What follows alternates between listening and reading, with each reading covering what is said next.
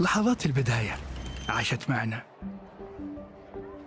كنا نحسبها وقت للتسلية بس، نحسبها بس ذكريات. عبود أعطي أختك اليد يا ولد. ابتكرنا فيها ابتكارات، وإذا بغينا قلبناها خرافات. كنا نحسبها بس لمة وصحبة وسهرات. انتبه نوب ترى نوب. لكن كنا نشوف عالم ما حد يشوفه. ليت يشغل وقته بشيء يفيده. الله عليك على اليد سود. عالم كبر وعاش فينا، عالم الحماس فيه يوصلك كل مرة لحلم أصعب بس ما يصعب عليك. بارت معك وين ما تروح.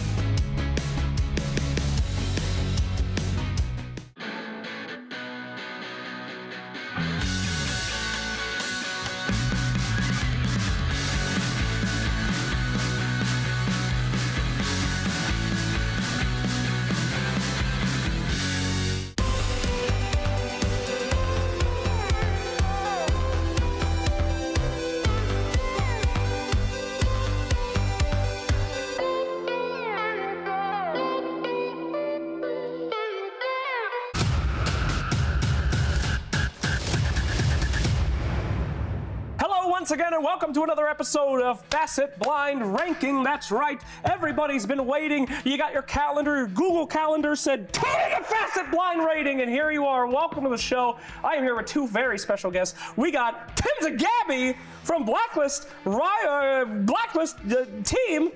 What's the name of your team now? Blacklist International. Blacklist International, fantastic. Well, that's great. Great marketing there. Gentlemen, welcome to the show. Now, today, we have a fantastic game for you. I'm gonna give you 10 different facets. You have to rank them, 1 being the best, 10 being the worst. However, I only give you 1 at a time, okay? It's a challenge. You have to measure yourselves, be patient, be thoughtful. Are you ready to play? Yep. Yeah. Are you excited to play? So. Yeah. Yeah. Is this the best thing that ever happened to you? Or just not. Okay, let's go. Let's get started. No problem. All right, first one, slow burn. Okay, slow burn. This is from Lena. Okay, this one just her spells give 125 total damage plus. 60% is dealt on impact. 65 is dealt as damage over 3 seconds. Slow burn. When's the last time you guys seen a Lena? It's been a minute for me, but Yeah. this one ain't good. Yeah, actually in this patch, I actually never see like Blade Lina in for a long time because it's like always like this Spirit or Pango mid. Exactly. Yeah. You know, Lena has fallen off indeed. Yeah. So maybe for me it's 4 out of 10. 4 out of 10. That's pretty high. I'm not going to tell you how to play your game, but 4 is it's pretty high. You feel the same, Tims? Yeah. 10 out of 10. 10 out of 10. You think it's the worst one? Yeah, because I don't play it. This is not how we rank them, my friend. You have to rank them based on how good they are. So, where are you going to land at? We have a 4, we have a 10. Where would you like it? Somewhere in the middle? A 7, an 8, an 11? What are we cooking here? You have to do it together as a team exercise, gentlemen. Yung 7 lang tayo. 7. Yeah, we go for 7. 7. That's a solid pick. Very wise. Very wise. Well done. Okay, next up is the Thorny Thicket from Dark Willow. This one is a bramble maze, creates 4 extra brambles, aka the annoying facet. You guys play against this girl? Yeah. Okay? There's brambles all over the screen. I can't see anything. I can barely move my hero. This makes it impossible. How do you rate it? For me, it's actually really annoying in the game. Okay, sometimes you always need to pop BKB, Lotus. You're popping BKB Yeah. for brambles, bro? Yeah. That's not good. Because it's kind of annoying that you want to kill him really bad. So for me, it's 1. That's what? I don't think you understand the game here. I'm going to read a lot of facets. This is 1 already. This is the most annoying facet in the game for you. Or the I best thought I facet in need the to game. rate it like 1 to 10. Yeah, no? 1 to 10. But you all of them are rated. Oh, I see. Yes. So you put this 1, that means that this is the best facet in the game. Yeah. Tim's, what are we thinking here? You're the expert. Yeah, 5. 5. 5? Yeah. Yeah. You don't think it's that good? Right in the middle of the pack? I think there's a lot more. Okay. Better. Yeah. Do you get annoyed by this? Not really because I'm using it. Okay, well, granted there. You would be the expert then. Okay, well, so we'll put that one as a 5. Coming up next is Bone Chill. This one, each Death Rhyme stack also reduces the enemy's strength. This is a innate from Ancient Apparition. So in the worlds of innates, how does this one rank up there? You guys like new Ancient Apparition? They changed them up quite a bit. I actually never played it since I the never patch. played with 8. Gentlemen, this is the Riyadh Masters. You gotta try at least the all-hero challenge here before we show up. But okay, so you think this one is throwaway then? You don't see AAs around? Yeah, it's 10 just for throw me. it. Okay, where are we putting it? What's the last one? Just put it on 10. Put on 10? Yeah. 10? Yeah. Okay, I'm not even gonna try to argue with you guys anymore. You guys are freaks. All right, next up, Solar Bind. Excuse me. This one's from Keeper of the Light. Grants the Solar Bind ability for him, and also weakens magical resistance, slow, etc., etc. Actually, this one is really annoying for me because whenever I play against Kotal, like he get like level 6 and he keep ganking other lanes, like off lane, carry. Yeah, so maybe gonna put it like a bit higher. Maybe 3 or 4. 3 or 4. Do you agree? Yeah, just go 4. Let's go 4? Yeah. Okay, that seems fair. You guys remember Mana Leak? Remember those Yeah. old days? Yeah. You missed that? It's annoying. How come that ain't a facet? Those were the good days, man. Yeah, Yeah. Face off against a Dragon Knight, you push them, you 4-staff them, yeah. 0 mana. Would you want that back? No. I want it. Okay, great. Yeah. You guys don't agree on anything. Okay, next up, no problem. All right, Mixologist. This is from Alchemist. Unstable concoction. Cooldown. The Alchemist is affected by chemical rage. Cooldown is reduced 30% for unstable concoction, and the Berserk potion cooldown is 50%. What do you think? The other facet is simply 250 gold. The gold, right? Yeah, the gold. I think the other facet is more annoying, Okay. especially like because we play against NP. Yeah. Just by battle. Yeah. Maybe you guys should pick Ancient Apparition, okay? I'm not trying to tell you how to do your jobs, but anyway. Where would you rate this one? Mixologist. Just put it on 9. Ayun na naman. Yeah, 9. 9? Yeah. Okay, all right. I'm kind of following you guys. This is pretty good. Okay, Unfettered. This is for Lifestealer. Descends into a violent fury. Gabby, you know about this? Gain increased status and damage resistance. Applies a strong dispel and can be cast while disabled. I actually never played against this Lifestealer. What have you guys played? Sorry, just kidding. Go ahead. Maybe 8 for me. An 8 Yeah. for you. Okay. Just do it. Guys, a little discussion here. The fans want to hear how you think. This is all a ruse, you ants, you insignificant ants, to tell you how you think. So please, what do you think about it? I think the other one is better. Is this This is all you've been saying this entire time. You just think the other one is better. I mean, this facet is like, I don't know. It make like Lifestealer weaker, I think. Oh, okay, okay. Other. So you guys put this at an 8 then? Yeah. 8 it is, no problemo. Frugal Filch? This is Rubik. F-L-I-F-I-L-C-H. Filch? The that word?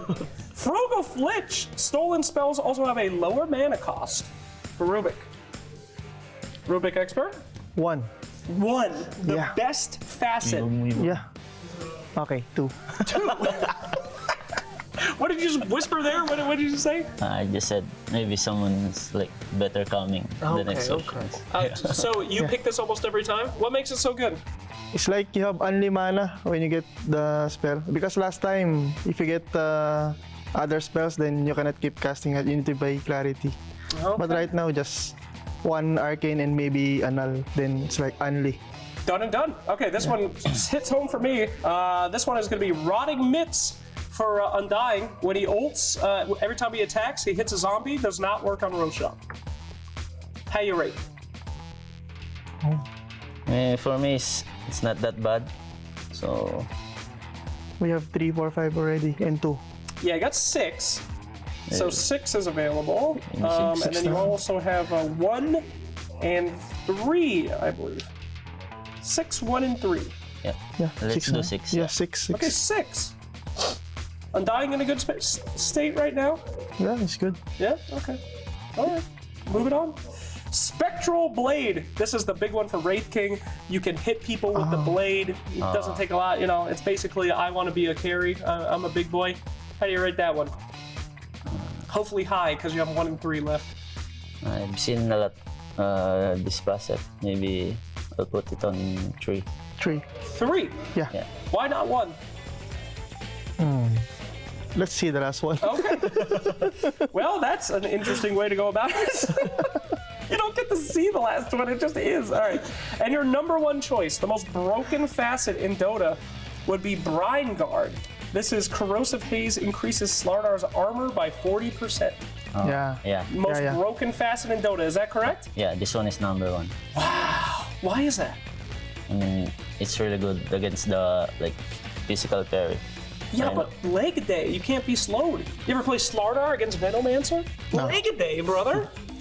But when I see Gabby played it, it looks really strong. Well, we couldn't use any better example than that. So thank you very much. How do you feel about your list? feel like it was pretty accurate? I should put Dark Willow higher more. Yeah? It is an annoying bastard. Well, as you try to navigate your pubs through those horrible brambles, thank you for navigating this content piece with me. Thank you so much, gentlemen, for being there. Remember their Facet Wisdom, and we'll see you next time here on Facet Blind Pit.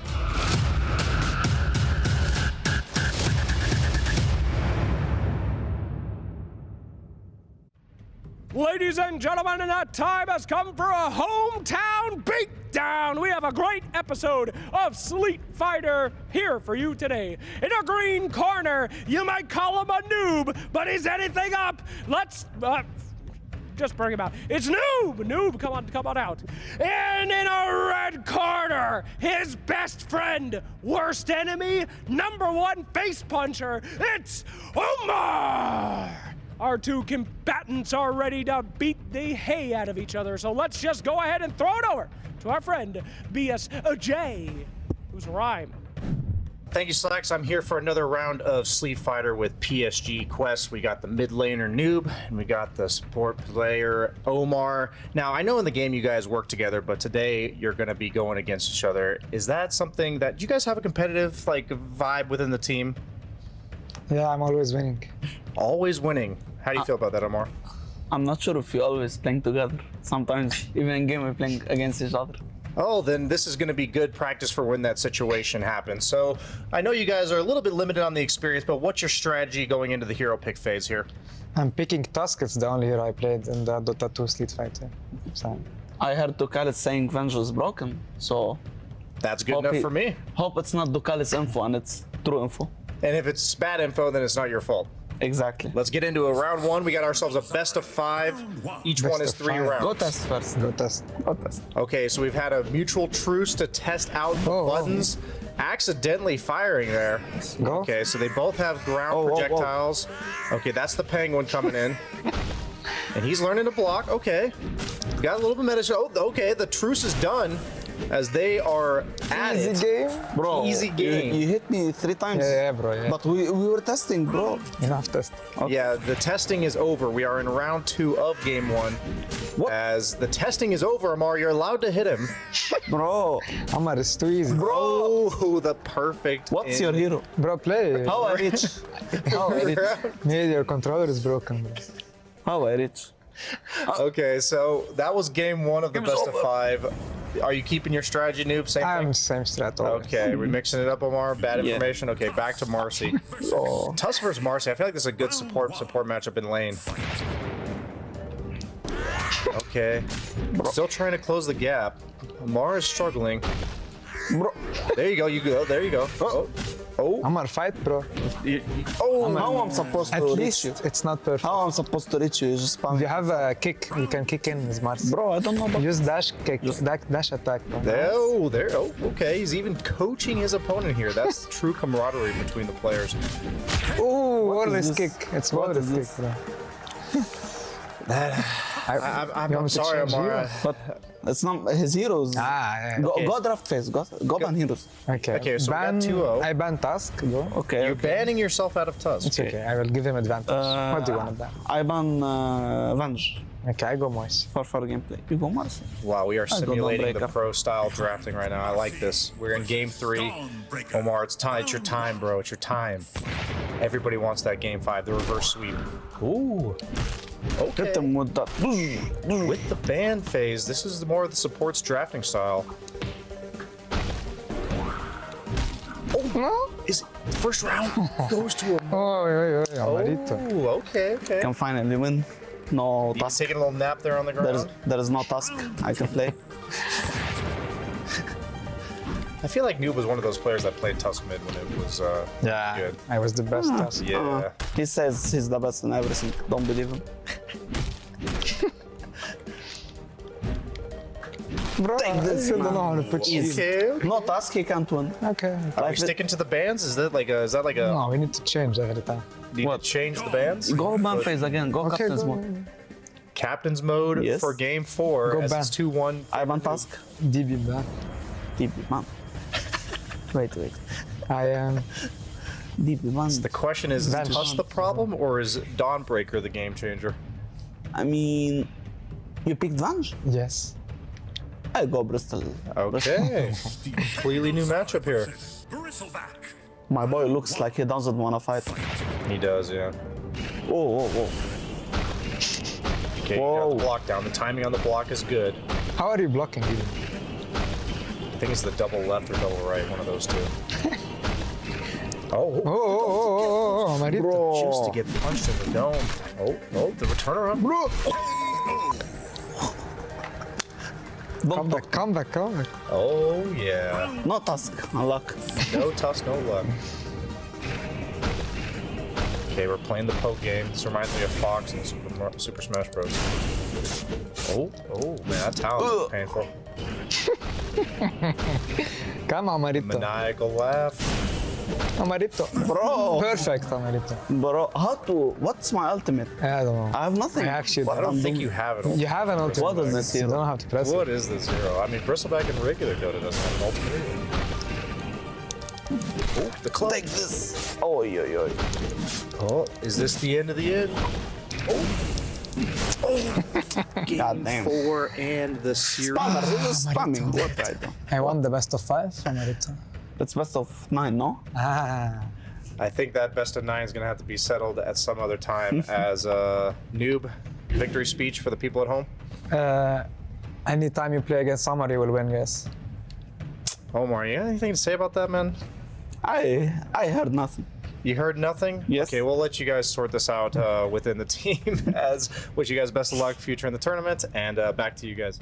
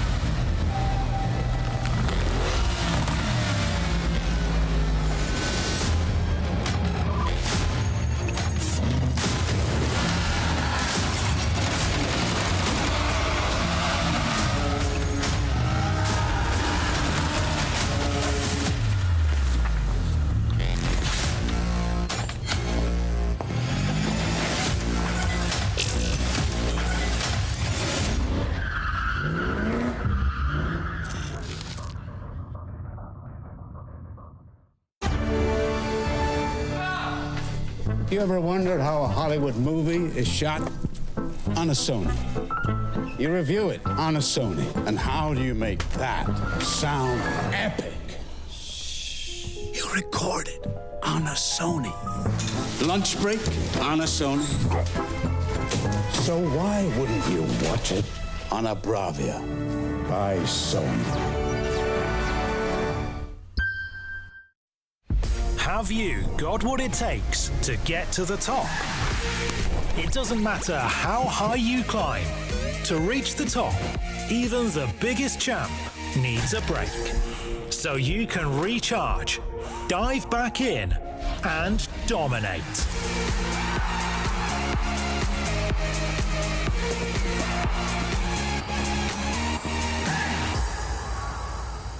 Have a break. Have a Kit Kat.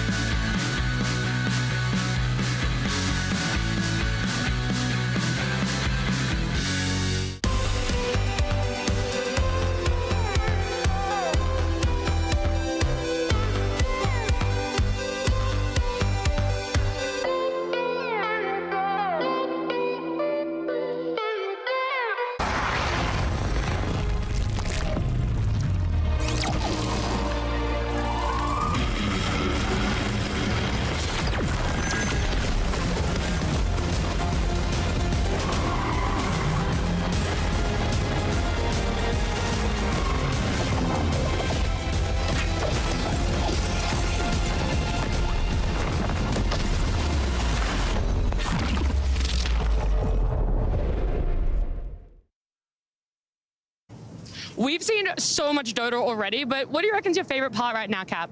You know, Nat, I'm just an unbiased caster. I just love watching good Dota, you know, and I like being able to see there's the best play up against each other. You know, it's a great time to be a Dota fan, you know? What?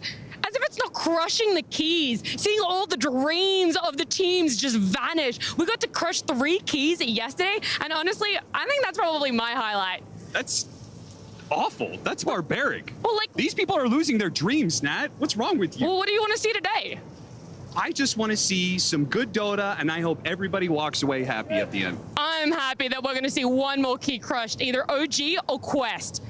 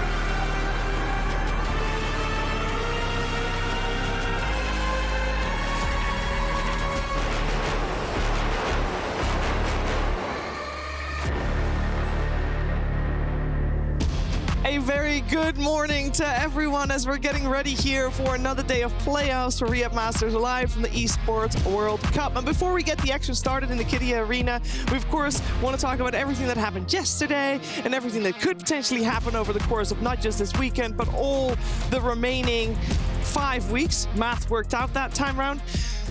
But first, let me introduce you to my panel. Jenkins, what are you looking up? What's up? Just look at my notes, aren't I? Yeah, good. You're holding your notebook upside down? No. No, you're not. You're good. Okay. It's normal. Jenkins, any thoughts? I am very happy you didn't get to see some of the pages that I just saw. Jenkins, how are you doing this morning? I'm excellent. I've been, enjoying the playoffs. Yeah. There's been some disappointing performances, but in a kind of meteoric, interesting way. Aurora getting eliminated yesterday. XG powering on.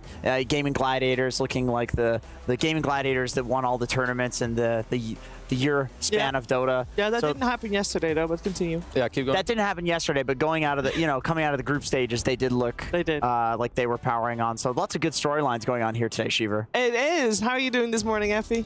I'm great. It's always sad to say goodbye to some teams, and unfortunately, we saw quite a few of them go yesterday. But it's at that point of the tournament where it's do or die, right? And if you stay here, it's because you belong here. Very true. Which side are you on? Cap's side or Nati's side, Kezu? Let me see. I think I'm on that side. Yeah. I think just seeing people like do something new, you know, crushing some keys, letting out some of the beef, you know, showing us some more personality. Why not? Why not? Maybe a bit of balance of both. And that's what we're getting today as well. We get an upper bracket, we get some elimination. We get something for everyone. But while we're going to look at the upper bracket today, we have to keep in mind the points for the club championship, because today things could potentially change and you see teams setting themselves up for success of the club championship. And if you're wondering what I'm talking about or need a refresher about the club championship, let's take a look at this video. Introducing the Club Championship. Here's how it works. Each club will have the opportunity to field its rosters across multiple titles. The clubs finishing in the top 8 across each of the 21 titles will receive points based on their placement. For a chance to qualify for the Club Championship, a club needs to place in the top 8 in at least 2 competitions. For a chance to win, a club must finish first in at least 1 competition. Once the tournament has concluded, the top 16 clubs will take a share of the $20 million prize pool, with the first place team claiming the title of the first ever Esports World Cup club champion, as well as receiving a staggering $7 million in prize money. And at the moment, it is Team Falcons that is very much on top of the leaderboards for the club championship. We'll see if they can even get further ahead after today. But before we talk about anything regarding upper bracket, let me introduce you a new guest, or rather returning guest. Hey, Misha, how are you doing this morning? Great. Nice to see you. Good to see you again as well. You are one of the few teams that had a day break yesterday for their elimination series. What did you end up doing? How did you spend your day with the team? 6 screams into talks. Very serious. Yeah. Strict and serious. That's a lot. Were you able to scrim then, I guess, the upper bracket teams mostly? Yeah. Teams from here should not disclose it, I guess. No. But you can say, like, overall, positive, you're confident based on those scrims? 4 wins, 2 losses. 4 wins. That's good. That's very good. I'd say so for sure. I mean, that is a great result. So you do feel very confident going into today. Because do you scrim your opponent for today? Because Quest also had a day off today. But did you not scrim them? Of course not. Of course. No. Don't do that. No. That is smart. That is smart. I have to ask about the Tundra series again. Kind of, so you guys, obviously, you lost to them, but I think both games were kind of competitive. Is there something specific that you took away from that series that you want to, well, change up in the games that you're going to play today? I mean, usually the takeaway is drafting, but honestly, this time it was not it. It was much more about gameplay. It was also a bit about atmosphere. How do we want to talk to each other? What do we want to do? And how to talk to each other in a way where everybody feels powerful, everybody feels good, relaxed, and have clear vision. Because, you know, sometimes people can get so excited, important game, and everybody wants to say something, and not everybody listens if everybody talks. So kind of found much better balance, so I'm sure it's going to be much more clean game today. And I think also, like, at least from what I know, when I look at OG, you guys care a lot more about like yourselves, what you will do, how you guys feel as opposed to your opponent. Of course, you will look at who you play against. But would you say that that is kind of how it goes? Like, you guys care more about just looking at yourselves? I mean, it's so true. Even like our team put, you know, in Dota there is anonymous mode, like where you don't see enemy nicknames or something. It's just heroes, and we've done it. Like, we really do not care who we play. And the whole preparation resolves around like what do we want to play, what is our strat, like what is gonna break the game, what is gonna be good, and also nail the bans, of course. But yeah, we're not drafting around enemies, only around ourselves. Got it, makes sense. And if you say that, based on what Keza said, that you've been working on the way you guys talk to each other and communicating in general, what was the conclusion that you came up with yesterday or this week that you weren't able to do beforehand? I mean, conclusion is as simple and as old as it can be. Listen. Like, try to listen, and if somebody says something, try to not like talk over him, but first listen what he said, like empower it, or if you see something else, go with something else. But it's about listening. It's really important in Dota. Yeah. Okay, so I hear a lot about, you know, uplifting players on your team and making them feel good, but I'm curious, you as their coach, do you ever find difficulties to single out an individual player? Like, let's say you watch a game, a player or a lane really messes up. Do you find it hard to just go to them and say, this was your fault and you need to do better? Like, is that easy for you? I mean, I don't think it's a good approach to immediately flame and stuff, but Yeah, more in a positive way, like any tool I can find to give confidence to them, like I use it, like for everybody it's different. Some like for example for Whisper maybe it's just enough if I smile at him. With Timada, maybe he wants to break down the game a bit and understand where he messed up, so he feels more confident in the next game. For BZM, just let him cool off for a few minutes, stare at the monitor with death stare, and then talk to him. Like, everybody has different approach. Sep, like, more rational, and Ari is, like, a bit more emotional. He likes, like, positivity, and he likes other teammates looking at him and everybody being together. So, finding the right balance, and yeah, not focusing on negativity. I see. So you'd say, as a coach, you have a more hands-off approach, where you don't want to overly criticize any person's individual game. Yeah, for sure. But my question is, what if somebody really messes up? Yeah. Then what's the team like? Like, how do you... I'm acting like nothing happened. Well, if it works, it works. It's probably, I would imagine that if someone messes up that much, they'll probably be very well aware of themselves. Yeah, and as you say, I mean, everybody will have a different user manual on how to deal with moments like that. So it's very good to be aware of that, to not, you know, especially not mid-tournament. Yeah, also, I think maybe Seb or a different player, they can also handle it, right? They also have the players, but yeah, you know, everyone is different. Everyone has a different approach, so makes sense. Yeah, some cool life lessons. I'm sorry, we're gonna have to let you. You're about to play a match. Yes, sir. So we're gonna have to let you go. Good luck against PSG Quest, of course. Thank you. And potentially see you back on the panel another time. Yep. All right. See ya. Thank you. Thank you. And as we say goodbye to Misha and are getting ready, of course, for that series that we will have as our first one today with OG taking on PSG Quest, we're first going to reflect a little bit back on yesterday, because as you heard from Nat in the very beginning, we had 3 keys crushed yesterday, and I think next to keys being crushed, Cap was also very right. We had a lot of dreams and hopes being crushed as well, Jenkins. Well, actually, it's not much of a crushing, Sheaver. It's more of a... No, you're totally right. There's some dreams that were unfortunately crushed yesterday. We all together watched Aurora go home. It was a little bit disappointing. On the flip side, Team Spirit, they crushed LGD. Yep. They look like they're super empowered. They got knocked down to the lower bracket by Team Liquid via this tiny mid that looks like on par with Sand King in terms of power. And then they used it against LGD to send them out of the tournament. And I think that's a really interesting concept, is just the fact that you can have these metas evolve within a group, and then you have a team from the other group and they don't realize how OP something is, and then they just copy it, and then all of a sudden they're powered on. Teams that can do that are the ones that are going to make it through to the later stages of the tournament. Yeah, and of course we had a series between Entity and BB Team. It was the only series, Kezu, that went the distance. Yeah, like here it was kind of hard to tell, because even like both teams, the games that they won, they just kind of, in my opinion at least, they outplayed their opponents. All their drafts are very good, like they had all the tools they needed, like to try and win, at least if they could execute. I'm a little sad for Entity, because looking at the play-ins and the group stage, they did really well. So I'm sad to see them go, but they just didn't do it yesterday. Yeah, I mean, honestly, they should be proud of their performance, though. I mean, to make it as, like, from the only team from play-ins to make it to playoffs. And sure, okay, you lost in playoffs and you lost in the first round of lower bracket, but you lost against one of the greatest teams of the year in terms of performance, regardless of how they looked in this tournament. And there are a lot of lessons to be taken away, but this should be a glimpse for them, like hope for what they can be if they keep working at it. Yeah, and they, of course, will be present at the International, so we'll see how far they can get there. For LGD, they're not going to the International, and their road ended yesterday, so they have a lot of work to do, and we'll see what happens to them, as there have already been rumors of shuffles here and there.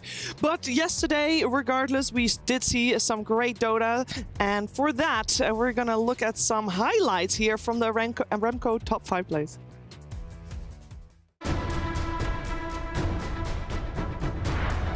TA, and it is a shard on this TA2, so these traps are annoying.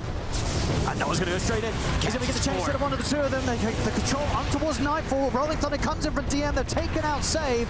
Now with the Rolling Thunder towards Nightfall. First down, half HP. He's got a BKB TP. There's no fight to be had here for the Sven. GPK gets left behind. Triple kill for no one. and Yotaro will both fall. Collapse turning around with the refresher. They're going to buy back off of this one and try and fight for it. With Laurel, they have it, maybe, but they won't have Yotaro.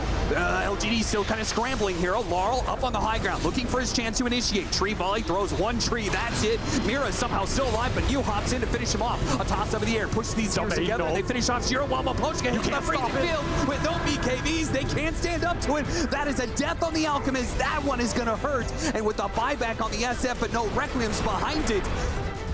Is pretty much an ET Spirit and a Weaver can see these two supports. Talking about the Weaver. Ooh, time-lapse just in time. As if they can still get him. They've got the Hex, but GPK, he's in trouble. The rest of the team on BB team are having to back away. They can't help their Tiny. And now with the Stomp coming in, I mean, the supports are going to suffer as well. No one. He's in with the jump. Off from a first the Avalanche did able to pop the link as he's still able to jump back to the safe to the high ground. The turns towards Nightfall. Keeping cool with the BKB for now. Doesn't want to press him. Might need to soon, and now he will. BKB goes straight. They're going to turn straight over towards the Ember. They've got the control here with the stun. He's forced down to the side. The stun's there though from Nightfall. He jumps in. He's got enough to take no one down. He hasn't.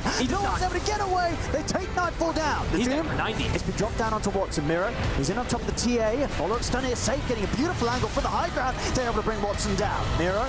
He should fall here as DM turns to take him down. No one's getting quite a bit of a cleanup here. GPK, the last one left alive, tries for a TP out, but no one cuts in with the remnant of the Searing Chains to put a stop to his... Xingju's tempted. Pace. I mean, this is quite a bit of a dive. Under tier 4s. Okay. He's in. I mean, he gets it. Goodness. He might get more. They get the remnant onto the Invoker. They're going to try for Lord if they're under the tier 4s. What's going on? They're killing him in the base. Oh, dear. Ultra kill. Get the rampage. Oh, in the base. If he gets the rampage, do it. The rampage. He's got the raid. He's going to get it. He's going to get it. Oh, my goodness. XXS, you're off the squad. He pinged him. XM pinged him.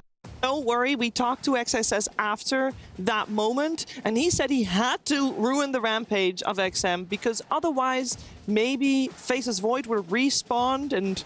Chrono everyone, they buy back. Yes. It was needed. The kill secure. The Faceless Void that was respawning in 10 seconds. Yep, yeah, very much very stuff. very needed. As we look at some Pepsi top reactions of yesterday, emotions run high when you go through elimination series. On both sides, you will see on one side relief and happiness, which I don't know which one's stronger sometimes, relief or happiness. On the other side, obviously, disbelief coming out here, Kezu. Yeah, it's just really sad. Like sometimes you play on these stages or you get into these situations and it's kind of hard to really control your emotions, and like sometimes then it's also harder for like others to lift you up, because we definitely saw that in some of the series yesterday. But of course, you know, the teams that win, it makes you feel so good when you win on stage. You know, you hear everything, you hear the fans, you hear like the game in the background as well. It just can really empower you. So I think a team like, you know, the BB squad should be looking good moving forward. And, I mean, Dota is a very emotional game, and we often see that teams that look great during play-ins or group stages, they'll sit down on the main stage and they'll just choke under pressure, and it's just how it goes. And you can really get in your head about it. I mean, Aurora, a team that got 3rd place last year as Talon, this year they just did not look like themselves yesterday, and you could really tell that it was their psychology taking over Shiver. It really was. Yeah, speaking of emotion or lack of emotion, here's Ame, of course. Crushing the... That's Toronto Tokyo. Toronto Tokyo. That's Toronto Tokyo. I mean, he had a big smile. This is his 2nd crushing that he does. But the thing is with both of these two players is that no matter what, Toronto Tokyo is going to look at the camera smiling like a goofball. And no matter what, Ame's going to stare into your soul. Yotaro, I'd say he's a 50-50 actually. No, he's either Radon or he's Yotaro. That's a Radon, please. He was very pleased at all. Yeah, it is pretty funny for these players, both Toronto Tokyo and for Radon, you know, Yotaro. They are in the lower bracket, and they have a chance to just crush the whole way through, right? They look strong enough to be able to do it. This is the lower bracket. This is what we saw in action yesterday. Of course, one series left to be played out in that first round with OG Esports versus PSG Quest. But overall, the results, I think, Kezu, not too surprising. Yeah, I think yesterday wasn't maybe too surprising. I think the second series is the biggest like switch up, maybe where people could have been like, oh, you know, BB team, maybe Entity, but you know, sometimes you have a good day, sometimes you don't. So BB team just came out ahead. Yeah, but there are a couple of teams in this lower bracket that really are terrifying. I mean, if I were in the lower bracket, I would be I would be crapping myself, Shiver, if I had to play against Spirit or OG, which are historically the lower bracket teams. And even if there are teams that can always do well on a good day, there are just teams that have been made in the lower bracket. Yeah, and 2 more teams will join them today from the upper bracket, and those 2 teams, regardless of who drops down, is gonna make that lower bracket even more scary than what it already is. A lot of series being played today, 3 series, 2 in the upper bracket, 1 in the lower bracket. Let's find out which series Purge wants to highlight.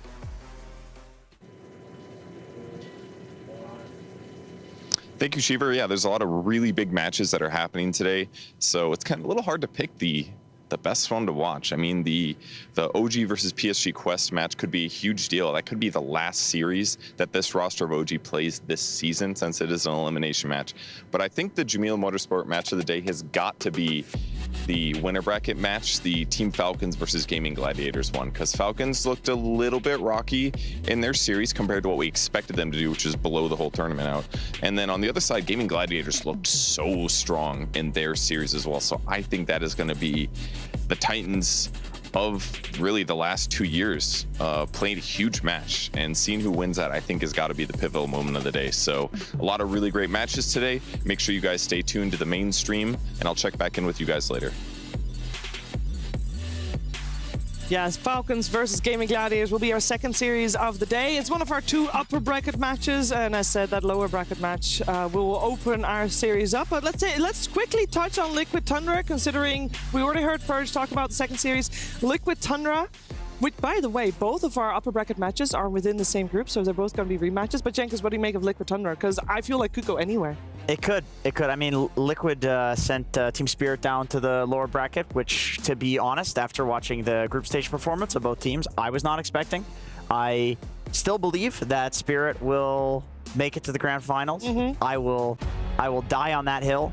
But with Liquid, it seems like they figured something out near the end of the group stage that has really powered them on here in the playoffs.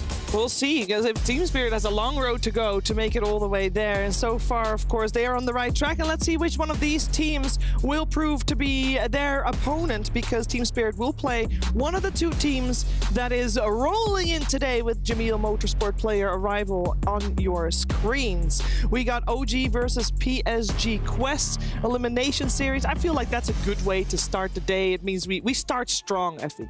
That's a very, very strong start, because OG, honestly, as this tournament progressed, even though they are in lower bracket right now, they've looked terrifying. They've had their own identity, they've had their own ideas, and they've been playing very well, very high-tempo Dota.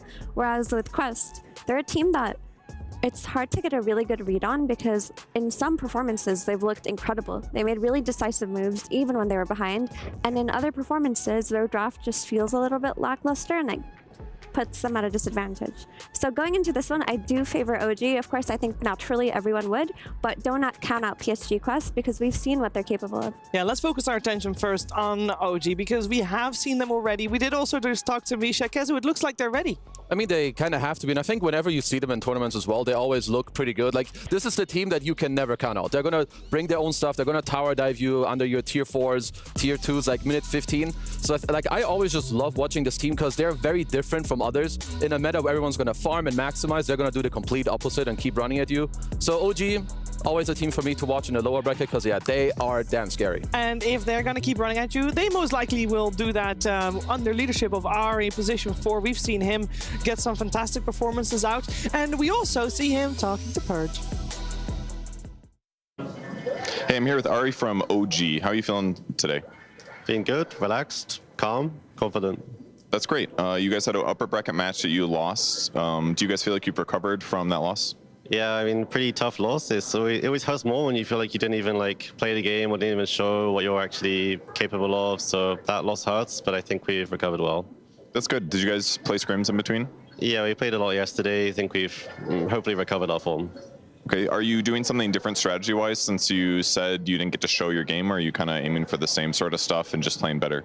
I think we're aiming for the same. It's just like in the last 3 weeks, we've had strategies we've made, and in this series against Tundra, we just didn't play. We didn't show any of it. So we're just trying to actually show the strategies we've played. What was the cause of that? Did you guys have nerves? Did things just not click, and then you fell out of routine? Like, what was going on? Yeah, I think some people felt like pressure or nerves, or maybe stakes are high, and then you start crumbling when things go wrong, and it just snowballs out of control, I think. Okay, what's your confidence against PSG Quest then in the upcoming series? I think we just put a lot of focus on making each other feel good, making each other feel confident, keeping good vibes, and then everyone feels like free to play the way we want to play together. That's awesome. That's a really good mentality to have when you guys, especially after you lost a match. So awesome. Well, thank you for joining me for the interview, and good luck in your upcoming match. Thank you.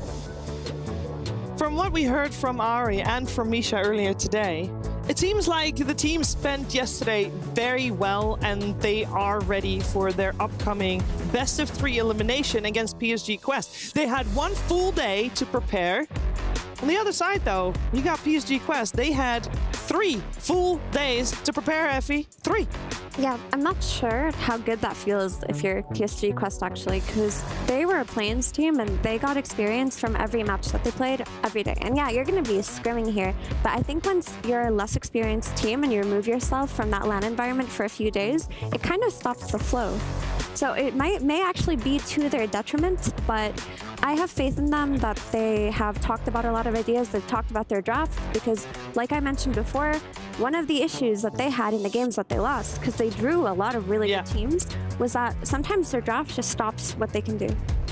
I completely agree with that. I think that they need to get in the quantity of games to figure out their drafts, because when Noob is on Snapfire or Tiny, this team looks like a completely different team. There's other heroes where they seem to fall flat on, where they can't play around him when he's on the mid lane, and I think number of games is going to be a determining factor there. So I hope that these guys got in a lot of scrims, but then also, practicing something on a LAN environment with that pressure is very different, because in a scrim, the team that you're playing against maybe is not trying as hard, the pressure, the emotions are not there. So I hope that they got some good practice in. I hope so too, and I wonder if that is one of the things that Purge has asked them.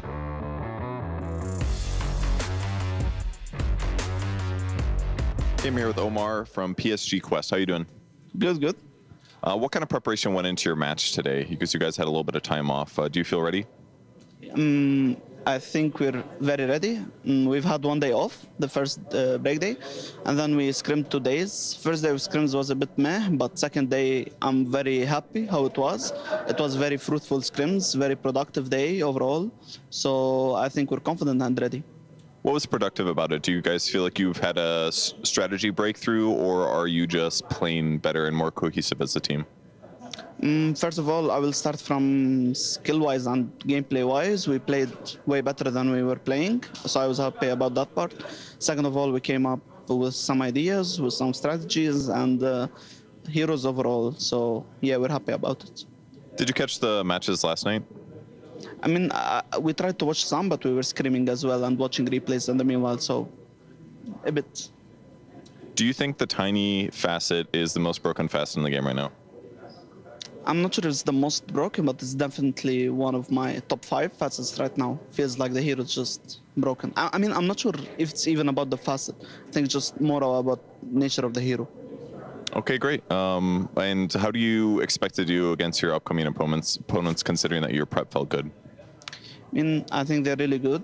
I mean, I was even cheering for them against Tudra. I thought they would win. They're playing really good. They play fast. They make mistakes, but they play really fast. We've watched, we've prepared, and I hope we're gonna win.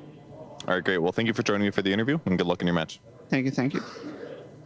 It sounds very promising, the way Omar talks about how they spent the last 2 days preparing for their upcoming series, and also about the way that they've been improving, because as Effie said, they've only tied, apart from one series where they got 0-2'd by Entity. The rest was all tied. But if you hear this, Kezu, it seems like they might have found a thing to push them over the edge. Well, it gives me some confidence, and hopefully it gives it to them too. Because when you play against OG, you better play for the early game. You better fight back, because otherwise they're going to run you over, and that's not what you want. And the second thing is that they're going to lack a little bit of experience when it comes to the game. You know, OG, obviously, they have Seb, who is probably one of like the best in-game leader veterans when it comes to experience, whereas Quest, they're all new. They're like a self-made team with newcomers, pop stars coming together. So we'll have to see if they can kind of overcome that, because we saw it yesterday. It can be really, really hard to do that. I like what you said about confidence, because OG is the kind of team that they feed on low confidence enemies with That's the way true. that they play, the way that they just keep running at you, the way that you feel like you're in a pub when you're getting stomped once that tempo starts to shift, and that's actually what makes OG stronger too, when they find themselves in those situations. So you have to just always play with that kind of confidence, the decisiveness to make a move even when you're behind, because if you don't, that's going to be scary. But that is something Quest have been doing. They have been making moves from behind. They have been making a lot of smokes. They've been fighting into Aegises. I mean, they've been doing their best, so I'm excited to see what they bring today. I agree with Mira. I do kind of worry for Quest here in this matchup. I was actually looking at some of the stats, and I saw that they have lost every game. Quest has lost every game they've played against Alk and Monkey King, and I feel like these are two very fast-paced heroes. Tomato obviously plays a fantastic Monkey King, and the way that he plays is running at every lane and playing super active in the early game. So it seems like they really struggle against these pacing lineups, and I don't know if I can think of a team that outpaces OG. Maybe like Game and Gladiators, if they're on point. Yeah, Liquid. Game and Liquid, they can like match or outpace at least a little bit, I think. Right, but they're up there, right? Yep. OG is That's why really, they're really up there. So it's a tough matchup. It is a tough matchup. From the way that we heard Omar talk about, it seems like he's very ready to deal with the speed coming, but it's one thing to be ready, it's another thing to actually have to experience it. Before they get to experience the gameplay though, or even the draft, we need to experience these players taking the stage here in the Kitty Arena with Tsunami and Fancy.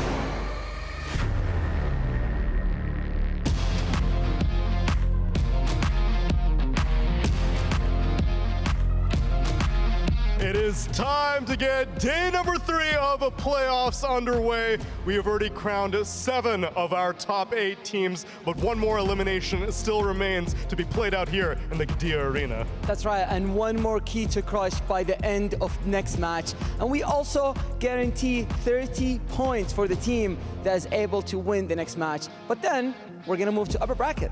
That's just the tip of the club championship iceberg. At the end of today, we will complete 2 of our upper bracket matchups. We got Falcons going up against Game and Gladiators, and after that, it's going to be Liquid versus Tundra, and 2 of those teams will make their way guaranteed to at least a top 3 finish. That's right, and when you get to the top 3 matches, you are guaranteed 350 points towards the Esports World Cup Club Championship. That's a lot of points towards the grand prize of $7 million. But I don't want to get ahead of ourselves, Fancy. Elimination is still on the line for this next match, and we had a lot of memorable key crushings yesterday, didn't we? I had so much fun seeing Toronto just pocketing the keys, and it's like just seeing the key getting crushed up close. I gotta tell you, it felt good. And we will have one more of those because we got OG versus PSG Quest on this stage soon. Yep, and for this match, both of those teams struggled a little bit during the group stage, especially Quest being the only playing team that's able to make it this far into the tournament. Yeah, it's not looking good for the play-in teams. Maybe it's a stamina thing. They have been here at this tournament for 2 weeks at this point, but they are always looking forward for the chance for glory on stage. Maybe they're gonna find it right now. That's right, because we have the first team ready to come on stage, so please, let's welcome them. It is OG!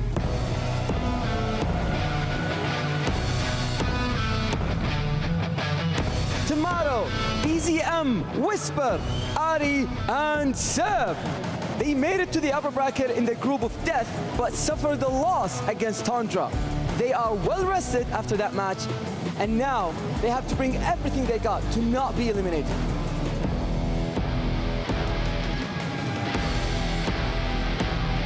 And their opponents, it's PSG Quest!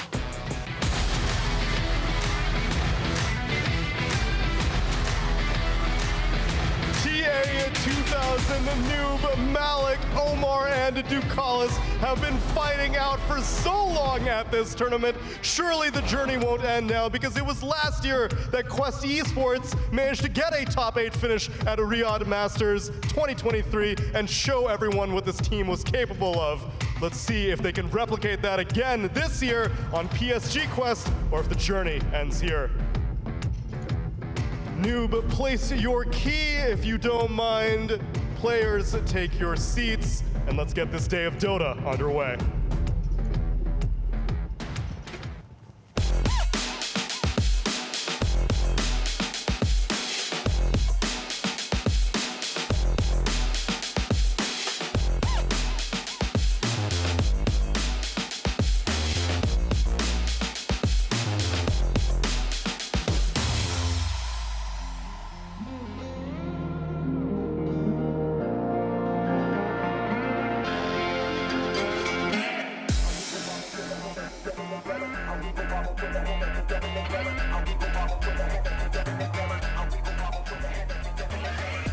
OG versus PSG Quest in a best of 3 for elimination here live from Riyadh at the Esports World Cup in the Qiddiya Arena. And these two teams, they have played once before, but that was months ago. And it was OG getting a 2-0. But let's be real, these two teams have evolved, both of them, so much that we have no idea what's going to happen here. And they even avoided each other in the TI qualifier, so we don't even have any data there to go off of. But if you think you know what's going to happen, make sure you head over to www.stcplay.gg. And we are getting ready with the draft. And I love it when we don't know what's going to happen in a game. We know both teams are very well prepared.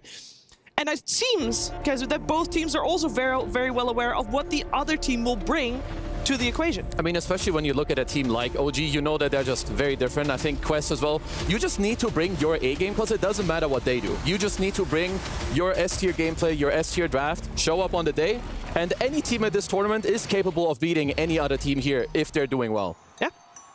Let's see what they got in store for each other. We have got OG on the Radiant side, PSG Quest on the Dire side, and we already have got some bans coming out with Monkey King Shadow Fiend banned out by PSG Quest, and OG removing the Primal Beast and the Tiny so far. And it will be PSG Quest with their first pick.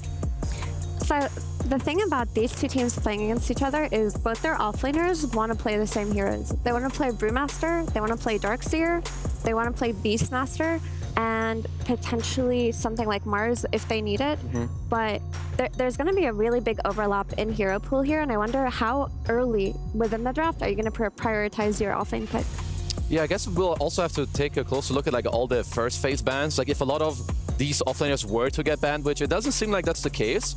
It looks like it's more the like faster paced heroes are kind of getting out. And well, of course, also some of the meta bros, you know, with your Tiny, but Ember's out, Monkey's out. So I already like the bans a lot from PSG Quest, just to like make it easier for you and lower the pool of OG a little bit to just make it a little harder for them to get what they want. Yeah, and I of course was wrong. It's OG was first pick. Good correction there, Shiver. Well done, Jenkins. Interesting that they banned Tiny with first pick, because I feel like, I mean, I guess BZM is not a huge Tiny fanatic. He has played it, but... I think everybody's been banning Tiny in the first phase, to be fair. It's like the second most contested hero in this entire tournament after Monkey King. Yeah. I wonder if PSG Quest pick up their Snapfire here. They've been opening almost every single draft of it. Or they want to kind of address this Nyx with a Rubik. Yeah, because isn't Nyx Assassin... Oh, excuse me. They open with a Brood. I did not see that one coming. Well, so they are second pick, which is good because they can flex it. I'm pretty sure Malik is also very capable of playing this hero. And also, Nyx is quite annoyed by Brood. I mean, obviously, Nyx's game depends a lot. I wonder, like, OG picking Nyx here, because if you fall behind against this hero, you are in trouble. Like, you're going to get hunted on the entire map. But I think Brood, you can area control. If you get a good Orchid timing, you can always shut down the Nyx. So it's going to depend a lot on how these two teams kind of compound their draft now, because both these heroes, they need to be playing from ahead with a good map state. So I actually worry about this Brood, because while TA2000 loves to play it, he's played it every time, but Quests have not succeeded with it. They've picked it 4 times with a 25% win rate. So they've only won 1 out of 4 games with their Brood. I mean, obviously this hero has a lot going for it. A lot of teams seem to be first phasing it. A lot of teams seem to be doubling down on it, even as a carry versus historically bad matchups. And Quest seemed to have that same faith. It just didn't work for them yet. I mean, they did have a couple days break, so maybe that's something that obviously they did practice, right? Well, I think unless you're a Brood specialist from the carry role, I feel like this hero is easier to be ran from the offlane. I will also say that traditionally, offlane players will have had more practice in the past playing I think this that's hero. what it is, honestly. Yeah. I think this is a very nuanced hero currently. You have to be good at it to make it work, but if you are good at it, it will pay dividends. The only thing that makes me worried is that OG, 2 days ago, they lost 2 games in a row against the Brood. One of the things that they must have worked on is how to deal with it. So I hope that PSG Quest has thought this through properly, because I'm sure that OG has. I think the reason that OG left both the SK and the Brood in the pool is because they don't play SK on PSG Quest, and then the Brood they're losing with. This looks like a Duraccio type situation where they have a carry player who really likes a carry, but maybe they haven't exactly figured out how to play around it as a team like the other teams have, where you have the more Brood specialist type players. I do want to talk about the Nyx for a second here, because a lot of teams pick the Nyx to block a Chen or Enchantress, or to counter a Chen or Enchantress, because of course you one-shot the creeps. OG is like the one team that just values this hero incredibly highly in general. The way that Ahri plays the offlane, cutting the wave, they pick another melee hero, they give him solo XP, he runs behind mid, he steals bounty runes, he snipes couriers. It's kind of like the Xingqiu Monkey King in a way, where you're just not really playing Dota. And I know Ahri is really obsessed with these sorts of playstyles because he literally came from a different game. He was top 1 at Cares of the Storm, so I like this playstyle, and I think other teams should do it. I think OG's going to prove that it's worth a ban, even if you're not going for like some Chen or Enchantress. Yeah, and it just opens up the way that they play this OG offlane. Like, Ahri will pick a very high aggro hero, like a Marcy or Nyx, play with like a Brewmaster or a Darkseer on Whisper. They'll play for a few early kills, a few early levels. He'll rotate mid, get a kill there, go back top, get the tower early, and then just play completely free game. And Nyx is one of the freest heroes in Dota right now, because that facet, the scuttle, it's so good. He gets from point A to point B in like 2 seconds. This is the free motion is a little bit busted right now. Yeah. I like the idea of the Darkseer you mentioned here. I'm not crazy. It's not banned. I feel like it's not banned. Very good with the team fight of the Phoenix, and you know you can set up for the big impales from the Nyx Assassin. Very good against Broodmother. Outside of the laning stage, you can push out the lane that Brood is pushing in. She has to be careful with the spiders. You can Iron Shell one of them. It's very hard to micro, and not a great illusion hero though, the Broodmother. They go for the Whisper Mars instead. I mean, this is an OG staple. They have been doing this for a very long time, but just Whisper, back in the days of South American Dota, he was known as the best Mars player, one of the best Mars players. But you have a really great combo with Phoenix. You know, you have the Arena into Supernova team fight, and even though I don't think Mars honestly does well versus Brood on lane, because I feel like she just kind of claps any melee hero. Most heroes. Yeah, but what he does provide is a way to anchor the Brood, to lock her down, because that Arena is one of Brood's hardest counters.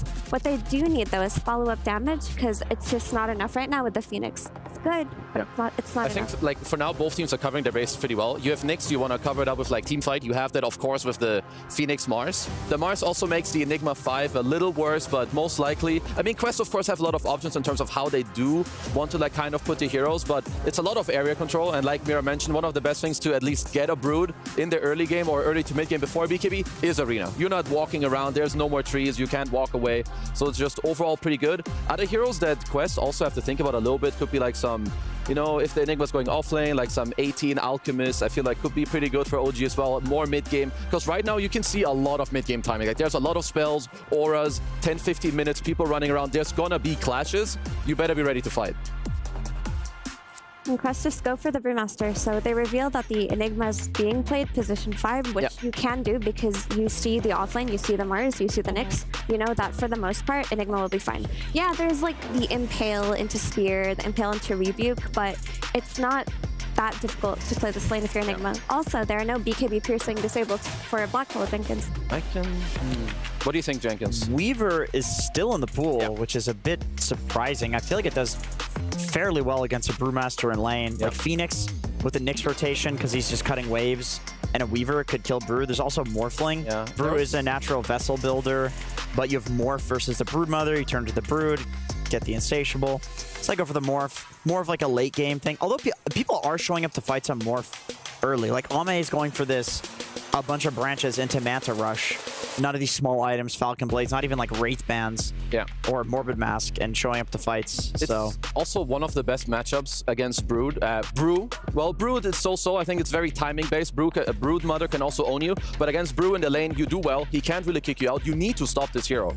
So it's a lot on Quest also to like try and kind of change this dynamic. If TA2000 is playing Brood, which it looks like, have him go through the gate when he hits 6, kick out the Morph, help your Brewmaster, or that your last pick mid hero can do it. Because right now, this Morph, if he has a good game, he can take this game over. Yeah, it's still a little bit scary though, because there's the black hole factor, nothing to really stop it if Ducalis gets that blink BKB later in the game. So Morphling can die in a black hole, like given that, you know, Brewmaster has Vessel, Broodmother has like a Bloodthorn and she's really farmed. But I agree with you completely. I do think somebody needs to come help this Morphling early on just to shut down that Brew entirely, because he does have Hoodwink on his lane. But the Morphling to Brood carry matchup, I think that it's actually quite Brood favored in terms of how this patch is very tempo based right now. But in the late game, Morphling just replicates into Broodmother, takes her Q, gets like 300 extra damage.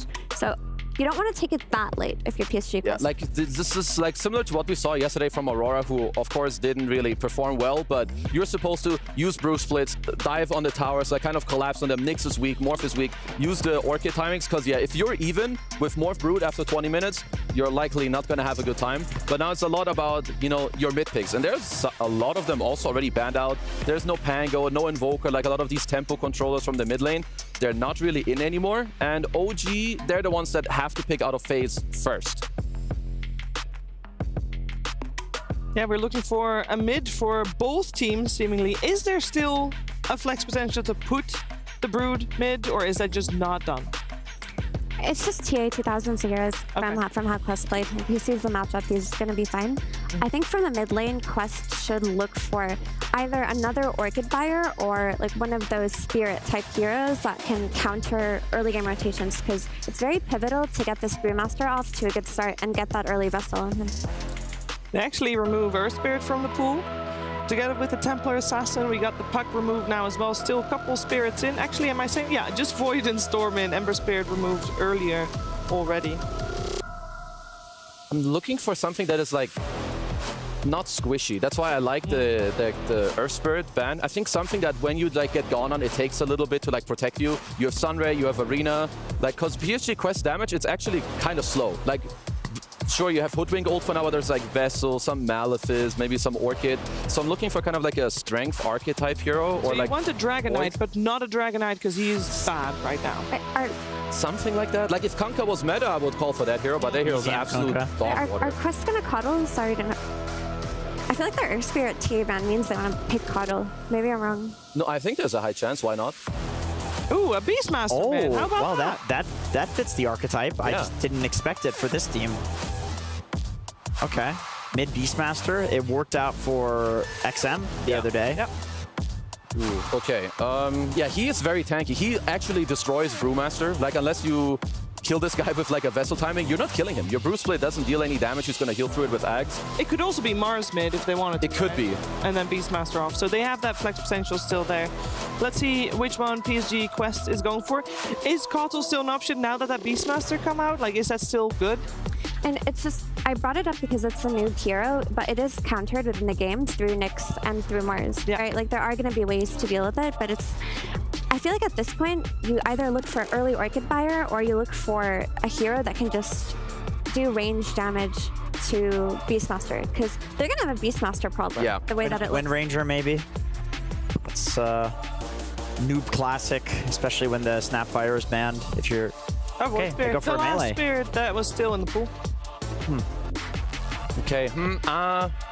Oh, I don't know not yet. convinced. Yeah, so I don't know yet who's going mid. Okay, so it's actually a Mars mid. Mars mid.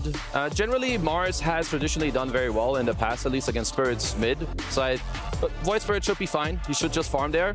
But I will say that I really, really liked OG's last pick. Maybe it forced PSG Quest to like pivot a little bit. Perhaps they had better last picks at the end, but I feel like OG rounded out their draft very well. I will give them a slight edge. But if PSG Quest can perform their timings, which they have to in order to win, that's how they have a chance. I like the Beastmaster because I gave them the Primal Roar for the Enigma Black Hole, which is supposed to be a problem until the very end of the draft.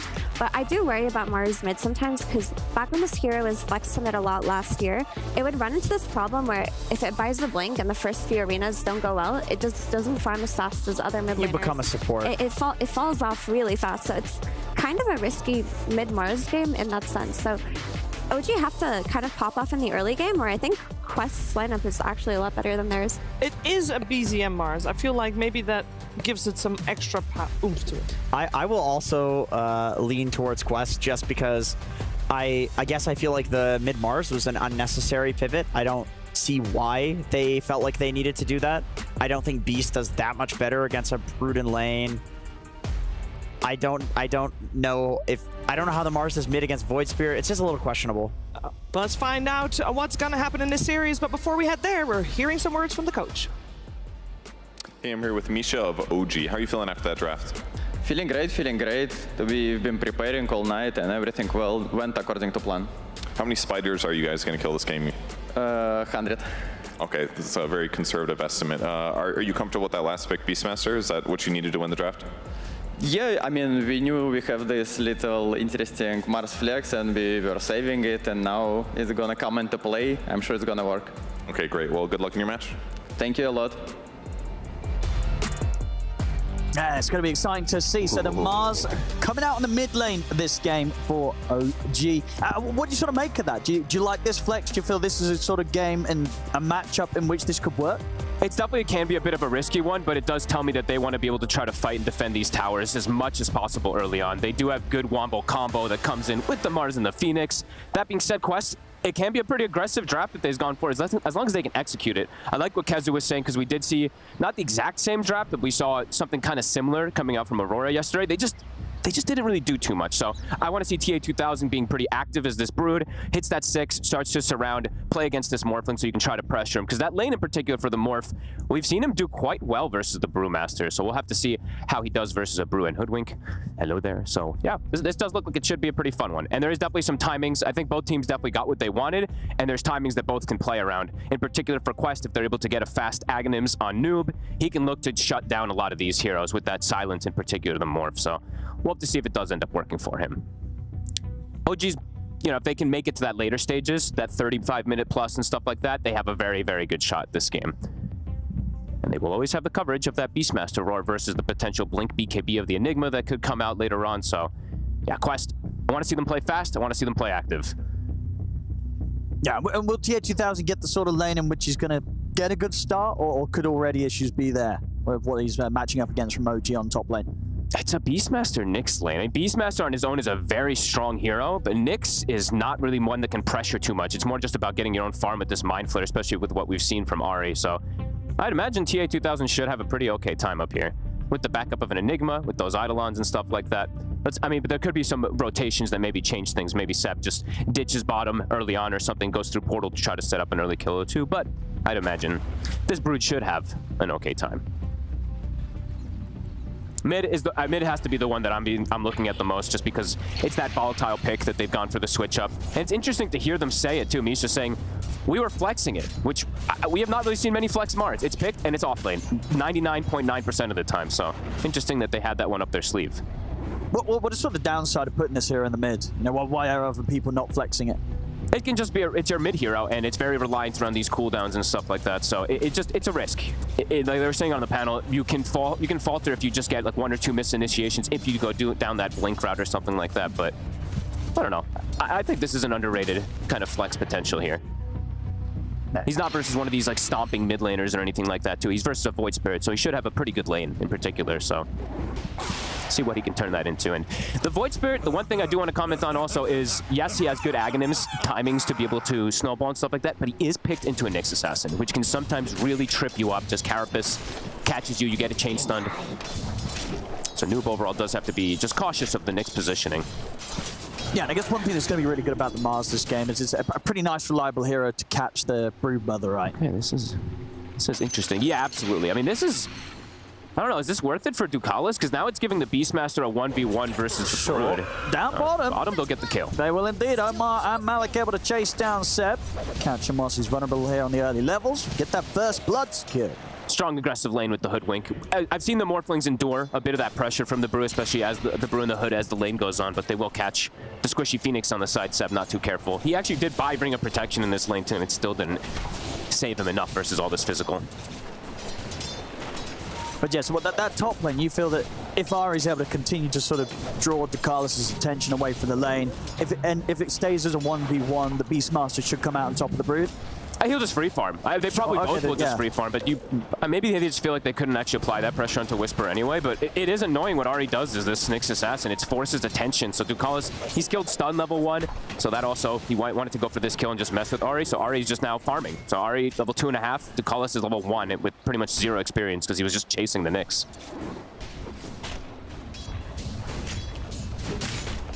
Yeah, probably has to be a bit careful as well. I mean, imagine soon they'll look for kill potential on this top lane. If he doesn't, if he plays like even a little bit too far up, a stun with double boars, and he is just dead. So definitely has to be careful. They're even blocking the camps. See the boars being sent out to do so. And they will be able to get that Lotus, of course, onto Whisper as well. So yeah, playing this top lane very nicely. Oh, Ducalis should be fine, but still going to take a fair bit of damage there. Being chased back underneath the tower. Yeah, TA2000, of course, at these early levels, not quite at a point where he can stand his ground and rely on the lifesteal. Has to be careful. Farm so far, though, very good for him. 20 for 3, top CS right now. He's got the Eidolons now to be able to help a little bit, but they also have to be careful with these Eidolons because this lane can absolutely kill them, especially now that the Beast has some levels. Bottom, seeing the lanes getting pulled back. Morph is struggling, so they are doing a good job to be able to pressure him after that kill that they got. And Tomato actually waveforms aggressively. He actually cut the tree in time. Did you see that Quelling Blade? He cut that left one right before the Bushwhack came out. That was hot stuff. All right. I guess what needed to as well, if he gets caught by that, could he have gone down? Maybe not died, sure, but yeah, a lot of harassment that would come in. That was very quick fingers coming out from Tomato.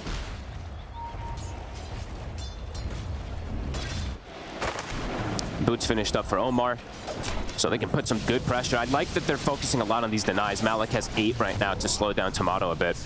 And with the Phoenix, definitely not the weakest of 5s anymore, but not the strongest by any means. So definitely seeing a little bit that reflect onto Tomato CS in comparison to the Broodmother. Got 10 extra up there on TA2000.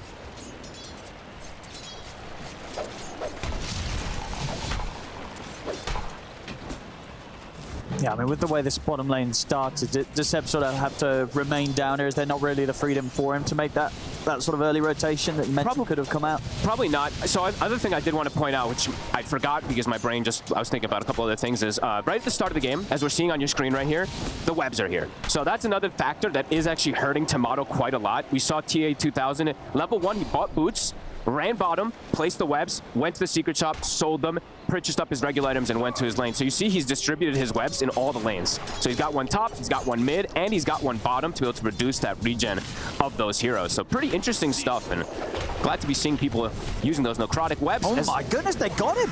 And I think it's the webs. These webs actually add up, how much they reduce. It absolutely is going to make a little bit of extra difference indeed when you're trying to survive as a morph against that sort of damage coming out. And they've got 3 heroes top looking for TA2000. He's able to sneak, and now Omar has arrived to be able to try to counteract this. Whisper is level 5 though. Level 3 axes are painful. TA2000 is just going to turn and start biting into Seb. Seb, he's dead. Trade. Will indeed lose Omar, but TA2000 getting a kill out of this one after OG were the team to bring 3 heroes top. I mean, I don't think Quest is going to be too upset about that as the carry continues to have a very good start on the Brood. Absolutely. How much? So 25% regen reduction. So Beastmaster, 4. Mars sitting at 4. And yeah, we saw the Morph even trying to shift and stuff like that. Also just sitting at that. Very cool. Very, very cool. Definitely seeing this necrotic web have an effect inside the laning phase here, in particular on bottom. Mars though, PZM so far. Having an excellent lane, a couple extra denies versus Noob, but Noob not falling too far behind by any means. And Noob, of course, with this amp damage, see if he does want to make an aggressive move somewhere. A lot of burst potential here. Omar waiting in mid lane in case BZM steps up too far. Noob playing very aggressive with this amp damage.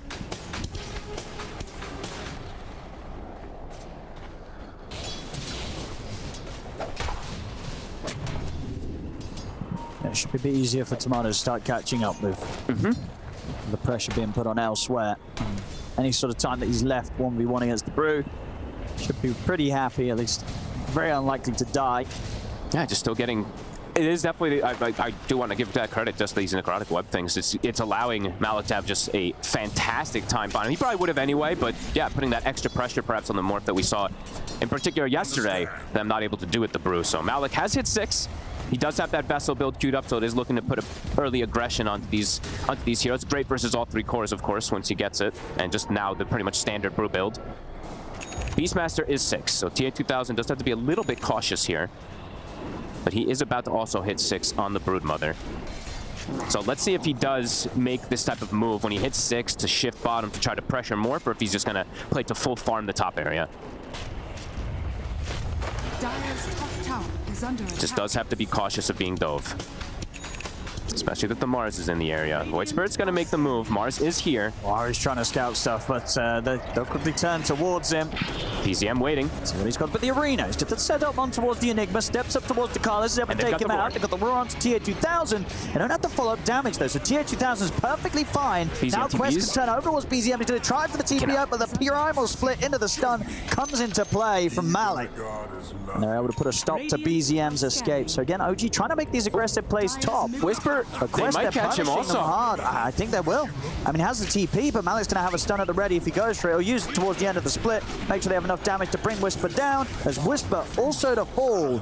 This area at the map, it's just not been a solid spot for OG to make moves. Now they bring 5 on the side of PSG Quest. A great rotation. BZM tips Malik and first, and he's like, oh wait, this Bruce Split's actually going to get a secondary kill, so ends up being very worth it. Immediately goes through the portal bottom. Love that he's making that aggressive move. So it's either the Brood goes bottom or the Brew. The Brood goes bottom or the Brew comes top to be able to make that type of move to either be defensive or aggressive, and that ends up working very nicely here. And top, they can start to look to perhaps pressure also with these spiders. Cool move. Very nice response. Tomato did catch up, of course, since he's left bottom for a moment. Does go up to, 3,400 net worth, but that Brood being enabled nicely. He's going to get a bit of a nasty surprise here as Omar and Dakalis strike from the high ground. He's got back up from Ari, but he's pulled back by the Remnant, and Astral Step comes in, but the heal from the Sunray. Seb's trying to keep BZM alive, dive forward, but they cannot save BZM, and Seb, for his efforts, will also go down. And TA2000, look how aggressive they're playing. The Brood's invading. Whisper. I mean, this is I love it. Exactly what you want to be doing with this Brood draft, right? Yes. You're not only making sure that the TA2000 has this safe start, you make sure that at all costs the Brood does not get punished by those early rotations. You then immediately step it up after defending and get onto OG's half of the map and just start running. Yeah, pretty much. Even though they have, some cooldown reliance a little bit on their team coming from the Brewmaster, the rest of the heroes can play super fast. There's like no cooldowns ready to play around, so that's exactly what we want to see from Quest. Radiant's kind of what we wanted to see from Aurora yesterday when they had this similar kind of style. Absolutely. You can see right here what Aurora would have wanted to be doing with their plan, with their draft. Yeah, so far very good. Noob securing another rune. It's all 3 of them so far secured for this Void Spirit. So he's got an amp damage, he's got a haste, now he's got a shield. He's already one component toward that Aghanims. Yeah, they're speeding things up. I mean, the Brew's now got his full vessel. They can look for kill attempts onto anybody, including Tomato's morph. Yeah, BZM, Tomato, anybody. They're going to jump in onto the mid. Noob's going to start things off. They have to set up. They don't quite have 6 on the support, so no true follow-up in terms of heavy burst damage potential from the Hoodwink. So BZM will be able to walk this one off. OG's having to respond with both supports who are trying to find these levels to get that level 6. Very important for both of them. And yeah, Quest just continues to play fast. A beautiful bushwhack. Really is. Noob straight in with a follow-up. Seb's able to dive away just in time. BZM will drop the arena just to try and kill off the Hoodwink. Follow-up stun from Ari. They'll get him. But the tower, will it survive? Malik has swung over. He's got Bruce Split. He wants to apply pressure. He wants to finish off this tower. And yeah, he's got those Vessel stacks, busted split. So careful on OG if they want to try to defend this tower. BZM has to be cautious.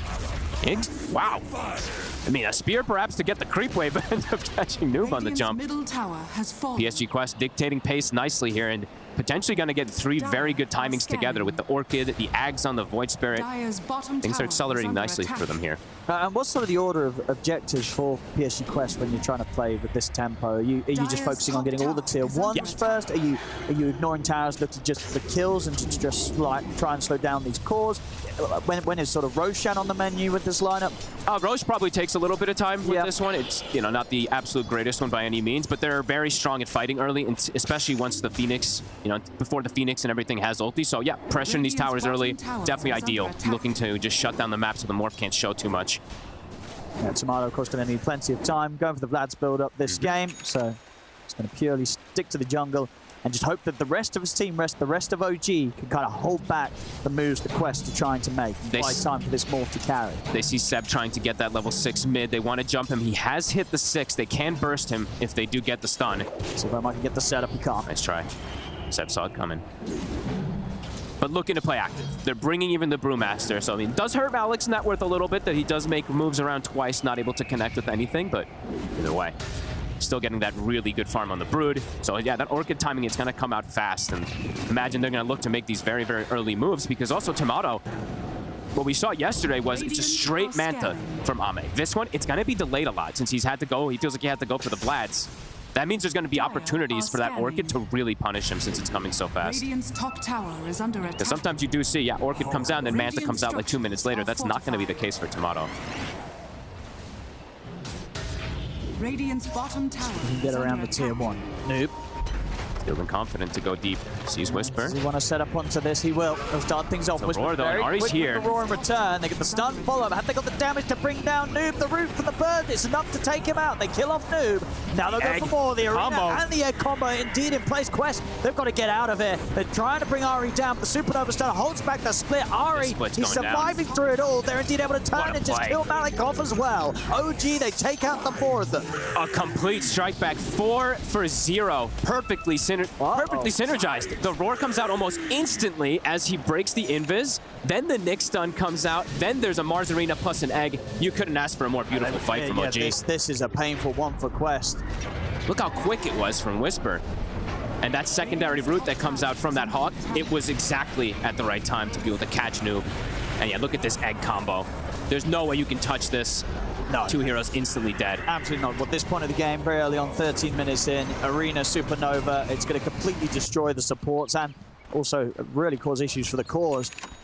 And that's a big shake-up in the game. Quest, with their lineup, they need to keep it smooth. They need to stay ahead. Sure, Tier 2000 still leading the way, but with plays like that, it's given the opportunity for this Beastmaster, this Morphling, to really start to catch up. I really like that Tomato even showed up in that last fight. Maybe not the most necessary for him, but he gets a juicy chunk of experience, gets a double assist or something, and now he does have a Yasha, so a really nice move from OG. And it's an Aghanims now already on Whisper. This last pick, even though he did die a couple times early on, he was able to get those farms on the stacks, and that fight was crucial for OG.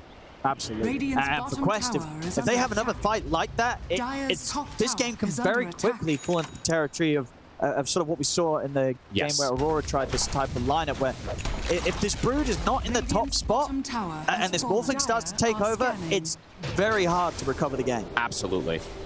So Quest, they cannot afford for any more mistakes like that. Nope, they have to play pretty much perfectly, it feels like. Brew is actually even going to go for that build that we were honestly expecting maybe from Jabs yesterday too. He's going to go pipe to try to deal with that big team fight wombo combo that OG has. But yeah, that's a huge knockback into OG's favor. Dire's top tower is under Next hit has to connect. How close do they... Noob actually switched. Okay, he's gone Echo Saber, not going for the Aghanims.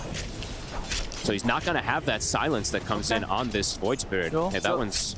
It's just what the it's only the Orchid on Tier 2000 that they can really try and make plays around. I'm not sure how I feel about the Echo Saber. I mean, we'll see how much Noob can make with it, but they need to have these next moves be successful. And OG, they are prepared for it. They've got their ults ready. They sure do, and they have Blink on BZM to get the catch. And I believe, yeah, Seb, he bought the Shard immediately. So he's got Max Sunray with the Shard. I like it. It's been doing a lot. It has been. It's been saving heroes. It's going to be the jump forward for Noob. See, Whisper is going to get caught by the silence. The Supernova and the Arena out. Can they take Look at the sun ray down? I mean, it's burning. It's melting them. And the Supernova's an easy success. It didn't even take a single hit on it. They couldn't even touch it. They've lost 3 heroes. They're going to lose Omar as well. Oh, there. Quest, this is absolutely disastrous for them. Out of control. What a... That was so nice from Seb, honestly. Just buying the shard right before the fight. Look at the Phoenix damage he's able to do. Tomato turns up as well, too, but this was the egg combo. Look at this from Seb. I mean, he tries to start things off. Actually ends up being the only one to be able to survive. They feel that they have this chance to go in towards the Beastmaster, but they're barely able to get hits onto him, and they're barely able to, they didn't get a single hit onto the egg either. No, the egg... deal with this. Did you even see Black Hole? Because I sure didn't. It just everything died. just on top of everything. And now they get a Roche. The game snowballing out of control here. PSG Quest should find Ari here. He's got 21 charges and a spike carapace. Okay, didn't want to press it. Never mind. He could have maybe played through that. The 21 would have kept him alive, and he could have got spiked off though. He accepted his fate.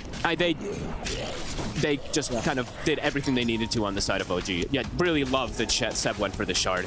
And he's bought I believe he bought a gem right afterwards too. So very early, probably the earliest gem pickup I think I've seen in this tournament. Sure. What would you say? Earliest shard on Phoenix? And earliest gem on Phoenix? I think earliest shard and earliest gem, and definitely seeing the effects of it. Both eggs just beautiful from him, and that sunray, it was literally on everybody. You couldn't have asked for a better kind of jump there from the side of OG, because Quest, they felt obligated to, they wanted to try to answer the Beastmaster, so they threw so much of it, and then just allowed BZM and Seb to get that type of setup. And they're smoking again. The ults, they're coming back up in a few seconds. This is really tough for Quest. I mean, for Quest, it's like, where do they look towards? Ari has a Dagon already now. Get the jump on mid. That's a quick and easy kill onto Carlos. I mean, they may have just missed their timings on. I think they certainly have. I mean, Quest, let's see if they can get themselves out of a position, which we definitely saw Aurora unable to do so with a similar sort of approach the other day. It's going to be very, very difficult. Because this is the thing, right? For PSG Quest now in this position, it's like, well, they can't go for team fights. No. Because clearly that's not going to work out. So then what's the alternative? Is to farm up, try and get your carry into But that's not what you want to do. It's a carry Brood that, at this point, Tomato and his morph is at the same level. And as the game only goes on, Tomato's going to take over, be in that top spot. Absolutely. I think OG knows it too. They're probably telling each other that was the dream for us. Morph is literally tied. Yeah, everything has gone pretty much perfectly for them in just a span of 2 fights. A Blink Dagger now also on the Beast to be able to pick and choose his targets. Yeah, I mean, the problem now comes down is that they're cooldown aligned with Black Hole and with Bruce Split, but as we've seen now, OG, they just don't fear it at all. I mean, if this continues like this, it does feel that these kind of Brood-centered drafts, they're just rather risky. You have to play perfect. It feels like it. You really do. Yeah, you make a mistake, and then the game just becomes so difficult. Unless you're just more... In particular when there's a morph in the game. Maybe this is the thing. If you want to do this, maybe Morph's actually going to be one of the carries that you consider kind of taking out the most. Because what Tomato hasn't needed to do too much aggressively in the team fight so far. It's just the fact that this hero, if it keeps farming, it will win this game. Oh, absolutely. I mean, it's got one of the best core-to-core matchups, it feels like, versus Brood. Yep. If the game doesn't end early. Ari, it's a free kill. What do they do? I mean, tier 2000 is close to the BKB. I feel like they'll probably get the BKB on the Brood, try and go for a fight. And if they lose it, won't go well, and then it probably will be game. We'll see. Because it's going to be incredibly impressive if Quest can break themselves out of this position. Yeah, because a bit of a predicament. Huh? They can't kill the egg. It's going to get higher level. Seb is just going, he's going Holy Locket. So he's just looking to play around Sunray to heal his allies, because we've seen it do not only just good damage, good healing. Massive healing. Yeah, it's been a beautiful game so far from OG after those first what, like 9 minutes or so. Then they just struck back massively. And Tomato now at this point can play super aggressive because he does have the Manta finished. He got such an inflation of gold just from 2 quick moments. And now they're the ones getting aggressive. Oh, Tormentor. That brings some of them a little bit low. Whisper. Gets it. They'll quickly reset. Whisper, considering jumping, doesn't want to go in just yet. They got the Axe. They do have it finished now, but it's been delayed a lot. Did go back, did do the disassemble, of course, with that Echo Saber, but there's already a Manta. Oh, they're going to set up a tier 2000. It will pop the BKB, but that is indeed the BKB being popped. That's now going to leave a bit of a window where OG, they don't necessarily need the arena to make an aggressive move. No. So they can try and go for him whilst that BKB is down. Yeah, if they see him stepped out at all, they'll be able to kill him. Even Ari potentially can go for him. Carlos. Sees him again. Assassin's causing a lot of issues for him now. Dead. BZM he stealing keeps the kills. stealing Ari's kill. A couple of times now, and Ari's like putting all this effort. He's got himself this Dagon, and BZM's the one to take all of them. Hey, maybe BZM's looking like, I'm the one who called for the Mars flex. It's working. I'm taking all the kills away from you. They're going to high ground already, Owen. Oh. They don't even need to wait for late game. Mid, though, BZM. Gets the jump onto BZM. But he's here. Dude, the Sunrise coming out. Whispers in onto the high ground. They get the jump and they get the roll down onto Omar, and they're ready to bring the push in onto the tier 3. 21 minutes in. Hey, this is what over. are PSG Quest going to do? It just feels over. The Brood used BKB. They're going to lose a set of racks pre-20 minutes versus a Morphling lineup. Well, at 21 minutes versus a Morphling lineup. It's unbelievably fast. OG, smash this. Pipe is finished up from these timings, or every timing is a shot. It's not the ideal that they wanted. They wanted to be the ones ahead with getting these type of early tempo items. And Ari, he jumps in, but the spike carapace was there. Oh my goodness, gets caught by the spear. We'll be fine. this Sunray is just doing way too much work. Ari will just tip Noob as he sneaks outside of the base. Spike carapace for Ari. Oh, Seb lost his courier though. No holy locket today, at least for another minute or so. Oh, he didn't get it? No, recipe was on it. Rest in peace. I thought that's what you were saying when you said recipe on it. Here we go. Smoke time from PSG Quest. Ari? BZM has BKB. He can just play BKB and jump into anybody. They can't really address BKB at this point. Seb level 2 egg is online too. What can they do here, PSG Quest? They need a black hole yesterday. Yes. Tomato, Daedalus online, level 15. Heroes are going to evaporate. The jump, TA2000. Jump onto him! I mean, he's just getting completely burst. The Arena and the Supernova are out. Quest have to run. They've lost the Brood. Dakal is dead as well. It's over on. Yeah, I mean, There's no way they can fight back. It's been over for a few minutes. Yeah. It really has. All it took was 2 fights. Yeah, these sort of Brood, run them over drafts, just don't seem to be the way to go. Or at this stage of the tournament, at least, maybe something else has to be done. Something else has to be taken out of the draft, because we're seeing time and time again these teams able to get something that gives them a lineup against it, which is like, well, if you guys mess up once, we will just win the game. I mean, we've seen Tundra, of course, have the most success for it, so we'll have to, you know, see when some of those, but definitely seeing maybe some, not the most comfort coming out from Quest trying to play around it and play perfectly as, this game. OG can do pretty much whatever they want. They go for another Rax, they'll claim it. Noob's going to try to go out to poke some, but he could just die in an instant. Roy's going to be back up in 20 seconds, OG. There we go, actually. Misha, not far off of his call. Said at the start of the game they were going to kill 100 spiders. They've killed 98. If they can only kill 2 more, then. Yes. Dude, we got to... Can you imagine it ends with 100? We've got to bring that up as the throne falls, just to check. There's no way it'll be that'll be so crazy. I mean, at the moment, they have killed 100 spiders, because they've killed the Brood twice. Oh my. 98 plus 2, that is... Yeah, that's 100. That is 100. That's math. Misha was right. Misha was right. 100 spiders have been killed. Haters, where you at? Let's see what they're... I mean, Quest, they're probably...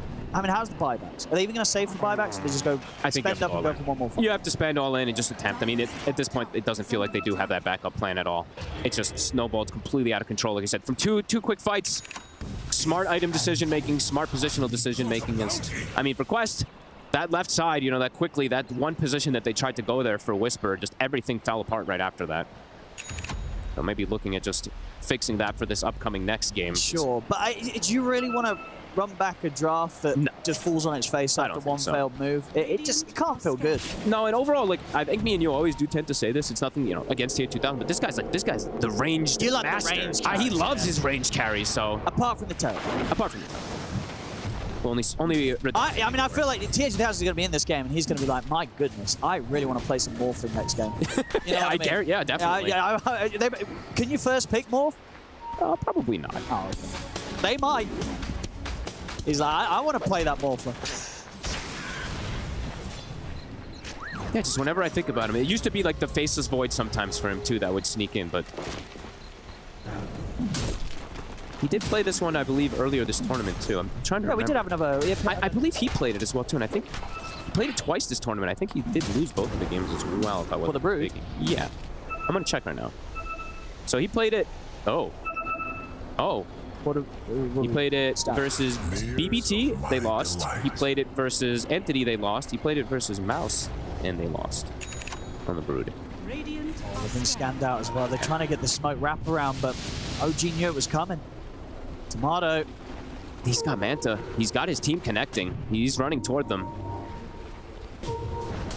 Oh, I see an Arena and a Supernova coming in pretty hot pretty soon. You know it's going to happen. They're gonna try and get the jump on it. They're going to see if they can burst him. The Supernova's in position. They're bringing him down. They're moving away from outside. The black hole is only going to catch on a Whisper. The Supernova's going to go off successfully. The Arena's laid down. DeCarlos will fall. TO2000 gets cleaned up by a God's Rebuke. It's over. GG is called. OG take game 1, 26 minutes in. That was pretty beautiful response there from OG, and yeah, I think we're going to see something completely different from PSG Quest. All it took was the BCM, he like almost broke Seb's arm there. Goodness. The swing from him from excitement. Up and ready to go there, BCM. I mean, he's happy that he got to play mid-Mars, right? And it looked fantastic. Worked pretty, the combos between him and Seb, right? The Arena Supernova duo combo. He's going to want to do that again. BZM's definitely going to be advocating to get to play some more mid-Mars this tournament. It was perfect. We sometimes see these heroes get picked together, even like a Mars and a Monkey King or something like that. In some games, you never see the combo come out. This game, in the span of 20 minutes, we saw 3 perfect Mars ultis with a Phoenix on top, and there was no answer for these eggs. It pretty much cowed everybody every single time. OG. They never killed the egg, right? I don't even know if they ever hit the egg. I don't think they even hit it. It was that good. It was just the perfect answer, those two heroes, to the, they're running a brood draft, they're going to run at us, they're going to try and just go in aggressively for the fights. I mean, the only one that could really kind of get out of those combos sometimes was Noob. But he didn't really want to get out. He was the one that was kind of having to initiate and start things off. So he also sometimes did get caught by that combo. I don't know yet. It's just got to be something different. Agreed. I mean, whatever happens, you know, it was a rough series that we saw yesterday, right, where Aurora went out, one of the games being like this, and then the second one didn't really look much better. Let's just kind of hope that we get a bit more Dota 2 today, and that's not going to be the same case here for PSG Quest. Yeah, we want to see these games not end at the 15-minute mark, because that's really what it felt. 10 minutes, this one ended, it was great for PSG Quest. One fight happens, goes poorly. Second fight happens, goes absolutely disastrous. OG gets a Roche, and then they have a Morphling late game at 20 minutes. He's hit his late game time at pretty much 20 minutes, so PSG Quest just, maybe just switch things up with draft, but overall they need to do much better. So. Whatever happens, they're not going to do a Brood Mother draft in game 2. And as I said, I'm pretty sure TH1000 is going to be looking at this Morphling game and being I want to play the Morph. Or something on a very sort of similar line as the Morphling. No, he wants to be able to hit creeps, sit back, and take it late. It's what we in PSG Quest were very good at in the past. Let's see if they're able to do something different in game 2. But this game 1, it's all OG. They take the first game of this best of 3.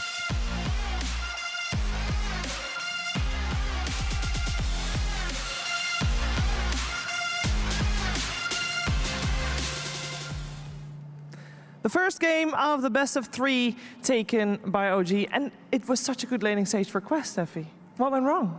It really was. I thought the first 10 minutes by Quest were very impressive. They managed to kill Morph in the bot lane. They also got First Blood. Noob rotated very well to the top lane. The Broodmother lane went almost perfectly, but I think around minute 12, they made a smoke into the Ancients by the OG Tormentor side, and that went abysmally. OG played so beautifully around that. They responded very well. They cast all of their spells perfectly. They killed the Void Spirit first, then the Phoenix into the Arena, the Supernova into the Arena. Everybody dies. They commit the Brood split. Brew also dies. The only person who gets out is the Brood. And after that, OG just out-execute in every single team fight. Yeah, we had some brilliant wombo combos by OG. They were able to synergize their spells perfectly. Why wasn't Quest able to do the same? Because they also had moves to make, right? I think it's a little bit hard because when you're looking at the timings of Beastmaster, which was the last pick for OG, into a hero like Brood, who's very melee, has the spiders that go up front, and Enigma, who, if he loses a couple of fights, falls off very hard from the position 5 role, it's just a lot easier to cast Arena into Supernova than it would be to walk up as a 5 Enigma and press Black Hole at that point in the game.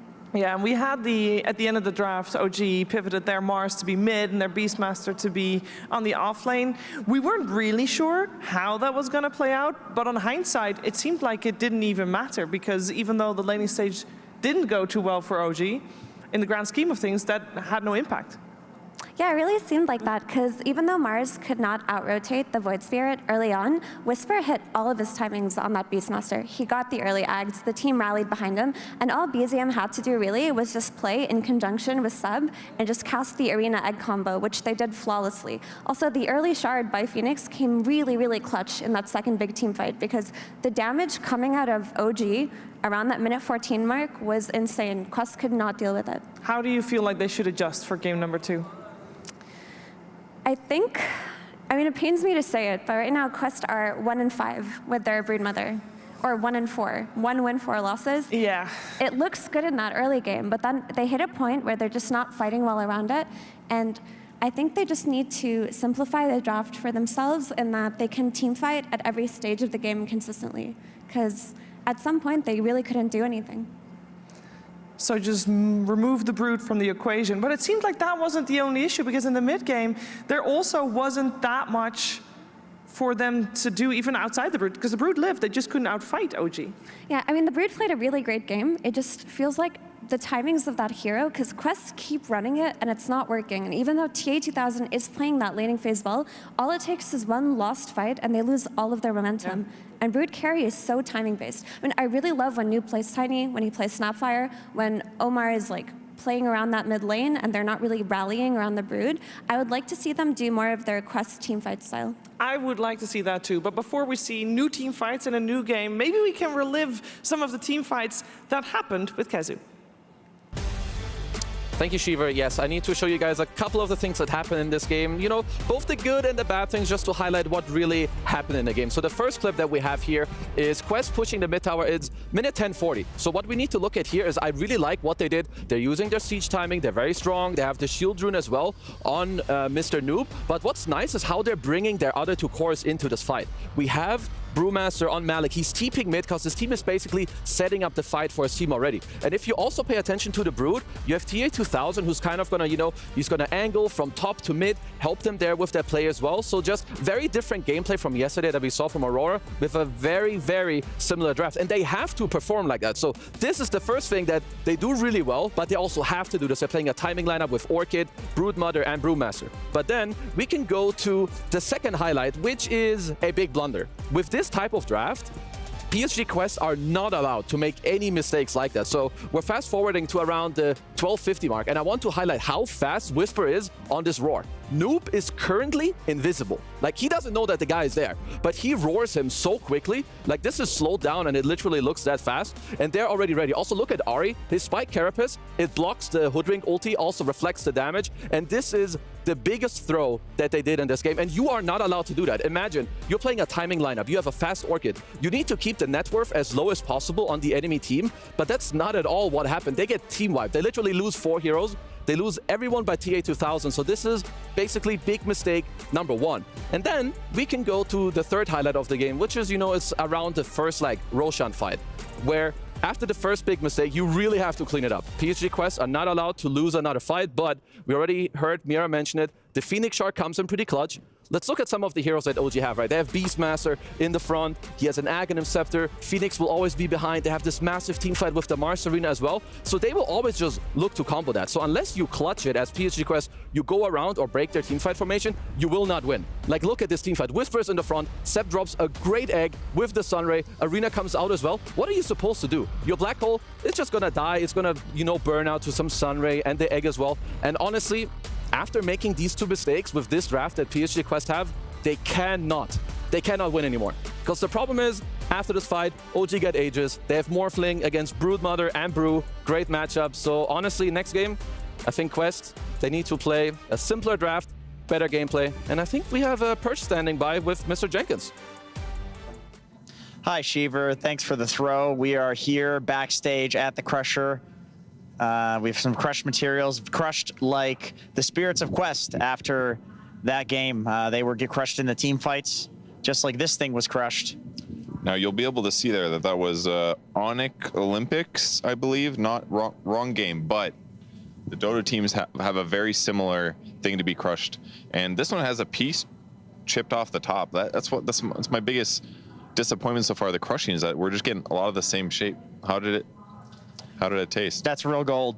That's real good. It's heavier than I expected. It tastes worse. It tastes worse. It tastes like gold. Do you eat a lot of gold? No, I'm not like you going to Michelin star restaurants there, big boy. I can't wear freaking fancy suits like you do. But if there's no gold flakes on my food, I can't eat it. It's really unfortunate. But and speaking of gold flakes on food, don't know how to transition that, but we're going to go ahead and throw to a break, and hopefully we can get a game 2 in the series that is hype and go to that game 3 after this break.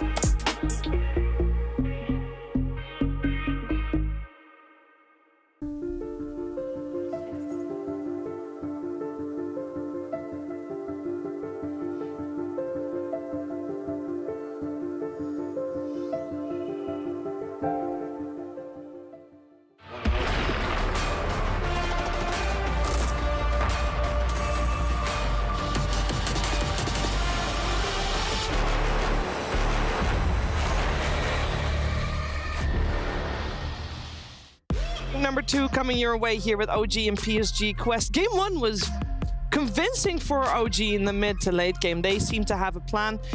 PSG Quest seemed to have a plan as well, but that kind of fell apart right after the laning stage was done. So we will need to see some changes coming from them. We know OG play fast. PSG Quest knows OG plays fast. Question is, can they deliver this time around and force out a third game to this elimination series here at Riyadh Masters in the Kidia Arena, live from the Esports World Cup?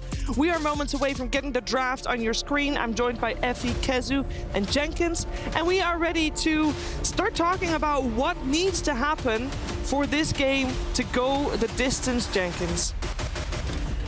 Well, OG kind of got outplayed in the early laning stage. They made this rotation to top on Seb, and Tay2000 killed the Phoenix that was ganking him pretty much solo. That's kind of disastrous for OG. but also very well played by TA2000. I actually think he played extremely well on the Broodmother in the last game. Despite the 25% win rate that this team has, which is now lower with the hero. I haven't seen all of their replays where he's playing Brood, but I don't know. After that performance, I feel like I struggle to blame TA2000 for that loss.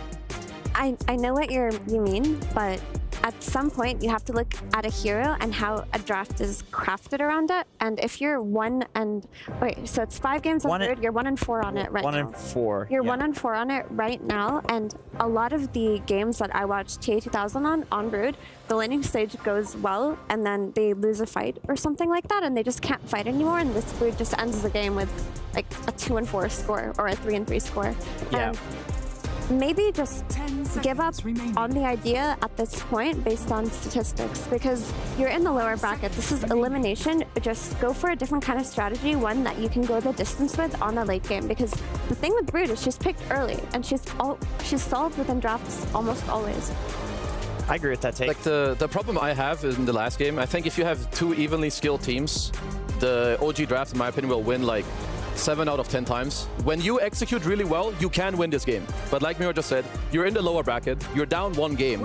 I think let's simplify something where even if you make a mistake, which obviously they made a humongous mistake in the last game, going that deep with their lead, but just pick something that's more your comfort. Give TA2000 his, his range bro, his Weaver, his Templar Assassin, his Wind Ranger, whatever. I feel like he's more of the static damage type of guy who will pull through later for this team. I think Brood is more like I go in, I kill with my Orchid, I use my BKB, then I kite a bit, I come back. Like, it's very different type of archetype of hero from your range carry. So I would just like them to scrap it, play something else, and forget about the last game. I agree with both of you. I think, I agree with what Mira said. It's a very team-based hero. You can have a player who's individually very good at it, wins lanes, makes the right moves, but you need a team that's going to play around it. At this point in a tournament, you're 1 game away from being eliminated. I think that's when it goes into the scrap pile. Not that you can't take it out of there eventually if there's enough practice and you feel like you've figured something out, but... Wow, an opener Invoker? Well, Jakiro already done, but Invoker? Yeah, that's interesting. I mean, we've seen it mostly as a response to Sand King mid. It has looked really good, and I thought that OG would be one of the teams that does better in this tournament, looking at the playoffs, just because SK is the hero people are looking to solve. Tiny as well as a hero people are looking to solve. But Quest don't pick Sand King mid. They haven't picked it once this tournament, so I'm very curious about this, if they just genuinely think that Invoker is a very strong hero, or if it's preventative towards the other Quest heroes. They could also just be feeling themselves like they've played 2 Invokers on OG. BZM loves the hero.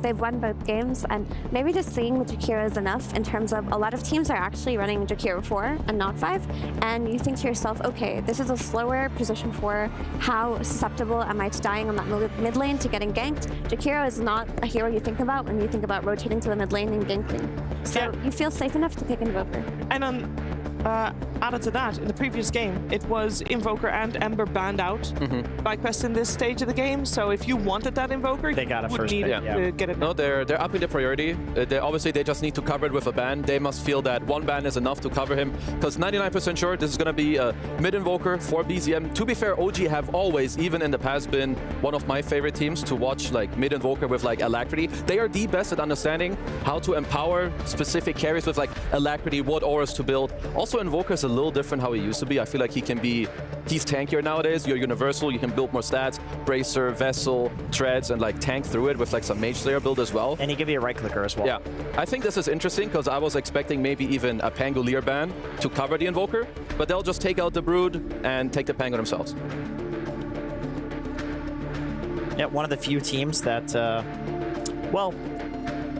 teams are now more willing to pick Pango offlane, but OG was willing to pick Pango offlane when Pango offlane wasn't good.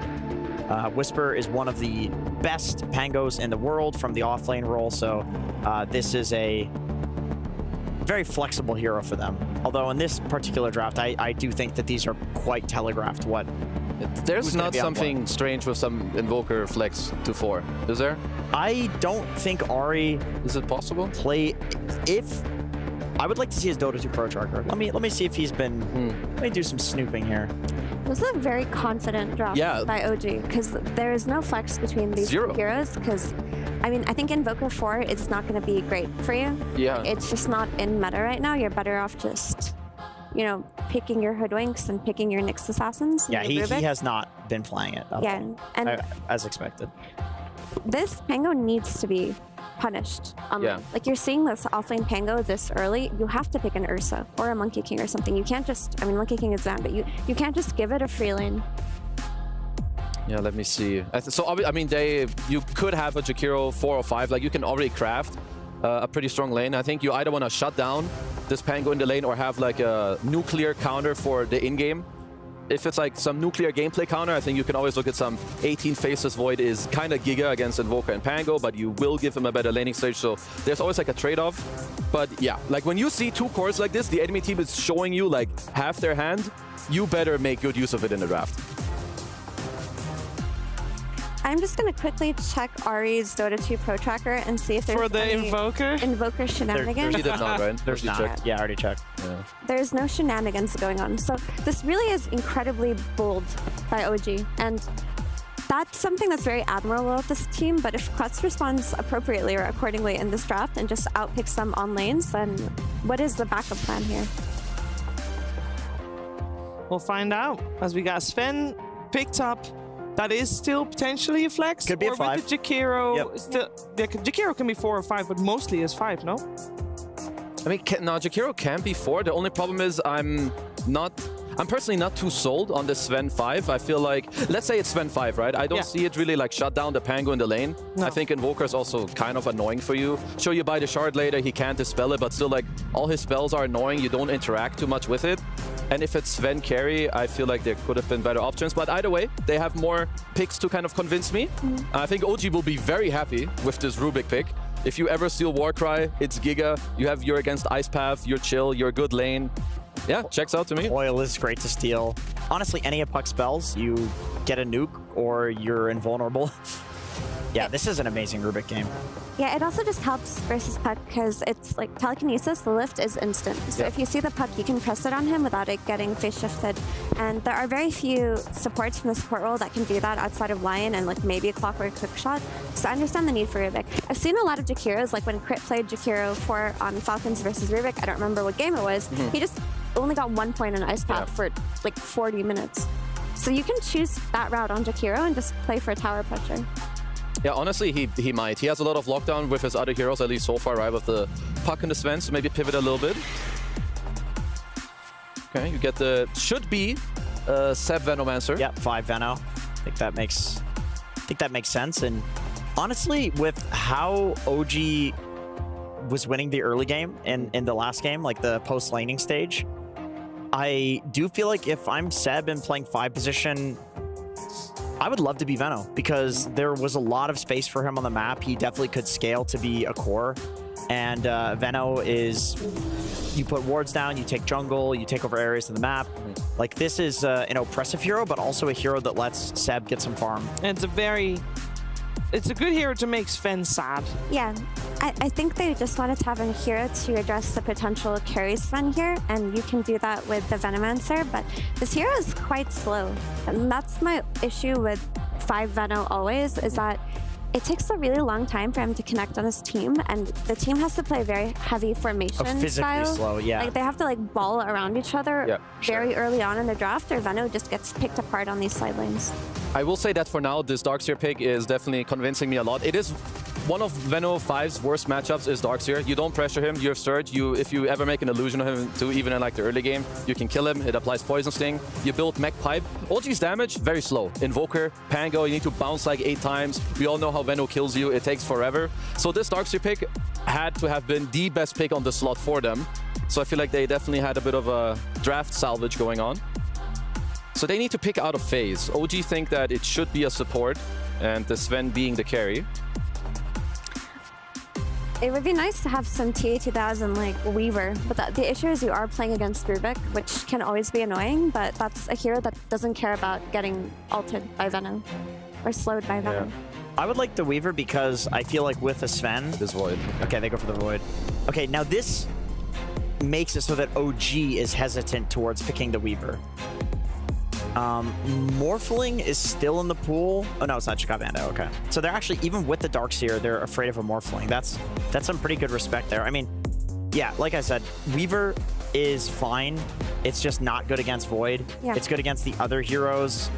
Even Puck, I don't mind playing into too much with the Weaver because you can Sakuchi around the coil. Obviously, the silence is annoying. The time dilation and the Chrono are the real problems, though.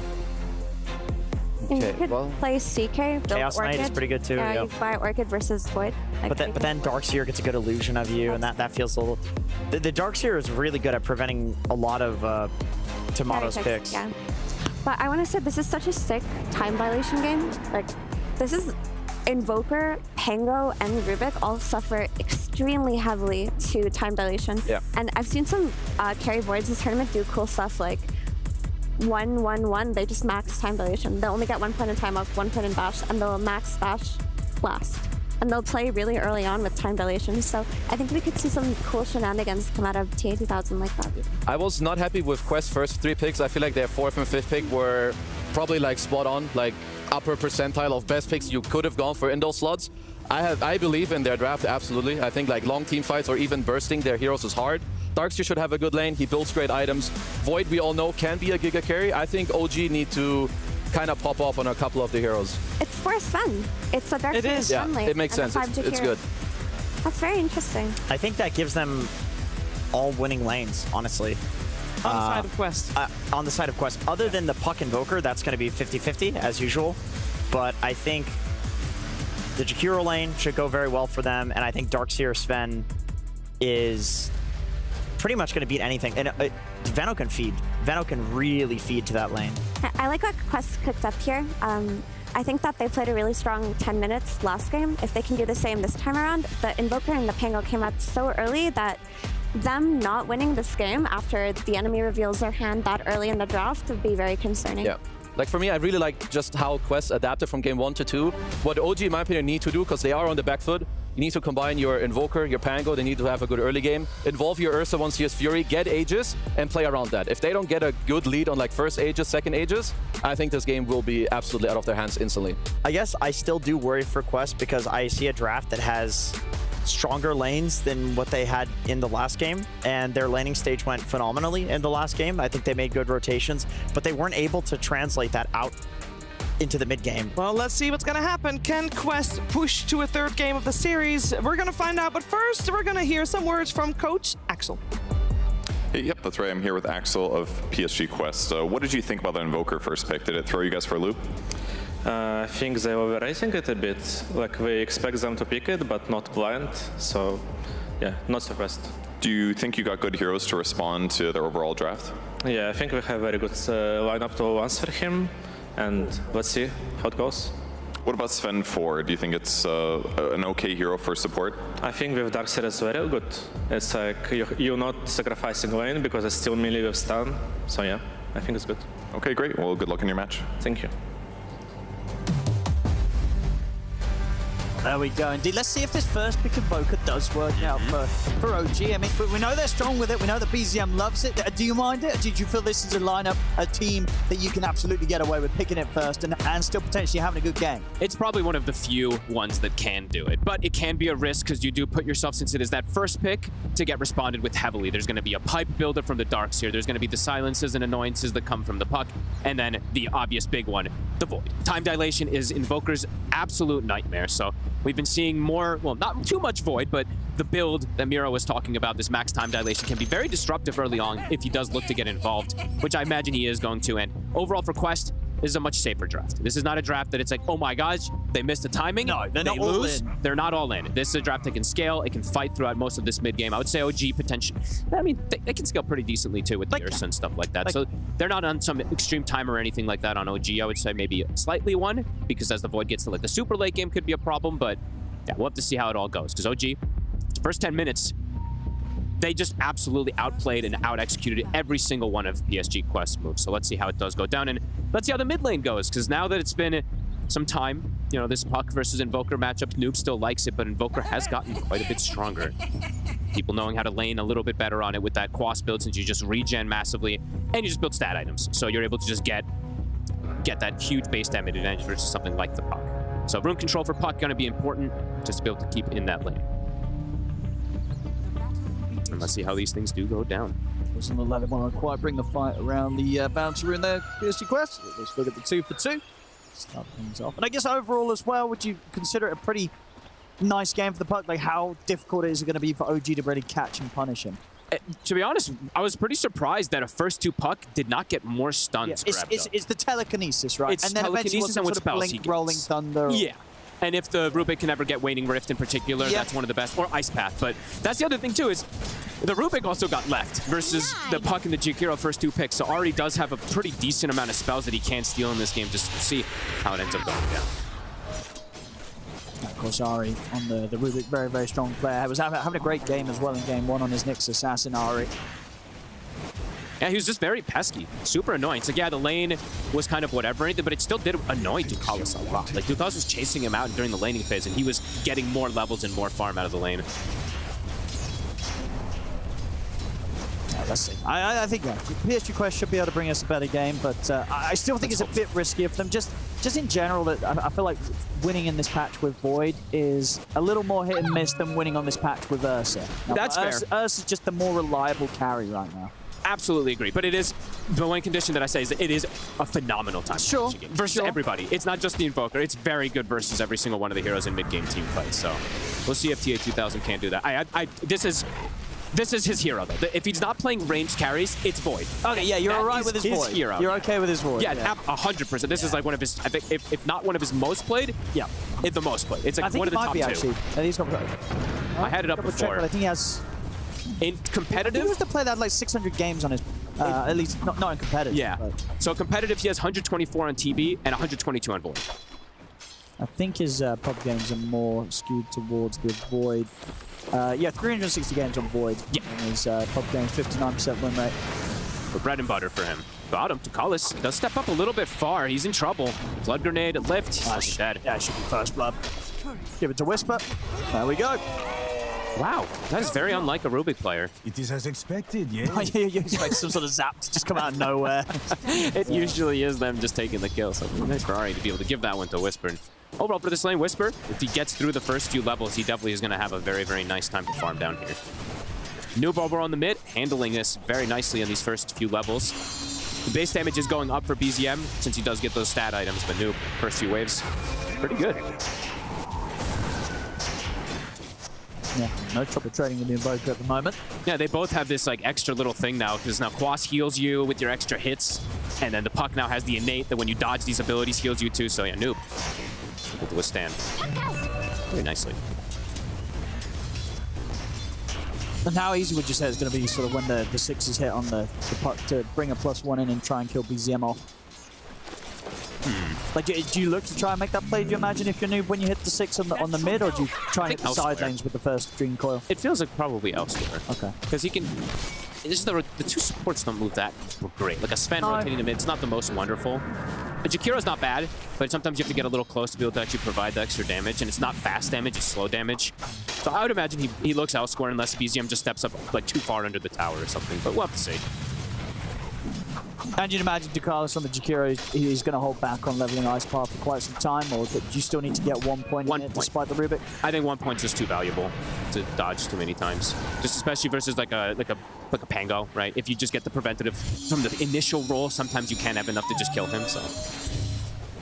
And Noob is playing this beautifully so far. Seen some of these pucks falter as the levels do come out. I like that he's gone for the null after having the bottle, so he has that extra damage as well too. Top lane. Omar. We got the surge. Got to keep Omar safe. And now the jungling begins. So overall, the pressure that they're going to try to apply, it's going to have to be from these dives from double Ion Choke, because Seb's just going to go to jungle now, and he's going to farm a very fast Arcane Boot Max. So I want to see them take advantage of the fact that this Veno is going to be in the jungle, because they know that he's going to do this. This is just the playstyle now, especially from Seb when he plays it. So let's see how aggressive they can get. They have a ward on top of him too, so they can watch whenever Seb does look to make the move over there. So let's see if they can slow down Tomato's farm. Should be able to.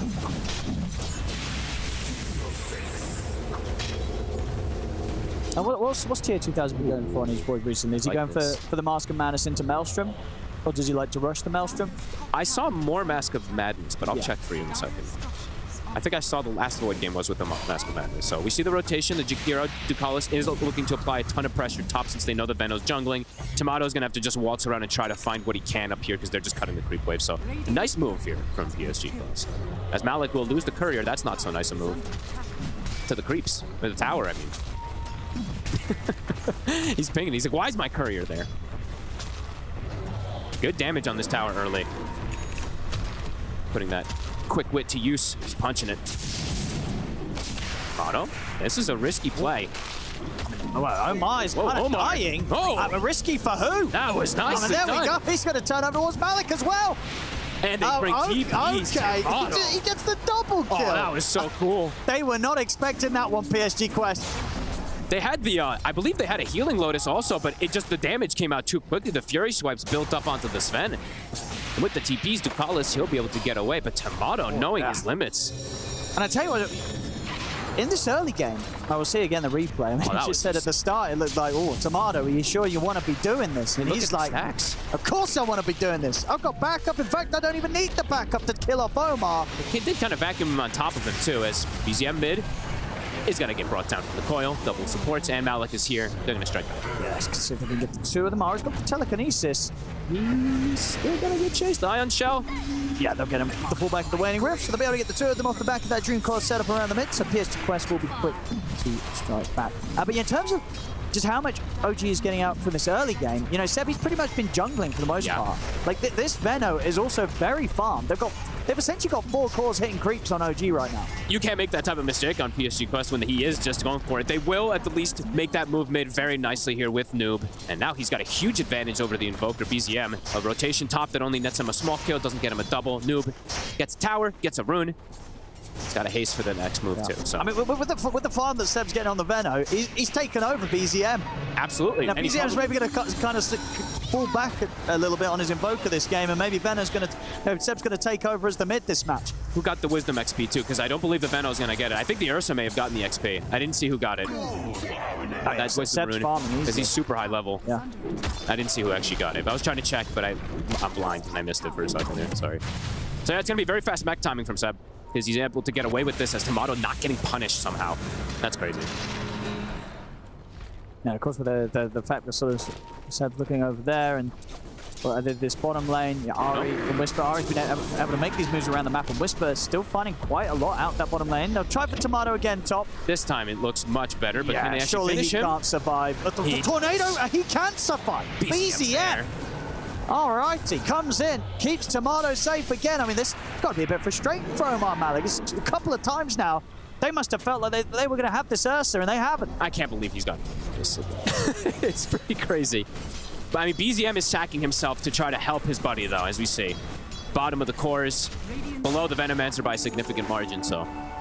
But Tomato, he is that game winner, you know. He is the carry, so it's all important to make sure that he can have his best time as possible. But so far, PSG Quest, definitely having a little bit better of that early game, in particular on Noob. And as we mentioned, this puck does not have the most stunts to deal with, so we'll see what he can't do as Ducalis. Yeah, they're going straight for the easy kill here. Good angle to get perfect bounces from Whisper.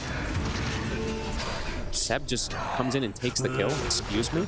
I mean, dude, look at him. He's the new core in town. He even galed him. It's the super dead Jakiro, and he's like, I'll make sure he's dead. Don't worry. And this mech is going to be incredibly fast. It's going to be the fastest on a support Veno dispatch. They've gotten some fast ones. Okay. Well, we'll be able to bring up the stat. We'll be able to bring up the stat once he has it. Yeah, they've been getting them very, very quick, especially if he gets away with something like this. That's pretty crazy. But yeah, BZM, he's suffering because of it. And definitely not the easiest of Invoker games when he's playing versus that time dilation, as we were mentioning earlier. BZM, can he do anything crazy? Probably not. He blocked the camp. That's annoying. That's something. And they're pressuring tower. Level 7 on the Veno. He's got the max play boards. Yeah, they get this tower. He'll have to go for the back. He is literally going to be the core. Yeah, he is. I think BZM's going to just be roaming around with his urn or whatever, and yeah, Seb's going to be the one hitting creeps. This could definitely be a game where you see the Veno even in like top 3, top 4 net worth if he's able to just keep getting this farm. Because this hero farm is outrageously fast if you're given this type of early start. It's level 7, so he's going to be able to start working on Ancients as well, too. Let's see where PSG Quest looks to pressure in particular, because this Ursa's gotten away with more than I believe that they expected him to. even though they're getting good farm on the puck in the darks here, I do believe that they anticipated that, especially if the Veno's just going to jungle, that they kill the Ursa at least one of those times. So what, the support jungle Veno, Seb, he got the mech up at the same time as the darks here. Yeah. So we'll be able to check out one of the mech timings on Venomous, because that's got to be one of the quicker ones. Gonna go in on with the God Strength for the Dream Collie. Got the Tornado, but surely he's dead here. I mean, the mech. They get the vacuum drag back. BZM will fall. Mech on mech. Good chrono. It's going to catch the two of them. So Omar stepping up as well, trying to get his mates in, but Tomato's actually able to turn and take down the Sven.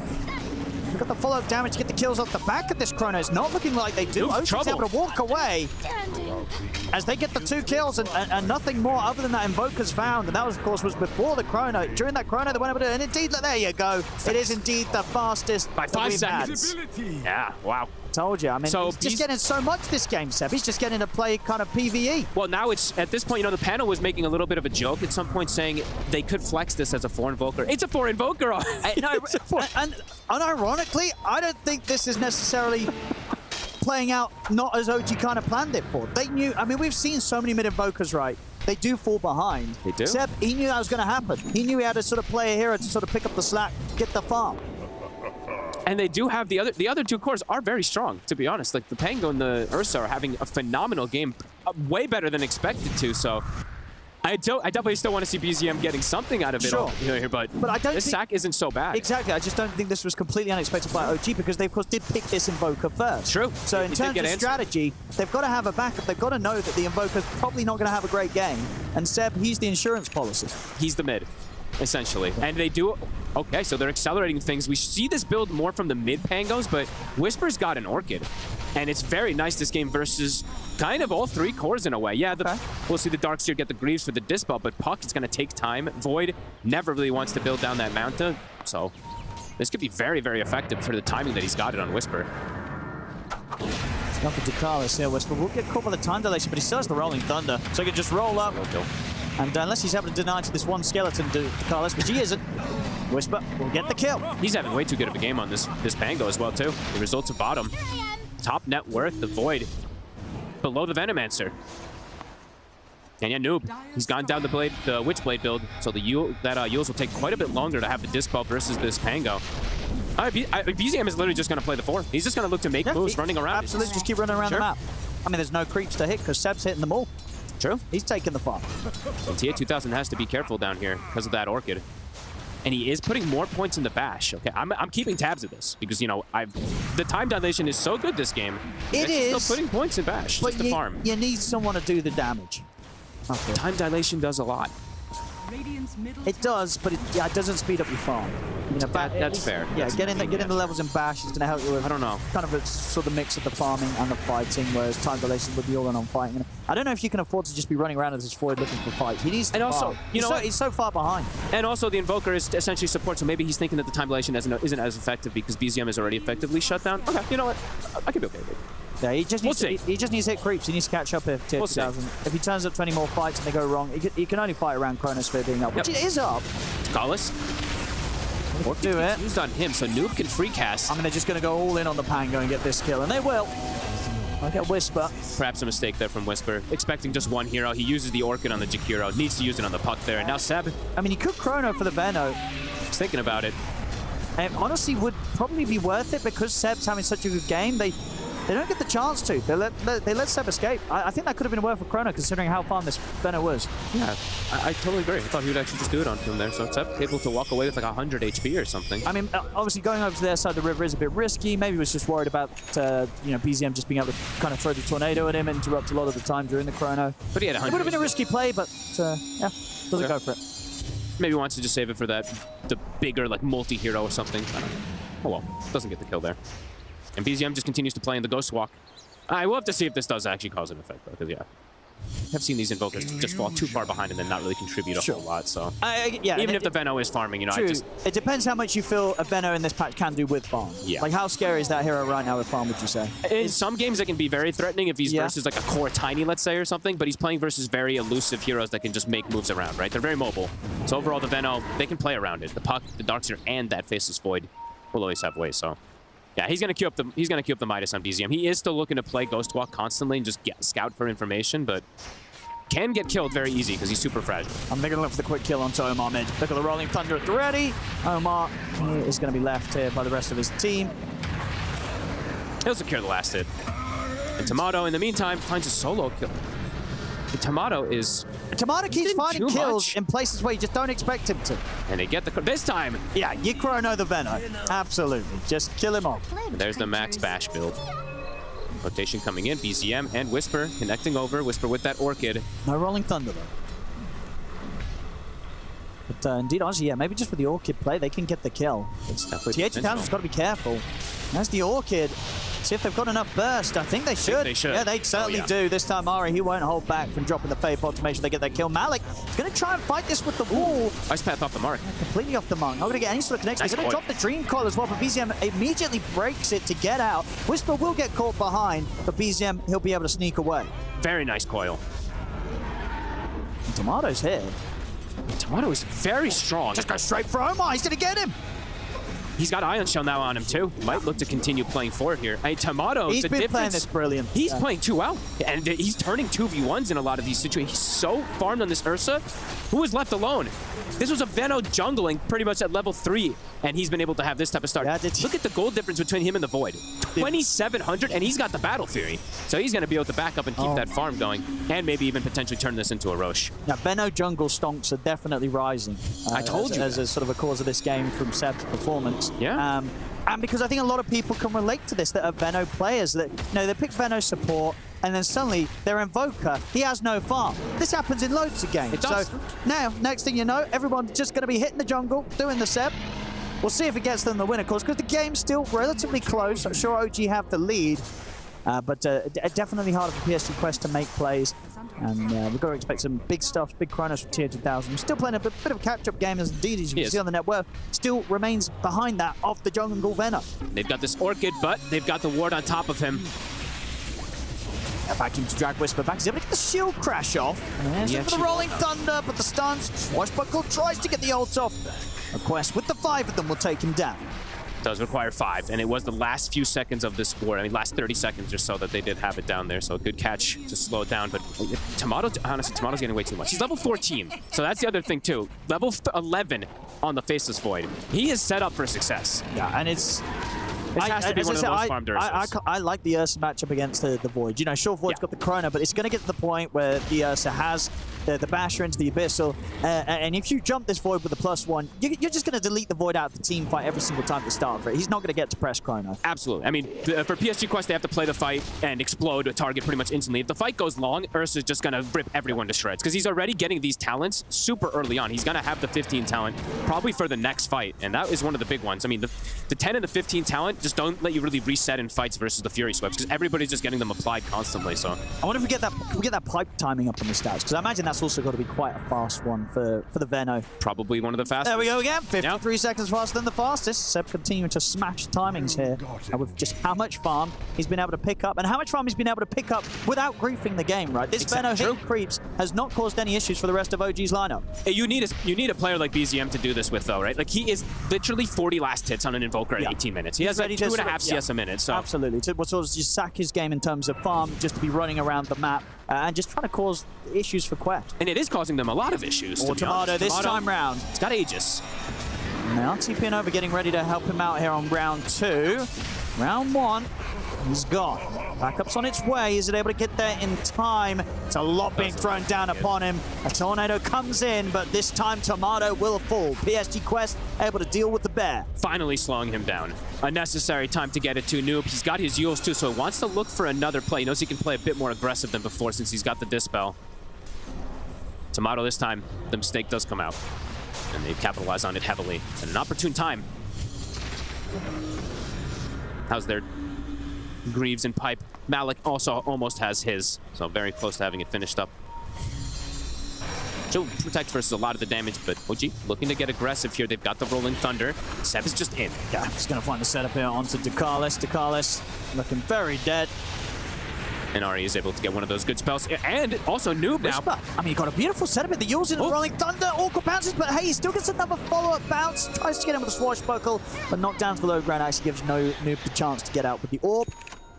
Good attempt there from Whisper. Noob will be able to play his way out of it. Whisper now does have a Blink Dagger, so even more range to be able to attempt to go for these catches. PSG Quest, they're fighting back. Fighting back nicely around their tricorn. We're seeing the Void getting that decent farm now. He's got the farming item. Maelstrom is online.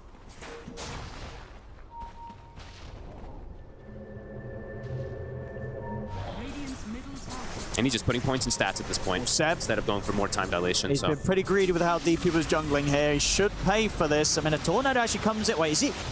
Yeah, okay, he's going to get a Dream Coil. They need to kill this Venom. And the Chrono. Well, there we go. Vacuum back into the Ice Pop of the Macropire. They'll be able to get the Venom inside the Chrono, and DTH takes off down BZM. They'll also turn, get the follow-up, set him on a Whisper. He's having to get the shield crash off. But he's Swashbuckler in a couple of seconds. Got the blink up. Drop the wall down on him. They really want this Panga, but Swashbuckle is there. Ari, can he do anything to help? He's able to turn with the stolen dual breath to slow the two of them. Whisper, he's got another shield crash if he's able to play this correctly. Will get it off, but they're in on top of him. Ice Path to follow up from Ducalis. They'll catch Whisper as well. PSG Quest. Great sequence. Very good fight there. And indeed, as I said, Seb getting a little greedy with the position he was trying to take the jungle creeps from. Yep, and TA2000 turns up another beautiful Chrono. It catches onto the Invoker. They get some good cleanup as at a pretty opportune time. They've now stabilized the game completely here. And now we're perhaps seeing BZM, that the repercussions of him not being able to get this extra farm and getting caught on, and with, them picking the first pick Invoker, they're finding more answers. Yeah, it's way too deep there from Seb. Gets punished immediately from PSG Quest. Whisper able to live for a rather impressively long time, of course, after the whole chase down had to come in from PSG Quest. We saw Tomato very quickly decide that this team fight was not a fight to be a part of. And we see, the reason. TA2000, he's like, I don't need time dilation. You know what? I just need the damage to be able to kill one of these guys 100-0 inside the Chrono. And right there, you see the bash come into play, so. Back up, they'll get the Tormentor. We did, of course, see on the side of OG BZM, since he's one of the poorer ones, was able to get that shard for himself, so a strong one. And he has an Orchid timing too, so even though he is behind, not totally out of it by any means. I was saying, in terms of sort of dynamics as well, we're seeing, Whisper, he was kind of keeping up for the most part, but now he's really starting to pull behind on the Pango. It was 3 deaths in a row, right? Bottom, they caught him, then in the jungle. I forgot the third one, but there was a third one.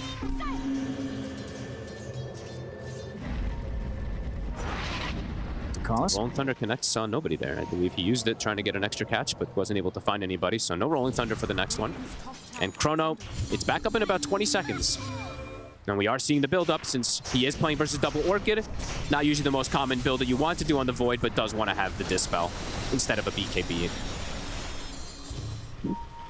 Yeah, I guess fair. I mean, I imagine the BKB is going to still have to come. Yeah, it's going to come afterwards. Yeah, I think after that. You can't really play this without BKB. Just Invoker's too annoying. But I think he's feeling. Tornado when your Chrono's ruined. Yeah, I think he's feeling though in those last few moments like he doesn't need to accelerate to something like a BKB. He can go the farm route. They've stabilized game and they have a great scaling draft. It's going to get caught very quickly here. And a bash to finish him off. The last hit. BKB on Tomato. Now, Uchi, they do kind of need to find something going their way. I mean, this whole idea of sort of getting Seb to be an additional core is kind of being flipped on the head. They're now sort of struggling with the fact that the other cores are falling behind. Seb's going to get caught. And he's a Pinata. Big money. PSG Quest. Yeah, they get a pretty good lead here. Not on the gold front, but overall with their heroes, the Void is nearly matching the Ursa, who had such a good time now. Yeah, Void is caught up completely. You got to remember, sort of TA2000 was down there, below Seb's farm in the early game, but now in this mid game, really catching up to him. OG's going to look to restabilize. They're all grouping They need to find a fight. They really do. They can't afford to sort of sit back. Their sort of whole strategy of trying to play it greedy and get 4 cores has kind of ended up with them having 4 supports if the game goes on like this. They're falling behind, it's going to be all on Tomato's shoulders. Yeah, and these Orchids soon will start getting more and more answered as we see the Yules on the puck that was picked up earlier. They have the Greaves and the Darkseer, and the Faceless Void, he's getting very close to the Manta. So they do want to try to take an opportune time to potentially get a fight, snowball it into a Roshan, and look to play around that one. But PSG Quest, they've been ready for these fights in the last few moments. Omar with his shard now finished up also. Can't be dispelled. It's going to provide a decent amount of tankiness, even though there's a lot of mixed damage on the side of OG. Yeah, just sticking together, making sure they don't give any extra opportunities to OG because they have massive wombo combo team fight with the Darkseer now having a Blink Dagger on top of everything too. It's very likely he's going to get like a 3-man vacuum now at this point, and he's got a Sven stun, he's got the Ice Path too to cover, and a Chrono afterwards. And they're just playing around TA2000. He's probably telling them, I just need Manta, and I'm not going to die to these Orchids anymore, so just play with me until I have it, and they're just hugging him, and he does, I believe, have it done now. Now that they can probably look to fight themselves again here on the side of PSG Quest, around these two timings. Let's see how OG goes around fighting that one. Seb.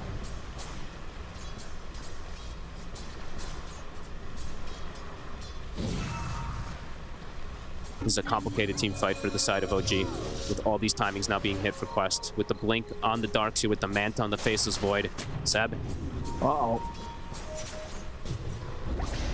Puts him on the cliff. He goes. Oh, he's going to be stuck there. He's got backup. And they'll start melting him. He's got a TP. No, they're going to have to expend a spell to stop that TP. They will. They will. But he is tanking through this. Sitting there, chilling in the flames. It's a little awkward. After all, maybe it wasn't worth the sacrifice. That doesn't really care. He's just setting up the area with Plague Wards. Trying to find an angle. Building the base. Whispers in. Tomato finding an angle. Chrono, it's going to be on to Tomato. Is there anything to help Tomato? There's a Tornado coming in to throw Tier 2000 up in the air. It's going to give Tomato the chance to pop the ult and now turn towards the Darks here. Malik, the Greaves in the pipe. Tomato with the BKB turns over towards Tier 2000 instead. The Bash is coming in. Tomato's getting low. He has to run out of the fight. He's able to back away. Malik's going to get in, jump forward, trying to chase down this Ursa. They'll kill Whisper off. They can get more. They get BZM. Seb's away. Seb's still on the clip. So they'll now be able to turn and deal with him as well. So PSG Quest, they get the three of them. These fights are starting to look pretty rough for OG. Yep, beautiful Chrono. They had the, I guess they caught a glimpse of him there with the vision for a second there, catches the Chrono, and then they're too tanky. Malik just runs in next to him. I think he got 11 Fury swipe stacks, but he's able to just endure it because he's a Darkseer and he resets away, and Tomato at that point just has to run. He survives, but they win the fight handedly on the side of PSG Quest, and now they're going to get a rush versus that Ursa lineup. I mean, the early game certainly was entertaining from OG. It sure was. But it does feel now that it's kind of got to the point where, you know, the Veno, the Pango, and the Invoker, they're kind of falling off the game pretty hard. It's Tomato versus the world. And indeed, and in a game where there's a Chronosphere. So like TH2000, as long as he Chronos and deals with the Ursa, soon it's going to get to the point where I don't think Quest is going to really care about the other heroes on OG's team. Noob. This is a beautiful angle here. Vacuum catches the three of them. BZM just in the front lines, can't do anything versus Faceless Void, and the aura is just too strong as BZM again will go down, and he's a support now. I don't know how OG recover from this one. This is kind of getting to sort of similar vibes of the first game, where OG, with the way that they were playing and the way they were trying to do things, with kind of Veno taking a step up and Invoker taking a step back, the timing that they were going for, it might be slipping away. Sure, Tomato has a lot of farm, but PSG Quest, I'm pretty sure they're just going to be able to deal with this one hero that would potentially be a problem. If they deal with the Ursa and the team fights, as I say, I don't know if they care about these other heroes. No, they're getting too tanky now at this point on these heroes. The Ursa can't just burst anybody versus all the auras that are coming into play. They've got the Sven that we've been seeing more and more of this 5, just tanking up through it, and then all those auras from the Darkseer. Yeah, the next team fights have to go the way of OG, it feels like, and it's not easy versus that Chronosphere as well as the Coil Vacuum. And they just have the Dispel, so these Orchids that they put a lot of gold into, they're just answered. That's Whisper. I'll drop the Dream Call for that. His game completely fell off a cliff. And he had, what? I think he had like 8K net worth or something. It feels like 10 plus minutes ago. Because he was keeping up. Remember, there was a point of the game where you're looking at net worth and you're like, well, sure, Invoker's falling behind. Seb's kind of taking kind of the mid/position free spot, but at least they have both Tomato and Whisper very fun. Like, they were on the same level, right, those two? Yeah. Yeah, Whisper completely falling off as this game goes on. Tomato forced to just BKB and TP out after he tries to go for a solo kill onto Ducalis. He found some earlier onto him, but now... Double Wisdom. Oh, that's very nice. It's a heavy game for Tomato. It's a heavy game. He's got to do just insane lifting. And so far, Noob, this first two pick puck, you know, we had some concerns about the control for him. He's actually just ran away with this game completely. The Orchids did not find enough kills onto him. They found the one, but that was pretty much it. Yeah, great itemization. Even a Yule's on the Sven. Yeah, very nice setup to start things on towards Tomato. T8000's in. He's got the Chrono at the ready. If he feels it's necessary, it might not need to be. With the 4s on top of Tomato, they don't need to drop a Chrono at all. Tomato's gone. This is, I mean, OG, they're going to need some pretty strong OG magic to turn this one. Need some miracles. The Void is ahead of the Ursa now. Yeah. And BZM dead again. Solo killed. I mean, maybe they can't get away with the first pick Invoker Fog. Maybe not. Maybe they can't. Even though Tomato, honestly, Tomato outplayed and did some insane he stuff did, this yeah, game. Tomato really did. But it's not enough, it seems like, at all. Even though the Veno so far, he is ahead of his Pango and Invoker, but that Pango and Invoker, they really... Well, the Invoker already was completely out of the game, but the Pango fell off a cliff completely as Omar. They should get him here. Oh, I said that. No, Tier 2000 really back up. They're not even going to be able to get Omar. He's perfectly fine, in fact. The backup comes in. And Whisper now. Now you can drop a Chrono. Why not? It's getting to the point where, you know, as we've seen, they don't need the Chrono to team fight or kill anyone else. So in a situation where it would be required to just get the one kill, it's worth it. And you're definitely seeing, you know, overall, Brood is a hero that does require a lot of teamwork and stuff like that, and a lot of synergy from your team. We're definitely seeing, in particular, TA2000 be way more comfortable on the Void, but also with his team just look more comfortable with the Void. Just great team fight combos. Absolutely. Anytime you see Darkseer, Sven, and Jakira, I feel those three are sort of a baseline together. It feels pretty good. Ari, and with the TP just in time.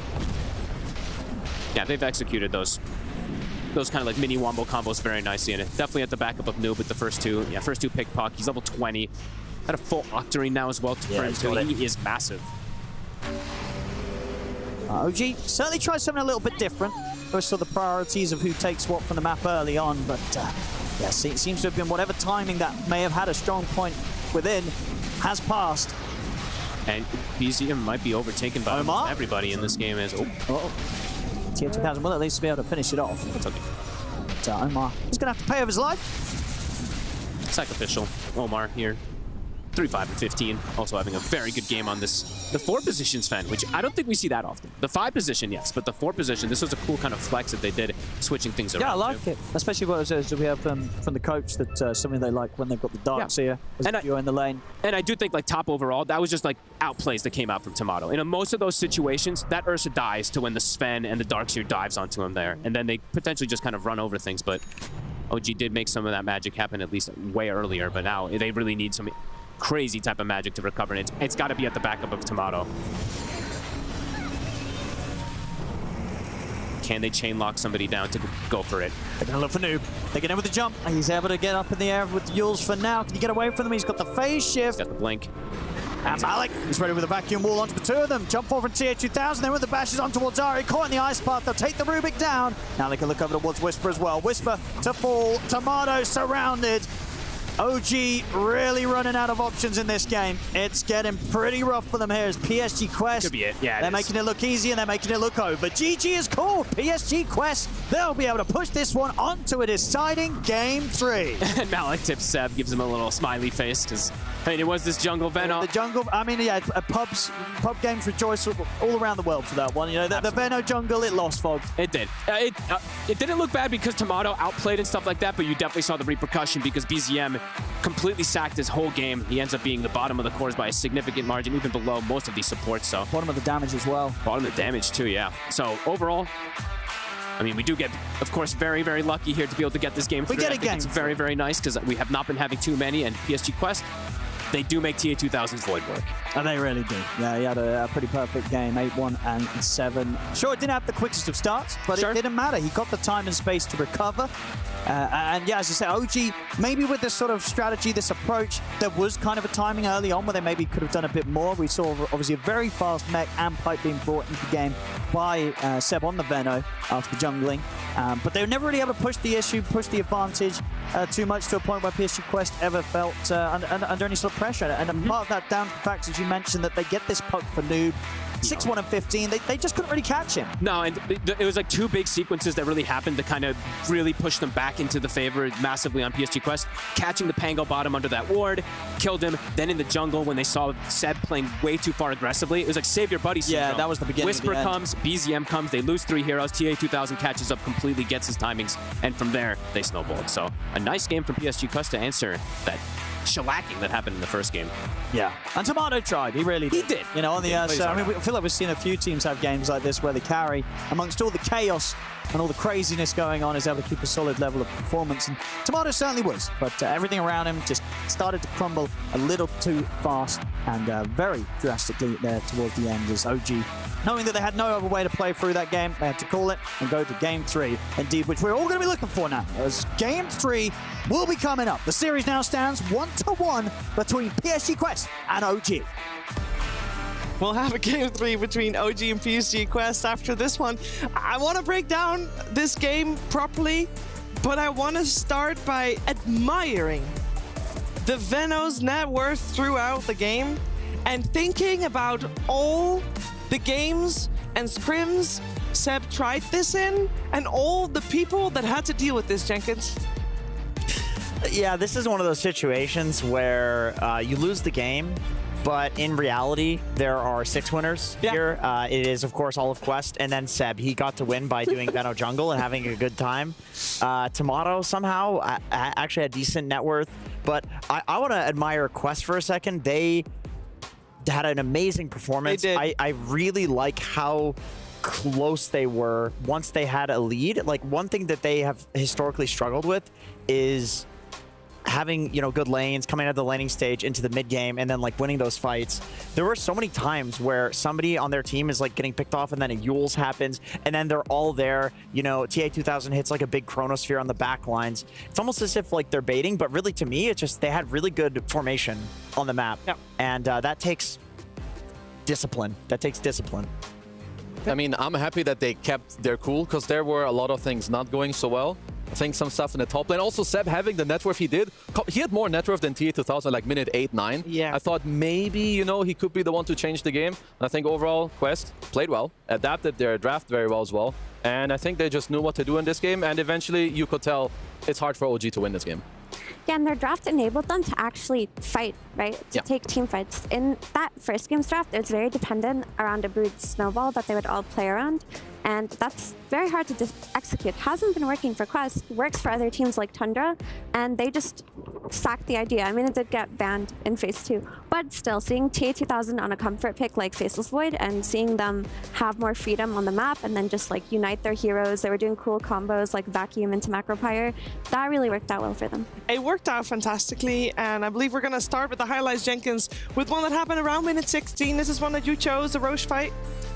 Yeah, this was actually OG winning a fight and then immediately moving into Roche. Just one of the advantages of having Ursa on your team. This is not my highlight, but of course I can cover this one as well. This is Whisper kind of running in and dying, which I think, honestly, after his Orchid, there were a few scenarios where he blundered. Not only did he blunder, but also Quest was baiting him. Like, they knew that he wanted to get active with the Orchid. We saw that play where Ducalis walked up the high ground on Jakiro, and we're like, oh, what is he doing? It's like, oh, he's running in and suiciding because his whole team is behind him. And then a Whisper having such a good laning stage was an important kill that it's worth sacrificing the Jakiro for, which they didn't even have to do, by the way, in that fight. They were just in position. Quest just felt like one step ahead of OG for that entire game past the early game. And when you mentioned earlier that they seem to have a top-tier formation in those team fights, I believe the next highlight that you've got for us, Effie, highlights just that. Yep, I just also want to add on to Jenkins that death was a big deal because Ursa died with Aegis twice top because Pango died. This highlight here is Veno just pushing a little bit too deep. He gets scouted, he gets picked off in the jungle, Quest like confidently run into all of them, and they have a beautiful vacuum into Macro Pyre, like I mentioned before, a combo play. TA2000 comes on the side, Chrono's Invoker in the backlines and cleans them up. And it's this point in the game that OG started to lose control, because when one hero gets caught out a little too deep and you're playing reactive the way that they had to, they all join the fight to try to help him, you lose position. And they had a very position-heavy draft, which is all Veno drafts. That hero sits in a place with his team behind him or behind his team, and they play off of that. But Quest just dismantled it very cleanly. Yeah, this was the beginning for Quest to continue their run through victory eventually in this game. There was one more fight that I think a lot of people will be familiar with and will reference for a little bit to come, because they had pretty possibly iconic moment. Yeah, this was good stuff for me here. I'm a huge fan of the cliffing scenarios in Dota. Big fan of the Magnuses, the Darkseers, the Pudge blinking up on that cliff and getting people up there. Even if Quest didn't abuse the cliffing like they did here, you can see the Macro Pyre being thrown down, the spells, the chipping, just you know, thrown in there kind of casually. They did end up winning that fight based on one of the highest net worth heroes, most important heroes on OG being stuck on a cliff. He was stuck there for a long time. And he had to use his mech and his pipe fairly early, which means it wasn't useful during the fight. And he tried to TP, and then it got canceled. So there's this mental damage that at that point, it's like, okay, you've spent this entire game jungling, you've spent this entire game, you know, griefing your team. Now there's mental damage on Seb. He can't carry the game with the net worth that he has. This might persist into game 3. We'll see. We'll see about that. We'll see about that. And then Kezu, I believe you had something to show us still in relation to a very early moment in the game. Yes, so I want to highlight the mid lane. I think a lot of people maybe don't know like how many small things go into that. So bear with me, try to pay attention because it's going to get a little nerdy. So what happens in the mid lane a lot of the times is that you're going to hit each other, which means you're going to draw aggro onto your respective range creeps because you're going to hit and run away. So let's look at what happens here as I'm going to clear the screen. So at this point, you see the creep waves get separated. So now the attention is going to be on the range creeps, right? Because you're going to have the melee creeps who go on them and get them low. So at this point, when you have a spell, which Noob does, of course, with his orb, he's going to try to deny this creep and then use his orb to get this range creep over here. BZM, of course, knows this, so let's look ahead at what happens. He's going to try to right-click it right here. Tries to get a deny, and at this point, all the full attention is on this range creep here. So he's gonna use his orb, but pay attention to BZM. He's walking back. What's going to happen here is that he will force a creep aggro himself to stop these two range creeps from not hitting this range creep here in the back, keeping it above half HP so that the orb cannot kill it. But at the same time, Noob, he also sees this. So what he does is that he actually goes to the orb to not allow it to go through the range creep, putting it into the deny range. So he goes into the orb, making the range creep stay alive. Now he walks back, he still has phase shift for the EMP, and he dodges it. All of this is what they go through to try and either get one range CS or one range deny. And this is like all the little tidbits about mid gameplay or mid lane gameplay that people probably don't know about. He did deny his flag carrier. But this is why mid laners are the best laners. You see them in a side lane and it's like, okay, I don't want to lane against this guy. I'll just go mid, you know? It's nasty. It's nasty. A lot of nerdy stuff going on in that mid lane, and I just am very excited to see game number 3 because I think these two deserve it to go head-to-head one more time. Let's see who comes out on top. We'll see you again after a break.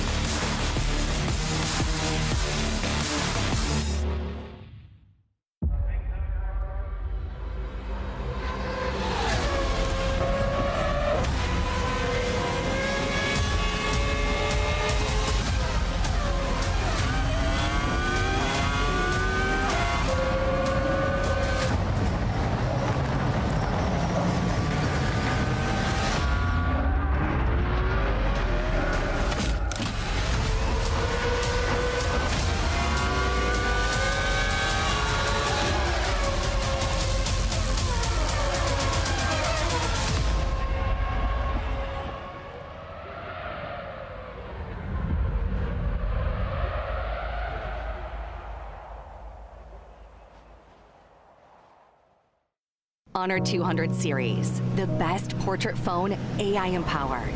Studio level, AI portrait camera, 3 hardcore portrait modes. Color, vibrant and classic to capture portraits that truly stand out.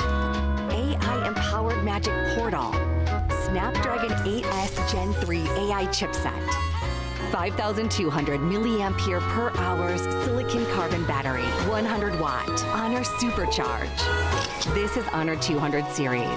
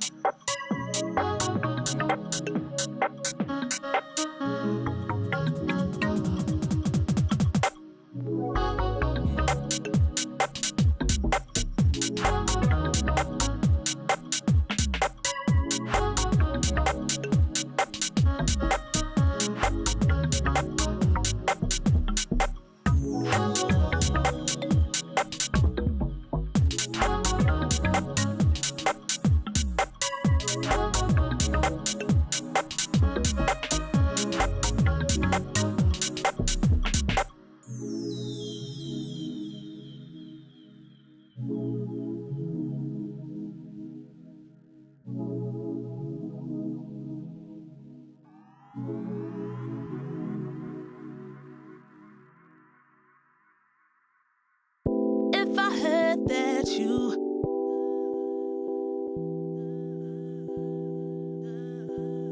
If I heard that you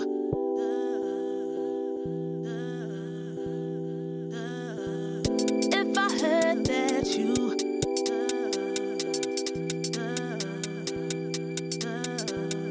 If I heard that you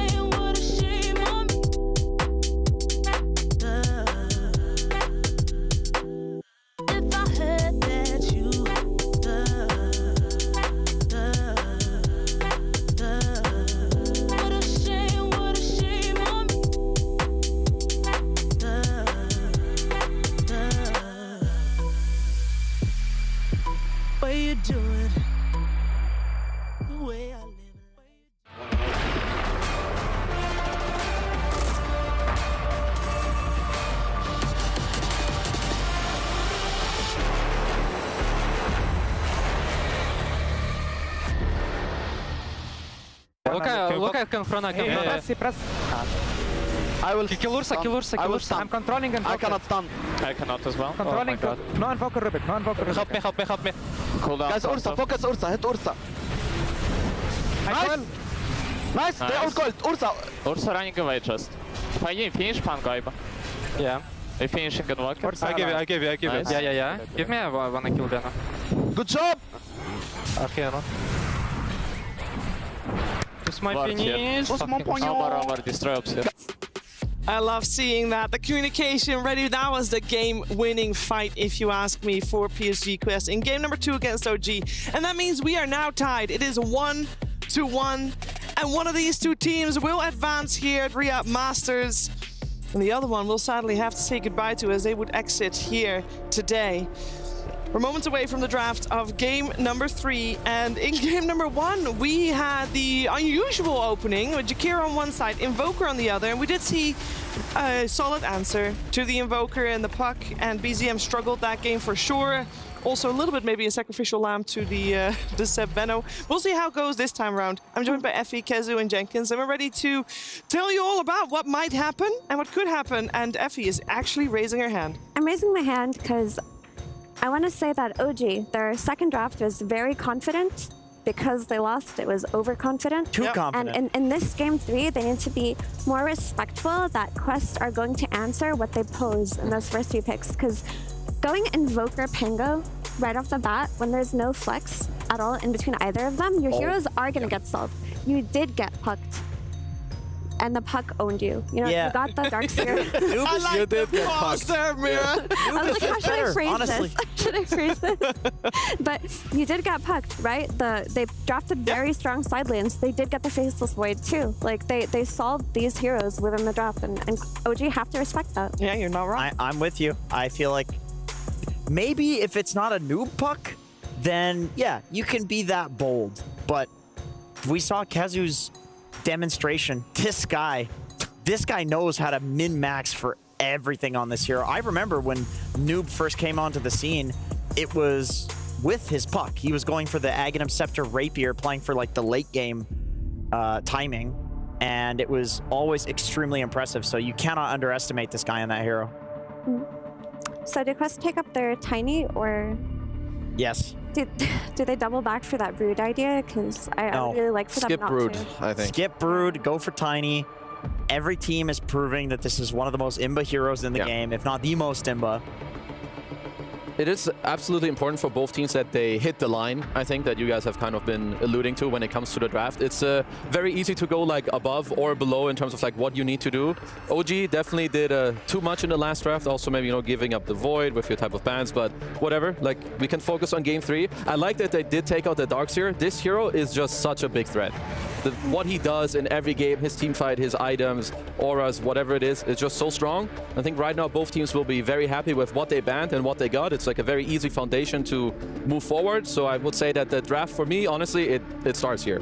And Jakiro has gone up in value so much this tournament, because at the very beginning, people were not looking at this hero, but when you look at it, it's a very strong side laner. It secures side lanes the way that Hoodwink does, and it team fights. Team fighting supports, they open up room for you to always have a means to play that mid game, you know? Last game, they had the Vacuum into Macropyro combo. This game, they can do it with any other stun. Yeah. Also, what has won the last 2 games has basically been hard carry with team fight.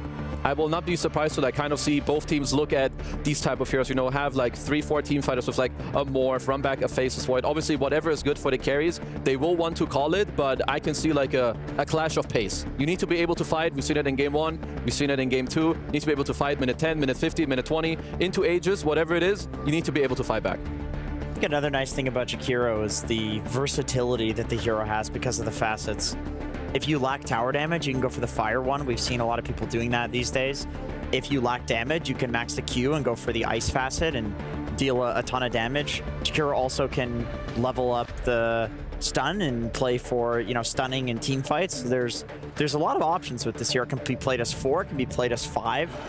It's really great with the Beastmaster in lane. That is a nearly unlosable lane, to be honest. Let's see, I wonder what OG have been... Like, they always love to like try to shut down these heroes. They know that Beastmaster is a hero that if you give him a good game, he's going to dominate the early game, he's going to give you ages, he's going to dominate the mid game. I don't know how good the BZM Sanking has looked or if that's a hero he wants to play, but people keep talking about this matchup that it's good, you can invade the stacks and like defend the towers. But whatever allows him to like kind of tempo control the Beast, I would like them to think about that. And some teams have been running Alchemist into Beast, actually, to some success. I wouldn't mind seeing that kind of draft come out of OG in this game 3. I could see that. I mean, Quest has lost, I think, 3 games against Alchemist. So they're... And my take on that is that I think they struggle with the pacing that Alchemist provides as a team. That's just an issue that they have run into. And Tomato plays a mean Alchemist. You go for the Hoodwink instead. I mean, this hero picked up whenever it can. Very strong support, out-trades anybody on a side lane, and gives you that early game map threat, right? Going through the gates, being able to gank, being able to secure runes, it just does it all. Yeah. Like also when you play against Beast, he reminds me of, obviously they're not the same hero, but it's a type of hero like Necrophos. If you're not killing this hero on your initiation, like you don't have enough burst, he's gonna roar, he's gonna get full stacks, you're gonna lose the fight. You need to have enough damage to either burst him or that you carry Blink, BKB, you jump him with like a Deso, right clicks and get him killed. Because if you can't, I think this is a different answer that I saw first from Liquid. If you doom the Beast, he can't heal, because obviously you're dooming him. He also can't use Roar, so I can see the answer here. Can you just Rubik now if you see the Doom? I think so. It'll be a good answer at least for Mr. Quest. Also, your lane is pretty chill. Beast Rubik, nothing too wrong with that. Is there any flex potential on the side of PSG Quest? I don't think I've ever seen Noob play Beastmaster, but the flex that we saw from XG wbg the other day does have that in the back of my mind. Maybe. Still. Maybe they've played it. We didn't know it about XM either. True. So could be an option. I do think Malik's Beast is it's pretty POC champ itself, so he might just play it anyway. Very strong.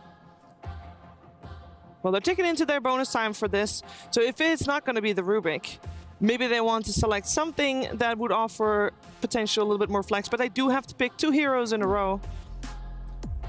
They might have been considering running back the Sven here because it looked so good for them in the last game and they wanted to keep the flex open. Ooh, they still go for the Tiny instead.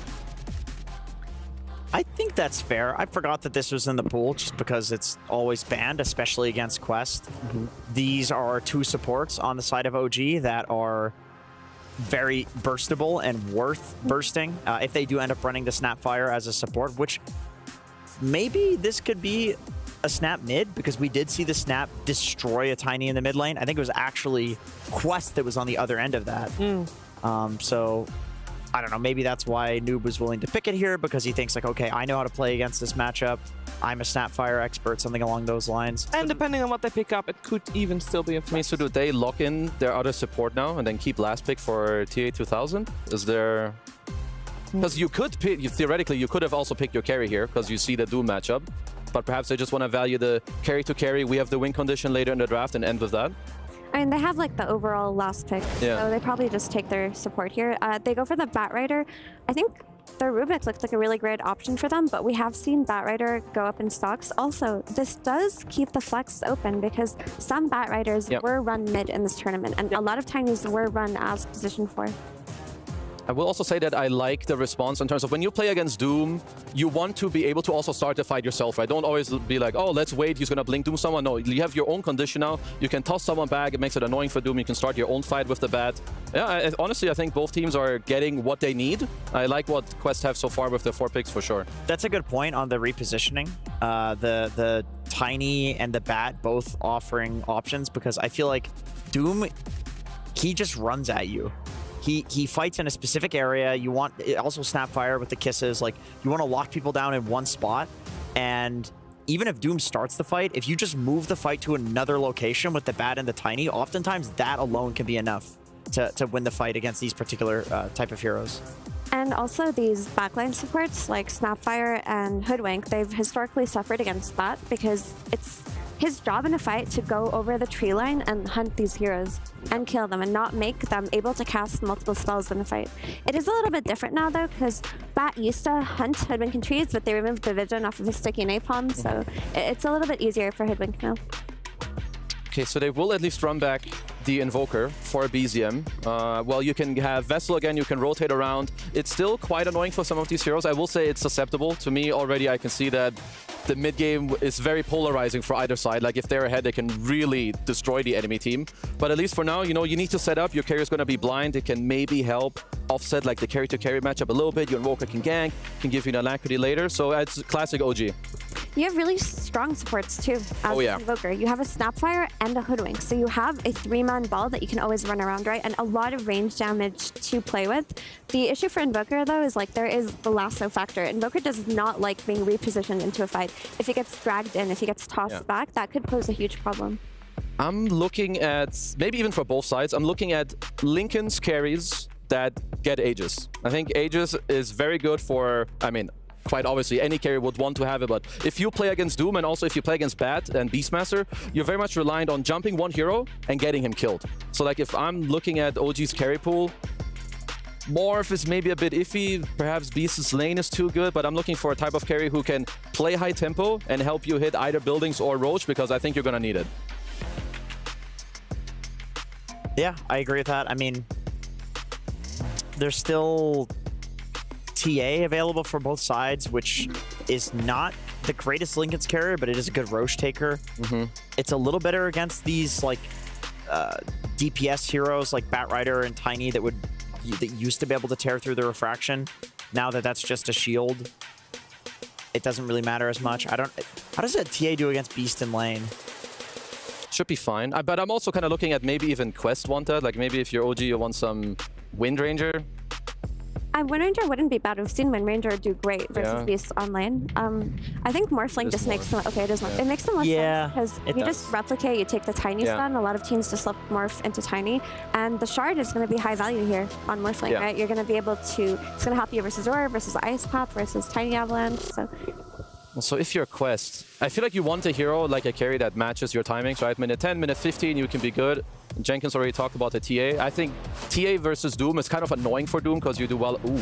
Oh, Naga Siren. I was maybe thinking about this. Ooh. This is a TA 2000 classic, right? Fogged always talks about how he loves seeing TA 2000 on ranged carries, but he has 2 melee carries that are just as impressive as his ranged carries, and those are Faceless Void and Naga Siren. Naga did fall off a little bit, so we've seen less of it, but it's a great Naga game. I mean, Doom struggles versus Naga generally because it's not so clear-cut to Doom the real one, and the map pressure, just keeping lanes constantly pushed out, stops Invoker from rotating around the map the way he would like to.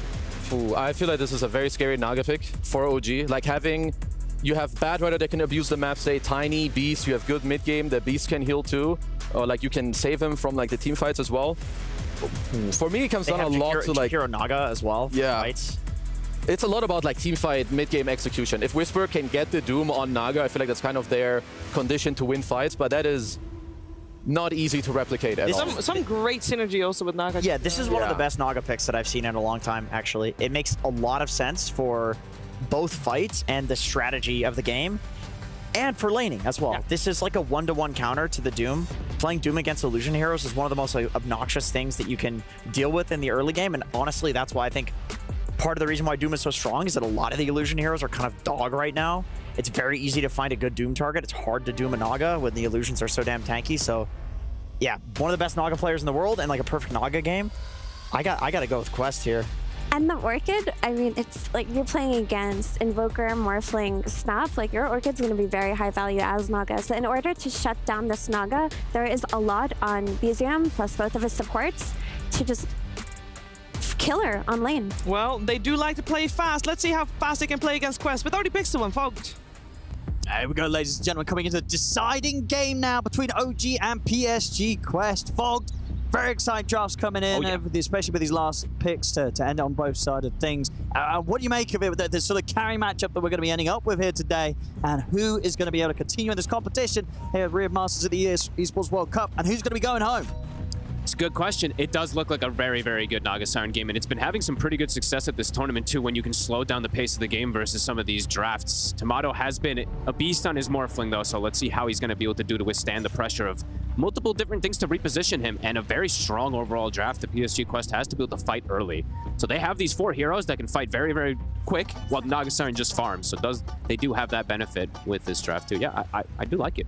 Good ways to split push, control the map too, like they were mentioning, versus the Invoker. And yeah, like FP said, this is the other one that I tend to think of with TA 2000. When it's his melees, it's the Faceless Void in the Naga Siren, pretty much. So let's see what he's going to be able to do with it.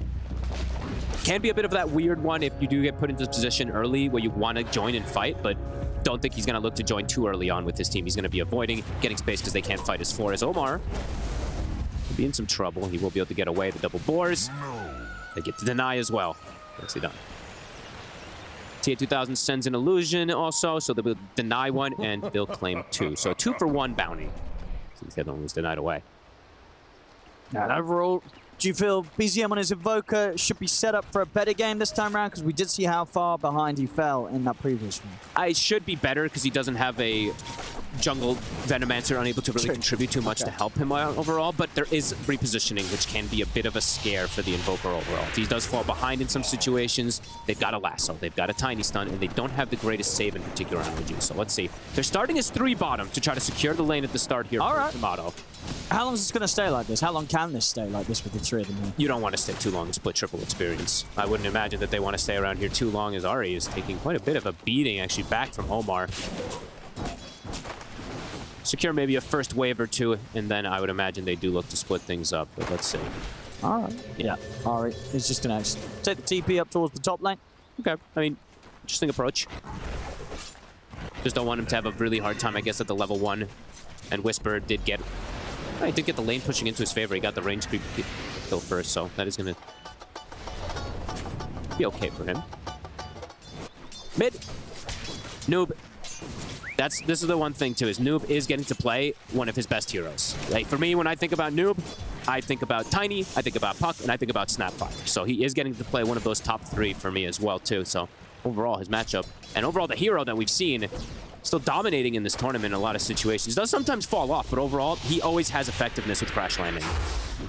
And in this lane as well, should be able to do pretty all right, right? You can get a lot of denies in against the Invoker. Yeah, Invoker can't really bully you, even though you're low armor and stuff like that. Your HP pool is just way too high, and you have good base damage. So, but let's see, because BZM, he did get sacked really hard in that last game, and overall Noob, he played that perfect. We saw even the the little clip there from Kezu, that analysis play, just the laning phase in particular. Noob was on some next level stuff, stopping his orb, playing super aggressive to get that type of advantage too. So he's on point today.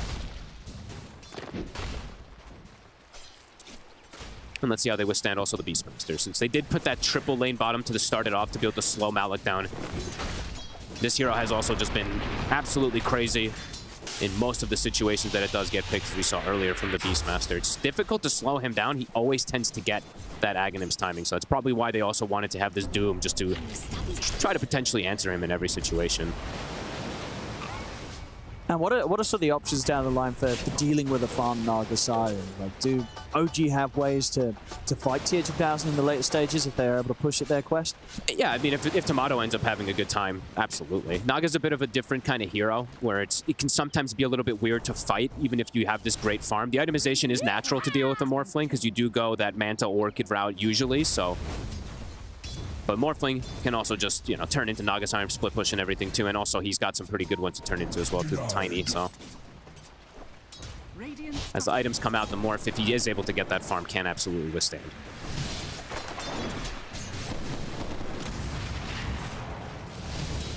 So it's going to be difficult for OG to get aggressive in this lane. Seb might be in trouble. Going to chase him down. Tomato trying to fight back. Seb juking around the tree line, but he's going to go down. First blood for Malik. Instant tip.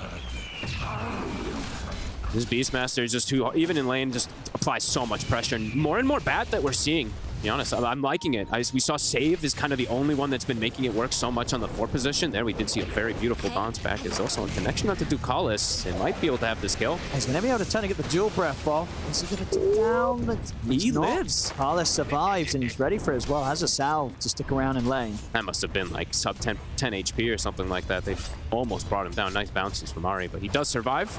And he's securing the lane for TA 2000. He's getting pretty much every single last hit, 21 and 9, extra denies too, so good absorption there from Ducalis. I've been liking seeing this Jakiro so much more, especially versus Hoodwink, because Hoodwink, it's tough to deal with this hero's pressure in lane, but this is one that you're very tanky innately just because of this Jakiro, so you're able to trade pretty effectively in a lot of situations and you soak the damage for your carry. CTA 2000 being very cautious. Look at this. Keeping the illusions back as well so they don't give any extra gold versus the Scorched Earth. So, very experienced.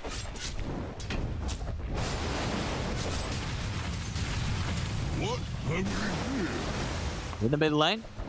Denies.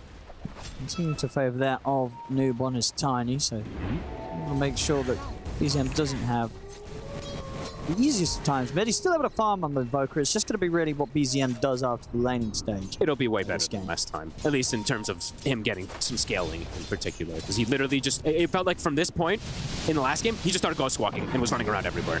So, Tomato waveforms aggressively to get one of the boars.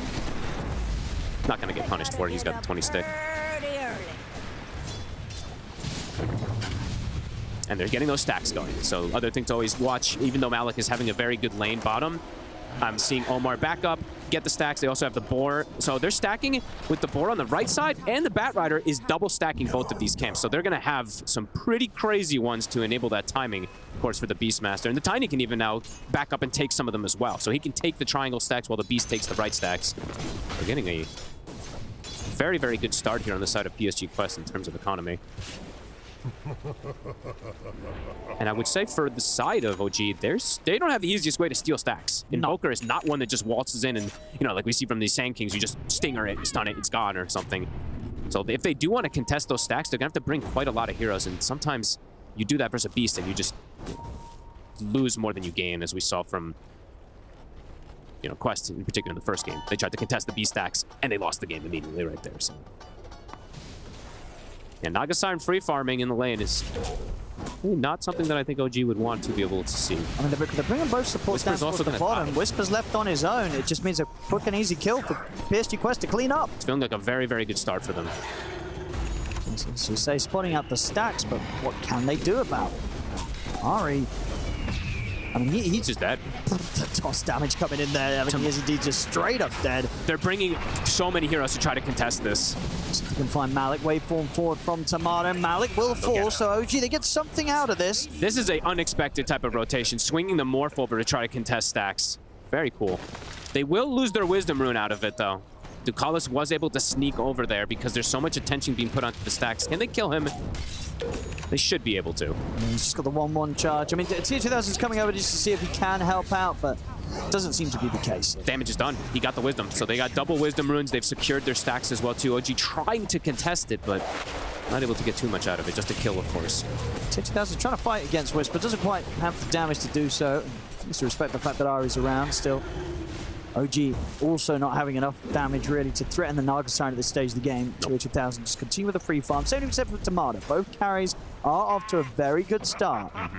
But the Naga Siren overall in these type of games where it's like you're getting even kills in the lane, that usually does not happen in these Naga lanes. The Naga usually tends to get pressured, then has to back up the jungle and stuff like that. So set up for success here at the start. Omar, the tornado! Oh, he's able to dodge it. And he's going to be away with that last bit of Firefly. Good escape here on the bat.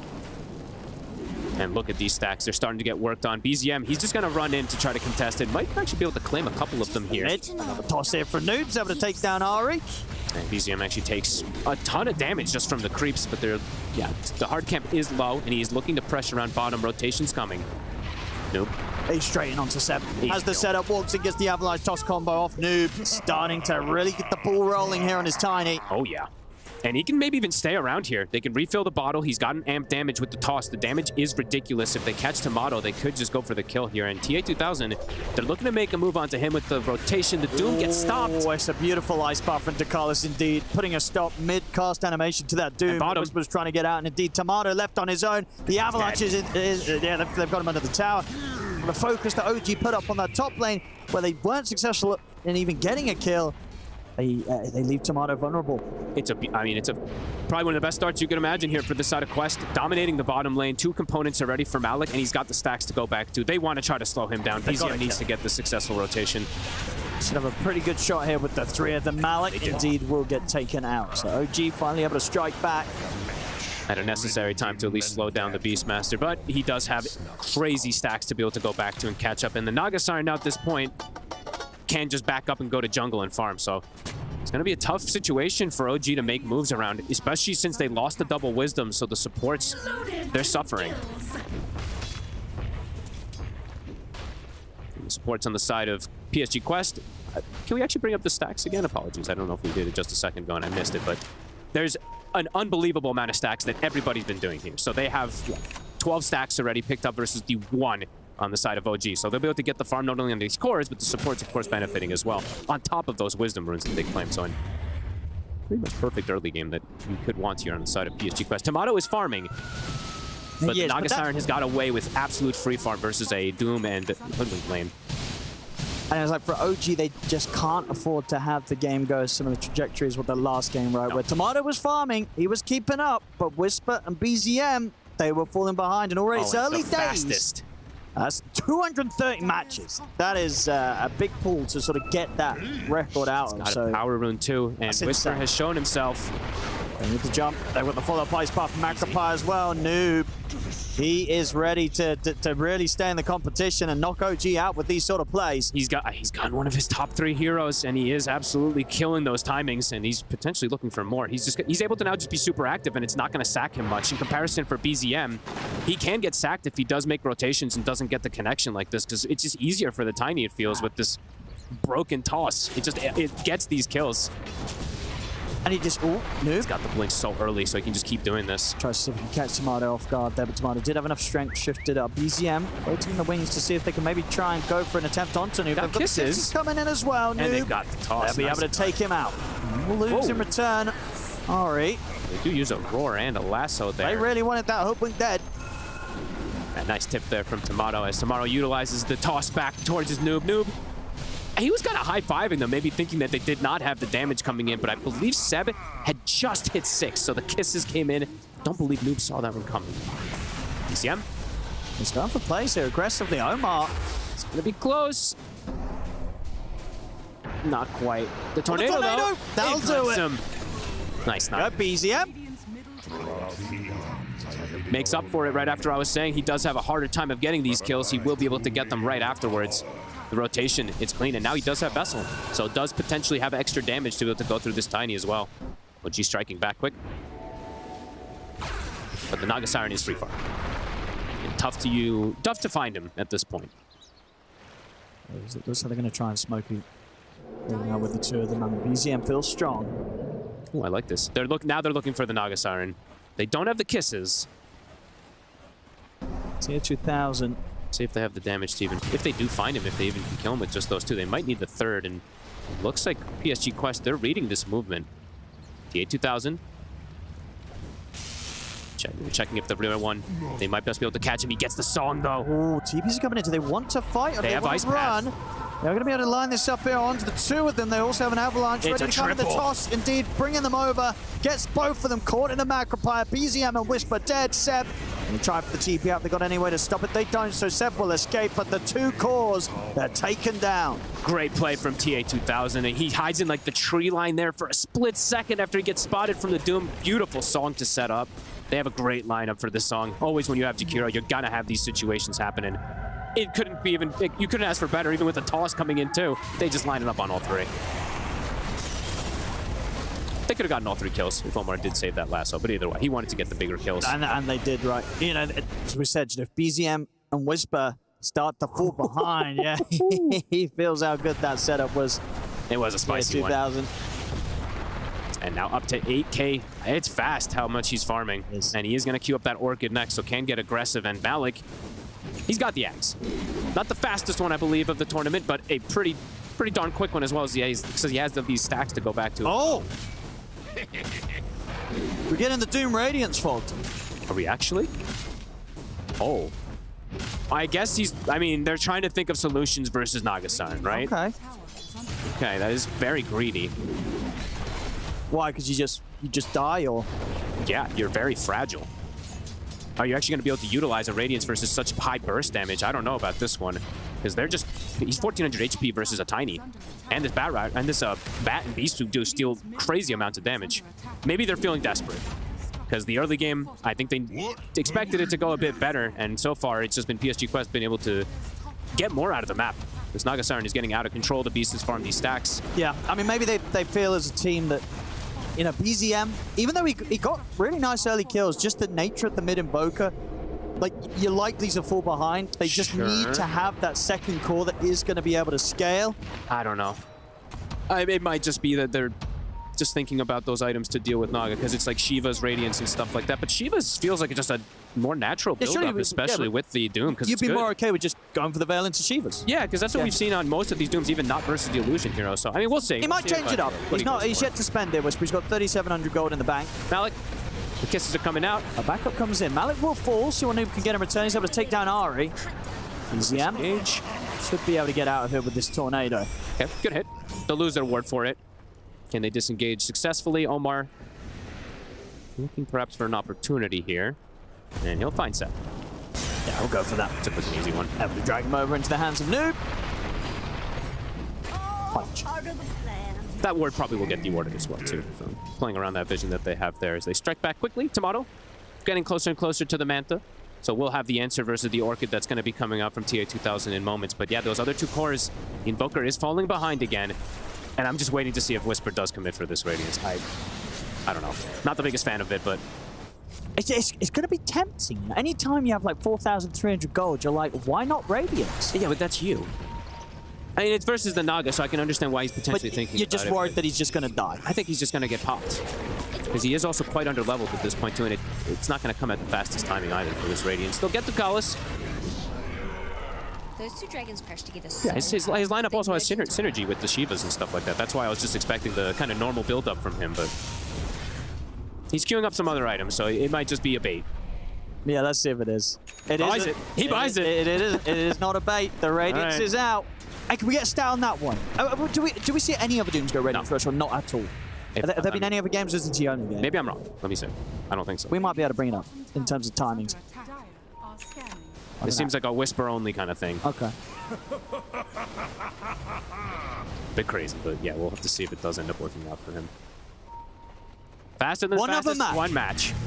It's the only one, right? Oh no, there was one. Sorry. Yeah, there was one other match. Was it him? I'll check in a second here. Tomato.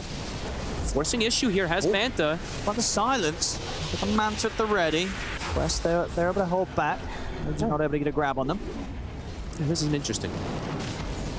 I'm going to check really quick to see who actually did that, if it was him or not. This will take me a second because I'm bad at this to find those items, but I'll do my best.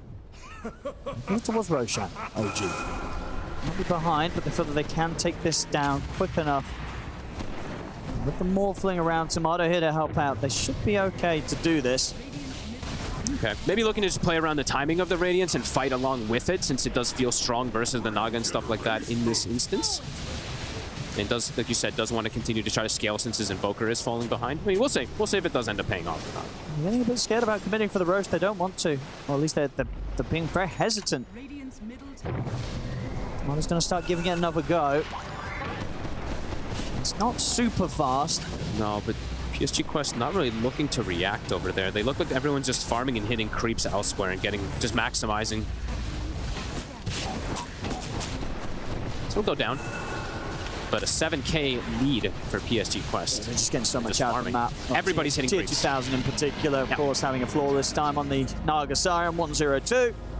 Can do what he wants, go where he wants to. Yep, and Tiny Beastmaster overall having a pretty perfect time too. Malik, he's going to be close to a BKB, and with a BKB and an Aghanims versus a Radiance Doom, feels like he can just run in versus them too, so I don't know. It's greedy from Whisper. Very, very greedy.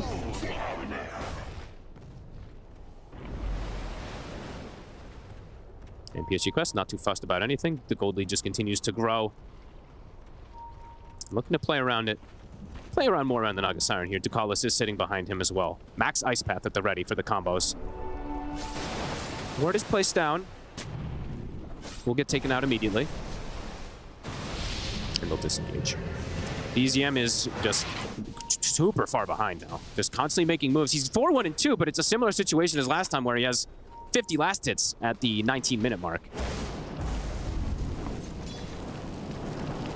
We're seeing the Mage Slayer queued up from Ari this time, so looking for answers versus this big magic damage, the Beastmaster in particular. But the BKB's already done, so it's super early for this Beast. So they won't have a pipe from their offlaner, but they'll have at least a Mage Slayer coming from one of the sides to negate some of the damage. This pipe also feels super valuable as well, too, in this game for an OG.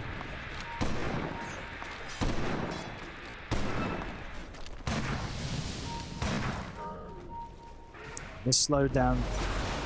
Benefits PSG Quest. It really does. Like I mean, BZM he's in that spot similar, honestly, to the spot that he was in the last game. And this was even in this game this time around where he was getting away with those early plays. 4-1 and 2. It's not a bad KDA. It's just now at this point, it's very scary for him to even show because of those repositioning tools and the burst that they have for him. Omar might just, I mean, I don't know if he's going to actually finish this fight. He might just be able to go for the Blink Dagger on the bat as well, too, because then they have simultaneous initiation that they can go for. And Noob also found an amp damage. And they're getting quite close to BKB timings as well, too, to be able to counteract the Radiance in particular and some of these other things, so. Noob! Do they have enough? Couldn't quite get the toss back onto Whisper. But the gold lead just grows. Now he's going to get farming and farming. Unless OG can sort of make a play around BZM, it's going to get very close to the point where Noob's going to be nearing double the net worth of this Invoker. And it's a hero that can do it much easier as well, too. Like, once he gets his items. Just so much. Yeah, if he gets his Conda, if he gets BKB, he'll have answer for the Invoker, and he'll just be able to do so much damage. Well, it's complicated always for the Invokers. You have to just be, you know, pretty on point with your spellcasting. Wisdom Rune. OG considering making some type of move here. They'll look at Ducalis. Running under the tier 2, they'll get him. Get that 5 position kill. Tomato still with Aegis for 2 minutes, playing it past the tower, trying to get as much as possible. Getting some kills, but it's just on a 5 position. And TA2000's heart, it's almost done, and BZM getting gone on. There's rotations coming, but BZM might die before they make it. Ooh. Well, and that's the tier 2 in trouble as well. They get the song off. He's able to TP. There's nothing to put a stop to this. Tier 2000 gets the kill, gets out. Oh, what a play. And that's the heart now done. Beautiful songs back to back.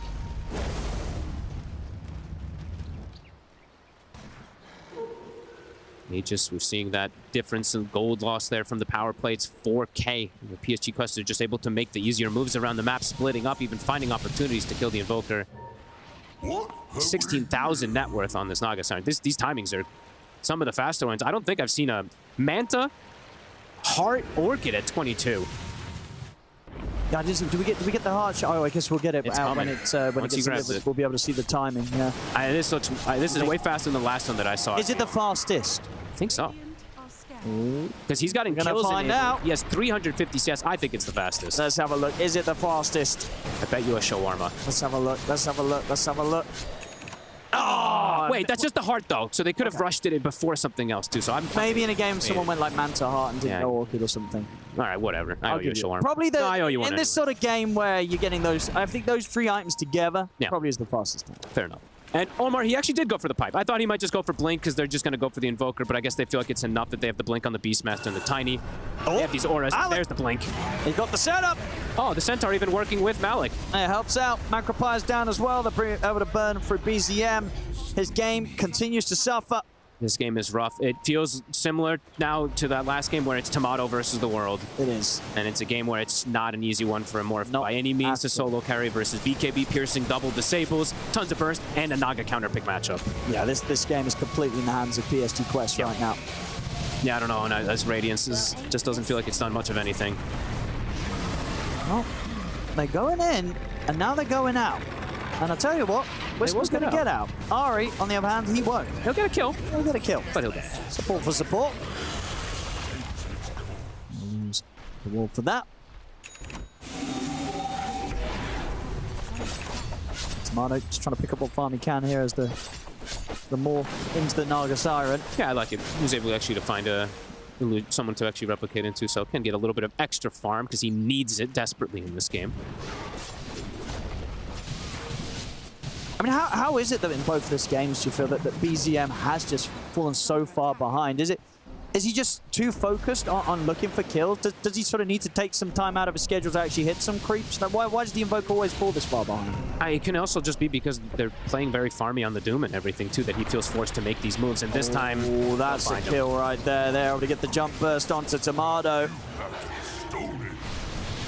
It's looking pretty rough for OG. Extremely rough, as they might even get sandwiched up here. Seb? I mean, I could just walk up and go for the lasso. BZM's going to get the space to TP out, but Seb's in trouble. Yeah, he's gone. Yeah, this is rough now. I mean, it's been rough for some time, of course, but yeah, it's BZM completely fallen off. Tiny is just making the easier moves with even higher net worth as well, too, as he's been involved in 13 of the 17 kills. It's just been a very, very nice game from PSG Quest to react to any of the moves that comes out. That top play in particular, when they get that song and reset everything, they've just gotten so much control out of the game. Even though OG got Roshan, it's done nothing. It did nothing. And that's got to be rough there, right? When it's it's kind of this support bat running at your support snap and the mid invoker. Yeah, dude, Omar's funny because this mid invoker, he's just having to run and TP out. BZM doesn't feel that the two of them can kill this support bat. He has to run. And Noob. He's going to find Ari easy. Look at the toss. He strikes out. Ari might have a chance to run away with this. He doesn't have TP, though. So he's cooldown for 10 seconds. Looking pretty dead. I don't know where he is. It's kind of off the mark, but they've got him. Another kill there to go. for PSG Quest. Predicted the ice path there. He'll walk into it after. Easy pickoffs, easy pickings all over the place.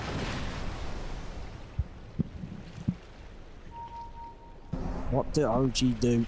BZM just a difficult place to farm his TA2000. Song setup. If they go just Orchid into the Avalanche toss combo. They've got so many heroes They here. should be able to kill him. Oh, he got BKB. Oh, he did. During the song. All right. He's turning. He's ready to fight back. They'll get the roar onto him. To kill off Omar. Can they get anything more with this OG? They'll try the tornado setup onto Malik, but Malik's BKB allowing him to get just enough far away. Same to be said for TA2000. That was a clutch courier They might still delivery. get Malik. They jump in, they get the bushwhack, they'll get both of them. Tomato's got the work cut out for him, but that is one of the plays that could potentially do it. It's still a lot that he has to do, but pretty much the perfect time for the BKB to be delivered. What a courier. Yeah, tip him. For sure. Tier 2 will get glyphed. And they could, can they actually back up potentially for a Roche? It's going to respawn in 8 seconds. Oh, that's perfect timing for OG. Yeah, could be pretty huge.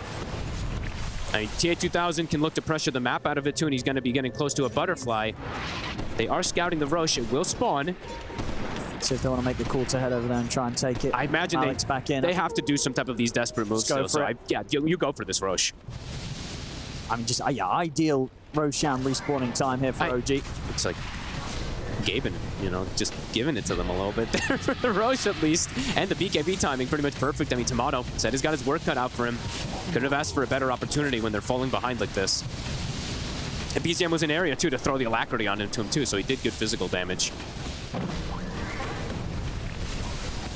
Can Tomato do it? Would be pretty crazy. Aegis. He's had some pretty insane games. He has. This is going to have to be his best performance to try and carry this. Absolutely. Right It's tough. It's very it's still a mountain to climb for sure. He does at the least have alacrity behind him. That's the one nice thing. You know, he does have at least some type of amplifier, but there is still just a huge difference in gold between him and TA2000. And TA2000 Tomato. Flying Tomato. He's able to start shifting, and of course does have the Aegis. They've got him once.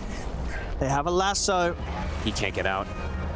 He's able to get the BKB off. The lasso will come in afterwards. They drag him back. He's got a cheese, And actually getting the BKB off first does allow him to survive. He's going to play aggressive, jump forward towards Omar. Deep. The BKB comes. He went way too deep. He could have run. He opted to play aggressive to try and chase for kills, but he was completely on his own, and he pays with his life. He maybe thinks that he's just going to get caught anyway if he tries to run, because they do have so many repositioning tools, but yeah, ends up just giving his life as... I mean, they got the Aegis, they got, of course, a little bit there with the timing and stuff like that, but put right back into their place with the positioning of the game is. He doesn't have the BKB. It's coming on the courier, but... They know where... Oh, is he because he's invulnerable to dust during the song? Yeah, but they're going to catch him anyway. They will get him anyway. Indeed, as he comes out of it, the AoE is still over him. Oh, I'm proud of you on that one, Owen. The invulnerability one. Well, I mean, how else was I still though. I'm glad you know that I wasn't going to be like, well, that's a bug. They pressed dust. It didn't hit him. That was nice. You knew. And they get Ari in the meantime, too. I believe Noob found a solo kill, if I'm not mistaken, there onto him. So, yeah, right back into that super confident positioning here. And they were probably still very confident, even though they did lose a couple heroes there versus Tomato, since TA2000 is just untouchable. The butterfly is just so early, and they don't have heroes to really answer it. Whisper has to just hope that he can find like the pretty much best dooms possible, but TA2000 is just not giving him that opportunity. And it's tough to see that he's going to do that type of mistake with the type of game that he's been playing so far. 490. Okay, I won't give him the extra 2 CS, but 498 CS in 29 minutes. Some pretty outrageous stuff. And he's even keeping up with levels. I always like to comment that too. It's like sometimes these Nagas, these illusions, they fall by. It's a level 20 Naga side. So Morphling is level 18, but Naga's still got a 2-level advantage because of everything.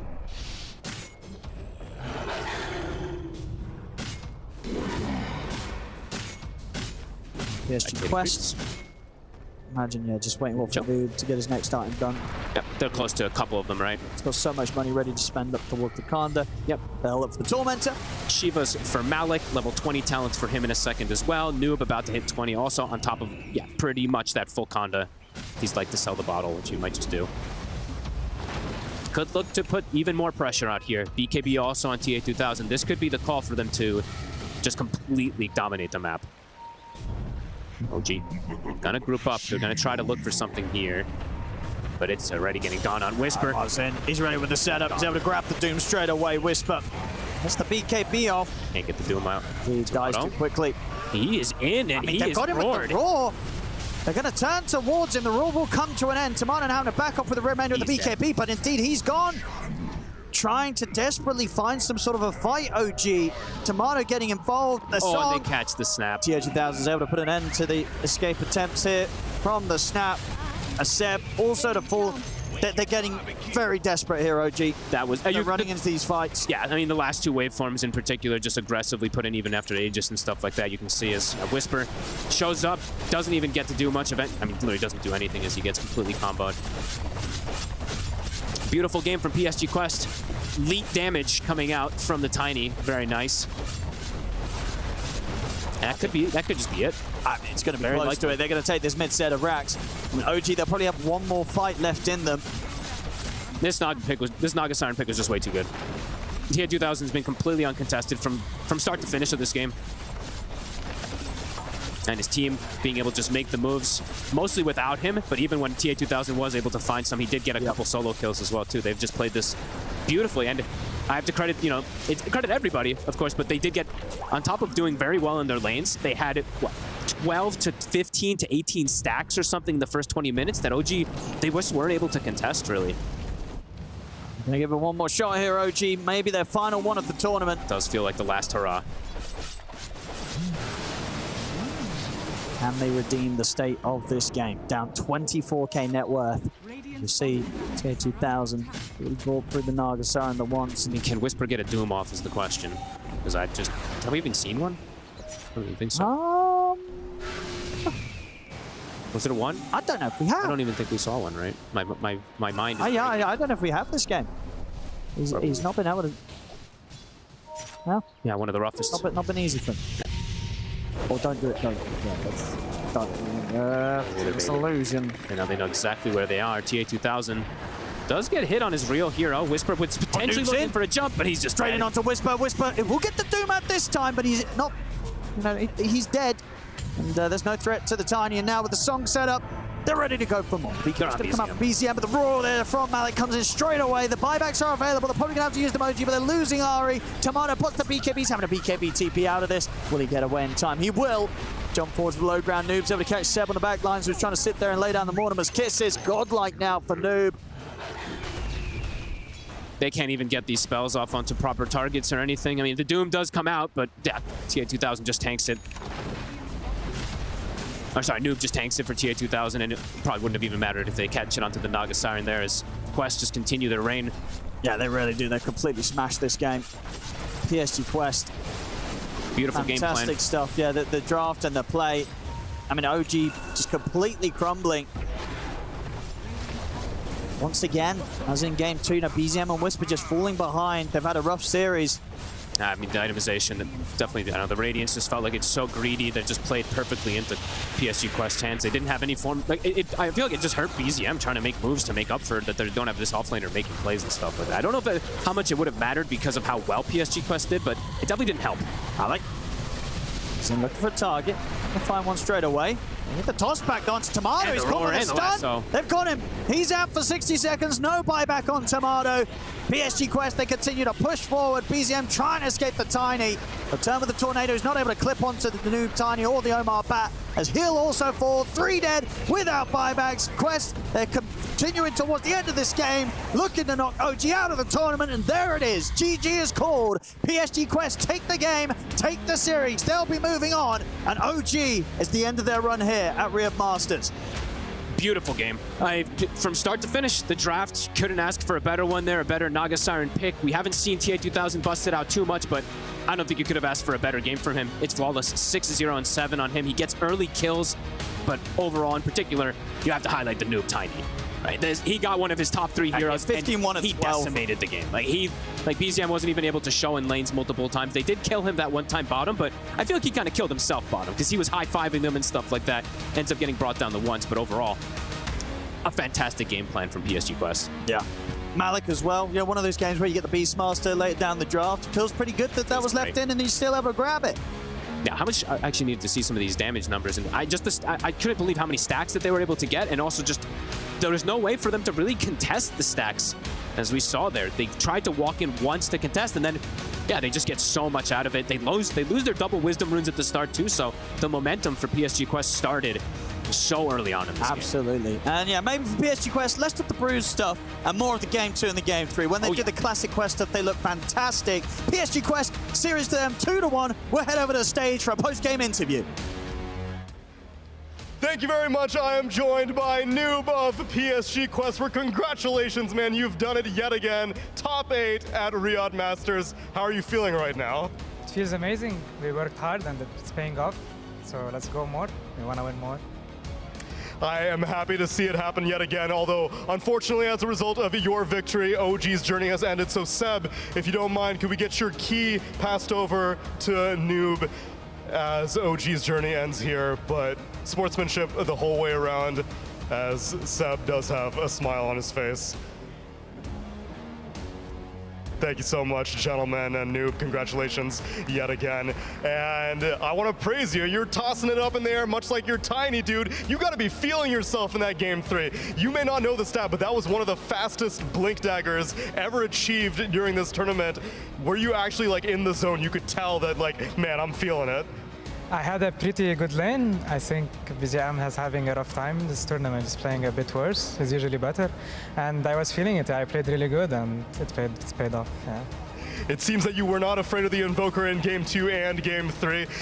Game 2 also had some funny moments. I know that at some point, Malik cliffed Veno, had him stuck there for quite a while. What was the game plan during that fight where you guys were just staring at him, you're like, should we commit? Is he gonna die on that cliff? And then you ended up kind of turning around the entire game on that fight.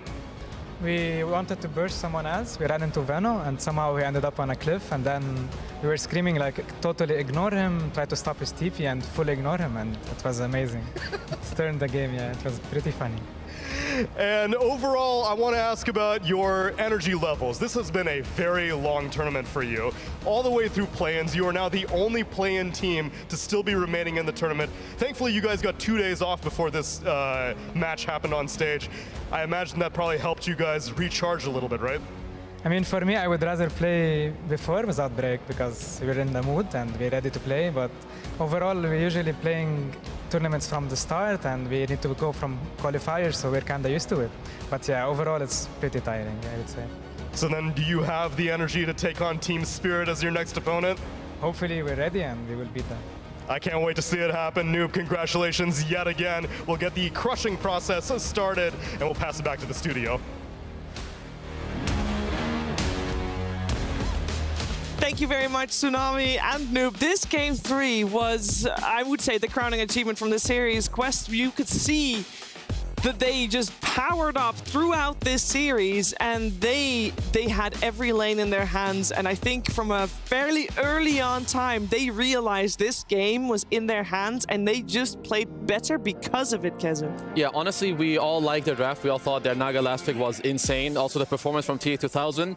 Incredible. The way they overall played is just honestly very good. But when I look at both teams, what I see from like Quest is that they played very cool, confident. They knew what they needed to do. Whereas when I looked at OG this game, I could feel a lot of like timidness. They didn't know, should we go together? How do we use our spells? Like Ari goes bottom, they don't connect. It looked very awkward, but PSG Quest, I'm very happy for this team because honestly, they look amazing. And it's awesome to see what they're capable of as a series progresses, because we've seen them draw everybody during group stages. They drew everybody except Entity, who 2-0'd them. But that doesn't really indicate what they would do in a best of 3. We've never actually seen them in that situation. And they've adapted so well. Like that game 1 draft fumbled a little bit, like their play fumbled a little bit. And in that game 2, they just brought it back to OG, and that game 3 was completely dominant. The Naga pick was beautiful. He was doing some cool song plays. Noob and that Tiny popped off entirely. He set the tempo entirely to make up, or to make the space for TA2000 to just do his shenanigans, and everything worked out perfectly. Yeah, this team really slid under the radar. I think a lot of the other teams were not looking at them as a top contender, but after watching those games, I mean, even game 1, they were winning. And then there was that gigantic throw where they lost like 4-0 going for the enemy Wisdom Rune.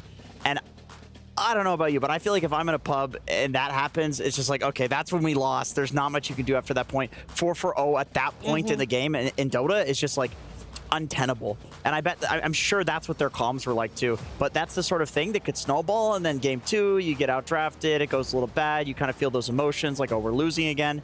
No, these guys, you could hear it in their comms, like they're hyping each other up, they're feeling themselves regardless of how that game went. So kudos to them and their mentality. Yeah, and I think those team fights that they had, especially in game 1, kind of taught them to step it up in the team fights that came after the fact. And in game 2 and game 3, we saw them owning those fights. And I believe, Mira, you've got a couple of highlights for us, at least one that shows that.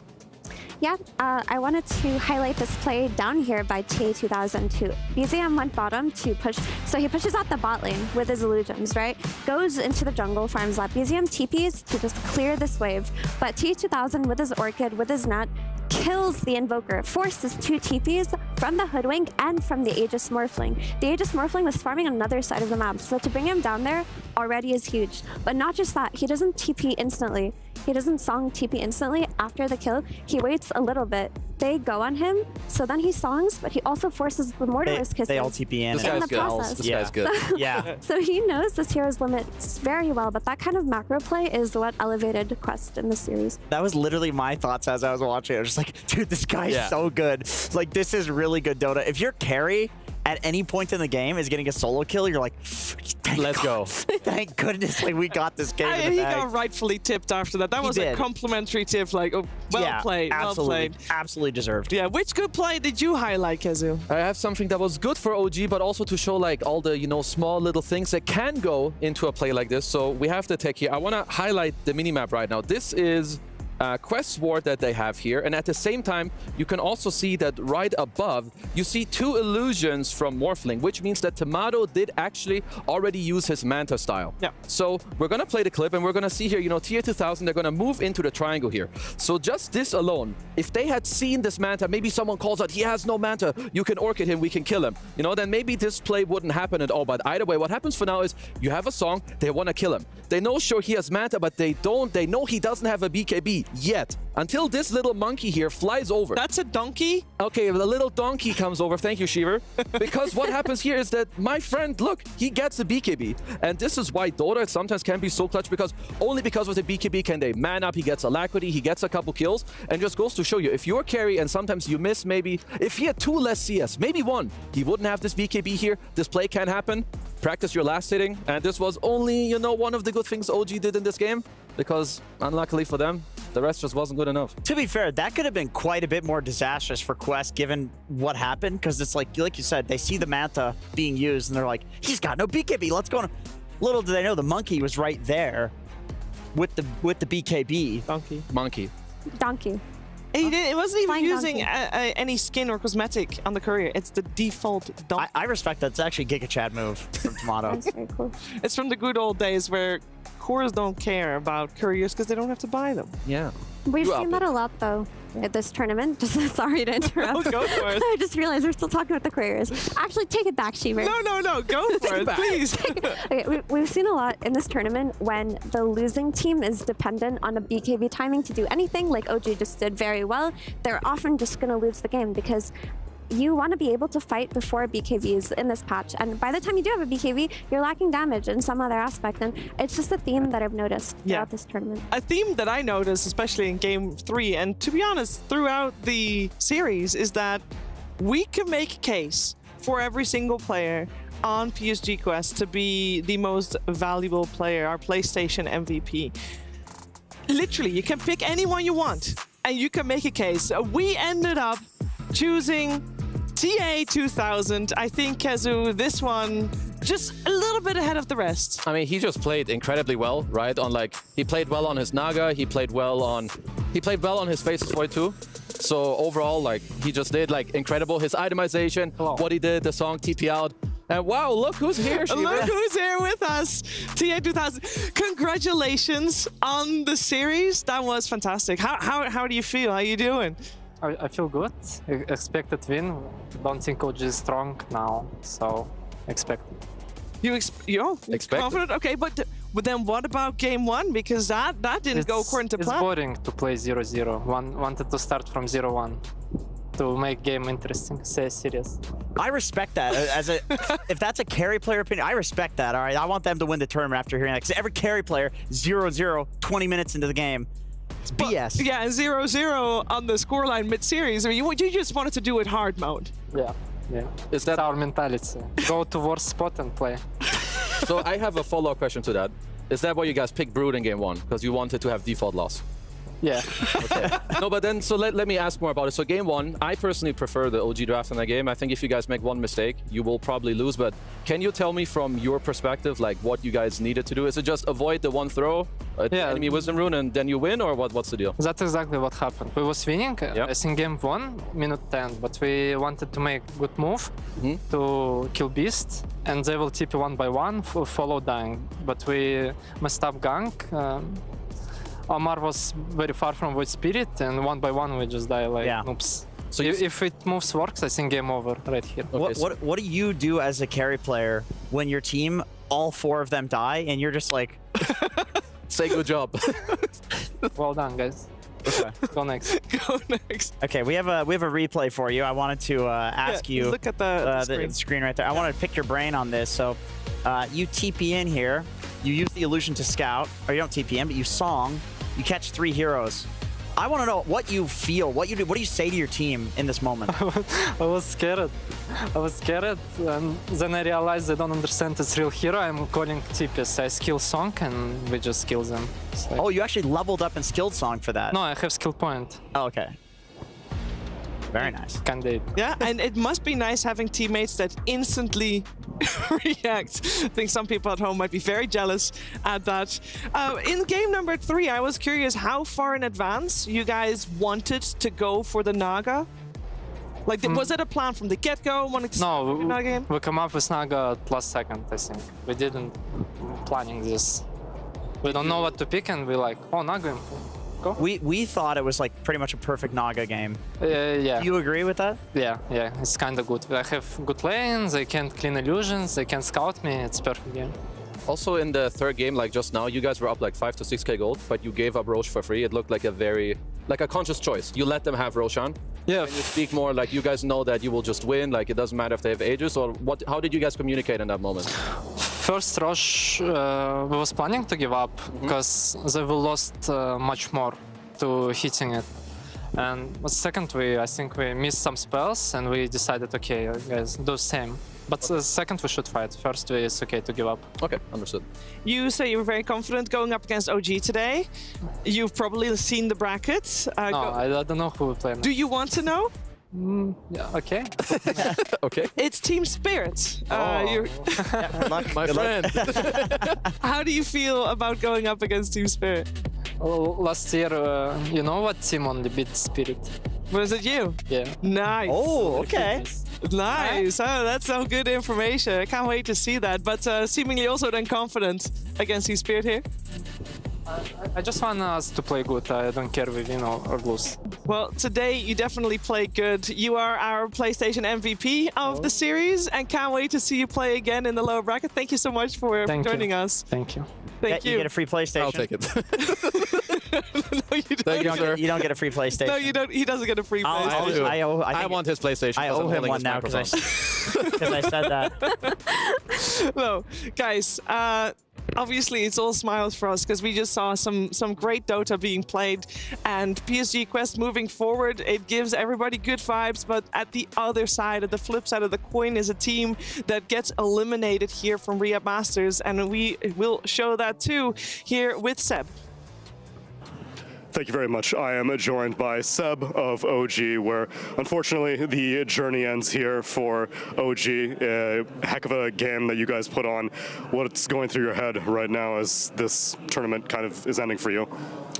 I mean, disappointment for sure. Big disappointment. I think we didn't have the best season, and I think we came into this tournament much stronger than what we ended up showing in the playoffs, for sure.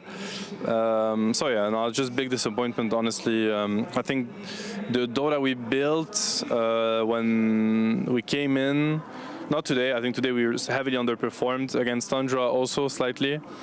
So yeah, the Dota we played today was not up to the standards that we built, and I strongly believe that the standards we built could have brought us, you know, maybe a top 3 this tournament. So obviously it's a tough pill to swallow. Understandably so, but I appreciate the level-headedness.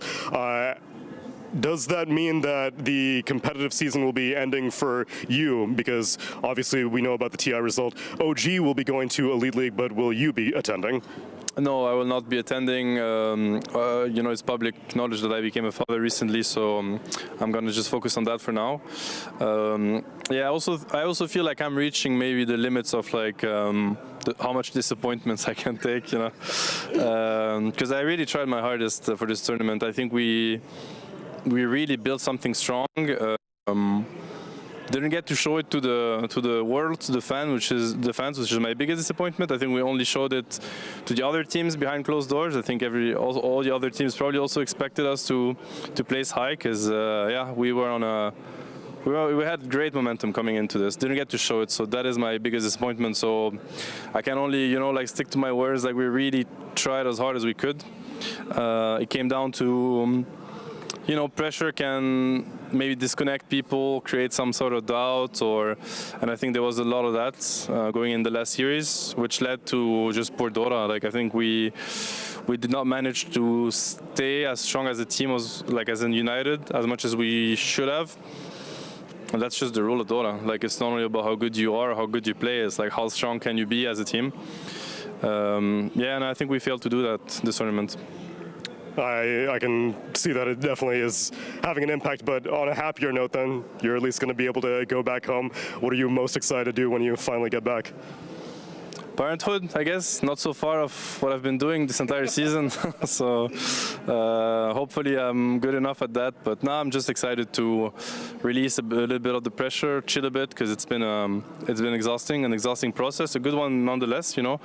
I'm very proud of what the boys put up. I mean, there was a lot of hard work, a lot of dedication, and I'm proud of that. Competition is tough. I mean, it doesn't always pay off the way you expect it to.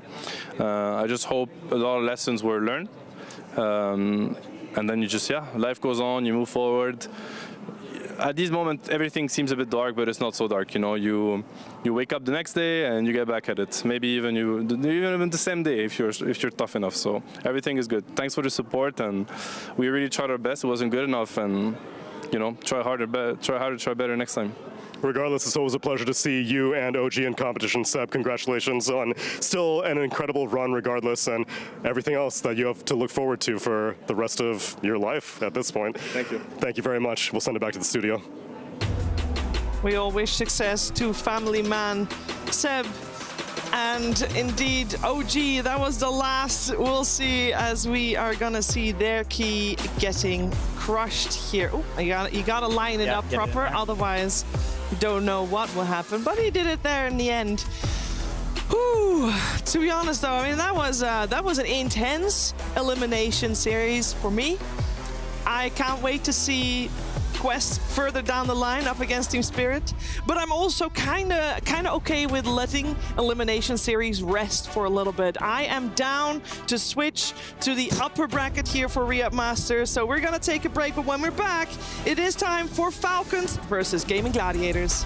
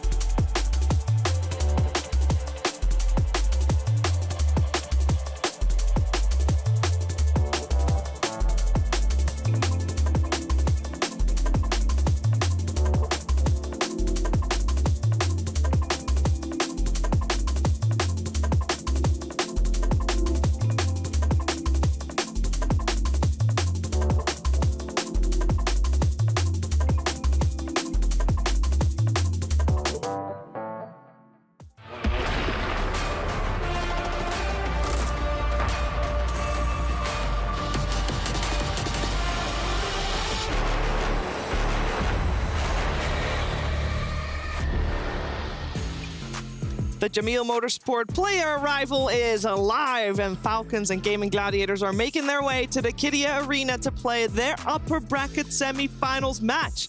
A best of 3 here for Riyadh Masters, live from the Esports World Cup. And these two teams already have secured top 6 by just being here. Winning here will put them at a top 3 finish at Riyadh Masters. That puts their prize money from $300,000 to $600,000. That is a doubling of prize money. That is intense. We're about to witness one best of 3 for 300K, which is very surreal. It goes, of course, for both our semi-finals, our upper bracket semi-finals today. Later today, we'll have Liquid Tundra. But Falcons and Gaming Gladiators are a little bit more special because of their competition with the club championship. They can get a lot of extra points. Yeah, they can get 260 extra points, actually, Shiver. And I know from the hubbub around the streets, these orgs really care about these points. This is a really good way to sustain an esports company and build a brand and all of these games. Falcons has 16 teams here, so that's a pretty big reason why they're first. They also have teams that are winning. They came first in Warzone and Free Fire, and then of course Falcons in Dota is an incredible team. A lot of people are putting them as potential favorites for this event. Gaming as well, they are not quite on this They're list. not there yet. They have. We talked to Joseph Turner, co-founder of Gaming Gladiators, earlier this week, and he said a lot of the teams that they're in are coming later, so they're having a little bit of a later start, but they're planning to win most of them. They have 8 teams, and they have the second most points potential. So they can get a lot of points here. They want a lot of points here. Their Dota team's going to earn them quite a lot of points, and I've heard some good things about their teams in other games. They picked up some same formula as Dota, where they picked up a up-and-coming roster that is unnamed, just like they did with Team Tickles. They're kind of going for that strategy, which is very interesting. I was worked in Dota. We'll see how much it works in the other games. Of course, as you also saw, we changed it up on the panel. Welcome to the panel, Fear. How are you doing today? Hello, I'm doing great. Got to come in on one of the best series of the day, so can't complain. Yeah, definitely. I mean, if I can't have favorites of my upper bracket semifinals, but I think you chose a good one to show up for sure. Let's focus our attention first on Falcons. They did come in to Riyadh as one of the favorites. Effie, do you feel like they've kept that pedestal status? Yeah, I think they have, for sure. I mean, they had one bad day during group stages, and then they were back to dominance. And this team just individually feels so horrific to play against when you think about what these players can do on the map by themselves, not even as a unit. So when you combine them as a team and they go for more coordinated team fight oriented drafts, they become even that much more scary. But I mean, Gaiman is one of the teams that can do it. They're the team that 2-0'd them on day 1 of group stages. They are indeed. I wonder how much preparation goes into a series like this, and I wonder if that's something that Purge would have asked Omar. Hey, I'm here with Omar from Team Falcons. Omar, how did your upper bracket match go? You played against Extreme Weibo Gaming. You guys went 2-1. Did it go as you expected? I would say the game went good. I think we come back obviously from our first day in the group stage where we went 0-4, and I think we've had I think we played that series pretty well. I think yes, we've lost the second game. I think that game especially I missed some spears, so kind of was and they also did some insane thing, was putting Beast mid into Monkey, which is insane counter. So they just cheesed with one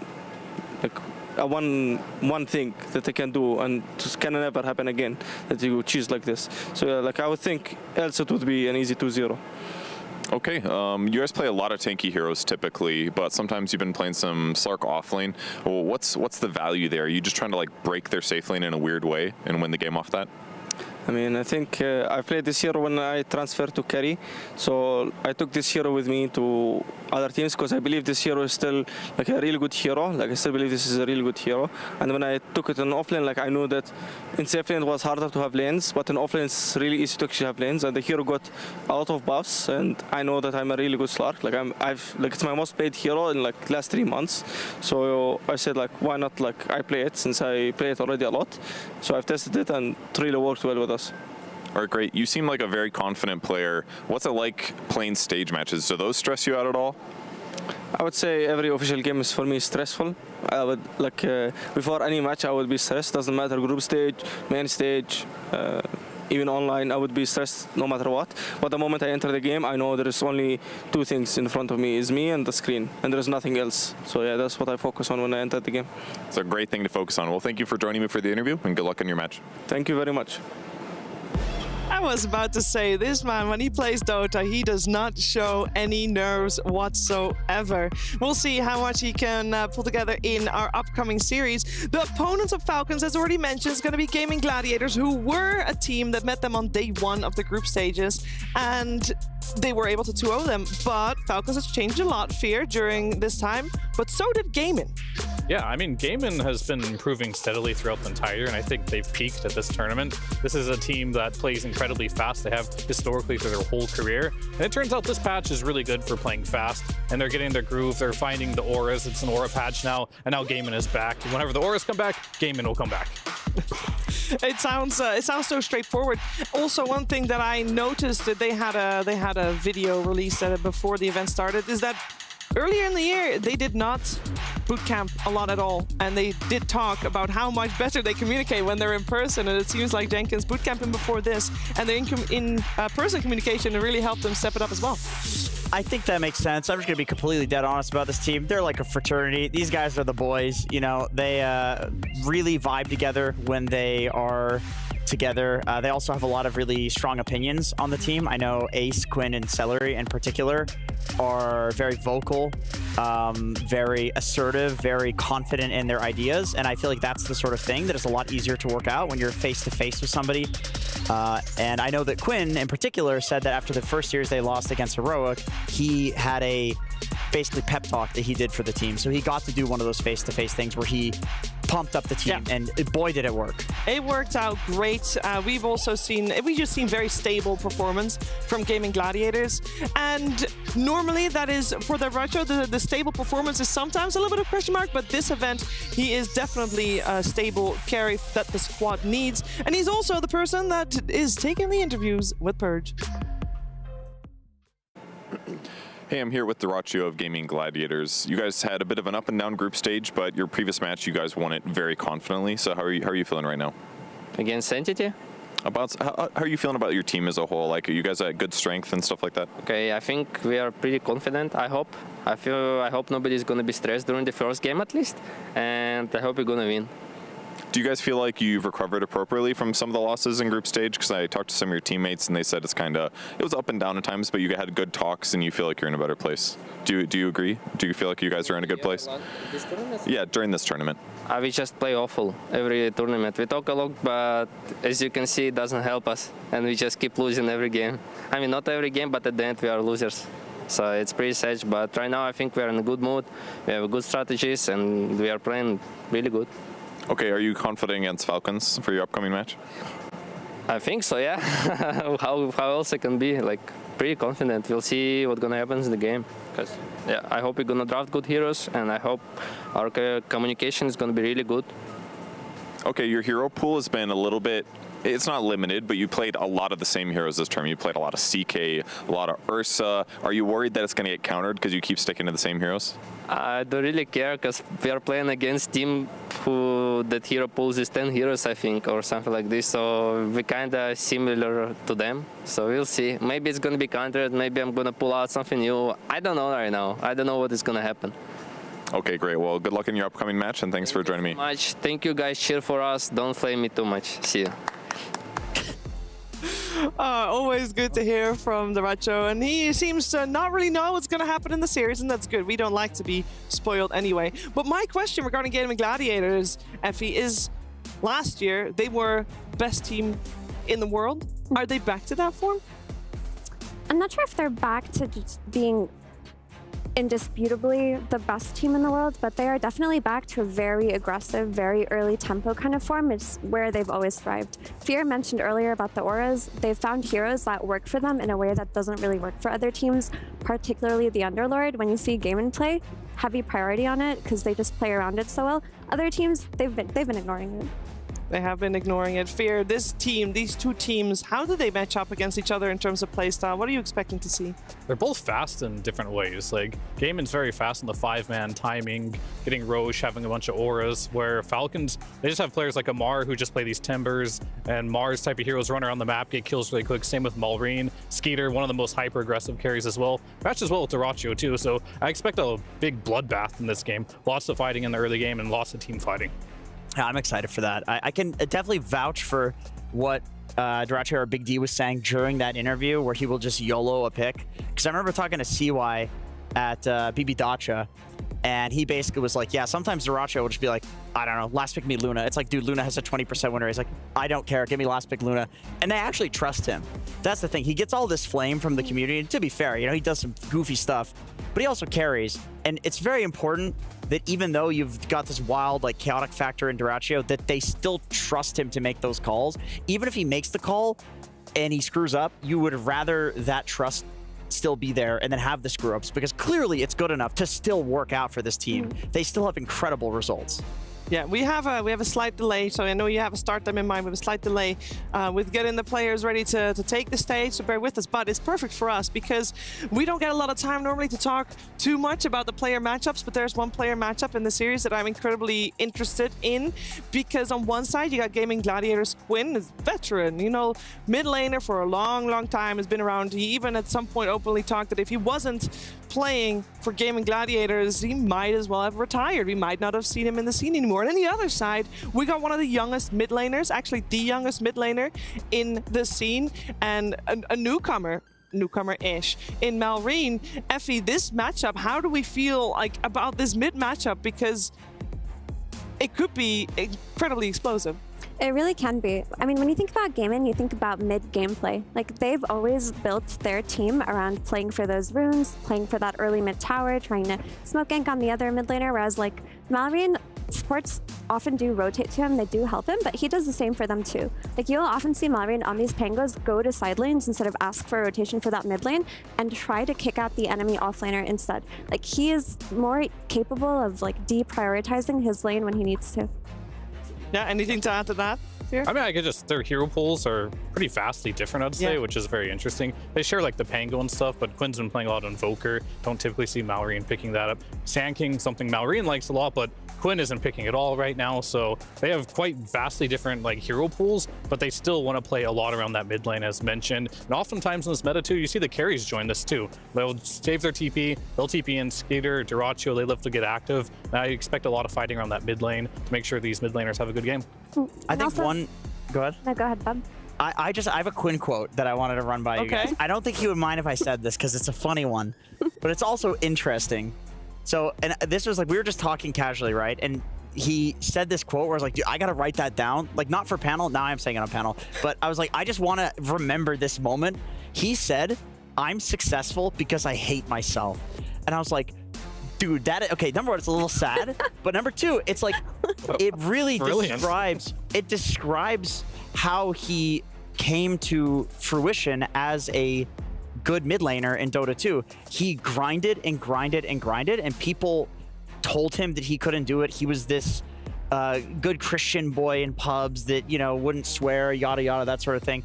And he had this whole aura about him where he was this noob pub star. Everybody was annoyed by him. And then he got a little better playing for tier 2 teams, watching people integrating what they were doing into his playstyle. He just stole all of these ideas. And then, like, he basically is the epitome of he grinded until he was good. But, okay, how do you explain? And Malrine on the other side. Very talented. Malrine on the other side is raw instinct and talent and just, and just brain power. That's actually a fair point, because Quinn grinded the mid lane probably more than any other mid laner that I can think of, because he has studied every matchup to a T and practiced it 100 times every last hit. Every last hit, every movement, every micro step he has an opinion on for every mid lane matchup.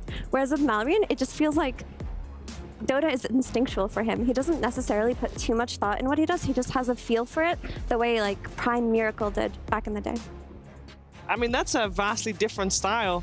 I don't think we can even pick a favorite out of those, because obviously both have proven to be successful. Otherwise, they wouldn't be in the upper bracket semifinals.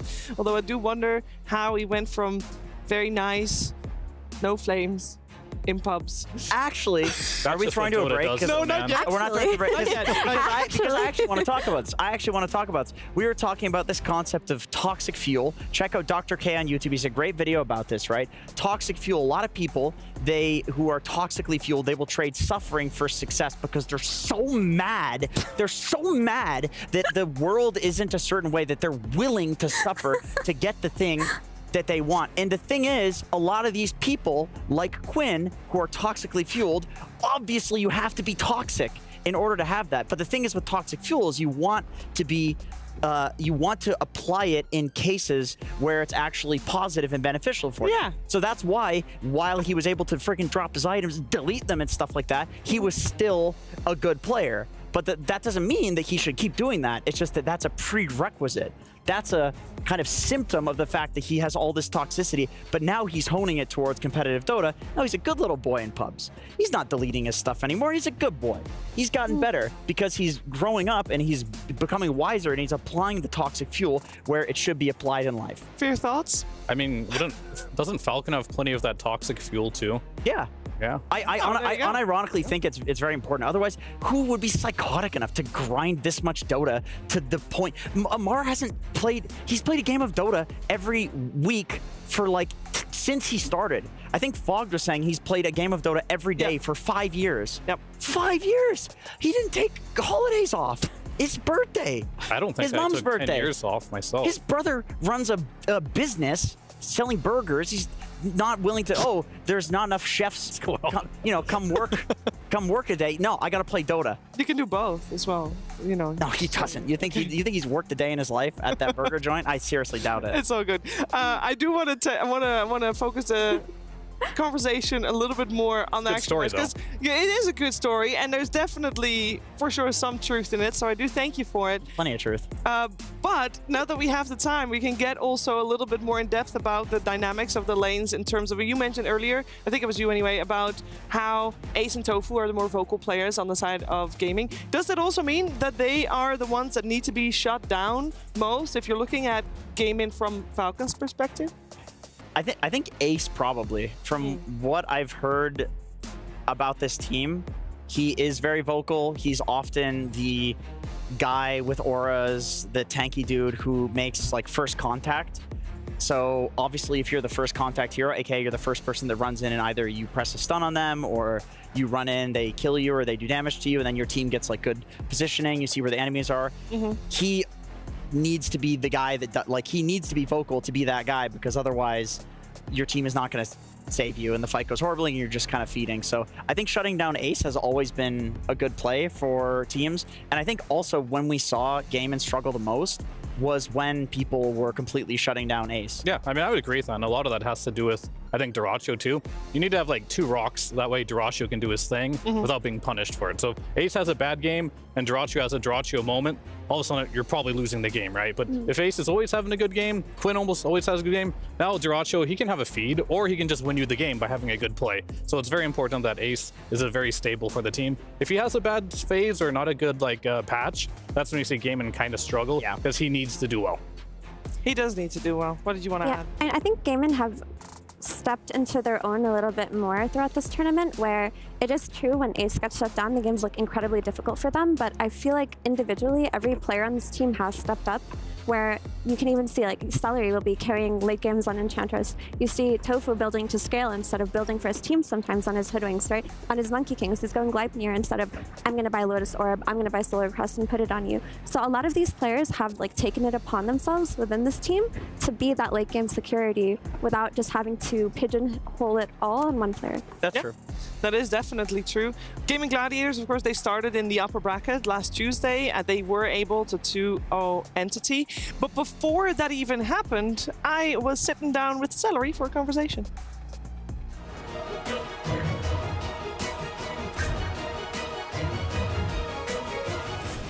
Hello, I'm here with Celery. Good morning, Celery. How are you doing? Good morning. Yeah, pretty okay. Pretty okay. How are you feeling about the last 5 days of group stages you played? Pretty good. Started off slow, but went better with every day.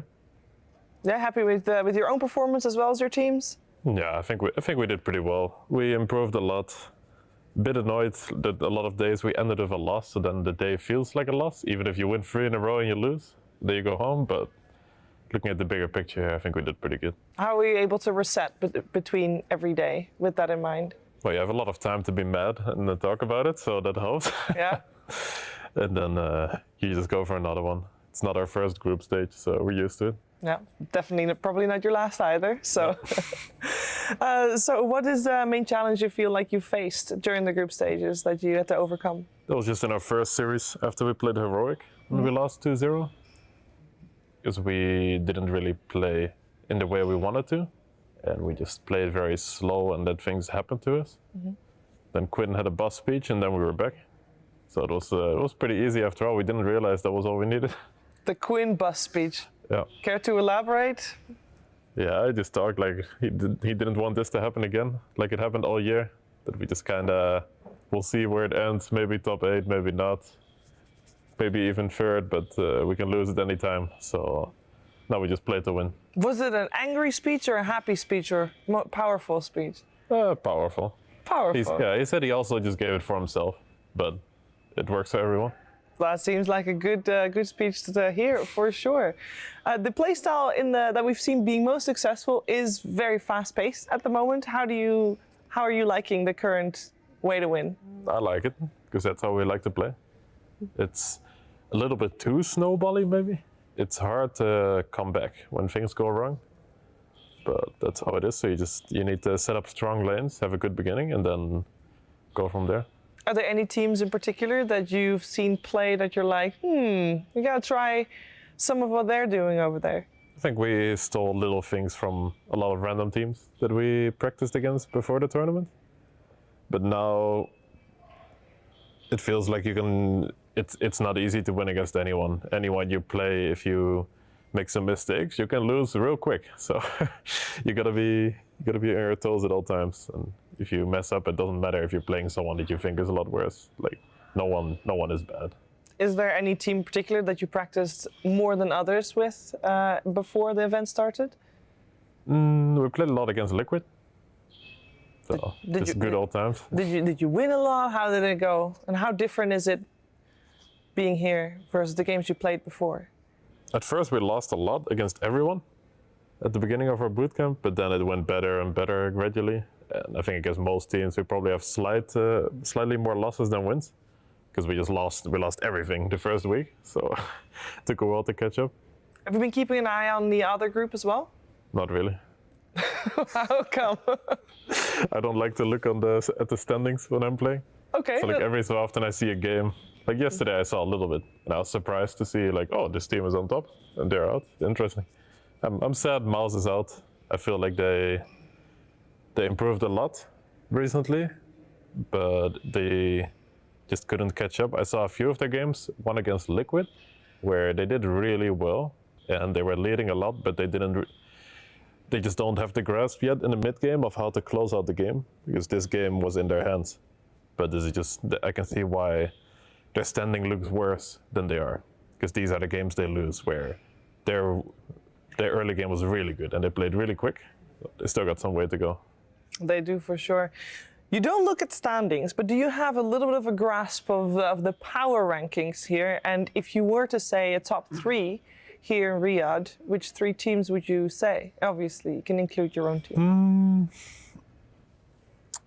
It's always weird, because you have the best feeling about your own group. Yeah. So I think our group is the best, of course. It's hard to say. You see some team on top in the other group, and it's very hard to understand if they're as good as their ranking. So like from Group A, I would not be, like I think it would be very easily possible that it's Falcons, Spirit and us, but we should probably throw in Tundra there as well. I think Tundra is first in Group B. Yeah, that's right. I do remember standings a little bit. It's hard to say. I would just say 3 teams from Group A, but it's just very biased because I haven't played this other group. But we're gonna scrim them today, so then I'll have more info. Very cool. Well, I wish you good luck in the playoffs. Thank you.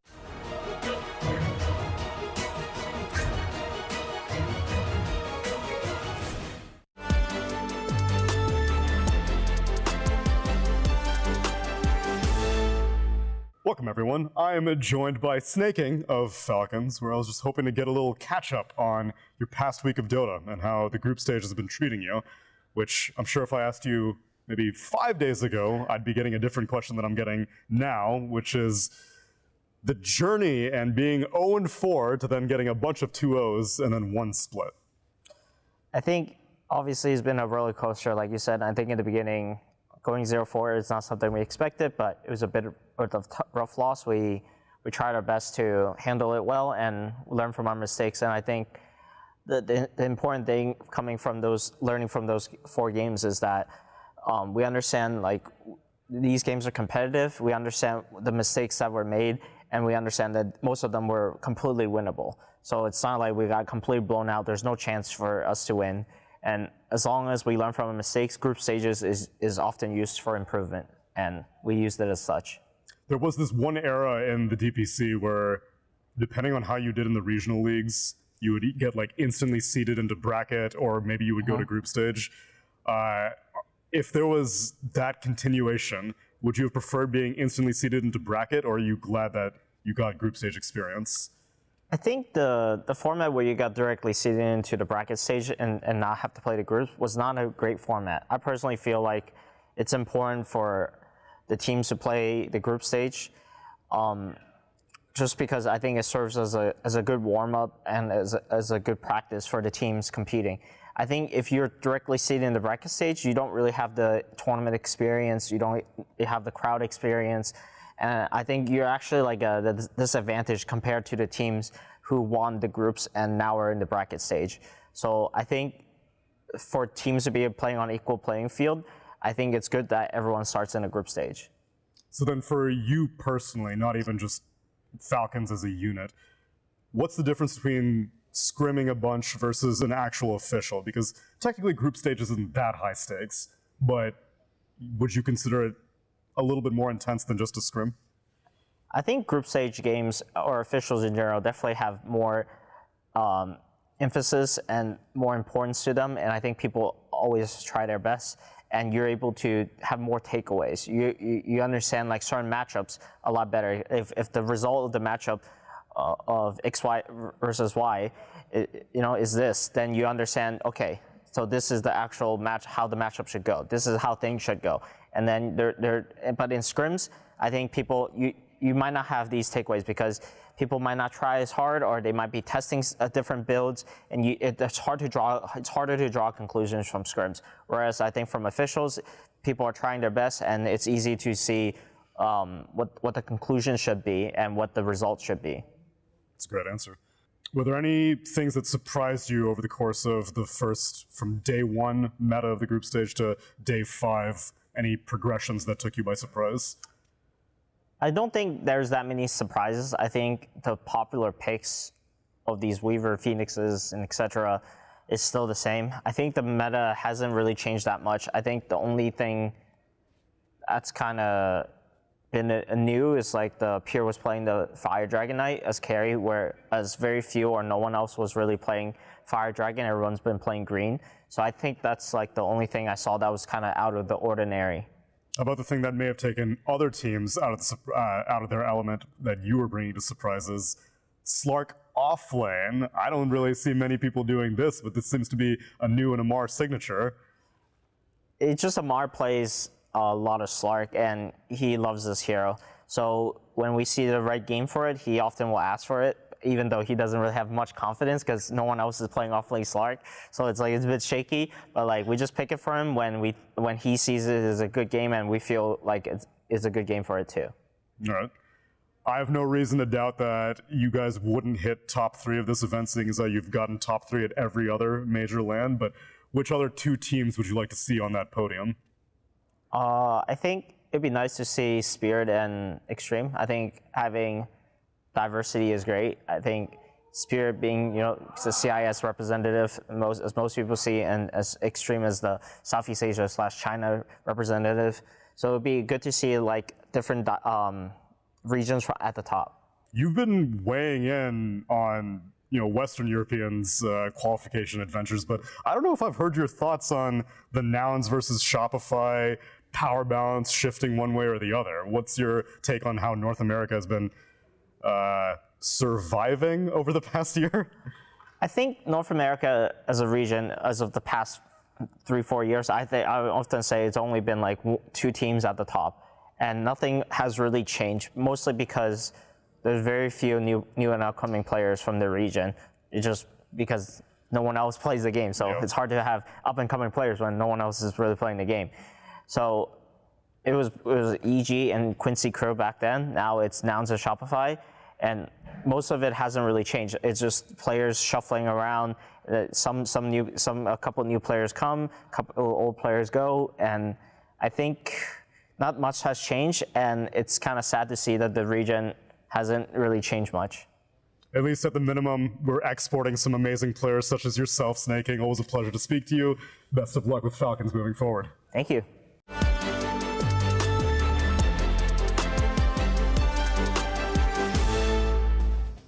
As you might have realized, we are not live with the series just yet. We are experiencing some technical difficulties. We're gonna take a break and we're gonna make sure that when we're back, we're ready to get the players on stage so that we can watch Falcons and Gaming Gladiators the way we should. So thank you for your patience and understanding. We'll be back with Dota 2 very shortly.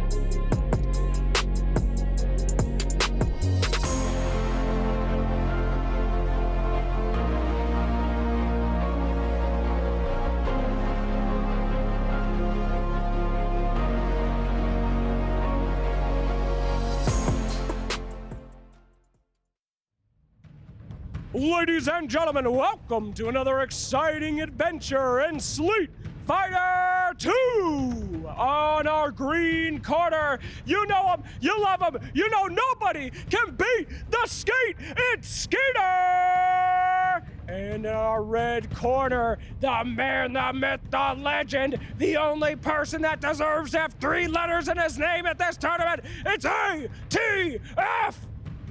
Let's bring our opponents into the arena and see that beatdown. Over to you, PSG. Thank you, Slacks. I'm here with yet another round of Street Fighter with Team Falcons. I've got Skeeter on my left and I've got ATF on my right. What's your guys' experience with this game mode? Skeeter? I only played it one time. I played Tusk and I got like 36,000 points, and that was the one you needed for like the highest reward, and ever since then I didn't really touch it. Okay, and what about you, Omar?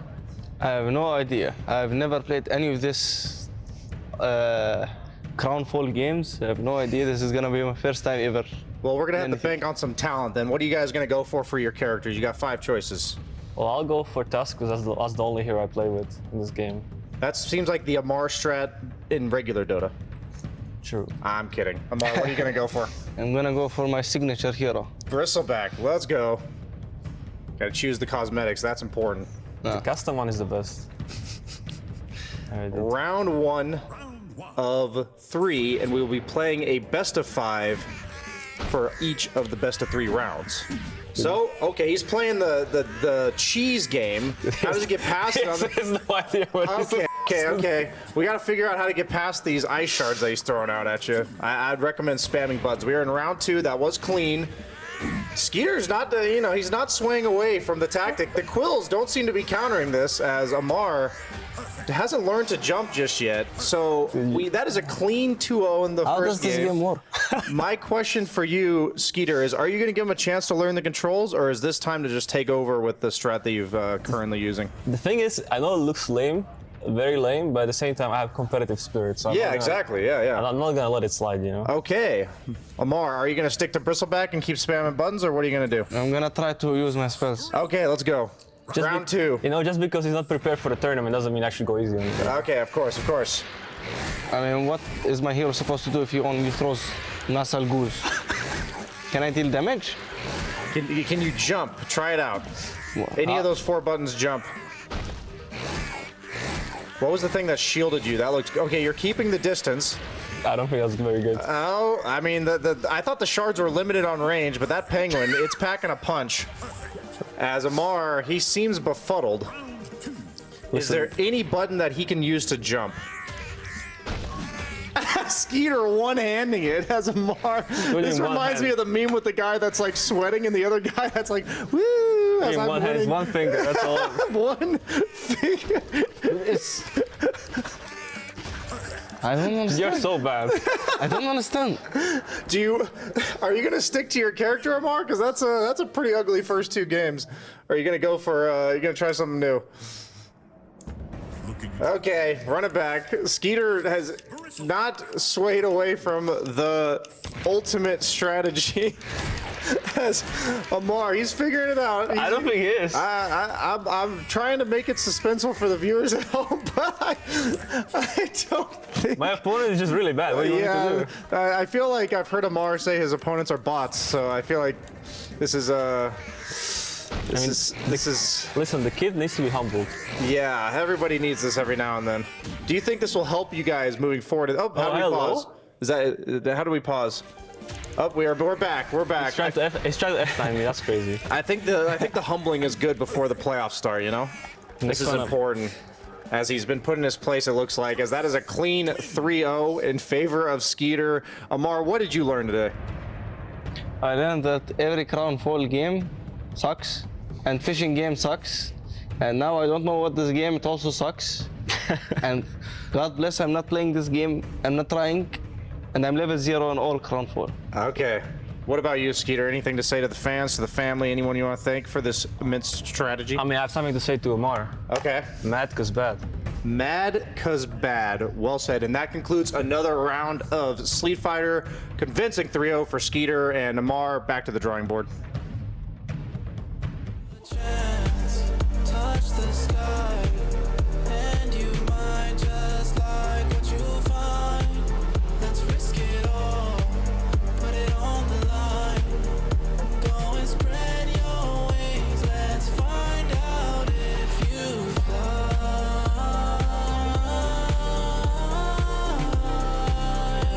Let's find out if you fly.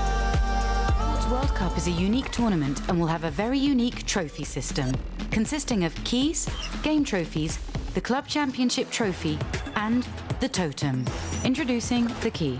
This symbolizes a participant's right to compete in Riyadh. Each team or player will receive a personalized key consisting of the inner key and the outer frame.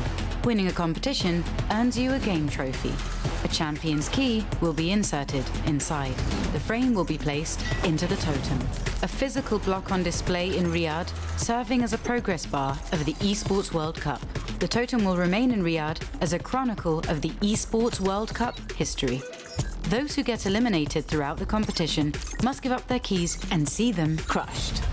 Their broken keys will be tossed into the totem and encased in resin, symbolizing those that tried to win but fell short. However, as an additional privilege for winning, each game's champion gets to select 3 opponents' keys to be encased in the base of their trophy as an additional, more personal prize. Losers will go home with their keys replaced with a token that marks where they ended their journey. Witness history unfold at the Esports World Cup. Ladies and gentlemen, welcome to another exciting edition of Sleet Fighter 2. Today in the green corner, he is done Darachi throw. He is ready to Darachi go. Give it up for Darachi. Oh! And in the red corner, certainly he's got something up his sleeve. It's Ace. OD Pixel is standing by to put these two fighters together. So let's get into it and see some action. Okay, welcome, ladies and gentlemen. We're back with more Sleep Fighters today. We're here with the two lads from Gaming Gladiators. We've got Darachi up against Ace. Right, lads, have you guys played before? Like one tryout before we start filming. Okay, so they're warmed up, they're ready to go. Right, there we go. Okay, so we're selecting heroes. Which ones are you going to go with, boys? I'm going for range. Okay, what about you? You cannot pick the same. I'm going to take Bristle. Okay, so we've got Darachi on the Venge, Ace on the Bristle. Which one are you going to take? Selecting This his one. style. This one, Google. Let's have a look. They've had a bit of a warm-up. Okay. Here we go. Of course, Venge. I've seen a lot of players today play with her. She's got some great magic missiles, some range sort of abilities. Same. There is the goose spam. It looks like both projectiles are actually countering out each other. Oh, he's getting some hits in though. Darachi. Sets up with the magic missile. Ace yet to do any damage. He's trying to get in, but the combo's coming in hard from Darachi. He's already managed to bring down Ace pretty low. The blocks are coming in. Ace is trying to withstand the magic missiles. And he gets close. He blocks the magic missile again, but the hits are coming in. Darachi. This one, 0 hits. This one's able to get the first round. 0 damage. Let's see if Ace can figure out a way to counter the range potential of the Venge. I just need to go ham. He's trying to get close and personal here, getting him the punches. Good hits here to start with from Ace, but now the magic missiles are coming in. Darachi is trying to start the spam. Goo in return. Getting him with the kicks. One more hit from Darachi, and he's going to be able to get the second win.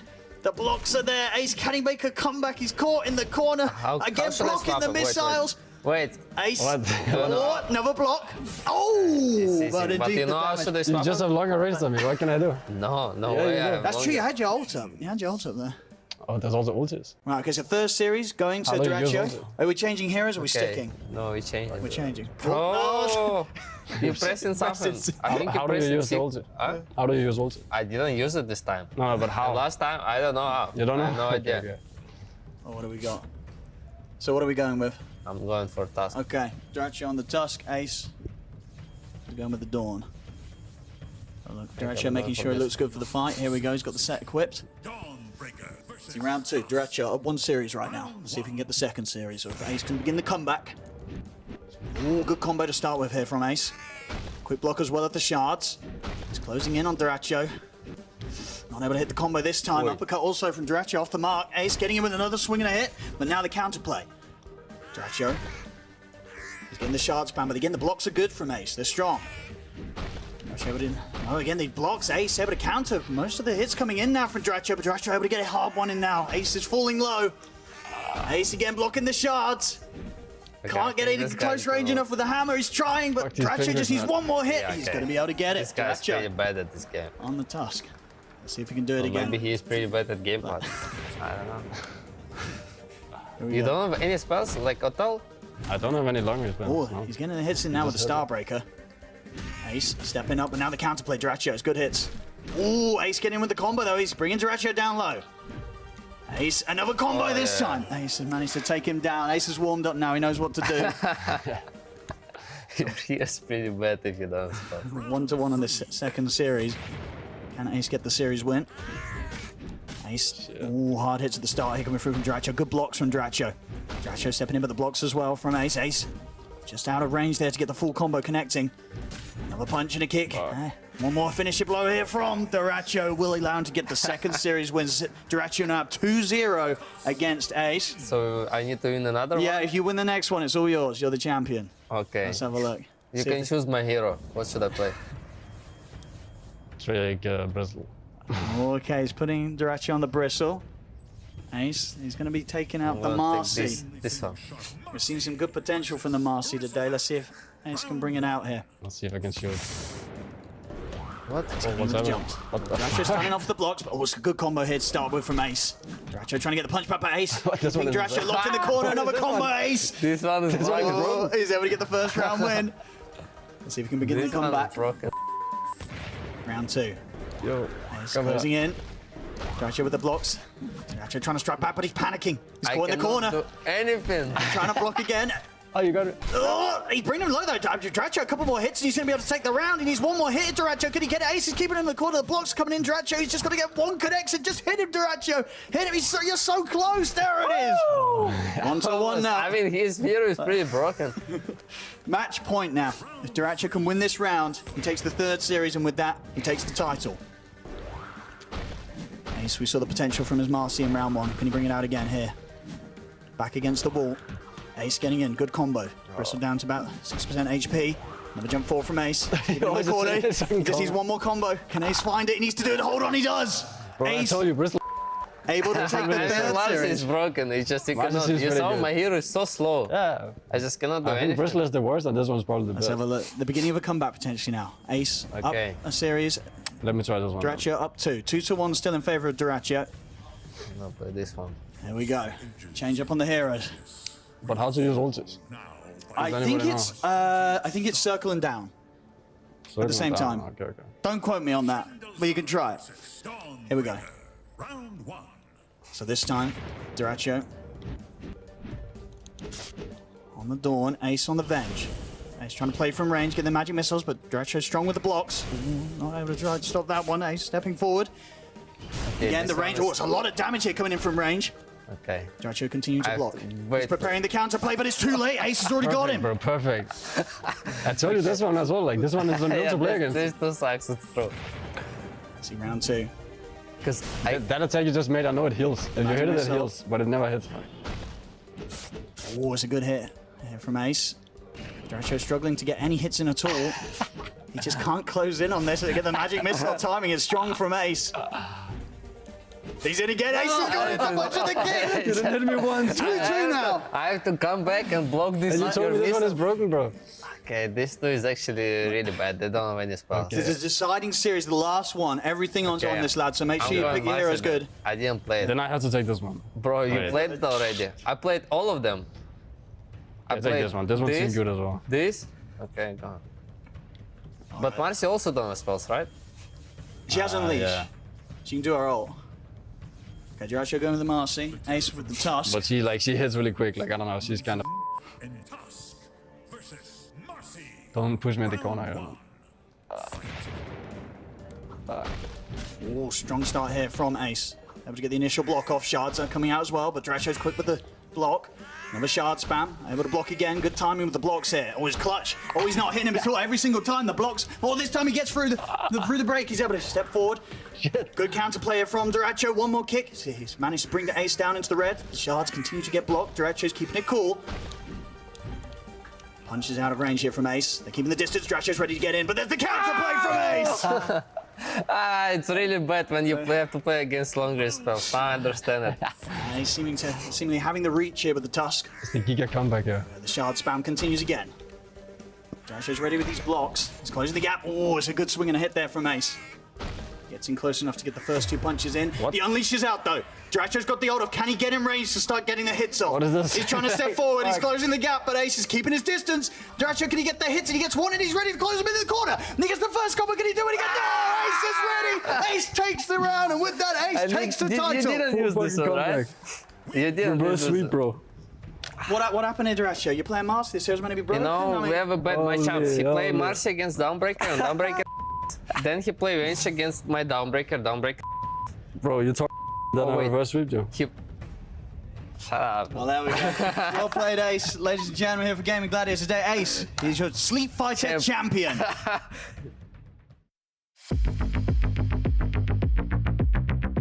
everybody, welcome to another thrilling episode of Guess the Clip, the most accurately named show ever. I am here with Gaming Gladiators. What should we call this show instead, Dratcho? Guess the Clip. Should change the name. What should it be? Clown Fiesta. Clown Fiesta. Welcome to That's another usually what happens in the fights, I think. We have to guess Fiesta. the fights, right? And that's usually what happens. Today I'm here with Gaming Gladiators, Dratcho and Quinn. Thank you so much for joining us on your busy schedules. I know you guys are packed today. So packed. Absolutely packed. To the brim. 1,000 scrims, right? Oh, And yes. poops as well. Who are you playing against? I don't even Great. know. All right, let's go ahead and get into the skit here. So we're going to give you 3 gameplay clips. You can only hear the audio. Your job is to identify what is happening in the clip, but more importantly, who are you playing against and what event was it? Some hints for you. It's we playing against. Yes, it's all your games, and it's all on the road to Riyadh. So it's all the this year. So it's all road to losers. Riyadh. All losers. That's right. So we will see. Are you ready for clip number 1? Yes. Yeah. Okay, listening ears. Here we go.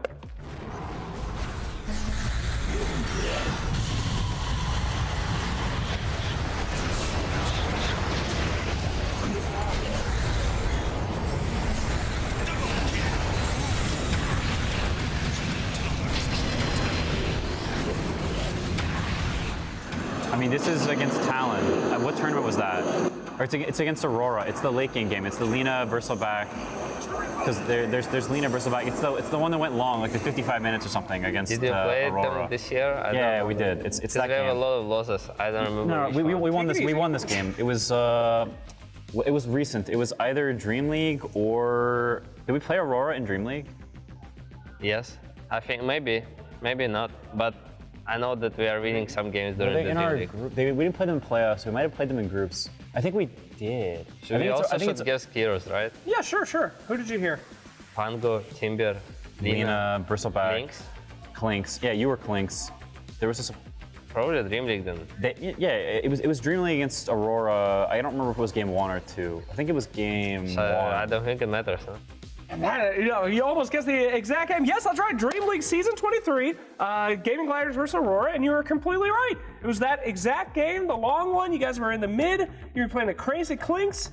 Yeah, good memory. Clinks, yeah. Yeah, good times. What the hell's wrong with you today? All you're talking about your losses. That was a good game, man. We did win. I mean, it wasn't a good game. It was like way too long. We threw, but we did win. And that's not frequent this year, so we That's take those. Pog. That's very Poggers. Listen, I'm not a competitive team. You don't have to pretend like you guys are bad around me. Okay, I know the truth. Yeah, you can't fool me. You can put the veneer down. Put it down here. Okay, this is a safe place for you. We are the best. All right, next up, second clip.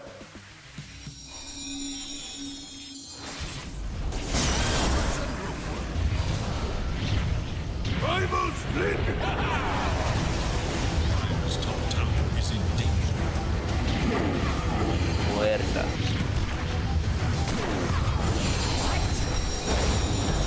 Yeah.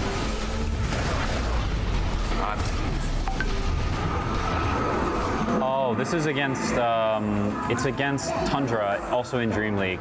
That was the only game they had 4 Muerta. We had Axe. We had Axe Iolesh. It was game 1 against Tundra in Dream League. This guy is boss if he's correct. I want to put that one back in the cooker here, boys. Try again. Really? Incorrect. We had Iolesh. There was also listen Axe again? and Muerta. You want to hear that one more Yeah. time? All right, you were fast enough in clip 1 where I can do that. Puck. Oh, there was no puck in that game. You're right. There's no puck. It was Wayne Ranger. There was also no pen in the game. All right, I was way off. What the heck game is this? Photo.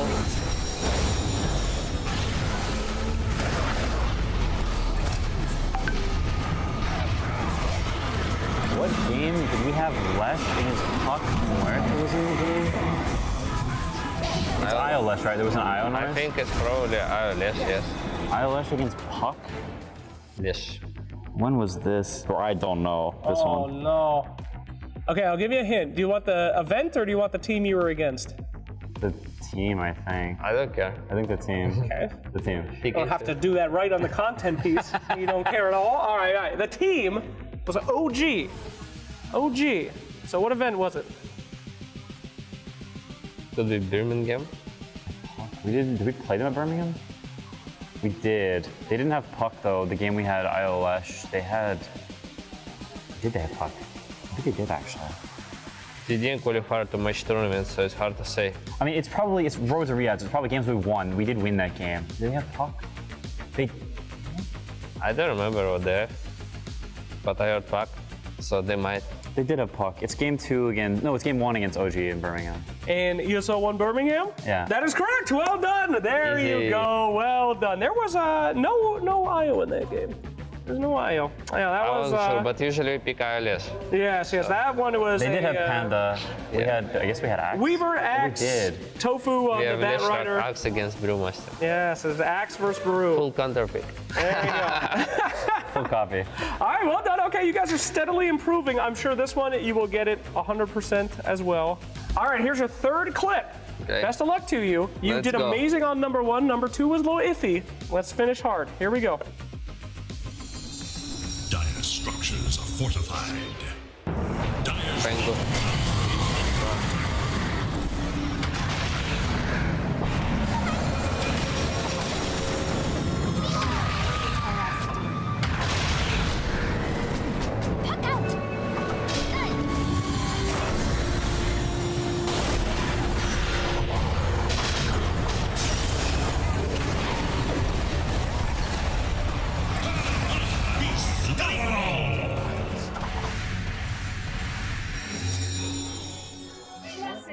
I'm just thinking who is playing Primal. I think we are Pango and we are playing against maybe Heroic because they love Primal, they love Puck.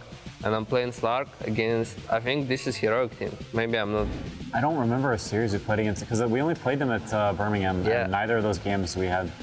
I mean, game 2, I was Pango against Primal, but I don't. Because we also smacked them here, and I remember I'm owning on Slark, one game. I think it's them, but I could be wrong. You want to help us? Do I want to help you? You're wrong. Really? Try again on the enemy team. Incorrecto. But I'm Slark, right? You are Slark. Well done. That is correct. You were 7-5. Slark Pango. Okay. It's okay. It's okay score. So that means it's okay. We I'll are give you owning. another hint, you know? What's Slark Pango? I actually don't know. They had Primal. Can you play it? Oh, one more wait, hang time? on. Wait, was this? Wait, is it only team game, like the ESL tournaments? Yes, yes. Okay, yeah. Only the road to Riyadh. Okay. That's right. So it's not against Spirit at Dubai. I'll give you a hint. This one was not so recent. This one was a bit ago. Okay, so it's probably... Maybe Kale? It's probably Kale then. What game? What game were you Slark and I was Pango at KL? I don't remember. Oh no, it's one of the games against Aster. It's one of the ones we won. I think it's game 2 in the. Aster? Oh, sorry. Azure? Yeah. I think it's game 2 in the finals. That is pretty pog. Yeah, that is correct. Wait, you guys were do we won Azure. this game? Yeah, we won. It was before we threw all the next 3 games. No, this one you lost. Yeah, that's why I remember I lost a Slark. Yeah, sorry. No, we are owning won and then we throw. Too. We were like diving the base and stuff. So this was game 4 of your best of 5 grand final. You guys actually was that the lost this Timbersaw one. game? I think This we was are the owning this Timbersaw game, but then we throw. Yeah, I I forgot remember about I Timbersaw. jumped mid and I died and like Yeah. just everything falls It off. was the Knicks game. It was the Knicks game. Yeah. Yes. Correct though. So very good. You guys almost got it. How would you rate yourselves? I think I'd give you a B. 6 maybe. 6. Out of 10. Out of 10? Yeah, without help it's probably we're gonna That's lose. like an F. Yeah, we only got the first one with no What do you help. mean it's F? No, it's like I don't know the scores, like A, B, C, D, F, right? Yeah. So it's C. A C? Okay, a little harsh on yourself. I'd give you a B minus. I think you guys did great. Very good. You didn't recognize a lot of heroes. You were very good. Duracho, you didn't really recognize anything, but that's okay. He remember all our games. I don't really care. I just played and Why don't you remember the games? You know, you're not I mean, haunted if by I your... see some clip where I'm dying, I probably can guess that it's me. Okay. But on sound, I don't know. Okay, well, you know, get those earbuds in. You should do that thing that the Giga Chads have that's like, you know, learn Chinese and then Dota sounds on 2 sides and sleep People with do it. that? Yeah. Does that work? No. Thank you guys so much for watching the content. It was great to have you. Thank you to Gaming Gladiators, and we'll see some more of them coming up at the Riyadh Masters. Bye. Bye. Bye. Goodbye. Bye. Bye. Hello, I'm here with Team Falcons. Ready and action. What are you up to? We're doing media right now today. Do you like doing media? Amar loves it. I'm gonna go see Omar. I didn't see you over there. Hey, how's it going, man? Good. Hello. Say it again. Hello, I'm good. Do you like media day? Yes, I actually do. Why did he say it like sarcastically, like you don't like media day. You answer for him. He actually does love media day. Every time we don't want to do something, Omar's you're just there, ready to stand in. Okay, now can you answer, but say the truth? I actually do like media days. It's the truth. Why is it that your whole team is lying about this? Because they must too, or they're gonna get punishment for it. I don't know when I'm supposed to go. Don't look. Don't look. You're ruining it. Ugh. I was behind you. Hello. You ruined it by reacting to it before I came out. Sorry. Because you were talent before, so you should know to not like mess up the queue. Can I see your YouTube recommendations? Me?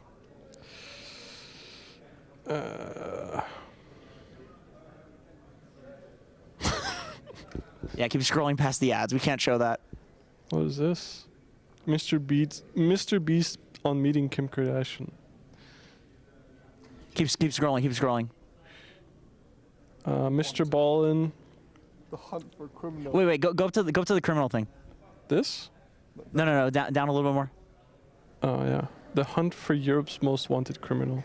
Do you watch these like serial killer things on? I watch this guy. This guy is like a murder mystery guy, and he's just a good storyteller. And I guess this got recommended because of Mr. Ballin. Is there like ghosts and stuff in this, or is it like real life? Sometimes it's supernatural. Yeah. Do you believe in the supernatural?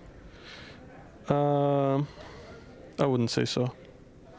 But you still like it. Like, do you kind of wish that it was real because it would make the world like a kind of magical, mystical place? No, I like fantasy, but I wouldn't want it to be real. If I could bring you to the most haunted house in Saudi Arabia, would you go? No. Would you be afraid? Yes. How do you not believe in supernatural stuff, but you'd be afraid of going to the most haunted house in Saudi Arabia? I mean, the way you put it is the most haunted house. It just sounds scary. I mean, I don't want to go there. I don't have a house for you. I'm sorry if I was implying that, but do you believe in the supernatural? No. Well, then how is it possible that you won 2 TIs and now you're on the best team despite being a complete fraud?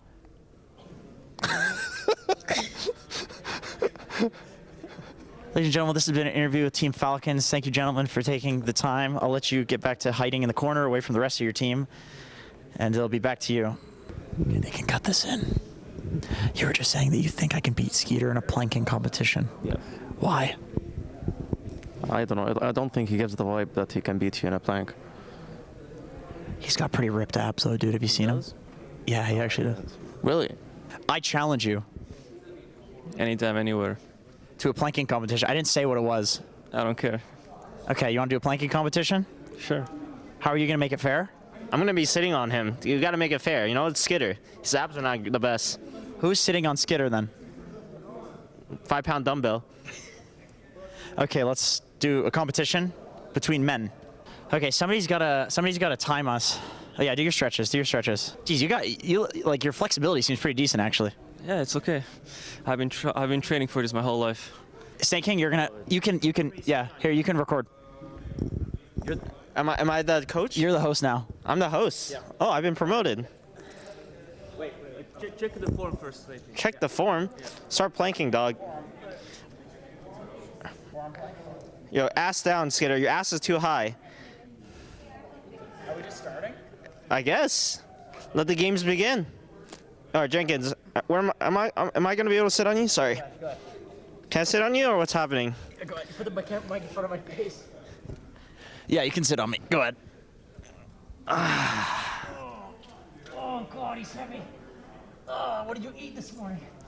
A full English breakfast, you know. We just came from London.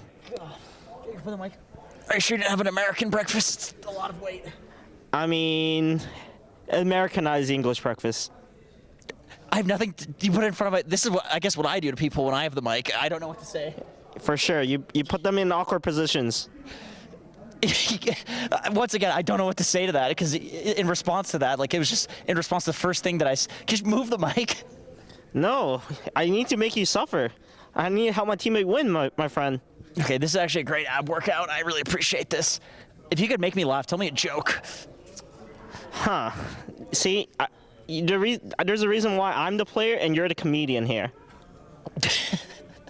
Are you sure? I've watched your position 5 Moran. It looks like quite the joke. I mean, if you say so. I think many would agree. I don't know, it's just a self-deprecating thing. I don't know if I say anything in response, just mean. But you're just keep talking. I'm trying to. A few moments later. He's locked.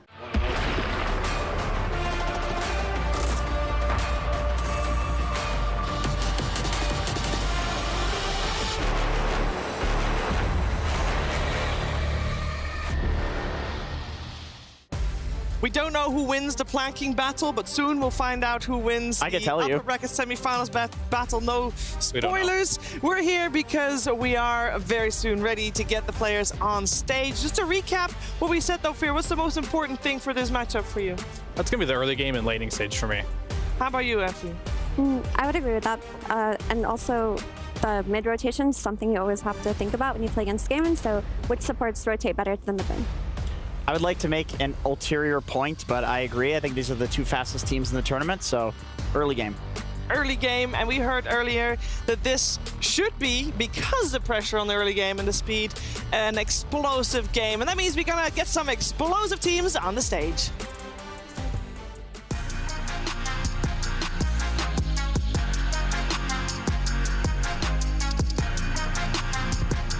Apologies for the delays, friends. There was just so much raw Dota energy on display here. It could not be contained, but we are back as now we have crowned all 8 of our top 8 teams. That's right. I don't know if you guys saw that backstage. I was with Noob from Team Quest, crushing OG's team, Key, and honestly, I don't know why, but he told me if he can crush it again twice.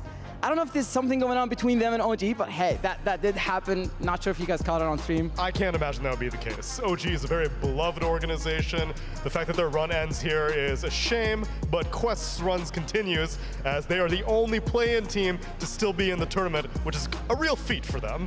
Yep, and now that we know the top 8 teams in the tournament, that means each one of those teams are guaranteed 30 points toward the Esports World Cup Club Championship.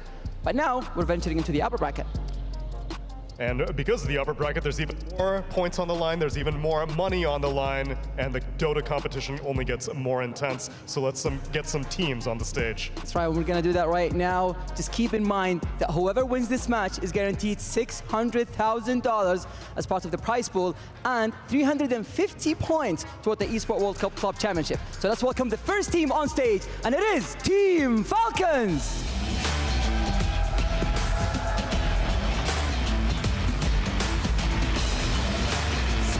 Malrine, ATF, Crit, Snipping. Here they come again on stage after a full day of rest and a 3-game series against XCWBG. And now they continue their journey in the upper bracket.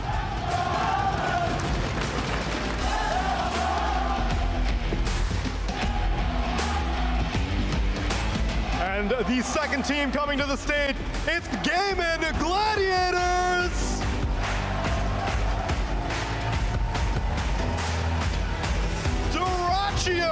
Quinn, Ace, Tofu, and Celery. Speed is the name of the game so far in this tournament's meta, and these guys are the fastest. In fact, they were so fast, they 2-0'd Falcons earlier in the group stage.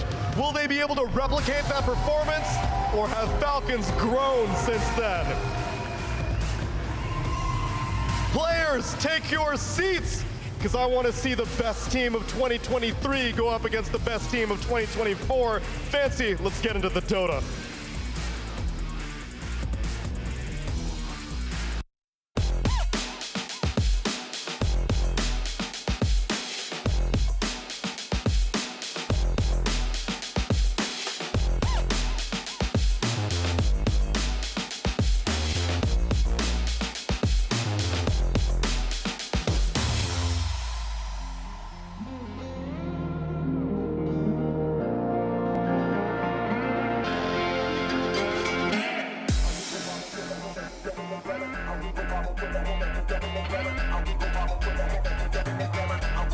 One best of 3 to go from top 6 to top 3 to double your prize pool money. This is a series that will have $300,000 in the mix. That is insane. That is intense. And so far in series, Falcons won 5 times and Gaming Gladiators won twice. And one of those two was literally just last week in the group stages. We're going to see if Gaming can break the trend a little bit here in the upper bracket semifinals. And if you already know, if you think what's going to happen, if you think you know, make sure you get your predictions in on www.sccplay.gg. We're going to get into the nitty-gritty of things because we already talked about the mid laners and their overlapping hero pools, Fear. What are some heroes that you are expecting to come out? Maybe not necessarily in the mid lane, but maybe in the first opening phases of the draft. Oh, one of that comes to mind is definitely going to be Snapfire. Crit has been playing that like crazy, and Gaming, they've liked it on Tofu a lot too, so that's the hero that I'm looking out for the most in this particular matchup.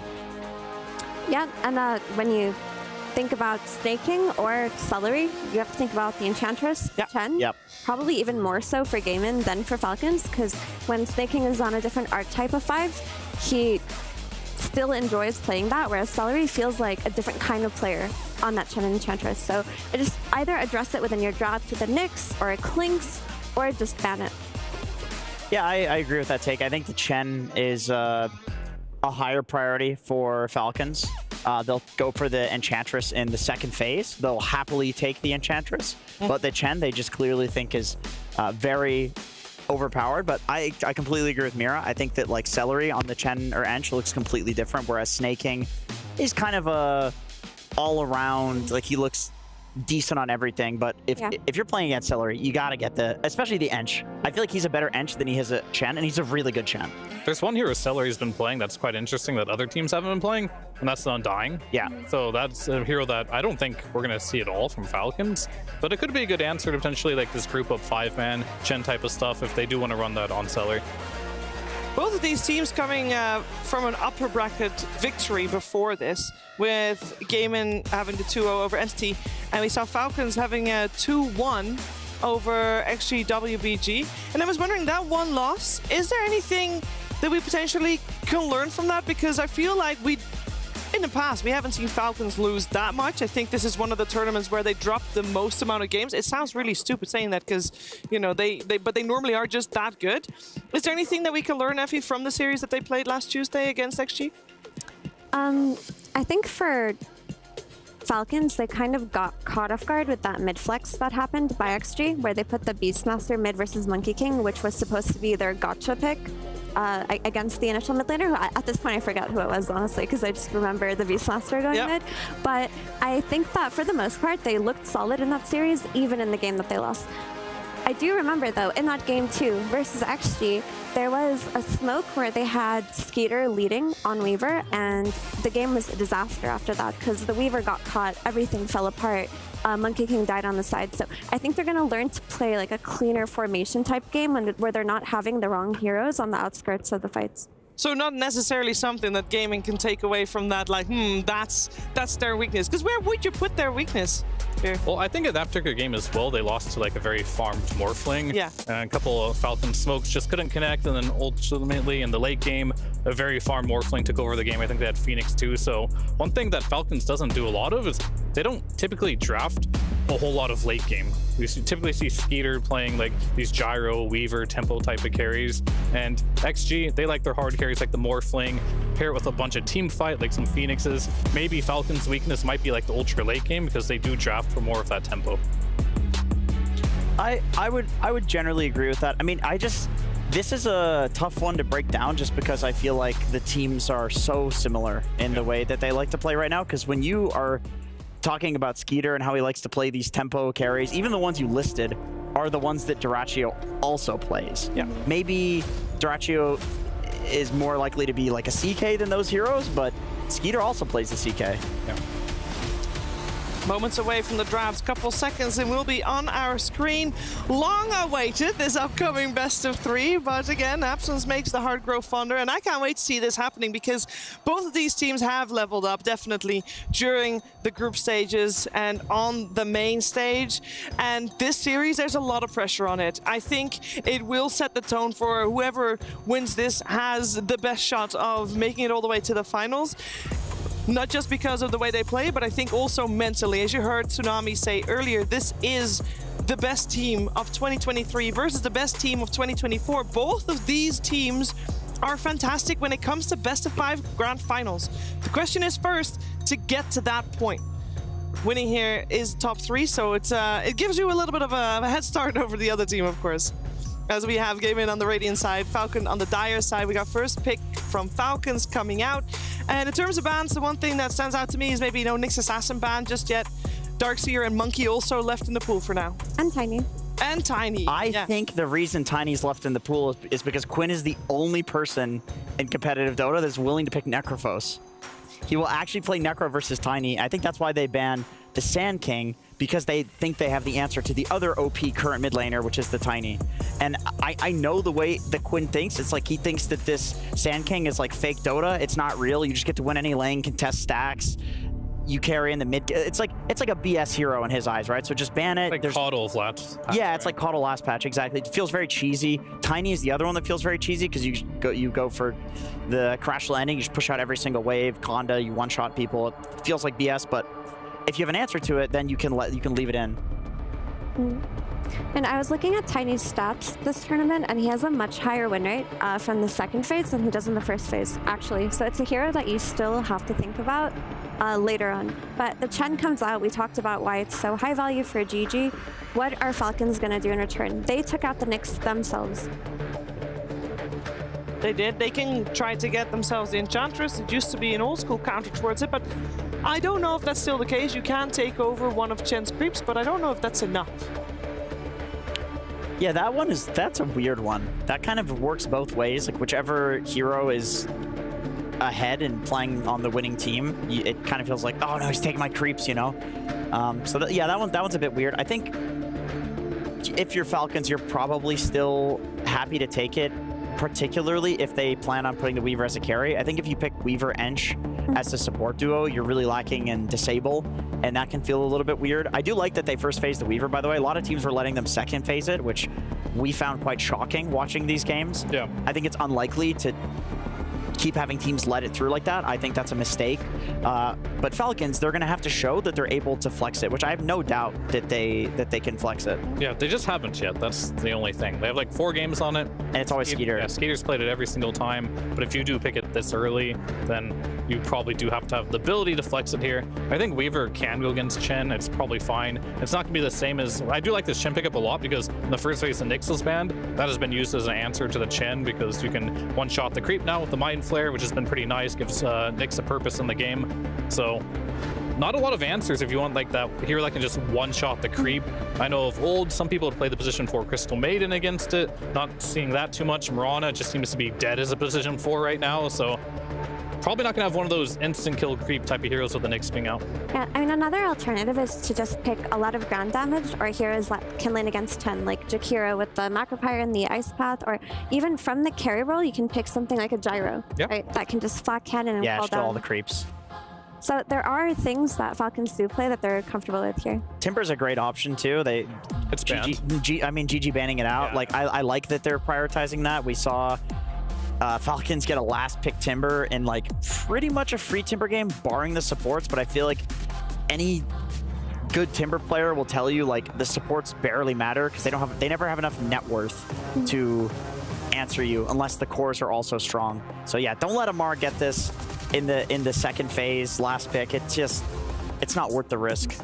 And I love the Rubik for GG versus the Weaver. It's probably one of the best steals that you can get on the Shukuchi, but also drafting it early within your draft as GG covers for a lot of heroes that they like to play, like the Underlord, because a lot of teams will respond to Underlord, which is one of Ace's most played heroes, with something like a Rubik. Oh, baby, we're gonna get a Necro game.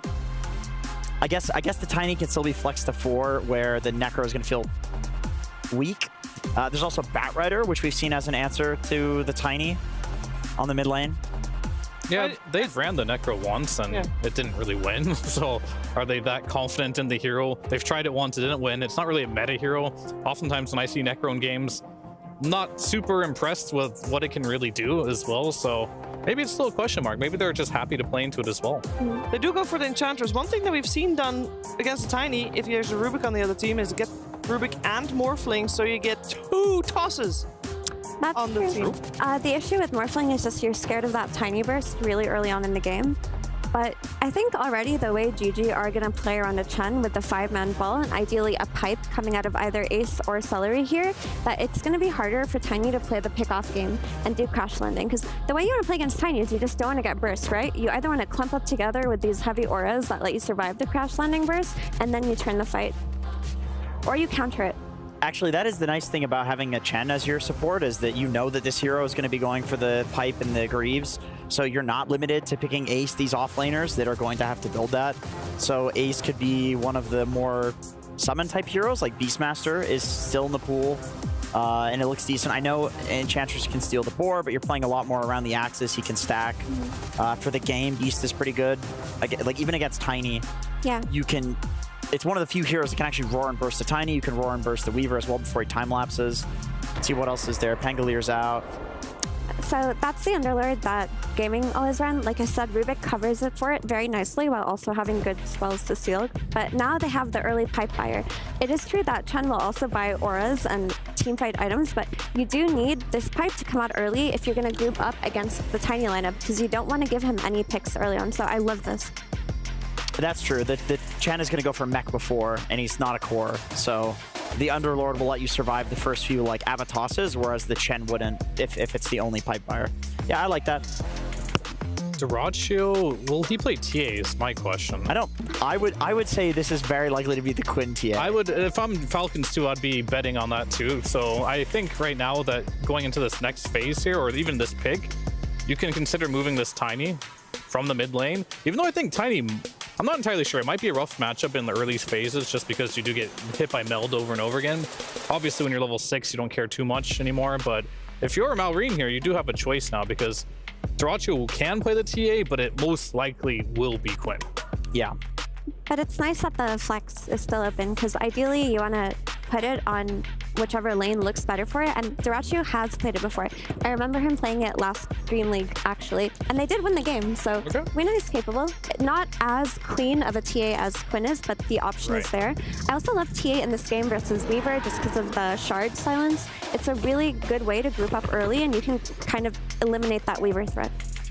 And I think we have our support Weaver now. I don't think it can go any other lane. And then we got support Ench, which means this Tiny will be going into that mid lane, potentially versus the TA. Ursa Ench is an interesting lane against Underlord, because I remember there was a while ago, a very long time ago at this point, years ago, where Ursa was like the counter to Underlord in lane because of Fury swipes. Underlord like wants to let you hit him because he has a damage reduction, yada yada. But then they nerfed the Fury Swipes damage, and Underlord actually was able to start trading with the Ursa. Ursa couldn't go for the Ring of Health because it didn't build into Battle Fury, right? So he couldn't sustain through the Underlord. So Underlord actually started winning that lane.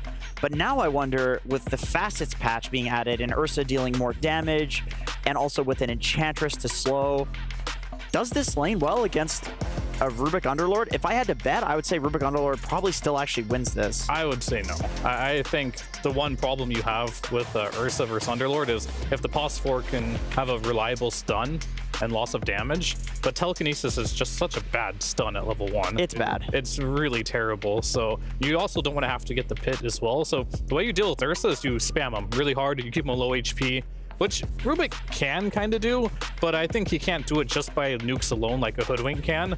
And he's going to have an inch he has to deal with too, so it's pretty much just going to be harassed by the Underlord. I don't think Rubik can leave this lane either. You just have to stay there permanently. But I definitely can see this lane going very poorly for the Underlord, because I don't think Rubik is just the type of hero right now that is going to pressure an Ursa in the laning stage. I actually agree with that. I think that this, on paper, this Ench plus Ursa should win, because you also, with everything you said, Fear, you also have to think about Enchantress's sustain, because they're not really going to burst her on this Rubik plus Underlord. Yeah, and they just like level Nature's Attendance now on Enchantress. So there's going to be extra sustain, and then Ursa should do well versus Underlord. The X factor of this lane should actually be Celery, because we see a lot of these, like, you know, Chens and Enchantresses going through the gate early with a good creep and tower diving the enemy carry. So if Celery can make a move like that for his team and shut down the Ursa, that's where it can get a little bit complicated. Yeah, we'll definitely keep an eye on the twin gates, because Weaver can do the same thing, right? Yeah, Weaver's also very good at doing that, so there might be some nice twin gate plays in this game. Are we gonna get another offlane Slark, or what kind of offlaner are we looking for Falcons? Slark and Ursa. Weaver. That'd be a draft. I mean, if there's any team that I would not be surprised to see that from. I think normally they'll only pick the offlane Slark when you see the carry. If they see the carry, yeah. That's like, he's not that crazy with his offlane picks. There's always a reason behind it. He'll probably stick to something that he's more comfortable with. I would normally say it's, Omar, let's pick Mars for him, but they don't really have the best Mars lineup, so I don't even know if I like throw Mars into here. to the arena. I mean, I could see a Legion coming out, or if you really want to counter the TA, Razor's a bad hero. Everybody seems to be losing with it, but Falcons never seems to care about that. Yeah, most of those heroes are actually banned out. I was thinking Brood could be okay, but Brood's also banned. Yeah. They banned Slark themselves. And we've seen a lot of last pick LCs come out for Omar. The issue is you need auras of your own to play into game in 5-man, because you're gonna, even if this lane goes well for Ursa, they're gonna hit a timing on Gaimin on their first aura plus this group up with TA that they're gonna play for an earlier Aegis than the Ursa team. So you have to make sure your offlaner isn't the greedy carry archetype, which LC actually is. But what's left in the pool at this point? I think Darkseer would have probably been, okay, Tidehunter, that's new. That's, I would yeah. definitely want to play TA on carry now. That's a counter. People pick TA as a counter. Yes, it's to very the good Tidehunter. versus Tidehunter. Yeah, that's interesting. Because the Ursa's already taken, Slark is banned out. A lot of the other options don't seem super good versus Tide. You could do the Dyrachyo Lifestealer potentially, but against a Weaver, I probably wouldn't like that too much. Yeah, Weaver makes that not that great. Yeah, I think now you do the Quinn Necro, right? Pick something else that can punish his tiny mid. That actually would be kind of sick. Even Necro against Ursa, as long as you're not laning against it in the off lane, which obviously it's a mid Necro. You could pick Clinks too. I know Dyrachyo likes Clinks. Also very good versus Tide. Ursa. And Enchantress. Ursa destroys Clinks in the game though. Like you blink on him, Basher, he's dead. What about That's what Alchemist? Ursa does to most heroes, unfortunately. Yeah, Clinks is just so low HP, is the issue. But it is Dyrachyo. I mean, I could just honestly see him going for like a Chaos Knight is banned. There's so many heroes banned for Dyrachyo, actually. Oh, Wind Ranger. Okay, that's really good against the Ursa. Yep. It'll do fine against Tide. I mean, Tide can get poked in lane, and he's fine with it, so it's not great for laning. But Dyrachyo is playing the Wind Ranger. It's not like Wind is not going to farm. It will be still the mid lane Templar Assassin versus the Tiny. No surprises whatsoever in terms of who goes where, I think, in this case. Other than maybe if we were expecting the TA to go mid, they did not go for that. Hypothetically, if you were to run an Underlord versus Tide, Underlord wins that, and Wind Ranger is like the counter to Ursa in lane. I remember in every Ursa patch, offlaners just start spamming Wind Ranger, and it's like one of the only ways to make offlane Wind work because it's a free lane win. But they ran it carry, right? The Wind. The Wind is Dyrachyo, Yeah, yes. the thing about Wind, they just wanted a kind of a stable hero to put on the lane because it's not a great win game. Honestly, like her win run gets dispelled by Enchantress's Enchant, who's going to rotate early. She gets burst by the Crash Landing Tiny. And yeah, it's good matchup versus Ursa, but it's not, she doesn't really pressure Tide. So they just wanted to pick something that wouldn't feed that much on lane, and they're going to play more off of their TA and their Chen. And they just needed kind of a placeholder carry, which was Wind Ranger here. A very biased prediction coming out here. I'm suggesting, by the way, not that they swap players, that they swap lanes. Like, I'm saying that maybe Dyrachyo goes into the off lane. I mean, I haven't seen them do it in a very long time. Like, I can't remember the last time I've seen a carry go off lane. But if there's one game for it, it would be this one. Could be interesting. I definitely think the Wind Ranger here, a little underwhelming. When I think of Tidehunter, I often think of what his Shard can do. Very good versus the Wind Ranger, good versus a lot of the heroes they have. TA can't blink when you have the dead in the water on you, so. And Ursa, same thing. Very good versus Wind Ranger until you have Blink, MKB, Abyssal. Then Wind Ranger is just food for Ursa as well, so. I don't really like the scale too much here for Gaimin, but they've proven time and time again, they don't need the scale, they'll end the game in like 20, 30 minutes. I'm sorry, I have to point out something completely worthless. No, I know exactly what you're pointing Ace out. is the only one not chewing gum. Oh, no, okay, is. Also, I don't think Tofu was, so you're good. He's chewing his nails, though. Yeah. He's anxious. I think that Gaimin are happy with getting their TA plus Chen, and if they can play off of that and win early, they should be good, but they're going to run into a lot of issues where if they start to depend on their carry scaling matchup, not going to go well, choose. Well, let's find out how this game's going to go together with Cap and SPG. Welcome, everybody, to the remaining 4 teams of the upper bracket. In fact, an interesting note, all 4 of these teams are the teams with the lowest number of heroes drafted. Not a whole lot of diversity until maybe we come to this one. Falcons versus Gaming Gladiators, and Falcons pick up a hero that I was not expecting to see Omar playing. They pick up a Tidehunter, Avery. Where did that come from? I've actually been wondering where this hero is, because if you look at the offlane pool right now, this hero fits exactly what you want from that role. Big, beefy frontliner who does moderately well in lane, but can always do the ancient stacks really well, and then buys all the ores in the mid game. Great pipe carrier, great greaves buyer. You even have some like sneaky blade mail ags builds that can give you a bit more damage in there. His facets, I think, scale really well. It's just the laning phase is atrocious for this hero right now. And, you know, you're not going to pick this Tide over Slane like a Darkseer or Underlord in a premier game for those heroes. So I understand why we haven't seen it, but I feel like it's taken a bit longer than it should have for people to maybe try this hero, right? Especially in these games where a lot of those offlaners get banned, as what happened here for Omar down the stretch. Yeah, and it's something that we have been talking about for Falcons is fixing some of Omar's pool. When Omar is really comfortable and they're just kind of like jamming whatever he is doing best with at the time, then Falcons seem to dominate. Dyrachyo slowed down by the blood grenade and the tree toss. Now the Shikuchi, he is dead. That's going to be first blood going over to Crit. A small bit of harassment that we had back and forth between the Wind Ranger and the Chen goes against Gaming Gladiators, and they lose their early first blood. That is not a hero that should be giving up first blood. Turtle sacrifice himself to get back to the lane faster.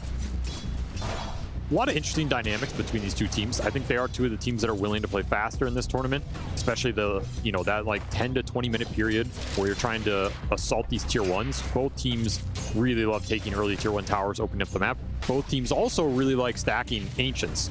I think we've seen Crit and Tofu be two of the most active and consistent stackers over the course of the last 2 years. They really like using those ancients to accelerate their big offlane players, who are predominantly who they play around to force those objectives. And they're two of the teams with more aggressive carries. I think Dyrachyo and Skeeter are both carries that sometimes don't get as much love as they should for various reasons, but don't play that super hard carry role and are willing to play more with the team, take the early fights, risk their own network to push the team up as a whole. And I think it gives both these teams a lot of speed and the ability to sometimes just completely overcome opponents before they're ready to take the fights.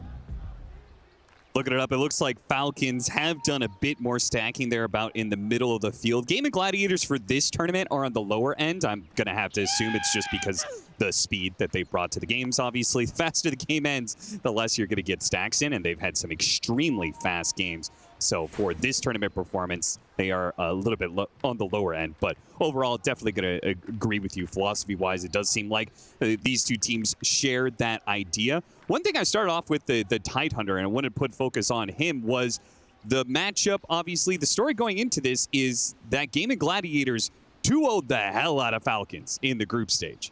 Now, they're both still here in the upper bracket, so no harm, no foul if you are Falcons, because, you know, okay, whatever. We lost that series, but we still ended up where we're supposed to be. But it's got to be, they got to be thinking about the speed that you're talking about, right? The tempo. And wouldn't Tidehunter be one of the better heroes to try and draw out the game and slow down the Gaming Gladiators ball that's going to be running at you with the Chen? I think that's the idea. I mean, you had to pick something here that gives you some of that 5-on-5 presence, can give you an aura buyer for the rest of your draft, which is all damage. You did not want to go into these fights for Roshan without being able to play Gaming's game to some degree. I think the Tide can give you that. It's just a question of, do you get there at the same pace that this Underlord can, who is a way more reliable laner, and you did have the counter pick to deal with if you are Falcons, right? You had to pick this Tidehunter blind. You already saw the TA who has a good matchup, so you knew the Tide's lane was not going to be as good as Ace's here, which maybe you're going to go back to some extra stacking for him. Maybe you're okay playing that game. Maybe you're okay giving up the first or even the second Roshan in this game if you're Falcons. But if they can pull ahead, they're going to be super happy here because, of course, I don't think Gaming are winning a lot of the ultra lates. Like, that's not where their strength lies. They've been a bit better at it this tournament, but they're still looking to snowball with these Chen lineups. It's another interesting dynamic as this game progresses is what happens, or maybe the series as a whole, is what happens between these two fives. You have Chen and Ench already in this game one. These are both heroes both teams will play first pick are super confident that they're strong for what they want to do.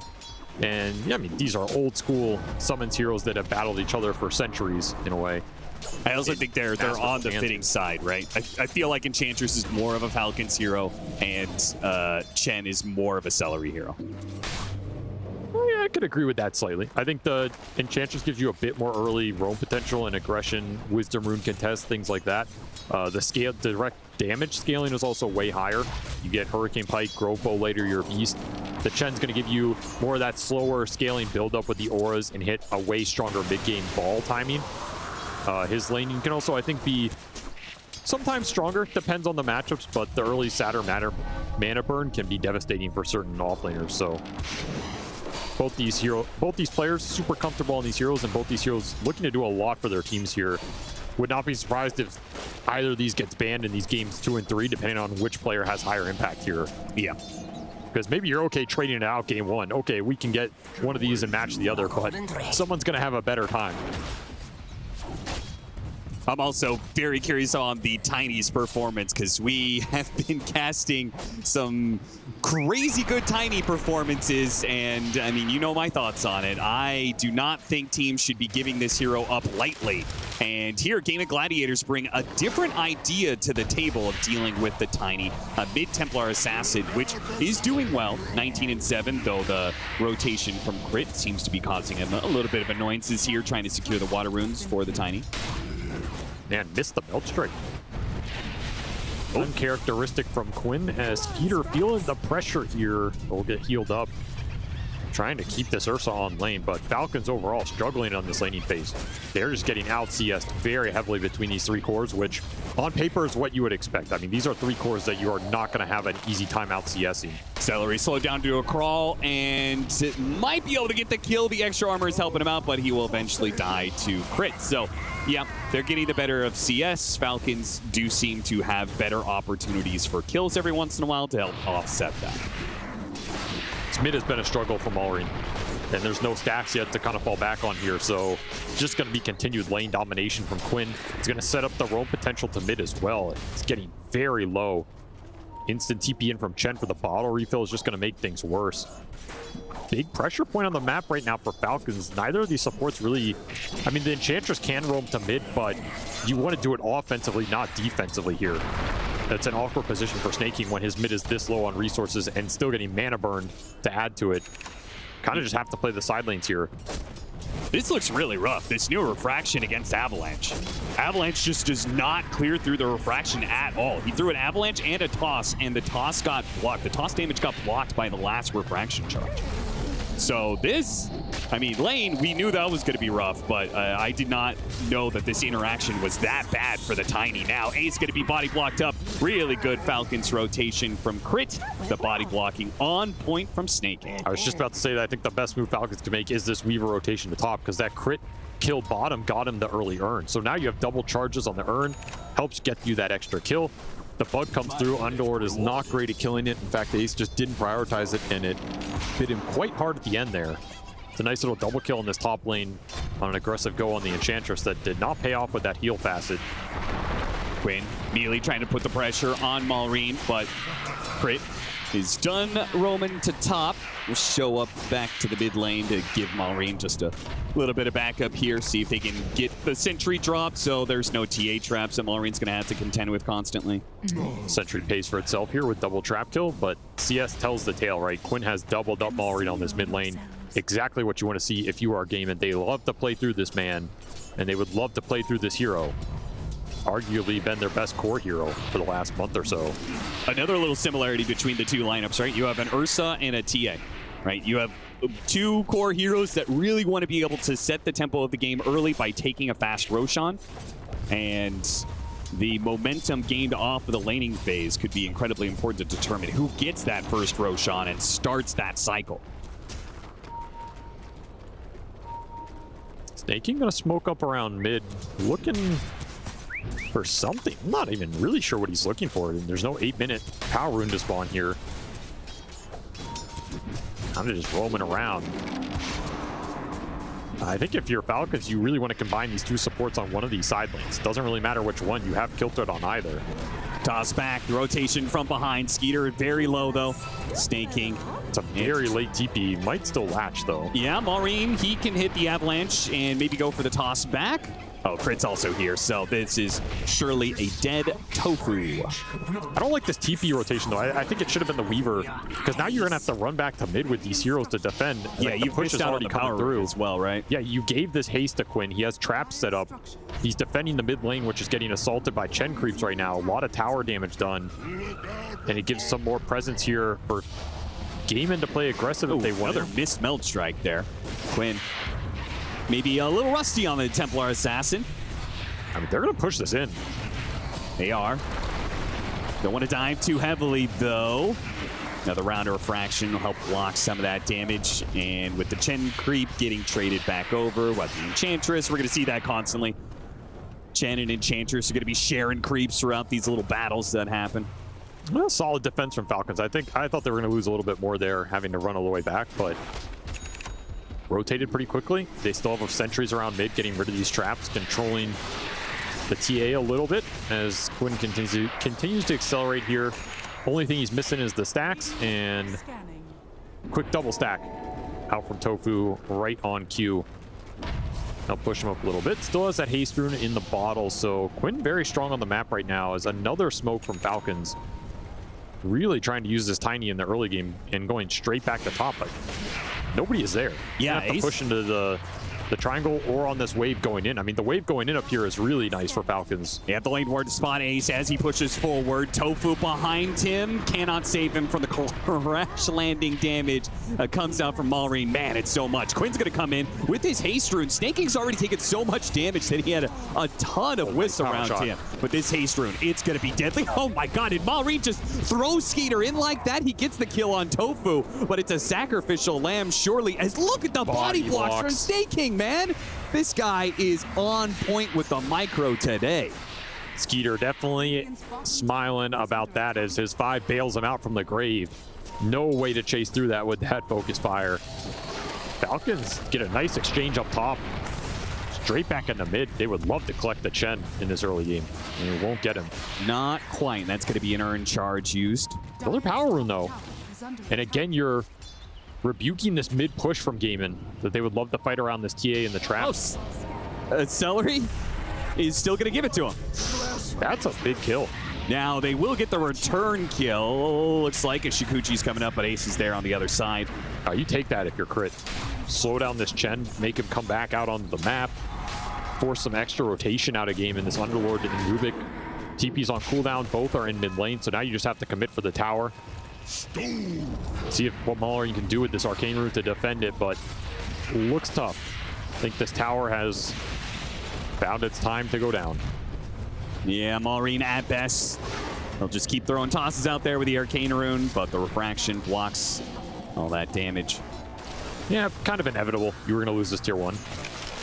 Delayed it a little bit, which I think is worth something here. But Quinn does collect the last hit as well. Early Dragonlance going to help him out, so he is big.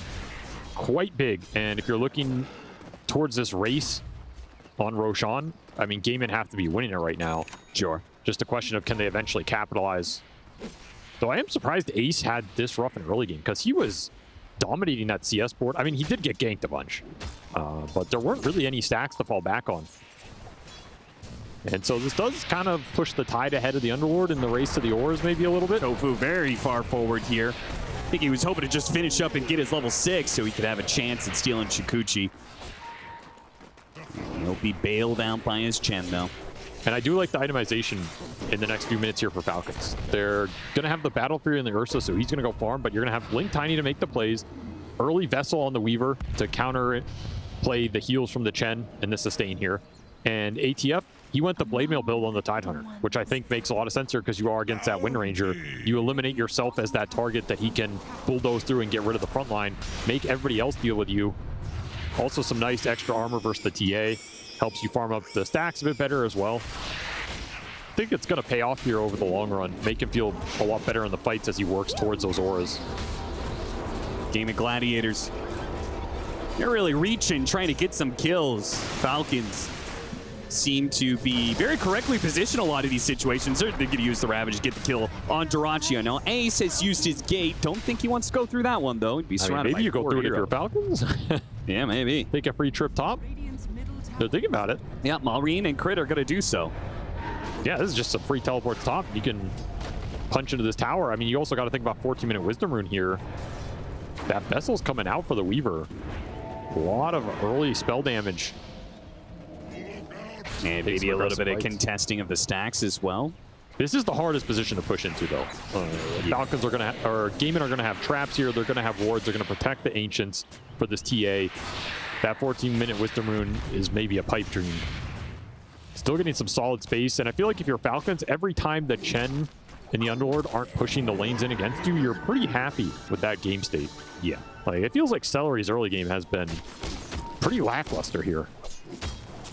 Yeah, definitely has not accomplished what we would normally expect out of Gaming Gladiators. They've taken one tower. And the difficulty, I mean, Chen, you could say, is a straightforward hero in some ways, but the difficulty with Chen in pro games is determining how much you can push the map and how much you should just farm the jungle. That is often the hardest decision you have to make. And here, we saw Celery try and pressure mid-tower. He got some objective damage done for the team, but he's also the poorest hero in the game, which, you know, you have to weigh, okay, we got this tier 1 down, but my Chen also could have just been AFK farming that entire time. Yeah. And he might be the most farm support in the game and already have a mech. All these things are trade-offs right now. We'll look at another tier 1 here. And this tier 1 is particularly important because it helps control the Roshan pit for Radiant side, right? And we're probably looking at 15 to 20 minutes. That's when this next Roshan's going to die. Falcons, they're going to have to keep that in mind. Currently, they're chipping away at this mid tower. Probably will be able to trade. Oh, actually, Ace is going to come in and try and defend it. They're trying real hard about this. He pops out. Whoa, almost one-shotting Snake King. He dies pretty damn quickly from a meld hit. Oh, but he got the last hit with the little range creep. I mean, that's the king in a nutshell right there. You think you outplay him, but he gets you in the end. Nice snipe from him. I mean, that was a tower I think Ace was like, well, time to deny the tower. Yeah, I think so, We get everything there. It makes that move worthwhile. But yeah, the Wisps, the extra Wisps, this facet has been really impressive to me over this tournament. Yeah. And I think we've just kind of seen it become the default. I mean, you know, the other one's not great, but the amount of early sustain this gives you is just ridiculous. Does not help you against big burst scenarios like that, though. And Desolator for Quinn is going to be a huge timing here for gaming. I just keep watching this Tiny. I'm sorry, I'm going to go off on Tiny again. I just keep watching this guy one-shot the creep wave with toss. Like, how are you supposed to game in Gladiators push a wave with a creep wave or a Chen army when, like, just one toss just casually kills it? What, you don't think giving the greatest pickoff hero in the history of the game instant wave shove mechanic is good? Yeah, I mean, I think that's probably a little bit of an overtune. Ace? I think it's fine. Big trouble underneath the tier 2. Are they going to go for one more toss? They might as well. They've got the bug for the vision, and he gets flattened by the watermelon himself. Goomba stomped by Omar, and they'll just run over Tofu as well. Gaming Gladiators. No toss back. Response whatsoever here. I mean, the Vessel charges are just refilling for crit here. You throw out that Hand of God, it's just mostly negated. Vessel has done its job this game, and this Weaver is going to be big. And what are they getting in return? Doesn't feel like they're doing much. It's been awkward. Like, the Chen doesn't want to aggressively push the towers on his own. You want to play through the TA, but you're having trouble invading enemy Ancients. You're not taking the fights outside of that mid-tier 1 that we saw them take. Again, this has been a kind of slow early game for Gaimin, only finding 4 kills. Quinn is insanely strong. Now, you do have an amp damage on this TA, and you did go the early blink, so the fighting and game potential for Quinn is 100% there. You can gate into those plays as well. They moved to the wrong side of the map. Yeah, they just had awkward. all of Falcons. You just gave up Roche. The farthest place you could be from the Roshan pit. And they're just running back. Like Gaming Gladiators didn't do it themselves, and now they moved to the wrong side of the map trying to catch Falcons, but Falcons already here at the Roshan with an Ursa and an Enchantress. There's no way they wanted to give up this Roche, but they just might have to. There's no way you can blind blink this as Quinn when there's Ravage. Oh, you're really going to desperate try and portal in? Skeeter's going to try and finish it off. Ace will get the Firestorm off, but immediately be jumped and likely killed. Now, he's dead, does some decent AoE damage, but Gaming Gladiators, they just can't take advantage of the situation.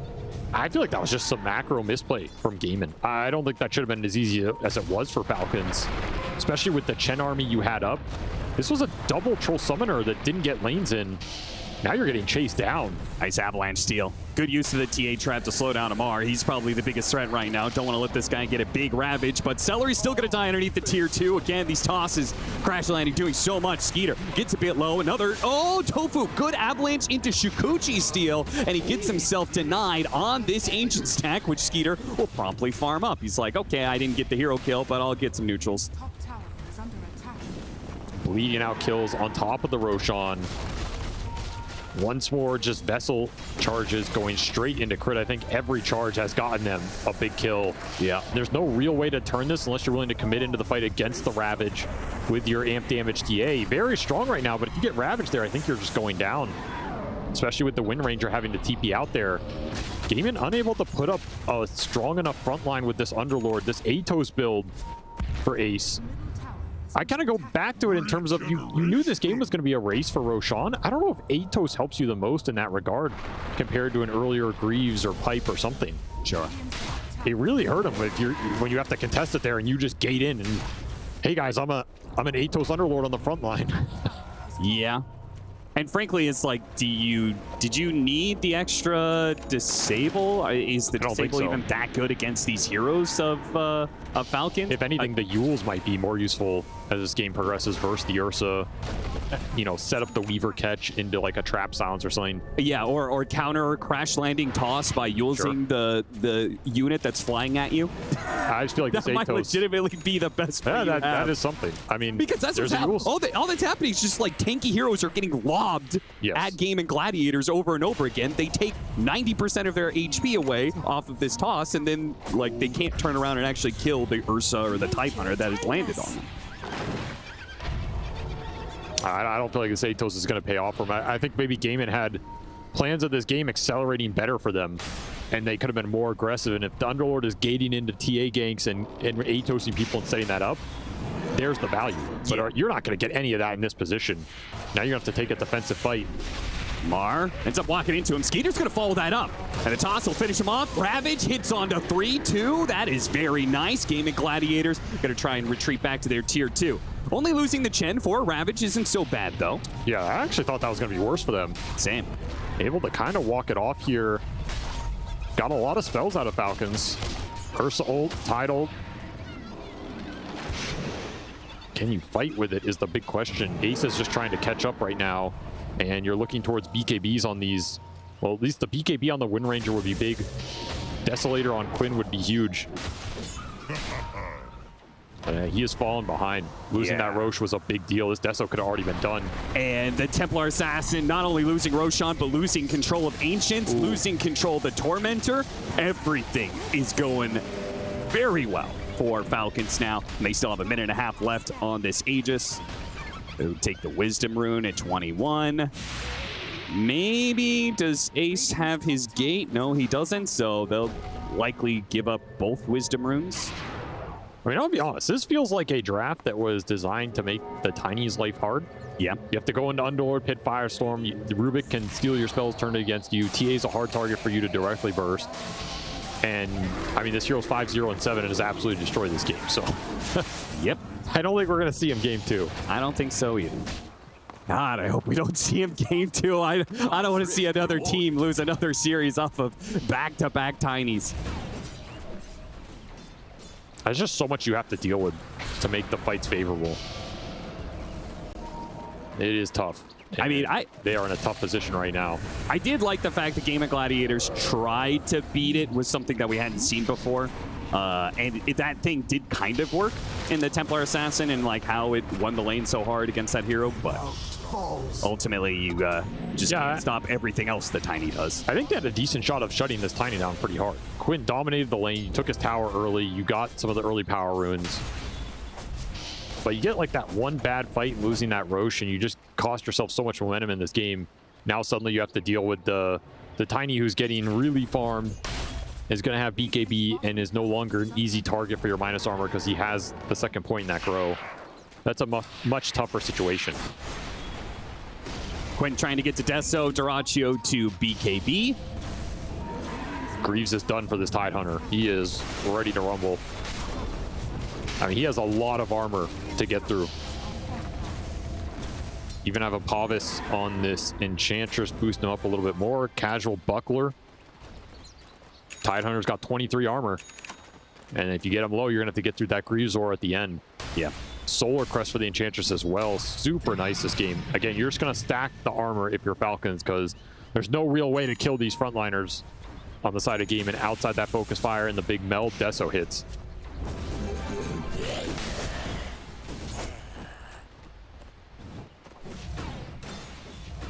Battle of supports in this series. So far, Falcons have dominated this game one. Enchantress, Weaver have just, they made the better rotations, got the objectives, got the early fighting up items up faster, and this Chen Rubik just fell behind. And Chen especially, we just did not feel. Yeah, it was not a smooth early game. I mean, these supports for gaming are combined, 1 in 10. Not where you wanted to be right now. You're just food for the Tiny. That's the other problem. When you fall behind with supports versus hero, you're just instant killed. Yep. So you got 1 BKB done on Game of Gladiators, but Falcons have 2. Oh, nice silence. Nice shackle turnaround. And they'll get a decent Firestorm. Celery is almost already dead. Skeeter jumps in with his BKB to finish off the backline support. Duracio's going to be up next. Windrun trying to back away from these tanky boys that Falcons are rocking, while Ace is making a run for it down the river. Won't be running for long, though. Run right into his grave. 18-4, 13,000 net worth lead now for Falcons.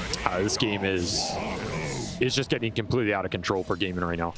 They are going to significantly lack the damage they need here in the next 5 minutes. They cannot find some big core kill on the map. I mean, that was a full focus fire BKB that went in that Tide. It did nothing, man. Absolutely nothing.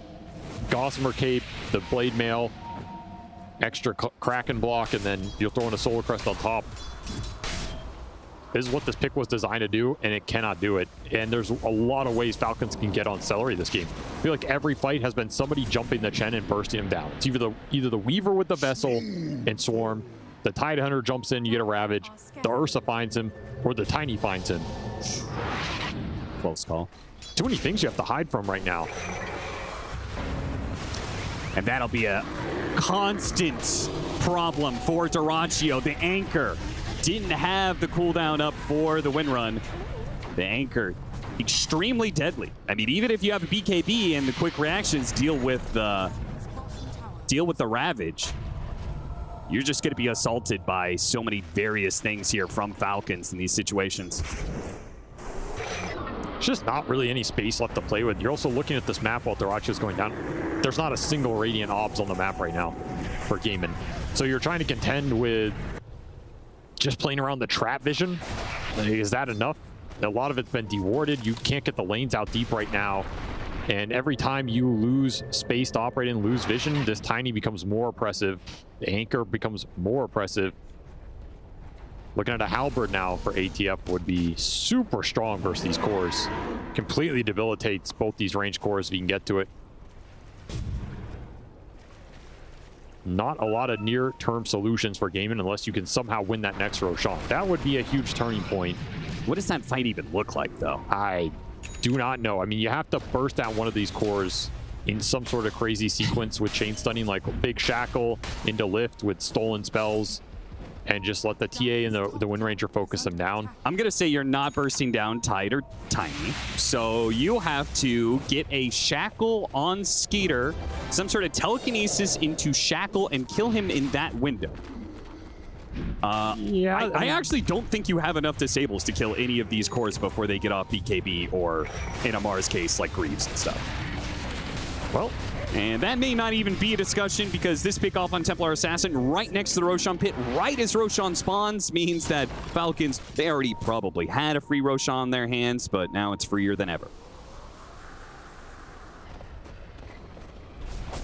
There goes your contest. This will be a cheese Roche, which means you can give the Aegis to the Ursa, the cheese to the Tiny or the Tide, both good targets for it. It's just a two-man kill squad of Crit and Malrine will hunt down Duraccio, while they also take the Roche. Yeah, this game just completely collapsed. that first Roshan was such a pivotal moment in this game. And Gaimin just didn't execute the lanes well enough to put themselves in a position to take it away. Now you find yourself in almost insurmountable position here because your lineup just doesn't function from this point. Yeah. You just don't have damage to bring these heroes down at all. And the armor continues to stack here through the neutral items, through the ags and the shard bonuses. You're going to have another core to deal with as this Weaver is completing Gleipnir. They got to get another round of Tormentors during this Aegis as well. Actually, did they? I don't think they ever. They didn't even do their own. Oh, yeah, they did. I remember now. It was the Weaver plus Ursa. But we're going to have another Tormentor spawning in 2 minutes on the Radiant side. Feels like very likely Falcons will be able to play for that one. Quinn gets picked off in the river. I mean, you got to take certain risks at this point. Yeah, be out on the map somewhere. Otherwise, you're just going to get starved to death. Did get an amp damage rune for his trouble. See if he can use that in 40 seconds when he's back up. Meanwhile, though, Falcons try and go for the kill on crit. Telekinesis back into the shackle. They do manage to get the pick off.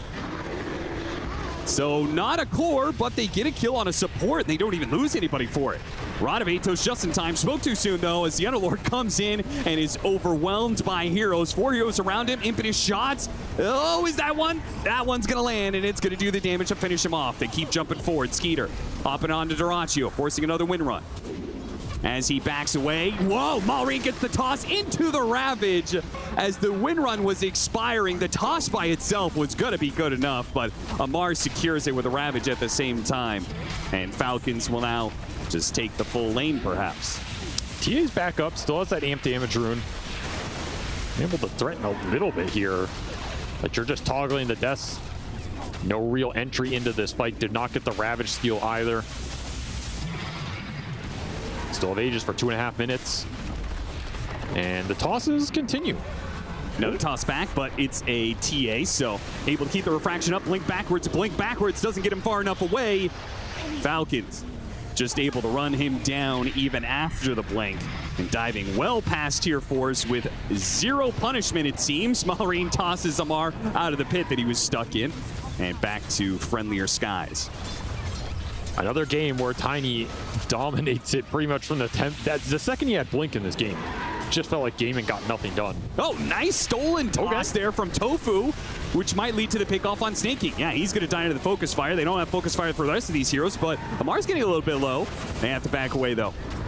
He heals. Celery can't contend with the damage buildup from Skeeter. Does way too much. Goes into the fountain for a little bit there. Cops some damage. Now he still has the Aegis. The toss. Avalanche from behind from Malrine. Does big damage from Gaming Gladiator. Skeeter goes back into it. Finishes off the Underlord. Now turns to Duraccio. And the win run's only going to last so long. He can't catch up to Malrine. Can't finish the job. And now he'll die. Oh, never mind. Another win run. And he's okay for now. Power shot gets thrown out. They do manage to take away that Aegis. A silence onto crit. Oh, Yules after the Shikuchi. An opportunity here presents itself. Any disables? Nothing. Gaming Gladiators have to let Falcons run. I cannot believe Malrine got out of there. Like, he went past your tier 4s, avalanched your entire team, and walked it off. Didn't even have BKB for that. Gotcha. Man, he is beefy. And again, the lack of damage from Gaimin. The real kills they're getting are just these focus fires on supports, which, you know, would have been nice 10 minutes ago, and now it's a little too late. It's just so hard to bring a target down and open up that fight for yourself. Everybody's just jumping on the Chen all the time. There's not a lot that can bail him out. Still, you only lost one laner Axe. I mean, looking on the bright side of life. Yeah, you got a Deso charge for the TA. More on the board. Yeah, true. That extra 2 damage will go a long ways. Meanwhile, Mars picked up 20 Kraken Shell block. So okay, yeah, he's outpacing you a little bit. He's outpacing you just a little bit, but... And unfortunately, Deso has a cap, whereas this Kraken Shell facet does not, so that'll also be a problem with the way these kills are racking up. And here comes what could be the final blow in this game 1. 27,000 net worth lead. Not gonna wait for a third Roshan. Frankly, do not need it.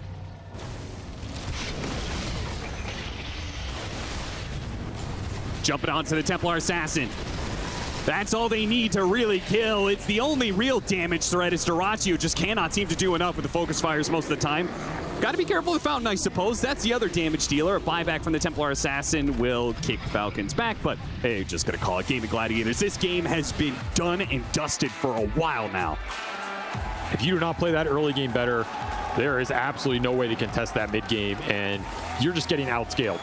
That is the crux of this tournament for Gaimin is, do you try and all in this laning phase? And if you don't, how much backup do you have as the game continues to progress? In this one, you had almost no ability to win this ultra late, so you had to play those first 50 minutes really well. You have to get the first Roshan, probably also have to get the second one. You had a decent opportunity to snowball this game off the mid lane domination there, as TA was in a very strong position.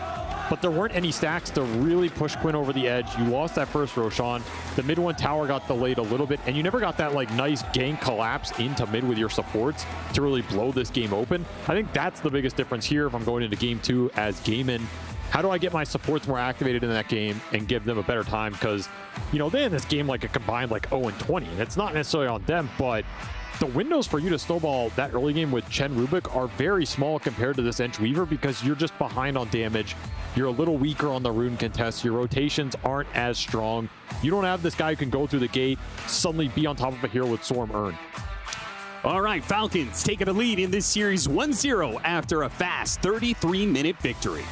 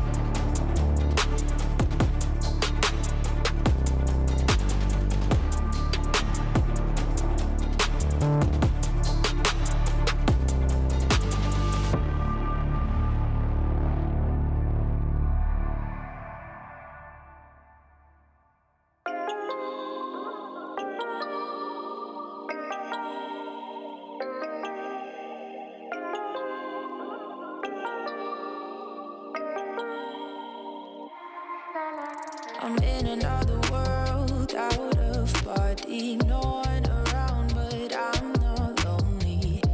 My heart's racing, I don't know how to feel calm. Life's a hard pill to swallow, but there's always tomorrow. It'll all make sense someday. This is what I gotta do, this is what I gotta do to feel alive. Even if I don't understand it all the time, I gotta let myself feel everything, even if it hurts. Sweep it underneath the rug, will only make it worse. This is what I gotta do, this is what I gotta do to feel alive. Ignorance is bliss, I live like this, oh what a mistake. I guess it was better to feel numb than to be wide awake. Wide awake. Life's a hard pill to swallow, but there's always tomorrow. It'll all make sense someday. This is what I gotta do, this is what I gotta do to feel alive. Even if I don't understand it all the time, I gotta let myself feel everything, even if it hurts. Sweep it underneath the rug, will only make it worse.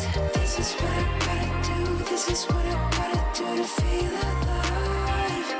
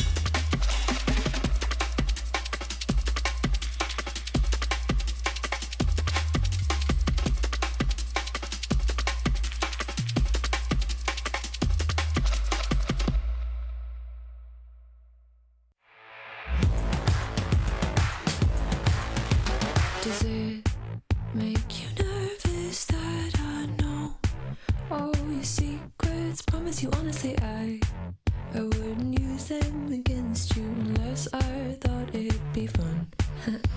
So I sit at home alone in your t-shirt. I'm wondering where it went wrong when you always said it, how you liked me better than anyone. We cannot talk, we cannot just shrug or dust it off, or is that thought? Cause I cannot pretend I am your friend, I am your nothing. I don't feel bad, I don't feel anything. I don't feel anything.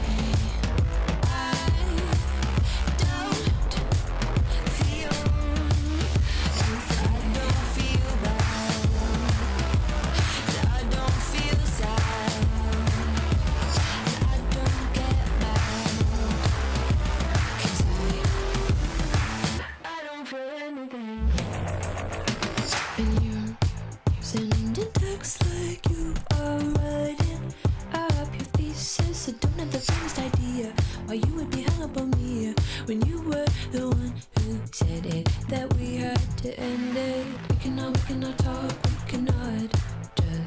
Shrug or dust it off, erase that thought.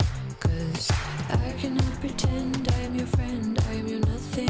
I don't feel bad, I don't feel anything. I don't know what you want, I don't know why you go. We've been here before, so go on back to her before you wake up in the morning, regretting all the texts you're sending. Another line before. I roll my eyes when I see that you're typing, so go on back to her before you wake up in the morning, 'cause this is just getting boring. I don't feel anything. I don't feel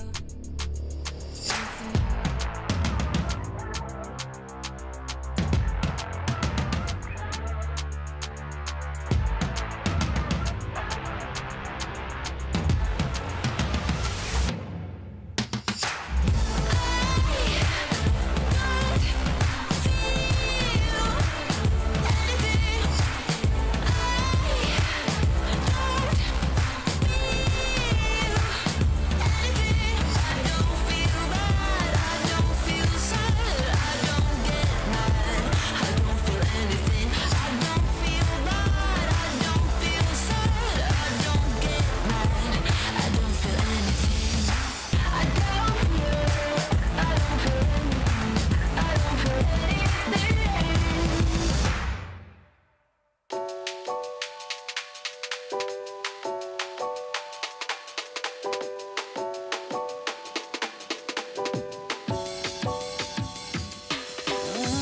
When I see you, I can't help but fall back into my emotions. Cause all the good times that we had is flooding like an ocean. Sometimes I wish we made it through the summers. I never thought I'd lose my homie, lover, friend, but it's over. I'm falling in the deep end. I cannot swim. I'm falling fast, falling in the deep end. I cannot swim. I'm falling fast, falling in the deep end, deep end, deep end. I'm falling in the deep end, deep end, deep end, deep end. I'm falling in the deep end, deep end, deep end, deep end. I'm falling in the deep end, deep end. When I see you, I can't help but fall back into my emotions. Cause all the good times that we had is flooding like an ocean. Sometimes I wish we made it through the summers. I never thought I'd lose my homie, lover, friend, but it's over. I'm falling in the deep end. I cannot swim. I'm falling fast, falling in the deep end. I cannot swim. No. I'm falling fast, falling in the deep end, deep end, deep end, deep end. I'm falling in the deep end, deep end, deep end, deep end. I'm falling in the deep end, deep end, deep end, deep end. I'm falling in the deep end, deep end, deep end.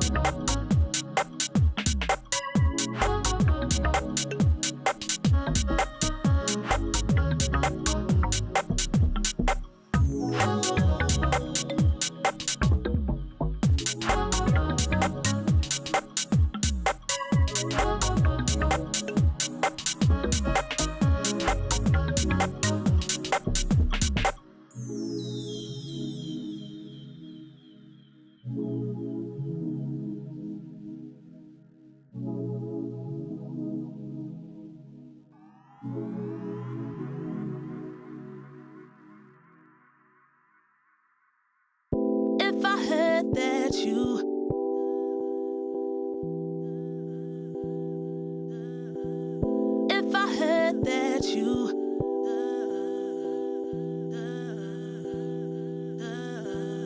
If I heard that you.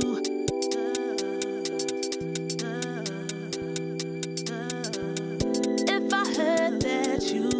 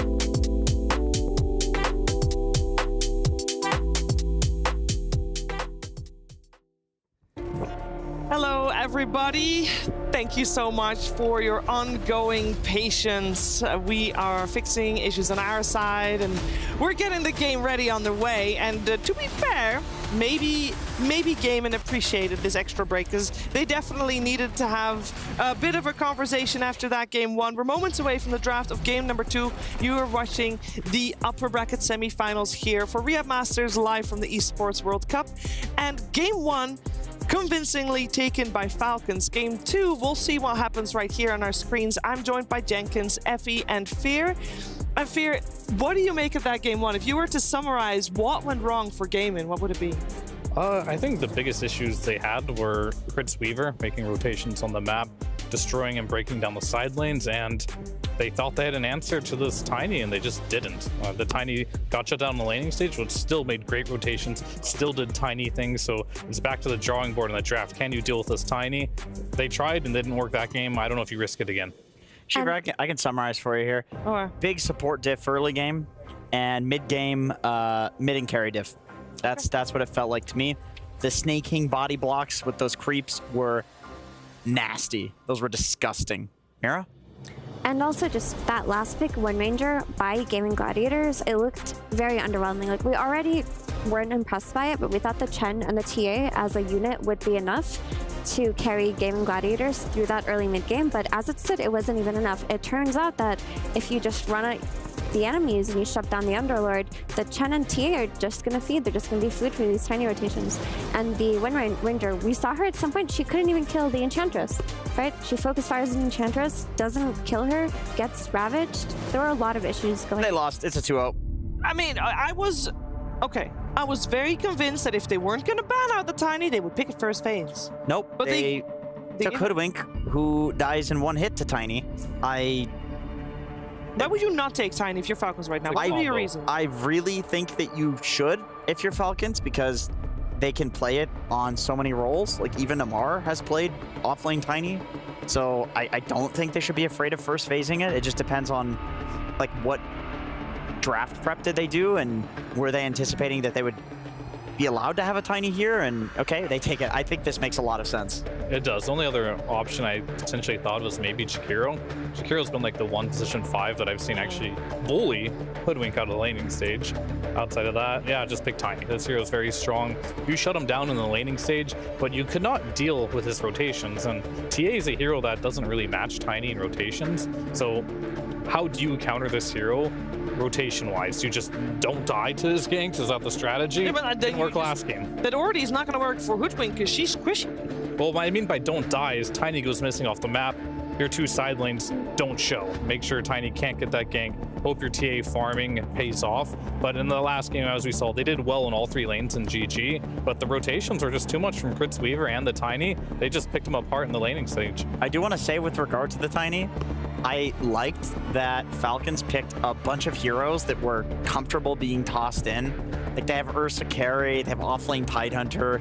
These heroes do not care if they're tossing. In fact, they want to be an Enchantress. Weaver can even time lapse. So they were doing a really good job at using the toss damage from the facet because these heroes, they want to get in there.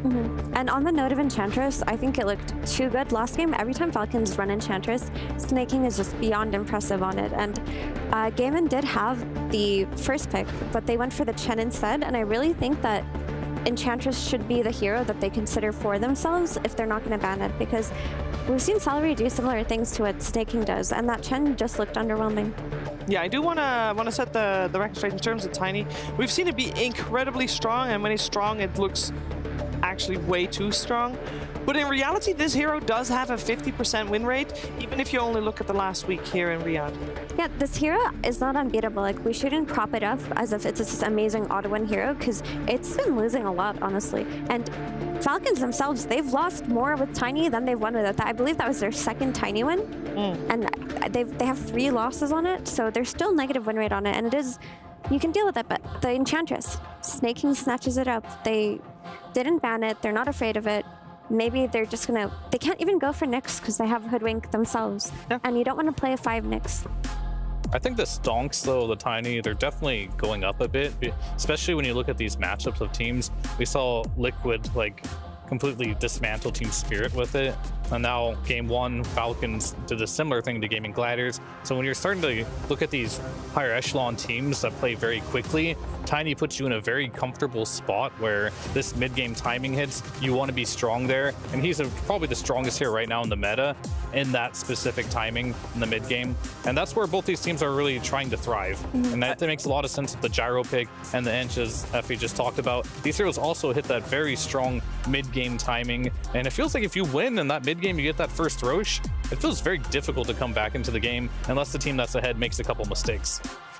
Most of the teams that have been picking the gyro have been doing it with an IO, but it's not really, it would usually take the position of the Enchantress. I do want to say one final thing in terms of the Tiny before we talk about the other heroes, and that's that the build on Tiny seems to be evolving, and I know that's something that can make a hero go from like good to completely broken. We've seen like Octarine, obviously the Conda is like the very first thing people are going for after the Blink Dagger, rather than going for like Echo Saber. People are completely skipping that. That was the build like a week ago, so that could be a reason why the stocks are going up in this hero as well. Even Force Staff on mid Tiny people are doing. Okay, so they take Wind Ranger for themselves. This very well could be a crit Wind Ranger, or it could just be a crit Tiny. I mean, he plays both of these heroes very well, but I believe the last time Falcons did run Wind Ranger, it was on crits. But the nice thing about this pick in this slot is that the flex potential is still open, and they can respond accordingly, because GG have this 18 pick that can, in theory, counterpick the Tiny if they wanted to, but whichever heroes would counterpick the Tiny, technically, Wind Ranger does very well against, you know, like the Huskar and maybe the Eternal Shroud Ember Spirit. And the Necro. Remember the Necro, guys. Yeah. Never forget the Necro, 0 and 1. Yeah, so this is really cool conceptually, because she does cover for all of the counter picks. Like, it does work really nicely. It does, but I wonder if there's an angle too where the support Wind Ranger versus like Chen and Brew is with the Shard, right? Maybe you can just disengage their ultimates or them running at you. I wonder if that could be also a potential, because I was thinking to myself, like, why would they pick Wind Ranger here versus the heroes they see right now? It doesn't seem particularly good. Like, Brewmaster can dispel you if you are wind running, so that's always an issue. They're going to counterpick it with a CK as well, so they must be very comfortable for it to just what they currently see if it being a support. overall, Gaming Gladiators has had a lot of success with the Chaos Knight this event, so they're going back for comfort in this game with that for sure. Okay, hear me out, guys. Okay. Hear me out on this. Whirlwind Wind Ranger, okay? CK Illusion. Okay, we're done. Chen Creeps, Brewmaster Brewlings. Is there a better game to get a Maelstrom and spin like you're a tornado? I'm not opposed to it, mostly because I think it will look really funny. But I don't know if it's actually better than the other. Have you played against it? Yes, unfortunately I did. It was very good. It's actually pretty good. But I am also playing in a very different bracket. I played with doesn't it on my matter. team and I got very mad. All right, let's focus on our last couple of picks here because we have a Dazzle ban coming out here. I wonder if this is something from scrims that we've seen. We got Underlord banned out on the side of Gaming. So what are we thinking here for the last pick, especially considering the Dazzle ban?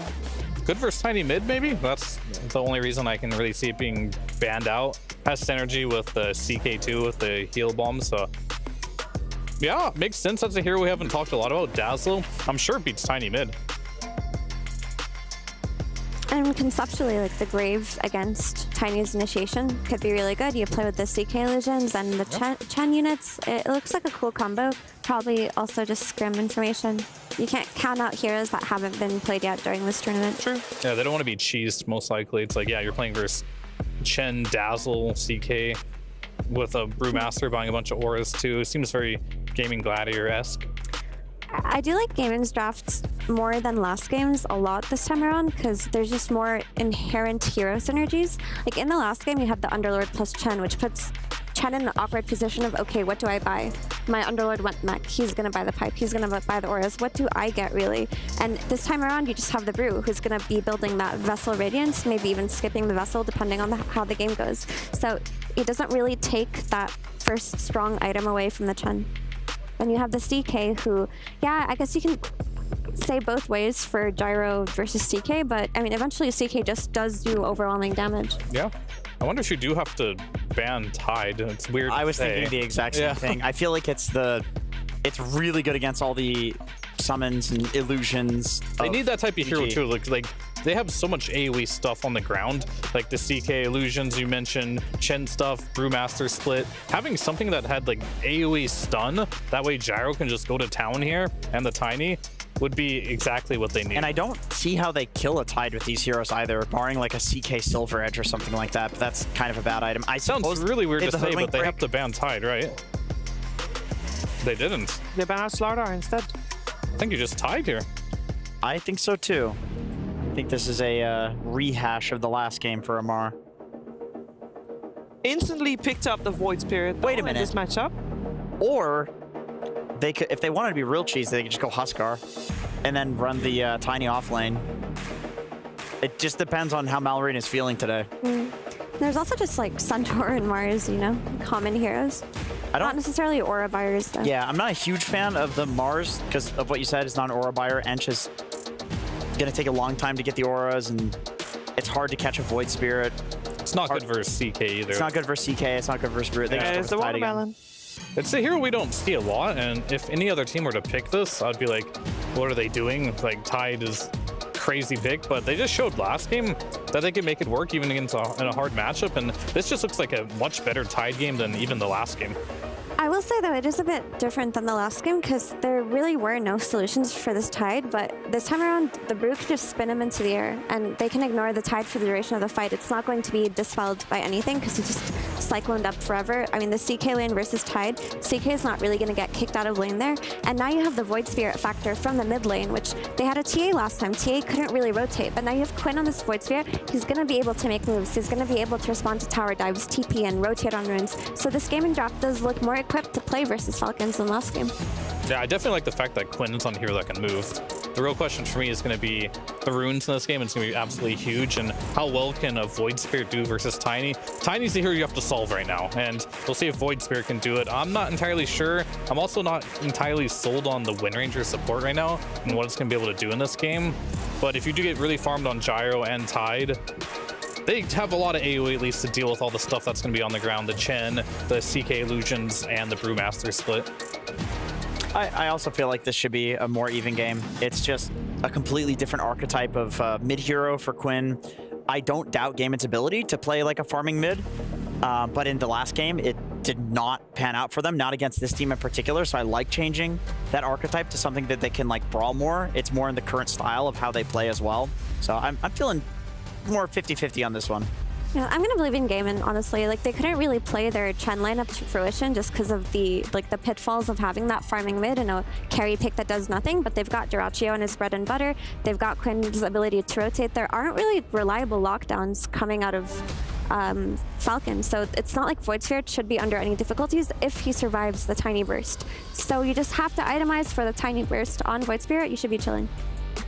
It sounds like we got a more even game in our hands, or at least that Gaming Gladiators has got a better draft this time around to fight back against the very strong mid game we saw coming out from Falcons in game number 1. Of course, this game is in the upper bracket semifinals, and that means whoever wins this is guaranteed top 3 here at Riyadh Masters. And on top of that, both teams at the moment already have secured $300,000. Whoever wins this upcoming series, gets another $300,000 on top of that. So a lot on the line here as we're heading over to Cap and SVG for the game. That's right. Welcome back, everybody, to Gaming Gladiators versus Team Falcons. We just heard the panel just full of copium as they talked about how, yeah, Gaming Gladiators, they've got the Dyrachyo Chaos Knights. They have a Hoodwink that's maybe better set up for success. We've got an active mid Quinn hero, so everything should be much better for Gaming Gladiators going into game 2. But they're wrong, Avery. You should break the desk. I did. Out of anger, because we're about to watch another team get 2-0'd by Tiny, the hero who is 6-1 in the playoffs. Yeah, don't ignore the weaker teams playing Tiny, all right? Playoffs, 6-1. This hero is broken. Stop giving it to people. Look, Gaiman just want to get crash landed into the lower bracket. You know, it's only fitting. And that's the way you want to do it. That's the way you want to do it. I feel like this is tempting fate too much. Like, at a certain point okay, so the logic I think Gaming are going for, you know, the big question is why would you give them Tiny again over some of the other bans? The one ban I think is debatable versus this Tiny is, for example, the Pango. We've seen Pango be successful, but in my mind, is Pango scarier than Tiny? I think most people would say no. But the one thing Pango does that Tiny doesn't do is he's a bit better at countering push strats. I think one of the weaknesses of Tiny in theory is if you can push him down and get like fast grease pipe up, then his entry into that fight isn't as strong as something like a Pango who can just roll through it and get a big shield crash and give you, you know, some good anti-AoE. I actually see it the opposite, where Tiny does so much damage that he cuts through pipe. Well, this is the question. Is Tiny actually weak against anything right now, or is he just so good with the extra lane shove, the extra AoE, he can displace heroes out of the aura ball?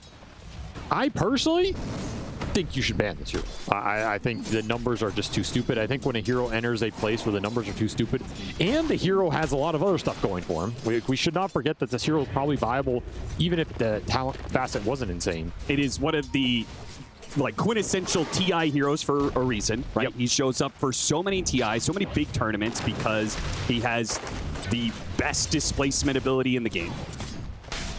There's a lot you have to overcome to make this hero really weak, and at this point it starts to beg the question, like, are things like a Pangolier ban spookier than a Tiny ban?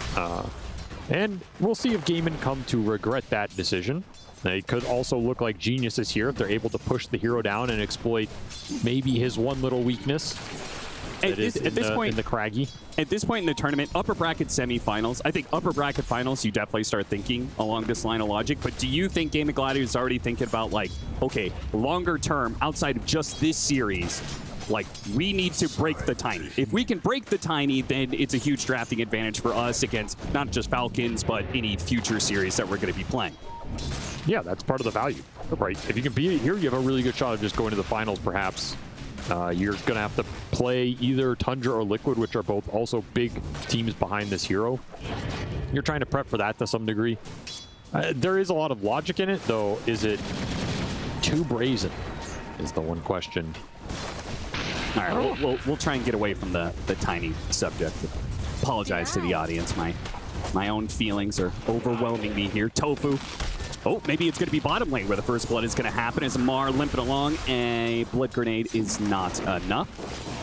Seems like the Chen is having a bit better influence in this lane than last time.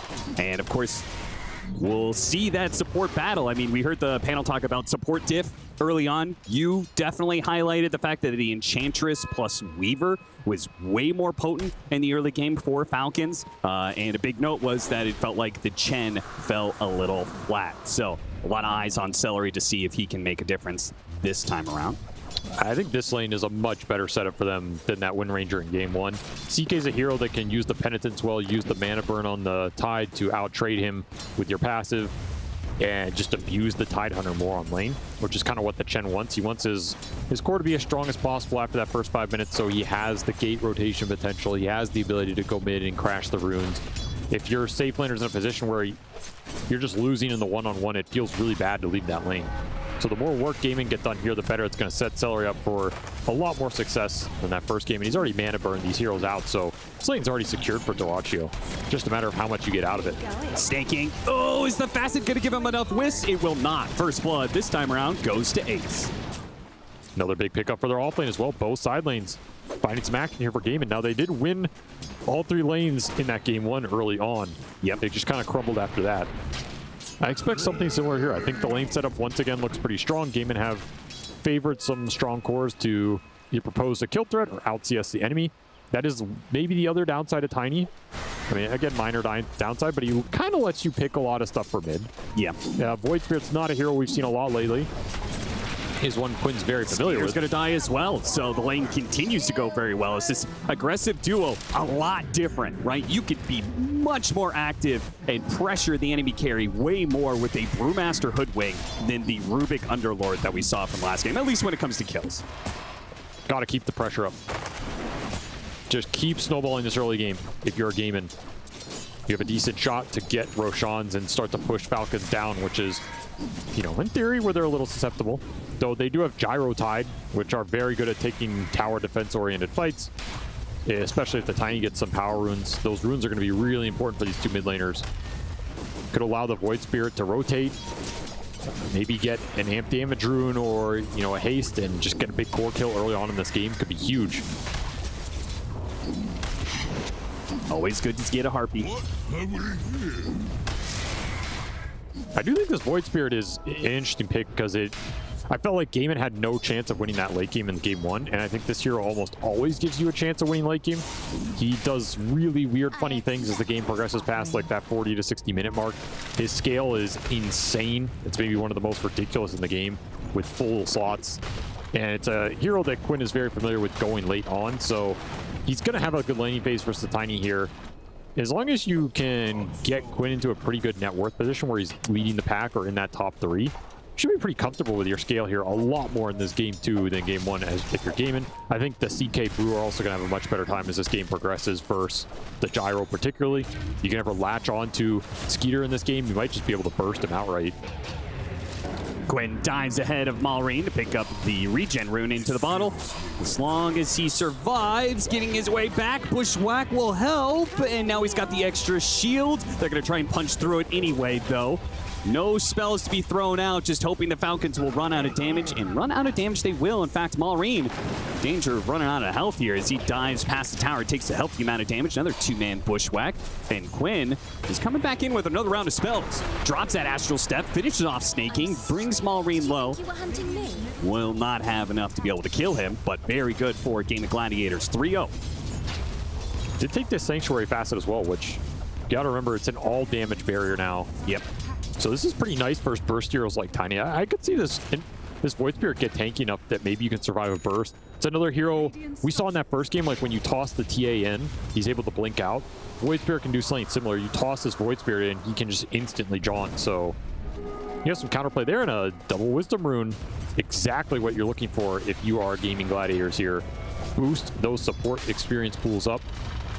Get the support advantage on the map and start to assault these towers. Yeah. Much better position than game 1.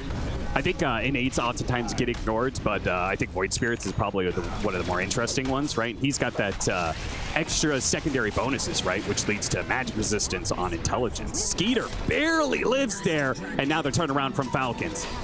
Going for the kill on Ace, crit. Feels like they should be able to run him down. Really good bushwhack, though. They're getting lots of bushwhacks from Tofu. Very value. And they don't die. In fact, Quinn is going to be able to clean up not one, but two out of this. Ooh, what a nice rotation. And Tofu and Ace have been doing work on this lane. Shows you the power of this first pick hood lane. Absolutely crush this lane. Set this Brewmaster up for success. More earn charges. Going to start to push towards that level 6. Maybe you can just get a solo kill with that. Quinn will lose the room, but it's not a great one here, so he's not too sad about it, and has full resources on this Void Spirit.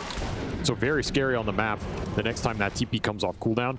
And he's top of the net work chart, which is exactly where you want this hero relative to the Tiny. Make sure Maureen doesn't have good targets to snowball off of in this game. As the second that blink comes out, you have to start thinking about what position are we in when the Tiny can start looking for kills. If you're gaming, you're probably thinking about this rotation soon. Either the Chen or the CK through the gate, particularly if you're getting pressured down here, which Duracchio's feeling it. Instead, he gets rotated on. Yeah, Skeeter catches him. Duracchio is gonna die. Skeeter able to take that last hit, and then they'll run down Celery underneath the tower, no problem. So Falcons, once again, taking the pace away from Game of Gladiators by being the first to go through the gate. That was such a good move by Skeeter. Did so much right there for Falcons. Eliminates the move from Gaimin that could have come out. Benefits from the pressure of the lane going in with this double range that Omar shoved. Gets extra experience for the supports who were missing it off the Wisdom runes. And shuts down this Chen, who was starting to build up an army with the level 5. That did a lot of small things for Falcons there to kill some of the laning momentum. Still behind a bit here. That move definitely helps. And you're going to probably look towards Skeeter to be pretty active in this game. I think you're going to need... If you want to defend towers, you're going to need the Tide and the Gyro here to combat the Brute.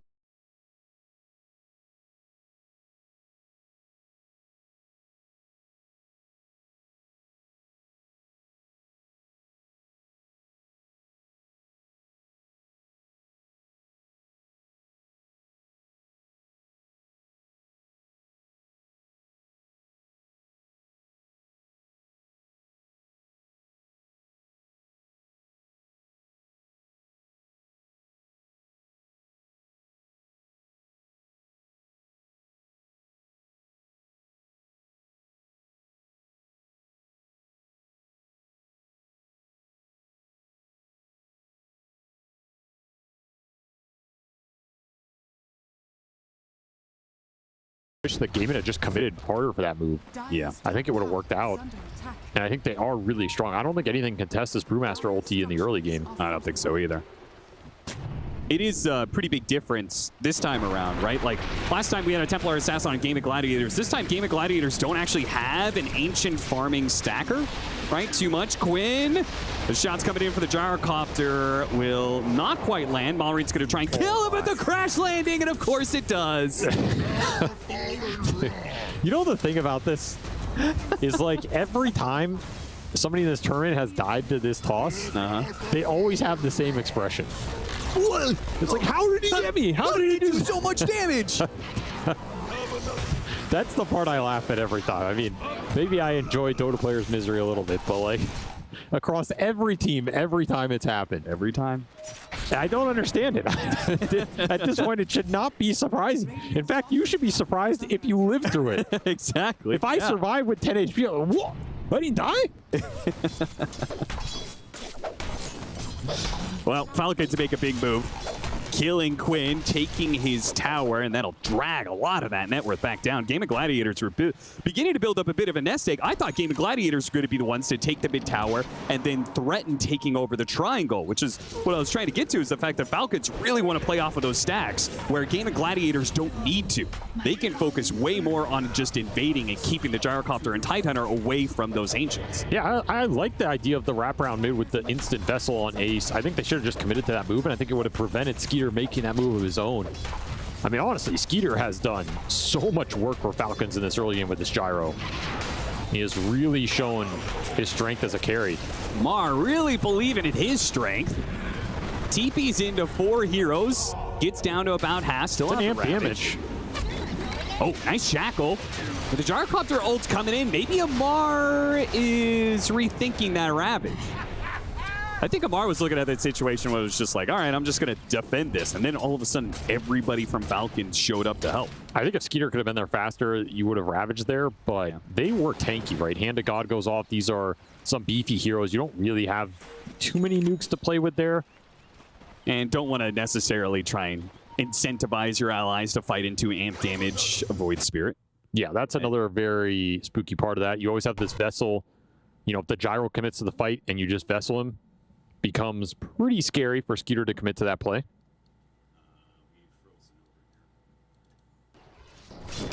Big ancient stack being done from ATF here, though.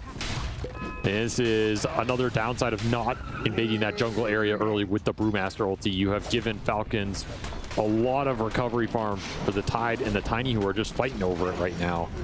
Blink done for the Tiny.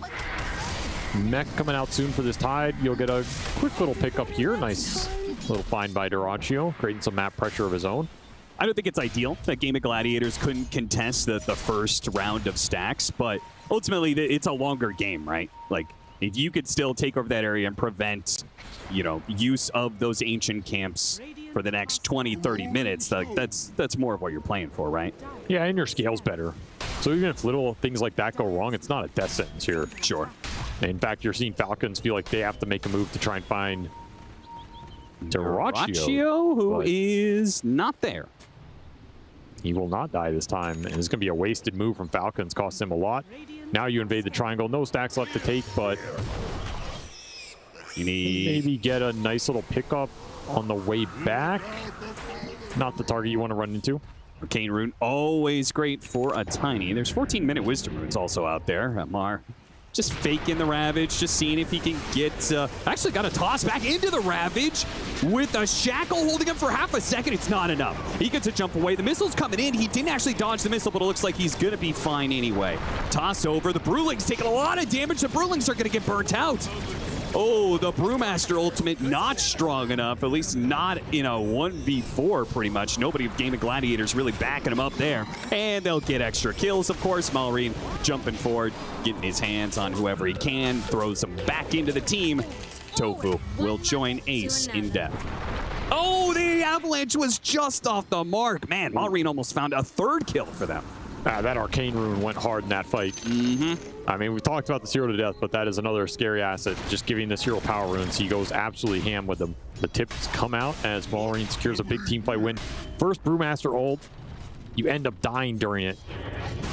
Just not used early enough in this game to get the real value. And it's a fight where your Void Spirit almost gets chain stunned to death. That was incredibly close for the missile landing and just obliterating Quinn. Very good execution there. But he's tanky enough, he's able to survive. The downside is your Void Spirit's out of the fight. Your Chaos Knight's not there. That's basically just a 5-on-3 at that point. Falcon's happy to collect. And that Chaos Knight is not going to be joining these fights for a little bit while longer as he's trying to finish up that Orchid, which will be very influential when it is up. A nice pickoff on the enemy carry is lined up for Game and Gladiators. Ace will commit to it, diving into the tier 2, and Amar's TP comes way too late, plus he doesn't have Ravage. Yeah, just comes in to collect the farm that Skier will miss, of course, with that death. ATF never misses a CS. That's a nice little pickup for Gaming. Didn't get him with the ult, but you got him with the Vessel Sharp Shot. And this is the real power of Hoodwink. I mean, this is why this hero is a premier support right now. I feel like it always gives you easy 2 or 3 man kill threats on anything in the game, which is a big deal. See Quinn get comboed down there. He's not too happy about that. And particularly if you're matched up against a non-strength carry, right? And Gyrocopter gets some pretty decent stats, but early on, man, this fast. He does some heavy lifting for the Enchantress sometimes. Dyrachio will finally be able to get that kill. Somebody give this man some mana. He's just running around with no mana on this Chaos Knight. Yeah. Making life harder than it needs to be. I guess Orchid will do the job. But you, there's some Arcane Boots. So you have double Arcane Boots. You have Mech on the Chen. This Orchid's coming out for the CK. Dyrachio is incredibly fun. Like, he has been shoving out that top lane. Nobody has pressured him. He's found some extra Enchantress kills. And now it's time to activate him. This can be a very strong point of the game for Gaimin if they can combine their cores in either a big fight or do Roshan with 2 or 3 heroes and then make Falcons come and get that fight that way. Nobody's really contesting the CK right now. He is incredibly tanky with Mech Hand of God behind him. Yeah, on that line of thought, do you think, how well do you think Tide Hunter, Quinn got tossed back? Great jump once again from Falcons, playing off the high ground ward. Malrine not dropping that initiation whatsoever. Another pick off on Quinn. So they may not be shutting down the Chaos Knight, but they're certainly doing a lot of work against this Void Spirit, though. The Gyrocopter's in trouble once again. A toss over helps out, but Gyrocopter still dies ultimately. Dyrachyo running low on illusions. It's just his hero left, and he's in way too deep at this point in time. He's going to go for the kill on Crit and just hope that he can find another one. Oh, nice bushwhack. Maybe he gets the kill on Malrine before he goes down. Turns back around, tries to grab him, but a shackle shot holds him in place. He's going to go for some armlet toggling, but he's just against too many odds here, while Snaking distracts the other 2 supports. Might even be able to slow him down long enough to get the kill as Malrine finds his prey. Quinn jumping back in. Beautiful bushwhack on 3. Quinn will finish off the Tiny. Now Ravage is going to go down. That will catch the Hoodwink and actually clips the Void Spirit in the back lines. Now, can this Void Spirit kill some of these supports? They've got the Brewmaster, who's also going to be coming in here. Omar is just going to ignore everybody. It's a very tough target with Greaves. And now that they've got another damage dealer behind them with the Gyrocopter as well, things not looking the best for Game of Gladiators. The shackle shot into the missile doesn't quite land. The missile is going to be disjointed by an Dissimulate. It shows you how little faith Ace has in this Brutal to do work here. Yo, yeah. Just doesn't even want to pop it. I mean, it's still level 1. He's so close to level 12 here. I think if that's a second level in the ult, then you commit it. Also, Pipe is 4 XP short after that camp. Pipe is almost done for him as well. Yeah, so these are very big timings. You don't want to throw them away. Just desynced here from Gaiman. I mean, we saw the power of the CK there. He's so tanky. It takes a long time to bring him down. If that's a fight where Gaiman have 1 more core there with Dyrachyo, you can maybe just wipe them. But again, the timings have been a little off in this game too. You're trying to get there with the Brewmaster. You're now there. Now Dyrachyo, do you want to go and fight again after you paid it with your life? You're looking for this Manta on the Void Spirit too would be a big item. And if you lose him here, you might lose control of this 20-minute Tormentor. Once again, Ward dropped down so they can get the initiation 100-0, and they are on top of this area for Tormentor as well. Good night. They're going to stick around to do it. That would be very aggressive. A little risky. Oh, 100%. Okay. Is what this move is designed for, and you're going to take benefit of it. Gaiman do not want to contest. Lose their carry, lose their Tormentor. Shard goes to the Wind Ranger, which is super nice this game. I love when teams make that move, by the way. I feel like this 20-minute, 21-minute deal is so valuable. You get a pick off on Dyrachyo, but then you also take 1,400 gold. That's like a 2,000 net worth swing, easy. Oh, I see. Okay, maybe not a 2,000 net worth swing if you've already bought the Shard. Whoopsies. A little unlucky. What can you do? Yeah, just casually lose 700 gold. Pushing him away. Missed the bushwhack, though. And missed the shot, too, that Ace would have been able to follow up on. And Crit will take some Lotuses away from Ace on his way out. Oh, wait, no, it couldn't. Echo Saber done for the Tiny. That's an important pickup because I assume he's going to go BKB next. Condor or BKB, probably one of the two. Kind of surprised that Gaiman haven't tried to just force Roshan. I don't think that fight's too bad with them. With the early sustain from the Chen, who's having a much better game this time around. You have CK who can do it really fast with the Penitence, and then you're going to get a good fight for Ace with this level 2 Drool. Maybe Pipe will be the signal, and Manta's done on Quinn also picks up an Arcane Rune. Yeah, but they've been waiting on this Pipe for a while. Did his courier die or something? Toss back into Ravage. Is this enough damage? It might just be enough. Okay, the Illusion Rune spares him one of those impetuses. It would have been a bit closer had it not been for that one. But the God definitely helps. I mean, Ravage being down, they're going to go back in. Game of Gladiators should immediately try and do something with this. They'll get the pick off on Snaking to start. What else can you get during this window of time? I mean, just go Roche. That's the easy play. You could look for more kills on the map, try and get some deep wards out. You know, look for the pickoffs with the Hoodwink, collapse the lanes. You could push a tier 2. also an option here, but I agree. You want to get something done right now. Exert some pressure in this game while that Ravage is on cooldown for nothing. And Quinn's just back to full HP here off the Chen sustain. Even finds a regen rune. So he's getting all the power runes, getting the extra levels here. And very importantly, this Manta will help him continue to deal with that problem because they also have the anchor, right? And that's a big problem for the Void Spirit unless you have some sort of dispel deal. So that'll help him dodge a bit of damage, kill the anchor, get back to full mobility again. This is looking decent for Gaimin here. They're going to get an uncontested Roshan. Going to be very fast as well. You have some good Chen auras between the 3 little creeps here. Extra damage, extra magic resist. It's going to be a strong push coming through with this pipe timing. Big question is how much can you push it right now? I think there is a world you just barrel down a tier 2 and force the tier 3. Because in theory, that 5-on-5 is unlosable, except for the fact that you're going to get tossed in on somebody. I think they barrel down the bottom lane and they could take... I guess never mind. I forgot Falcons already did their Tormentor too, so. Because right now it feels like a low point for Falcons in terms of damage output. Yes. Like your Gyro is into that 3rd, 4th item territory where he packs a punch. This Tiny and Tide are doing some decent spell damage, but they're not look at Ace heroes. just shrugging off this damage. Yeah, you're not threatening them right now. And they'll get a pick as Tofu goes through the gate, comes in from behind, gets the bushwhack onto Tiny. No stuns, no stuns. Okay, Falcons will be able to mostly just TP straight out. He'll be snaking left behind once again, but he'll create as much of a diversion for as long as possible. And it's what is this, man? A decent amount of time. Why is that a thing? I don't know, but they get him. Time to push is the question mark. Yeah, we gotta go for tier 2 top. Are you gonna make me watch this again? Come on. It was long enough the first time. It really was.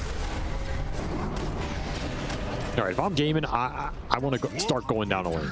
Start hitting these tier 2s. I don't care about Falcon's 5-man fight right now because you have Aegis, you have Pipe, you have Hand of God, double Manta up. Shield Rune even on this Void Spirit.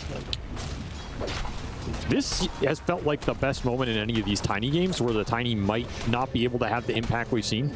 Yeah. You've tanked up enough, fast enough, and snowballed this game to where your 5-man is hard to break right now. So you get 2 tier 2s for it.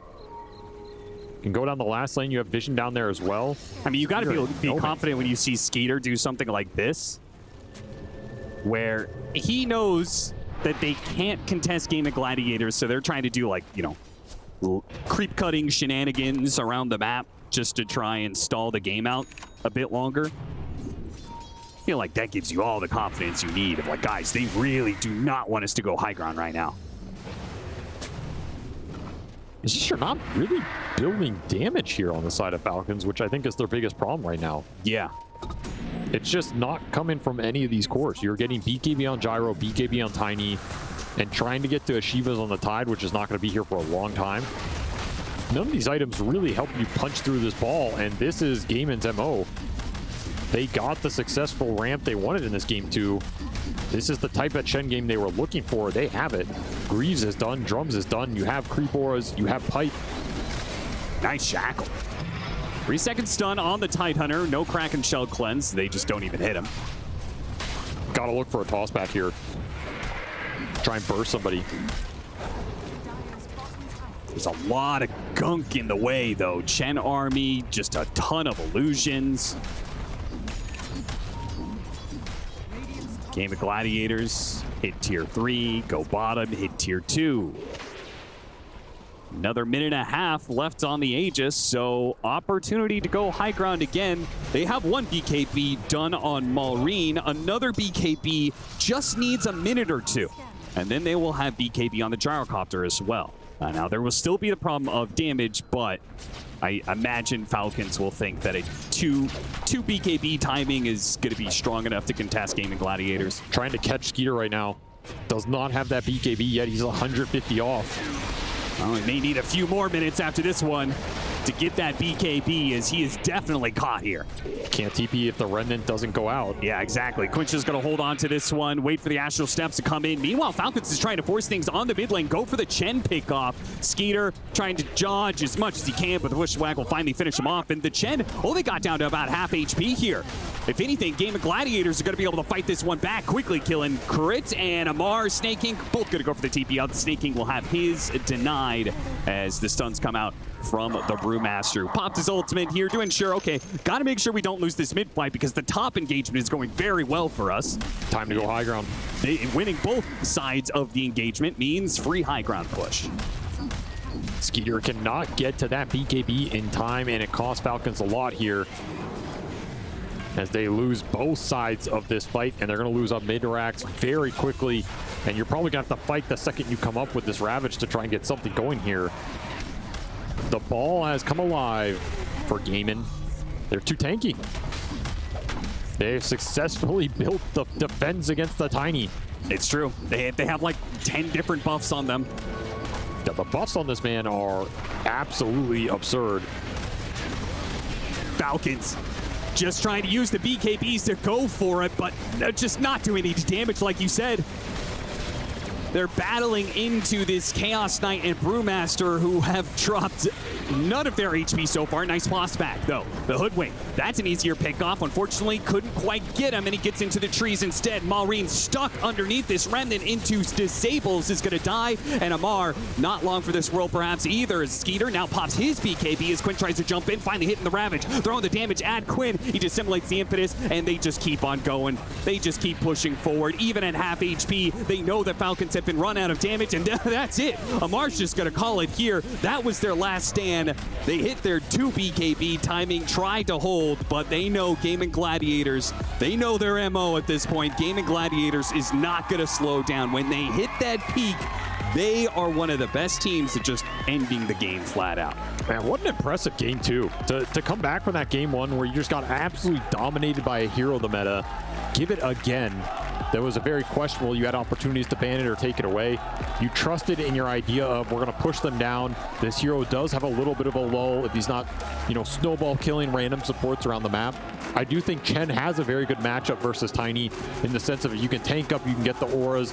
Suddenly there's no good targets for him to jump in. When he does jump in and try and toss somebody back, he gets penitence. There's an Alpha Wolf giving bonus damage. You can just chunk through him here. Really interesting strategy from Gaimin in terms of they've shown us 2 games now where they believe in this Chen versus the Tiny and the heroes they can build around it to make it succeed. The one big difference here, I think, is the scale was a lot better for them, so they didn't feel as pressured. Yeah. They didn't need to snowball that game as much in game 1, and it felt a lot more methodical. And I think carry-wise, this CK did a lot for them in terms of taking down early Roshan, pushing lanes, and getting a couple pickoffs. Dirachu had a lot of impact here.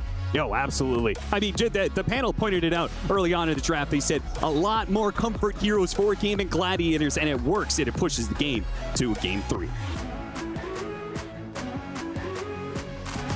Thank you very much, Cap and SPG. Yeah, we're going the distance with this upper bracket semifinals. Gaimin, they show the Tiny Schminy. Right, Jenkins? I don't know what that's supposed to mean, Shaver, but you're right. They beat the Tiny. Honestly, like, there was a period of that game where Falcons had enough damage in these fights with just Malrine on Tiny.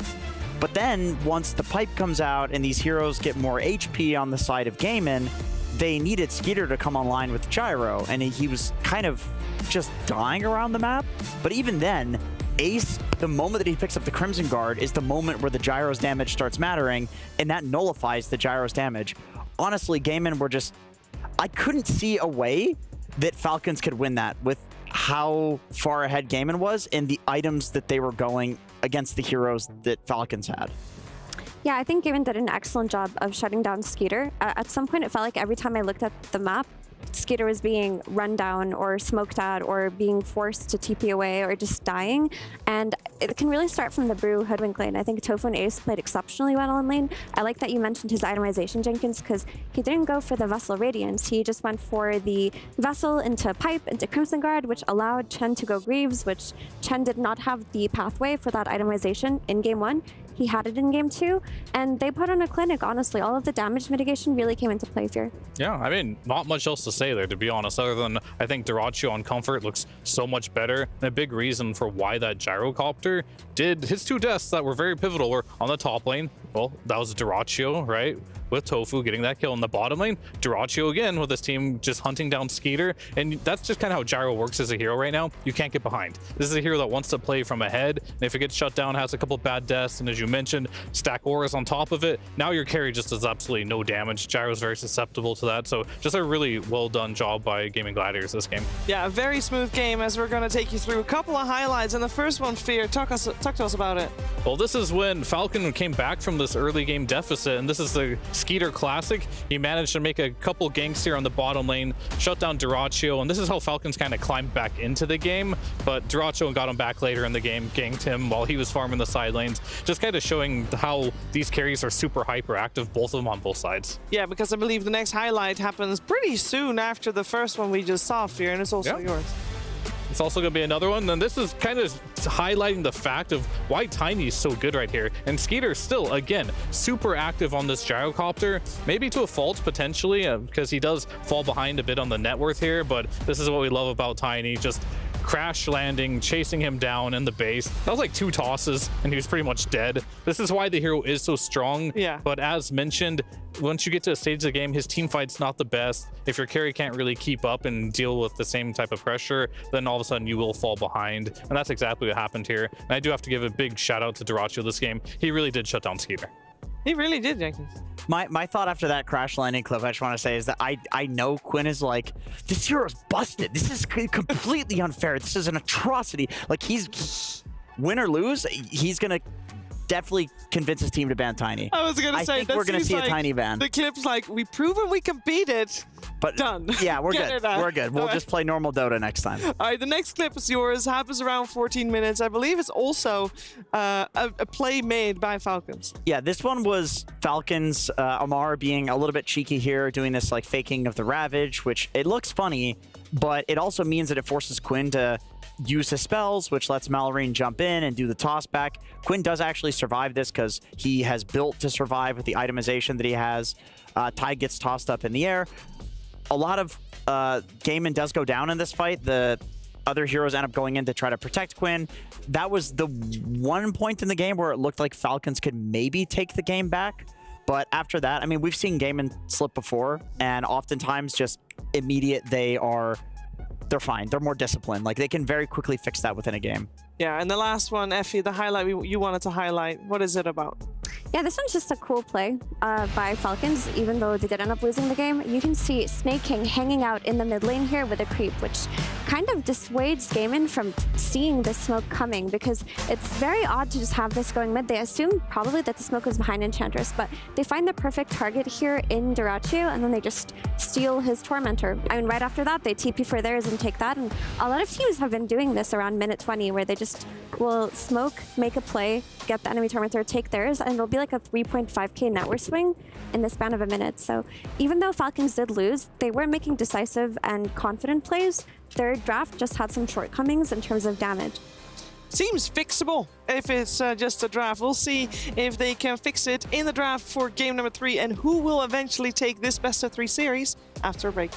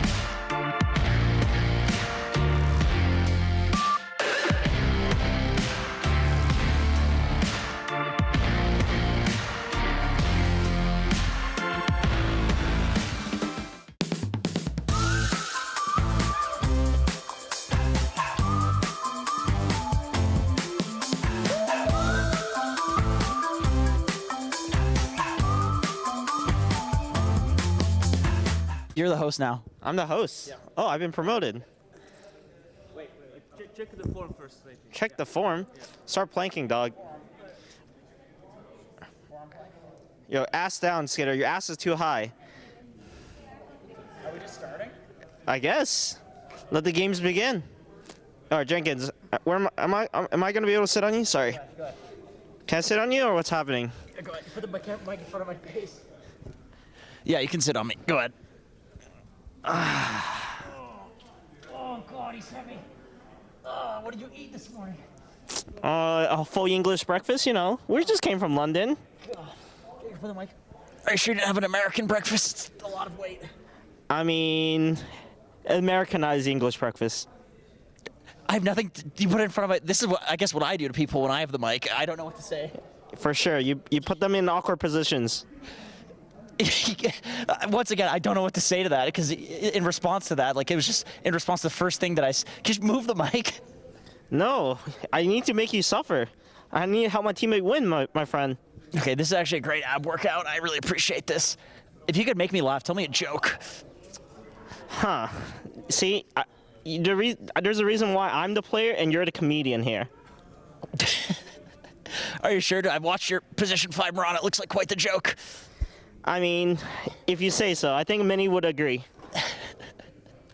I don't know, it's just a self-deprecating thing. I don't know if I say anything in response, it's just mean. But you're just keep talking. I'm trying to. A few moments later. He's locked in. He's really locked in. He's very focused. Tell him a funny joke. Make him crack. Okay, let me think. Let's see. There's a Bo Burnham one. What do you call an ugly kid in high school? What? Names. That's a Bo Burnham. It's much more offensive, the actual joke.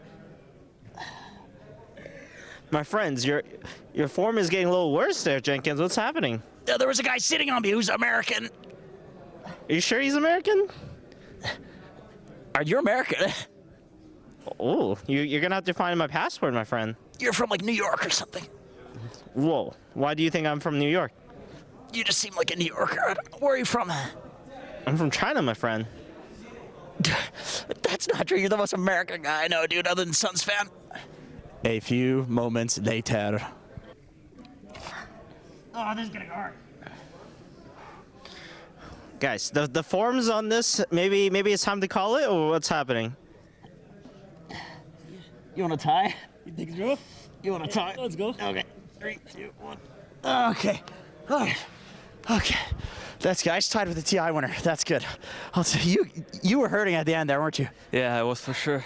So is that this a problem? You get 2 Dota players doing a competitive thing. We should never give up.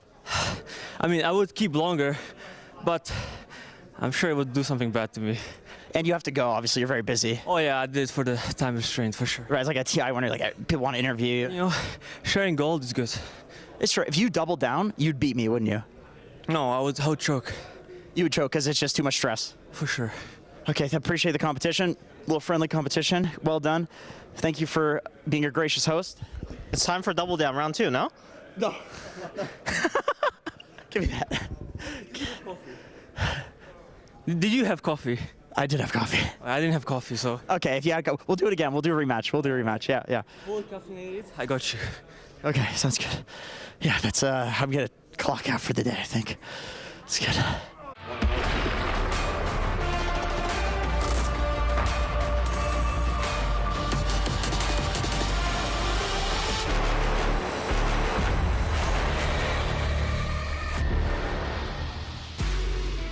We're getting ready for game number 3 here. Our first upper bracket semifinals goes the distance between Falcons and Gaming Gladiators, and I think we're gonna see a whole different game number 3 because I feel like game number 1, game number 2, we got both teams having their own ideas, but trying it twice in a row, and now everything needs to change, Shirley Jenkins.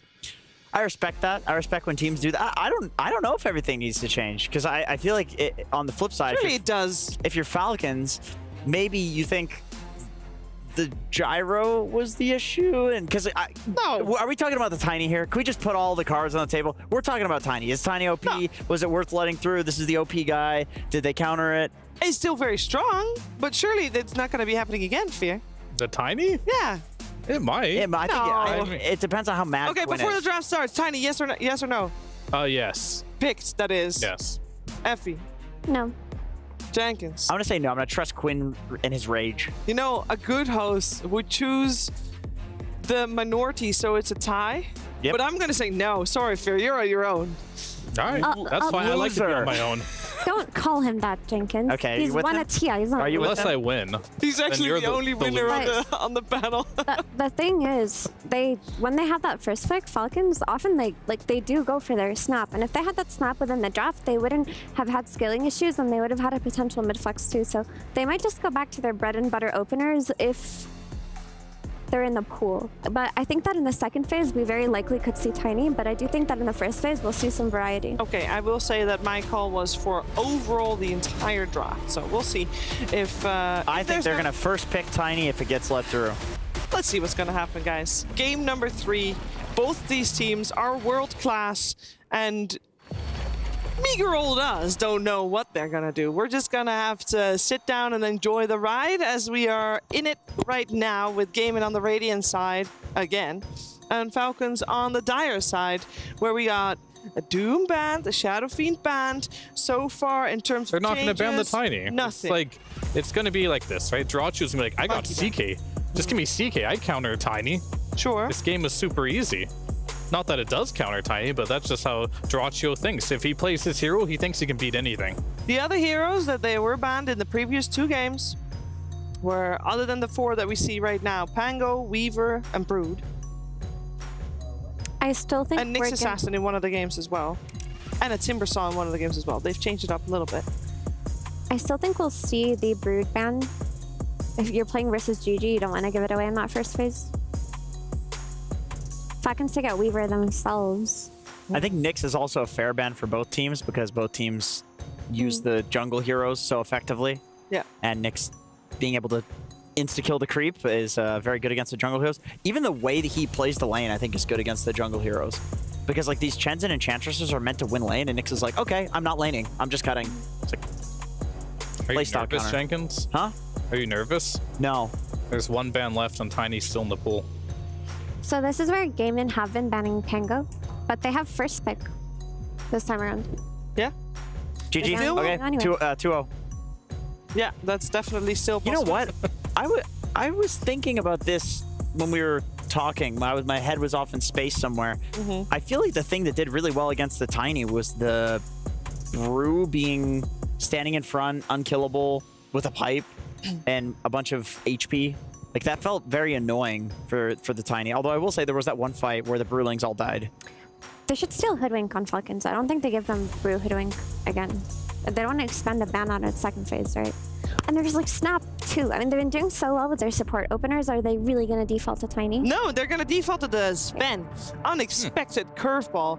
One thing that I do want to mention is that before we even watched the series, when we started talking about these 2 teams, one of the first things we said was how Ace and Tofu are pivotal for Gaming Gladiators team, and how vocal they are, and if they have a good time, you know, most other people are able to ride on the back of that.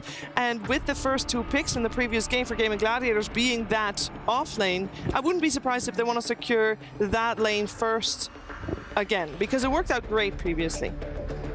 Yeah, I mean, this Sven pick is very interesting. It's much more versatile than the Gyrocopter, whereas Gyro can be played as a support. We've seen it before in the past for sure, but Sven is more flavor of the meta type of thing right now.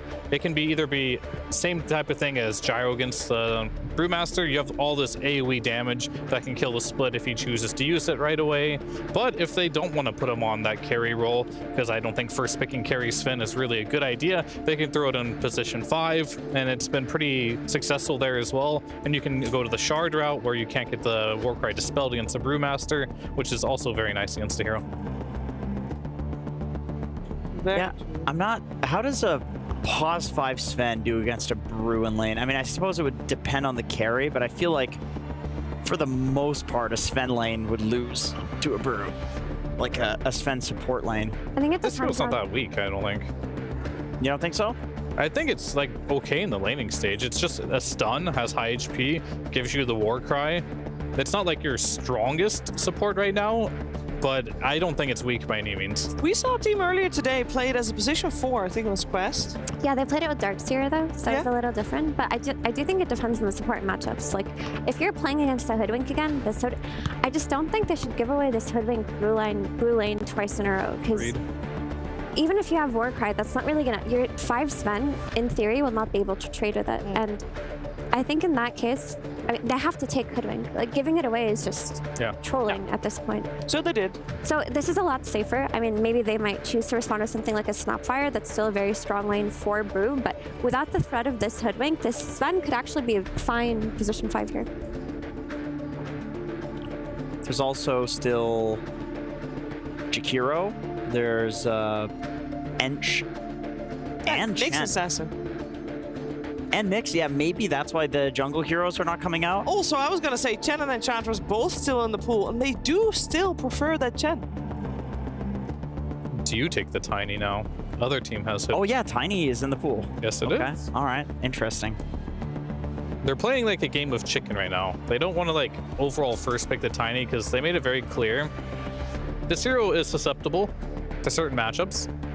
I don't know if last game was really like an indicator of like Tiny being not strong or countered. I really do think that Skeeter just, when these two teams are so high level, if you make 2 mistakes like that in the road, the game can just end. And I feel like that's kind of what happened there. So that could be something that they're thinking about, potentially picking up the Tiny here yet again, because it is definitely still an S tier mid laner. Yeah, I mean, I would also be so tempted to Nyx. Like, Falcons... It's good too, yeah. Has not been playing it. It interrupts the snap ult. It insta-kills the creeps from the Chen. But do they play Hoodwink on anyone but Crit? I'm sure Snaking can play it. I think the issue with Nyx is you give away your Sven Flex, which you don't want to do. Yeah, it makes the draft weird. So you shouldn't do that. I think the Primal Beast is actually an excellent solution to a potential Tiny, if that's still on the table for Gaming Gladiators, because this Primal is actually one of the good heroes you can lane against Tiny, because later on in the game too, when Tiny initiates you, you survive, you BKB, you uproar, and then you turn the fight. And you theoretically want heroes like this Primal that can do that. On top of that, Primal Beast is very good versus Chen, or any kind of Zoo lineup really, because he goes in, tramples, is very tanky, and just can clear those. I'm a little scared for Quinn Ember now that I see these heroes. Because Ember is very good on this patch right now, and I feel like it does pretty well versus Primal in the mid lane. Great versus Hoodwink. Jakiro can't really stop him. Lots of stuff you can disjoint here. I like the idea of Ember. It's a Mage Slayer buyer as well against a bunch of primarily magic damage. And these supports, you can just jump on and keep the Mage Slayer debuff on them permanently without really worrying about dying to them. The only issue is like late game Sven. Is Omar playing much Primal these days? I'm blanking on that one. Or is that like just a Malrine exclusive? So Omar has played it, yeah. All right. I think with Omar, he mentioned at Dream League that he's just been playing and practicing every hero and has been expanding his hero pool. So at this point, if an offlane hero comes up, we have to assume that he can play it. Yeah, because that would be like one thing you'd have to think about, right? If you do pick Ember here, and this is technically a flex, then you have to deal with potentially those hard matchups for the mid lane, like the Huskars. Yeah, he did play Venge after all, so I do feel like Amar is willing to venture into whatever at this point. This Falcons draft is very scary right now because they have just a really classic archetype of, so they have 2 of the strongest side lane supports in Dota right now that will just secure or not lose your lane and even probably win it, with 2 tanky frontline heroes and a lot of range damage coming out of Macropyre and Sharpshooter. Like, it's just very spooky to play against. Nice call on the Ember here. Yep. Just one of Quinn's favorite heroes, and he loves playing the Ember into matchups where he gets to be hard to kill. And I feel like their stuns are not easy to hit on Ember. They do have a lot of stuns, but they're like those slow wind-up stuns. Like Jakiro has to wind up the Ice Pass, same with the Bushwhack, very telegraphed, and Primal has to charge in. Same thing with Sven stun. So he believes that his reflexes will be faster than those cast animations, which they should be. So here is where I would think about the flex for Falcons, and if you're gaming, surely you got to take the Huskar out, right? You don't want to risk like Omar playing the off lane Primal and then a Huskar coming out on the mid lane just dumbstring. I mean, there's none of these other heroes on the side of gaming is really strong against the Huskar. Maybe, but I feel like a lot of teams, I've seen Ember this patch a lot and no Huskar bans. Sure, some teams have banned it, but they might take that route and just give him the Huskar if they really want to take it and just kind of rather ban out the Omar heroes, right? And make sure Omar doesn't get a comfort hero. It's definitely a risk, though. If you do get Huskard, you might be kicking yourself. Yeah, the question is how much does Falcons trust Omar to play the Primal off lane? How much do they trust Malrine to carry the game with the pressure of a last pick? And I mean, they've shown that they can do it before.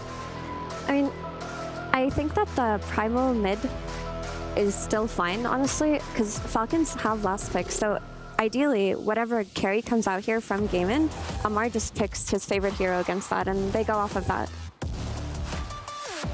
Yeah, any melee hero, and Slark could still come out. The offlane Slark. Omar really likes to win his lane, although it's a little sus against Chen. You don't do much against the Chen creep, so you do need to consider that factor. It's like a hero that's good against the carry, but then also good against a bunch of creeps running at you. Why would Tidehunter not be an option here as they played it in the previous 2 games? Like, what would make... Well, they get last pick, right? So Dyrachyo has to pick something, and then they'll respond to that. Yeah. I mean, Dyrachyo heroes... This hero's been... He's going to be CK.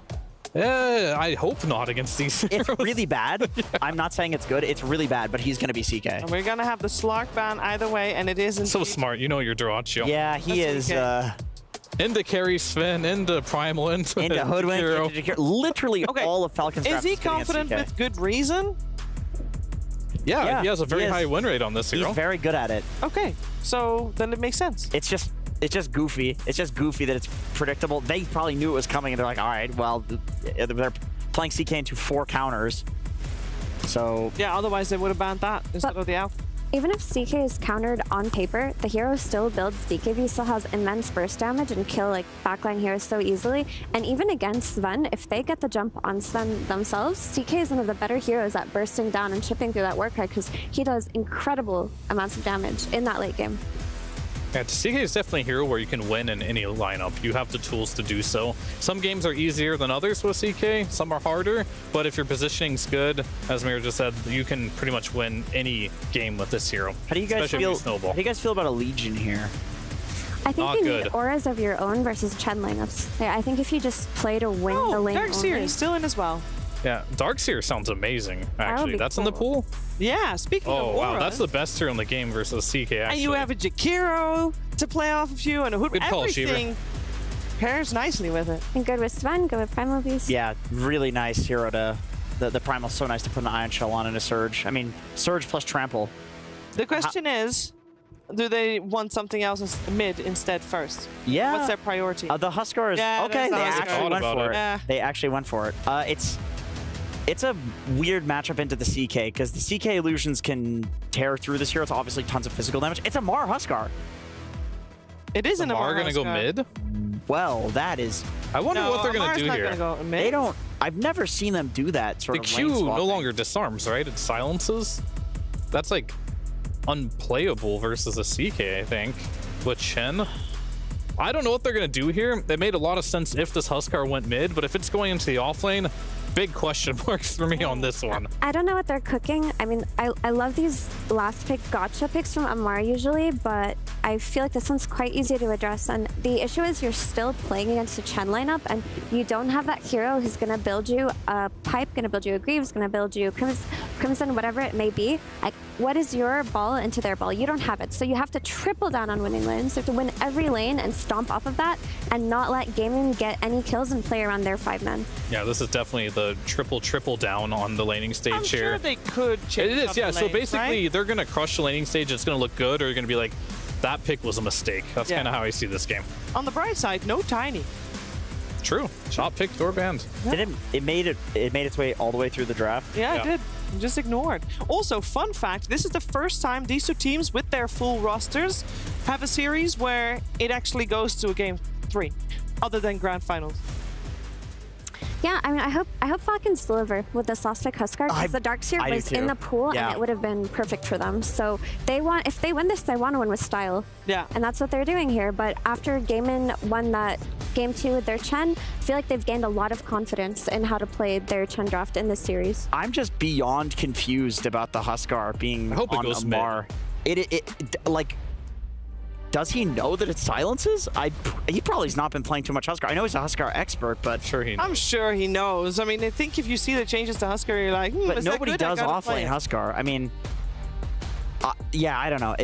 We'll see. I'm just so curious. That's all. I'm very, very curious. Well, we all are. That's the beauty of it. We don't know who's going to win. How boring would it be if we can just tell you exactly who's going to win in this upcoming Game 3? It's the final game here for this upper bracket semifinals. Let's see who's going to take it together with Cap and SVG.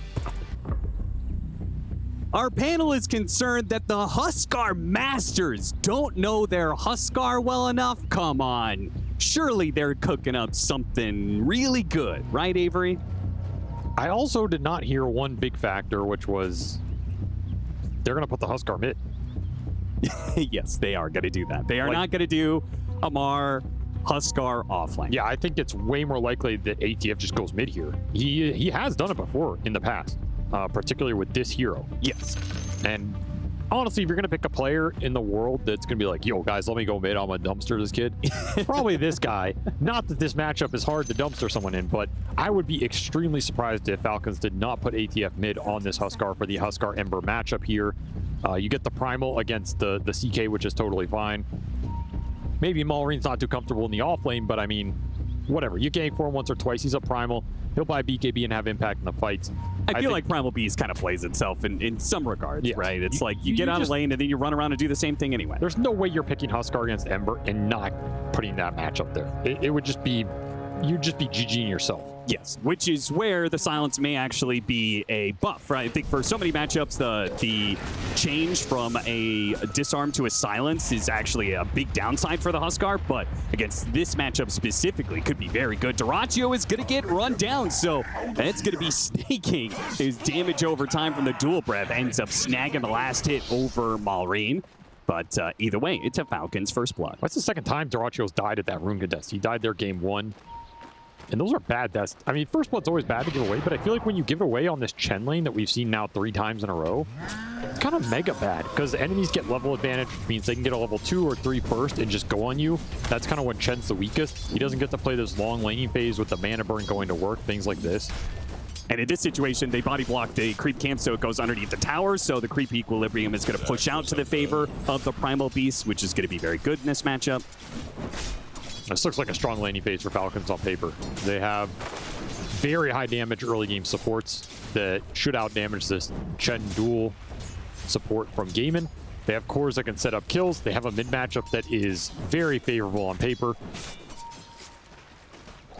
Could be scary, depending on how the early CS goes and how they use this first blood bottom. It'll certainly be a difference in pace, right? Game of Gladiators won the lanes, definitely won the lanes in game 1. I would say they mostly won the lanes in game 2 as well. So what does it look like if Falcons run away with the laning phase, as they are sure to do? That is a good question. Chen is not very good at getting pushed down himself. You have Huskar to take Roshan. You don't have a lot of tower pressure. I mean, Huskar can sometimes pressure tier 1 by just winning the lane so hard. But there's still a lot of AoE in this lineup. I think the Primal is, again, a hero Falcons go back to when they feel like their early game to mid-game transition is rough for them. This is a hero that can give you a lot in that category and contest some of these early tier 1 pushes really easily. Oh, Chains doesn't land on Omar. Quinn will take some heavy punishment for that one. So far, Quinn's doing okay. I don't think the levels 1 and 2 are too bad for this, but the 3 through 5 are where it really heats up. And you have to try and survive this little body block tier off the water rune. A little awkward. What about our off lane for Game of Gladiators? So the last time around, we saw this Brewmaster plus Hoodwink. Man, they did some serious work. Snapfire, I feel like, just doesn't give you quite the same firepower. And I feel like your matchup against Jakiro is also a lot worse. So not expecting them to run away with the lanes like they did with the previous Brewmaster game. And it's Crit who gets his hands on the Hoodwink this time as a result, which was a dominating force. Nice duel, Brad. Big damage. Tofu's going to go down, and Snaking will be able to stay out of the hands of Ace. So 2-0 now to the favor of Falcons as Ace grabs the creep wave and drags it around without his support hanging about. Gaming did pretty well CS-wise the first 3 minutes here, but this is going to be the test now. The next 3 minutes leading up to that 6-minute power rune. Do you give up too much here, particularly in mid, particularly against some of the primal Hoodwink spells as they start to heat up? So far that chain lane's going well, but this Brewmaster one is not going nearly as well as it was game 2. Jakiro, a true laning force. Never thought I'd see the day, but we're here. Go. Cookie over the trees, does manage to catch him. Good spot. We're going to have to just always beware of the possibility that the mid lane could get run down as Quinn takes down to about 50 HP. Yeah, we saw Doraccio low bottom off the Primal Trample combo. There's a lot of kill threat on these lanes, and got to take the trip to base. You got to do it, man. Yep, that's just the nature of the matchup. Level 4 Ember Spirit. He's going to come back to a level 5 Huskar. So there's going to be one more really hard window for Quinn to get through here. Going for crit. Only a 1 second stun, but that's one. That is more than enough. Yeah, a little out of position. Gives a freebie away. Doraccio will gladly collect that. And once more on this Chaos Knight that I feel like has been his best hero this event. I know he's been playing a lot of the Brood and some of these other like aggressive carries, but the CK feels like it scales really hard. He's willing to play it into counter picks. He doesn't care. It gives Gaiman some extra lane shove and threat on the map, which I think is really valuable for players like Quinn who want to just, you know, run around, control the map, and slay people. This hero does a lot for Gaiman. They get their hands on that Chen CK again, very strong. Shakiro's going to get shot down by Tofu, so Sapphire does continue to have a winning presence in this off lane. Though, nobody can rotate to help out Quinn in this matchup. You know, the Huskars being so aggressive, but Game of Gladiators seemingly don't really have the best heroes to be able to do something about it. They're going to go for the kill on Chen here as Malrine cuts over. Give him a bit of mana, and he's got enough to be able to kill Celery. Crit is going to get low. Doraccio is making his way over. Is he fast enough to be able to spy the Hoodwink, pull him back in, and get the hit? One hit is not enough. He needs a second one. Crit turns around, hits him with the bushwhack, and now this is just a lot of downtime for Doraccio. Even if he gets this kill, which duck it away into the trees, he'll be able to find it eventually. But it is still a big loss of time in lane. Yeah, this Dire Wave got half dragged to the small camp, half into the tower, and then he lost another one to the tower. That is a lot of missed CS. Feels probably worth it. I mean, it'll be worth it just because of what happened at top in the meantime. They did kill Skeeter while it looks like Snaking was going for a pull. So, I don't think Falcons have played this lane too well, honestly. Yeah. Like, getting the first kill, you just bring the region out on Jakiro. I don't think Gaming were in a position to really get as many kills as they're getting on this lane. They had no earn charges on the Brew. Now all of a sudden you feed away one, you get earn charges, and then you take down the Sven. Now you got 2 more. Level 3 on the Cinder Brew. Gaming really recovered this lane nicely and have put this combo to work. Certainly not taking advantage of, like, that's one of Jakiro's biggest things right now, right? With this Liquid Frost, it's a lane-winning support. Yeah, exactly. So much damage, but unfortunately, it has not managed to win this lane. It's about to get a little bit worse with the Chen rotating from behind. They're going to go for back-to-back kills onto Skeeter. Cookie sets it up, hits 2.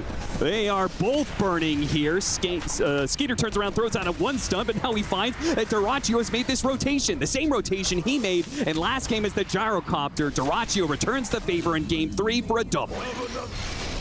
Man, that is a beautiful rotation. I mean, very similar to that game too. Like you said, Skeeter made that to kind of dodge the gank or the pressure in his lane, make the first move. Doraccio, I guess you watched the replay, makes it himself and scores a big hit here for Gaiman as they get 2 kills and some tower pressure with his catapult. Exactly what Chen wants. They're going to be able to linger up here, so I don't even think you can really come back here if you're Falcons. And just a beautiful 2-man cookie really seals the deal. Yeah. This was the kind of Chen rotation I was looking for in that game 1 we just never saw. I'm not sure exactly what prevented it, but this is the type of snowball action you want. It's where Chen's really powerful. Some of it's just got to be the fact that he would be rotating into an Enchantress, right? So part of it is you're coming with this creep, and then the Enchantress just takes it away from you. Like, okay, there's like 60% of your strength just gone. I can't believe Snaking went back up here. This is just a dead tower. Like, there's no way you're going to be able to go back here. Even if Dyrachyo wasn't there, H just pops ult and solo kills you. There's more gold down the drains. Man, Snaking has had a rough early game this time around. With one of the stronger laning supports, as you mentioned, not a good sign because you're losing a lot of value out of this Jakiro pick. Oh, I don't think Dyrachyo wants to go back bottom either. Like, yeah, no, he doesn't. And Celery probably doesn't want to either, but he's left a Harpy behind that is killing the creep wave. So Malrine, Primal Beast is okay at pressuring tower, but the biggest thing is just like killing out the creep wave and letting his own creeps go to work. But that has been denied by the Harpies. So that tower is still pretty healthy if Gaming Gladiators want to try and rotate back to it. I mean, this is a lot of free time for the Malrine Primal, though. It is one concern if you're gaming. Upside of these moves is you build a lot of momentum. Downside is Malrine gets to drag waves to these camps and just ultra farm. True. Omar is also ultra farming. He owned mid. No way around it. I think Quinn did honestly pretty well. Didn't give up the kill, played it safe, got his levels. He's in an okay position. I've definitely seen worse Ember Huskar lanes. Yeah, considering how completely bully this matchup is. He's done all right. He's still the lowest net worth core of everybody in the game. But again, he's almost level 8. He's almost level 8. Has a power rune to work with as well. No phase boots though. Honestly, this might be one of the better Ember performances I've seen versus Huskar.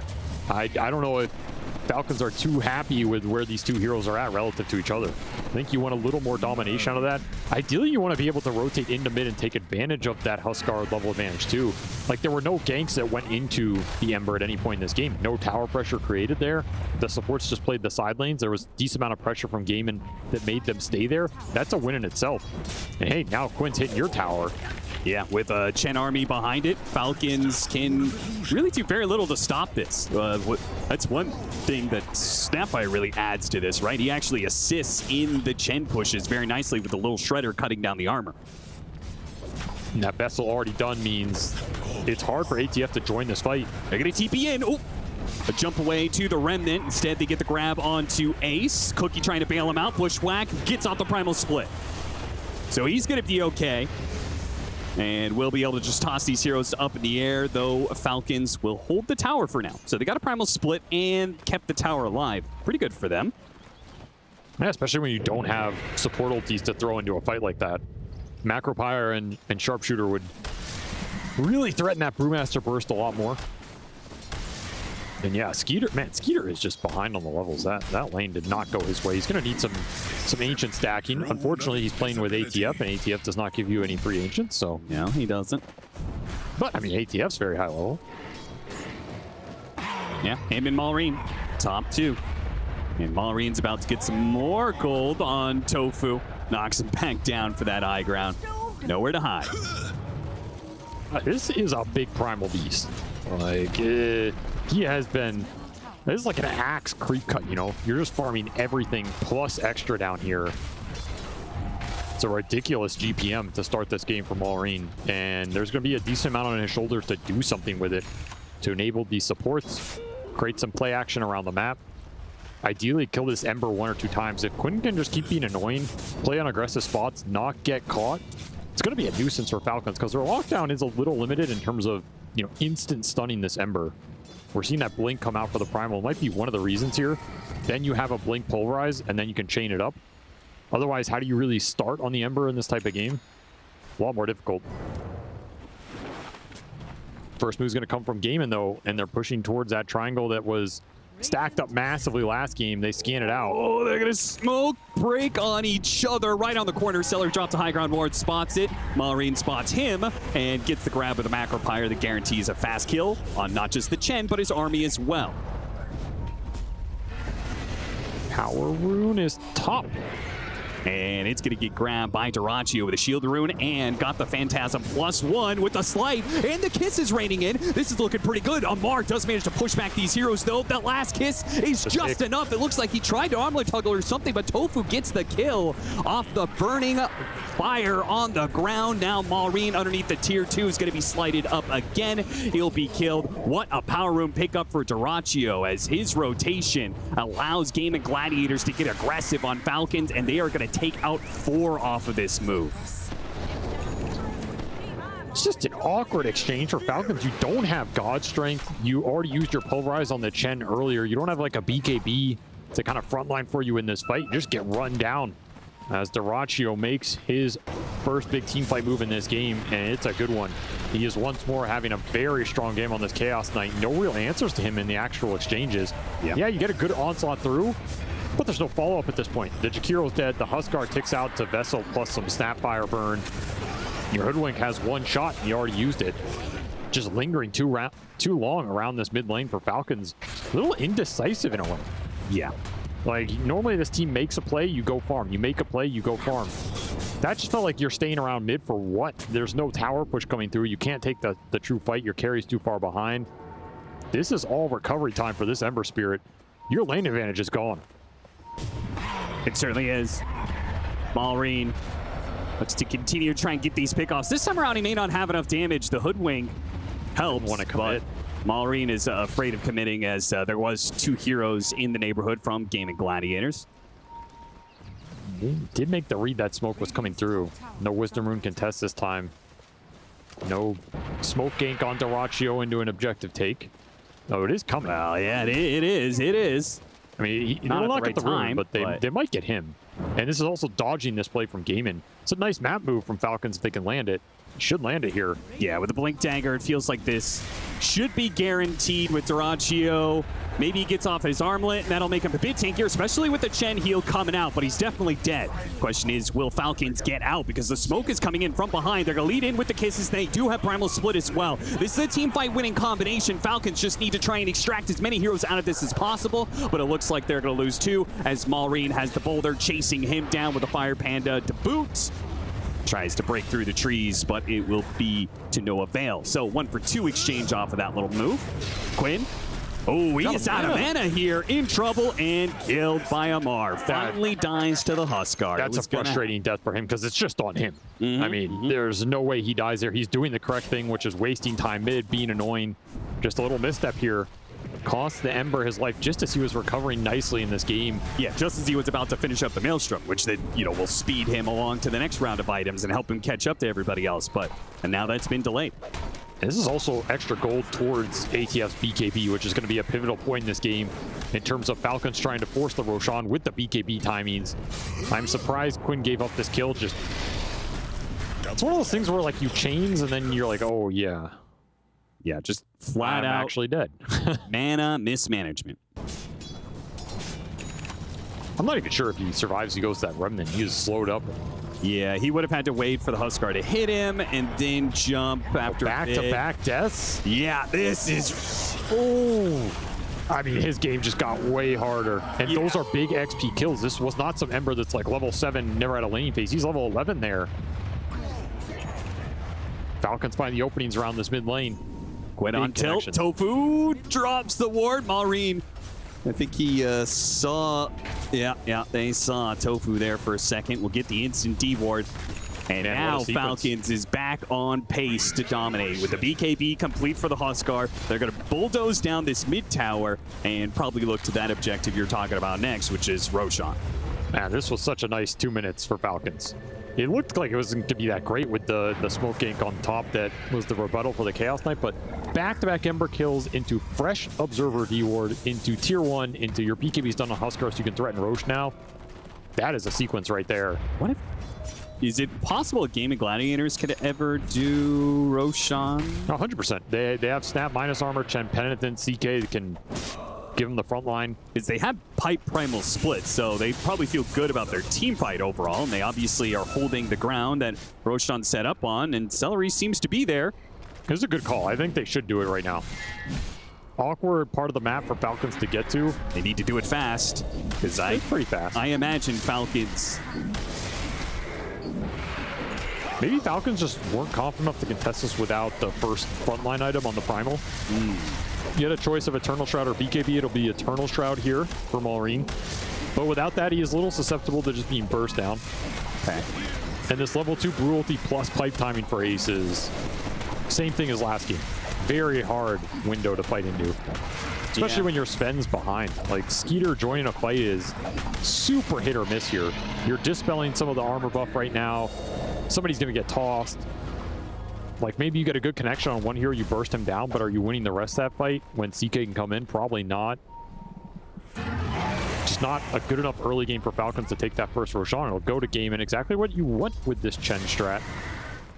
Now you're back to the point of what can you do with this Aegis on the map. You come through the gate here, not showing just yet. Crits. The pushes into this corner, does not end up running into the smoke of Game of Gladiators, though.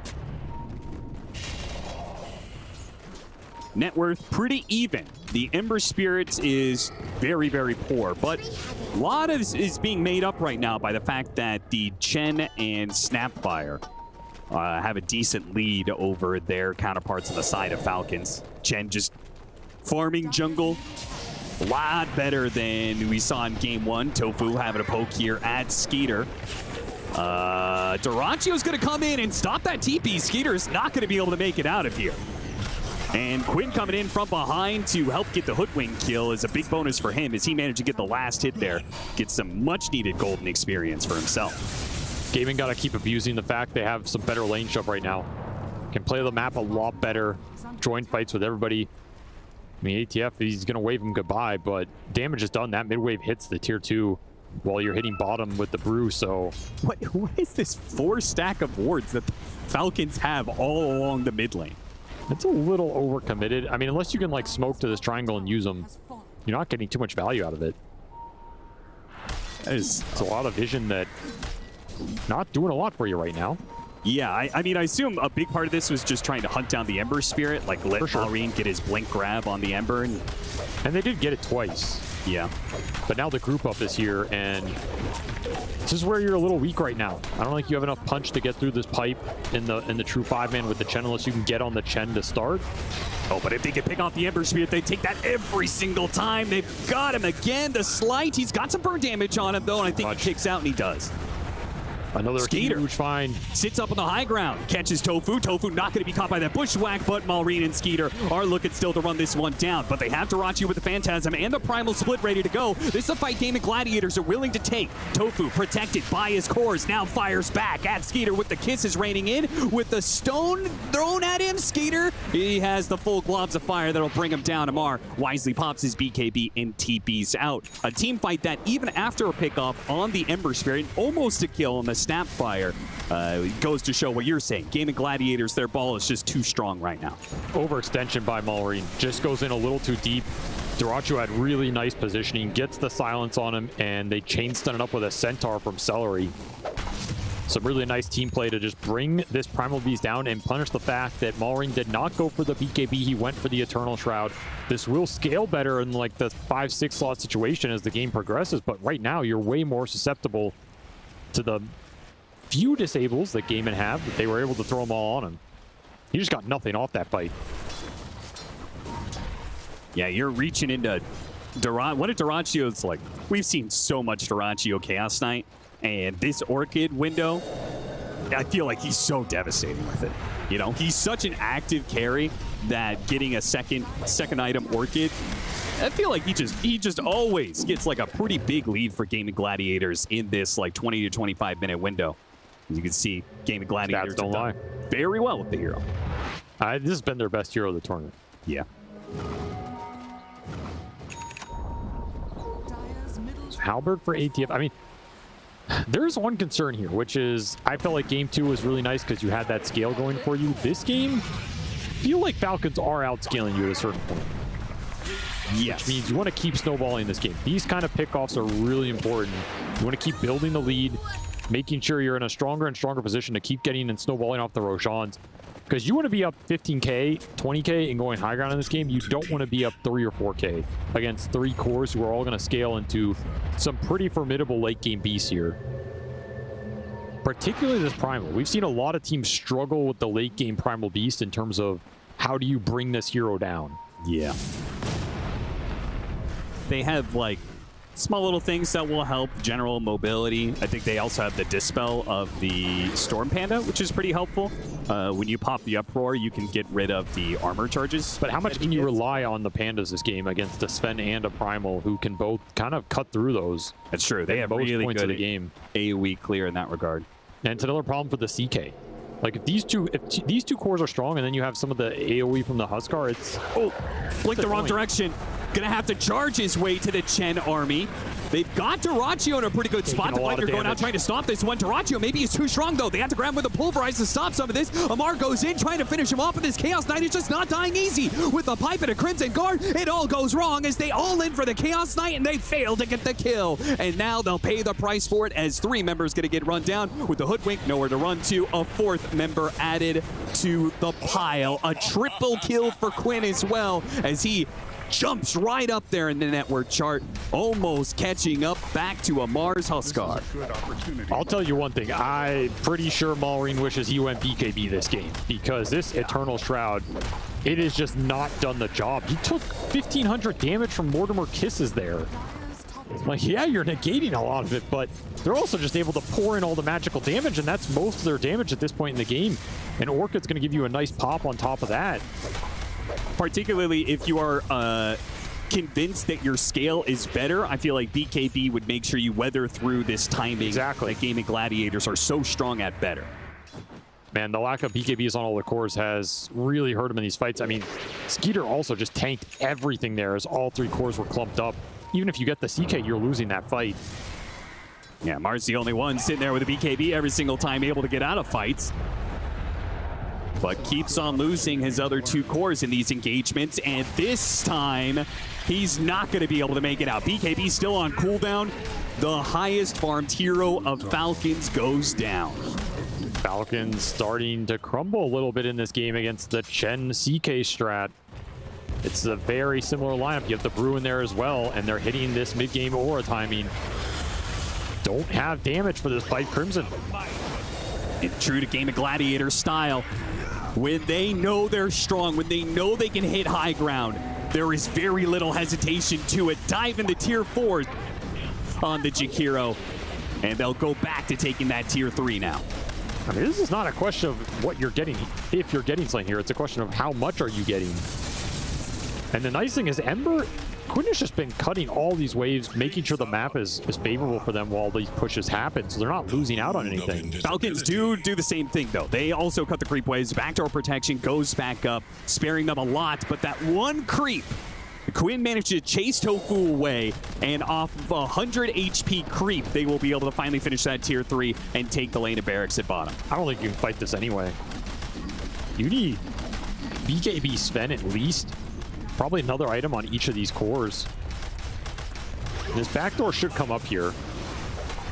So I don't think Gaiman are getting much more out of this, but they should be very happy with that. Got 2 deep observer wards out. Likely one of those is going to live for a long time here. Give you really good information to play off of. Snaking over at 1. I don't think he's going to get this other one, though. Yeah, that lane ward. Very unlikely. Crit drops a ward of his own TP's out before he is sandwiched between Tofu and Dyrachyo. So some more deep vision from Crit. I mean, if you're Falcons, you got to just stall this game. You got to push lanes out as much as you can, particularly the 2 side lanes, so you force Gaiman to split up right now. Did get to the BKB on the Sven. That's part of the puzzle, but not all of it right now, and you are still just outmatched in terms of the tank ability. This is the problem going up against these Chen lineups. At this point in the game, they are absolutely terrifying because there's not a lot of heroes that give you the damage output necessary to deal with them. You know, something like Timbersaw for sure, but you're not getting your hands on that here. A lot of heavy lifting for Maureen to accomplish right now, and he's 900 off an Ags. He wishes he were closer.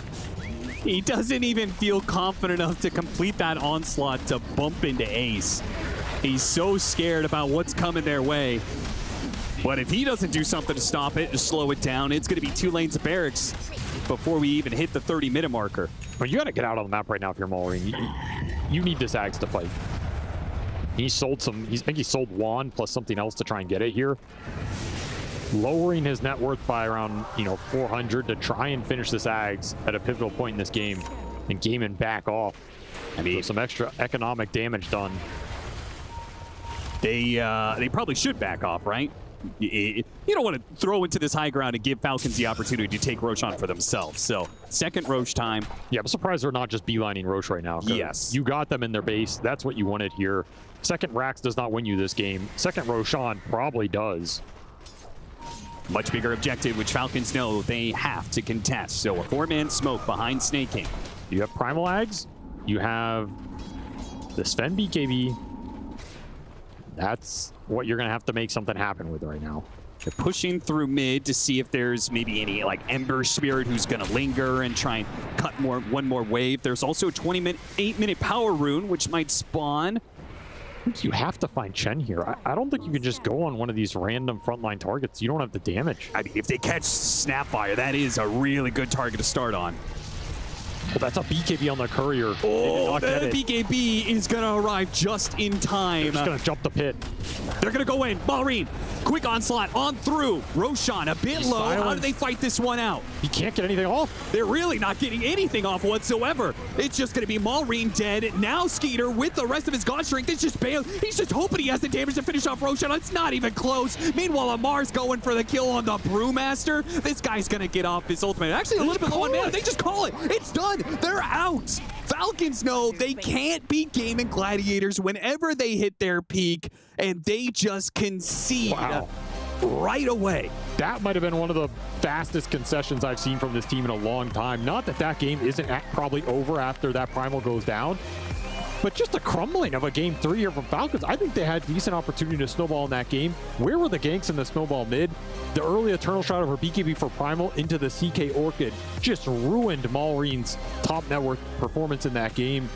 And they just didn't play aggressive with any of their window timings. I do not think AUI is going to be too happy about that. I don't think the rest of the team's going to be too happy about that. But Gaiman have surely started to find their stride here, and it punched themselves a top 3 ticket as they're back in form. The meta is much better suited for them. And they're proposing some scary strats, right? Because they brought down that Tiny. They ignored it game 3. This is a team that's saying, hey, we'll play against anything right now. You have to deal with us. And that is a strong position to be in. They got Huskar by the Huskar Masters and come out the winners for it.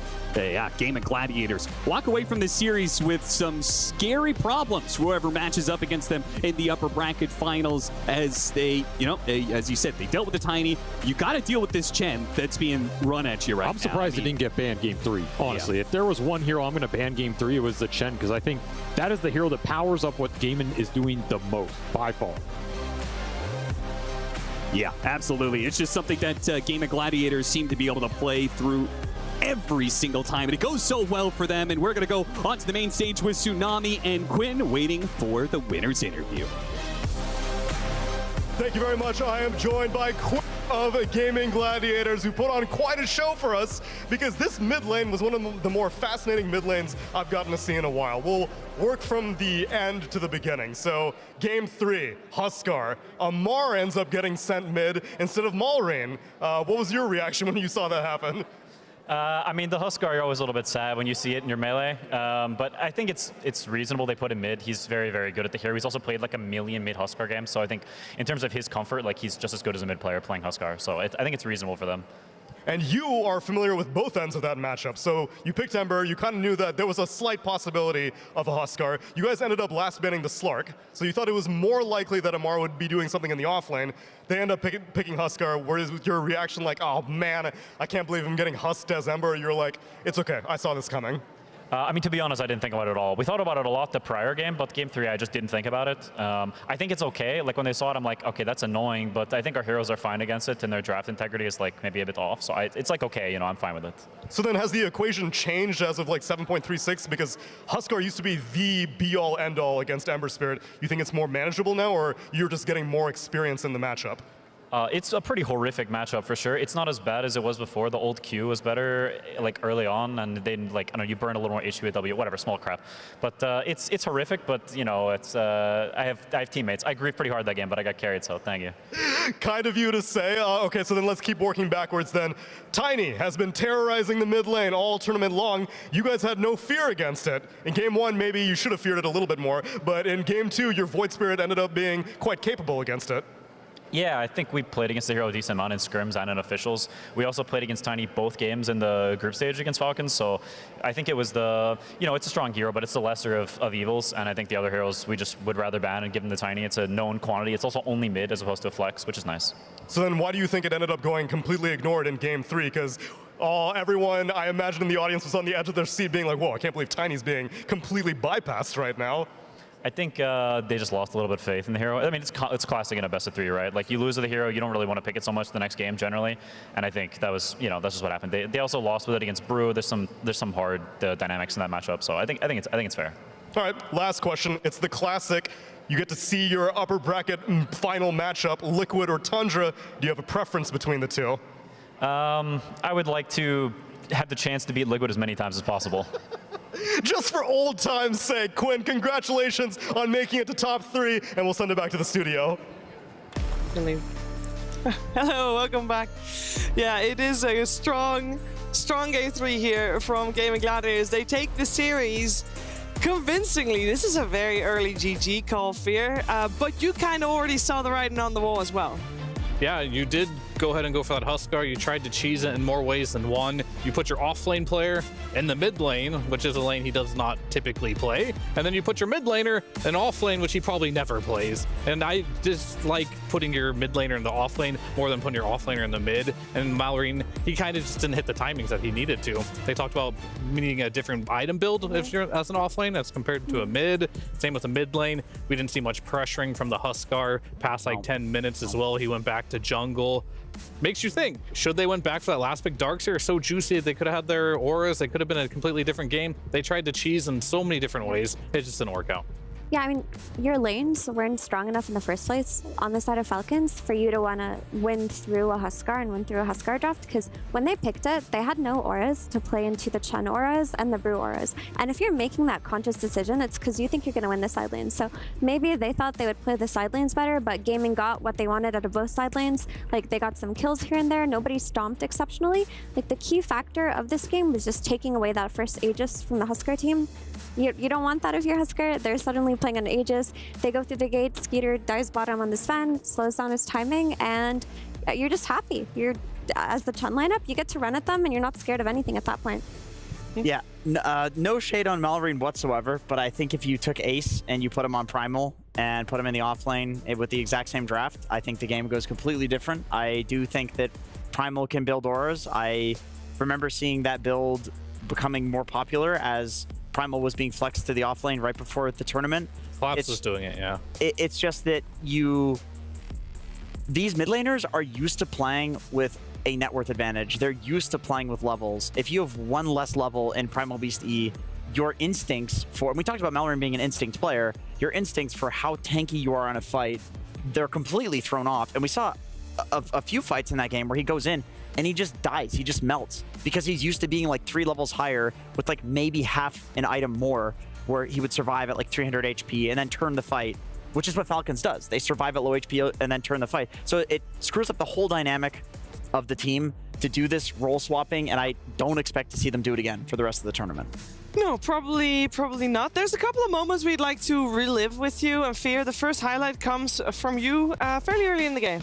Yeah, I mean, it's going to be a classic here. Both these carry players really enjoy doing this, but throughout the series, Dyrachyo was doing it better, and that's going through the twin gank, making the ganks happen. I was like, oh, he just came there for a Jakiro, but no, gets the reality rift off too. And now Skeeter, he gets in a situation where he gets caught. And this is really big because this is a game where Dyrachyo CK is pretty countered, especially by the Sven, but he takes the first move to make sure that his net worth stays high, and he counters his counter early on. Yeah, very strong performance from him. Omar had a little bit of a rough moment at one point in the game, Jenkins. He did. This moment to me is kind of the beginning of the end, where if you're last picking Huskar mid, especially into Brew, CK, heroes that do have decent damage for him and hard illusions and summons for the Huskar to kill, you want to play with the lead. If you die a few times on this hero, it just throws everything off. It's a snowball hero. You've last picked it. There's a lot of pressure on him. This is the vessel from the Brewmaster coming out, which, Quinn talked about the dynamic of the Brew versus these other heroes, but the Brew versus Huskar is also quite problematic if the Brew can have, a decent lead and this snowball the entire game. Yeah, and then we talked about the movements that all teams at the moment are often making around the 20-minute mark to see if they can steal the enemy Tormentor, and that happened this time as well, Effie. Yeah, so this fight here, they wanted to play off of killing the Ember on the side of Falcons. So they find Quinn on the side, they use Pulverize, they kill him, that feels good. And they think to themselves, okay, Ember died, Gaming are gonna be one hero down, let's take this fight into Aegis.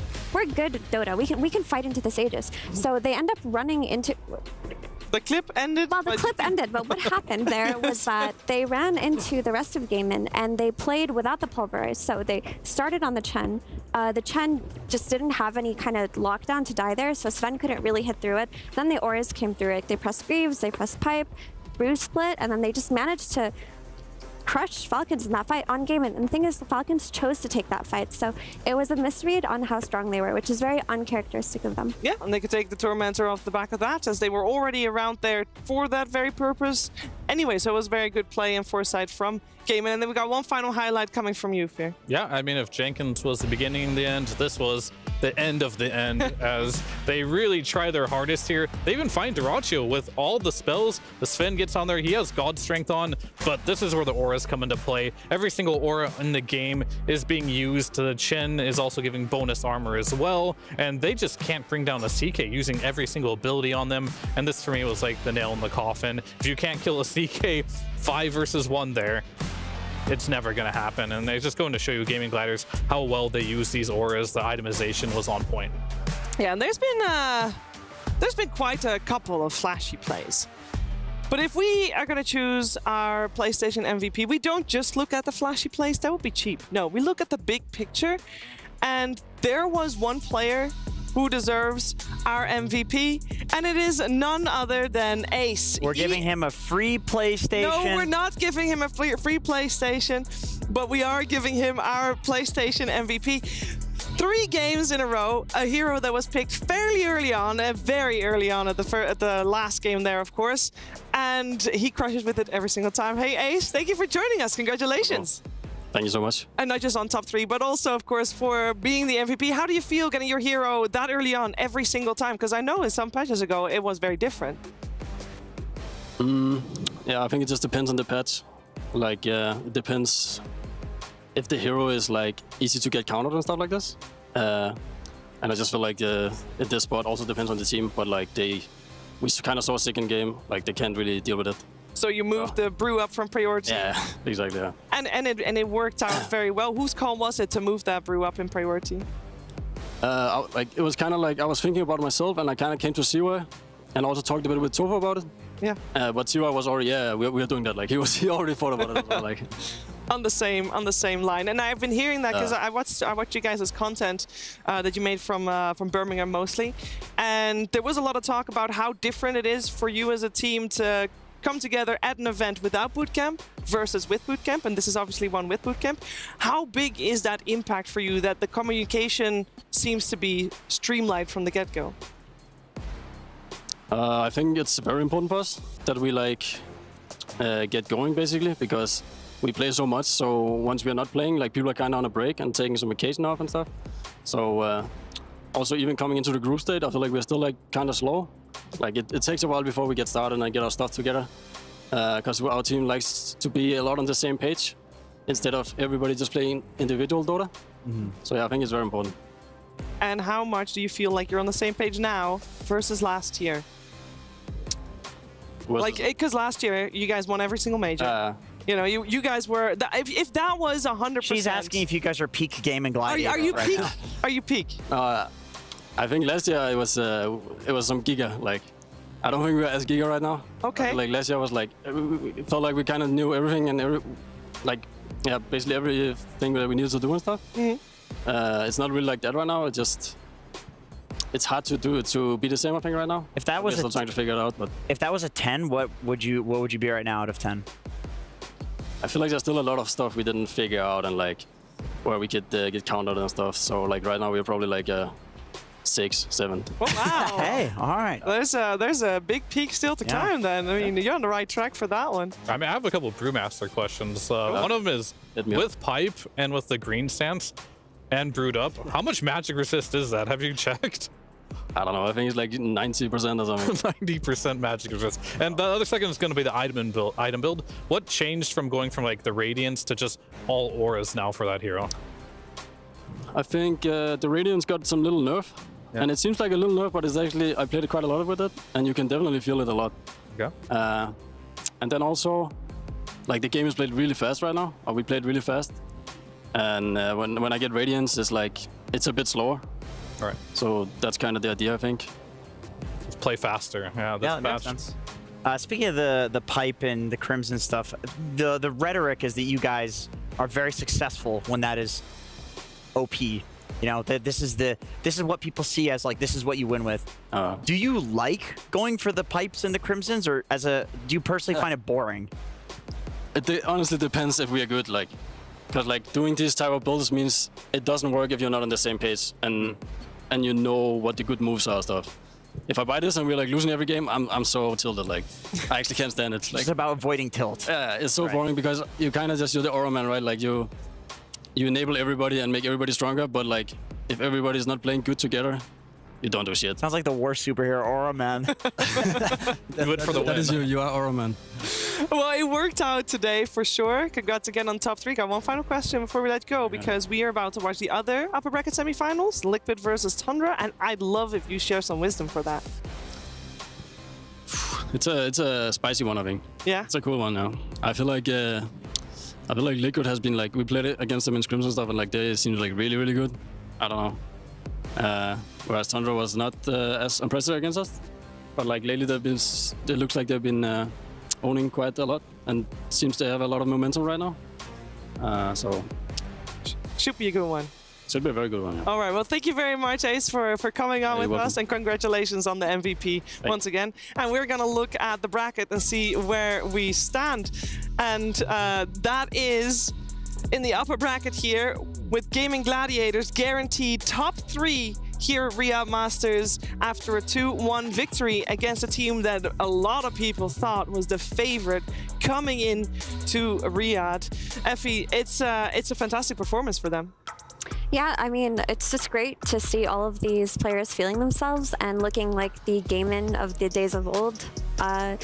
Will they make it all the way to grand finals? Honestly, it's looking like it. It's looking like it, and I think that a lot of these teams need to sit down and think about it. But this lower bracket looks terrifying now. It's so spooky. This is one of the most stacked lower brackets I've ever seen, with Extreme Gaming, BB Team, Team Spirit, and now Team Falcons. And you don't want to count out PSG Quest. They've shown us today that they can beat really good teams.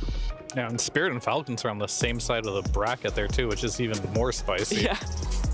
I can't wait to see if we get that matchup again, to see who comes out on top of that. But again, as Evie said, PSG Quest definitely impressed us today. Any final words about the match we just saw, Jenkins? My final words for Your this, final words. Not about the match, but I believe that the grand finals is going to be Team Spirit versus Gaming Gladiators. We're going to have a TI rematch on the grand finals here at Riyadh Masters. That's a bold prediction. We'll see, because Team Spirit has a long way to go on that lower bracket. They thrive when there's a long way to go, Sheever. Okay, well, let's see if that's going to happen. But before we get to that point, we are going to watch our second upper bracket semifinals. It's Team Liquid versus Tundra after the break.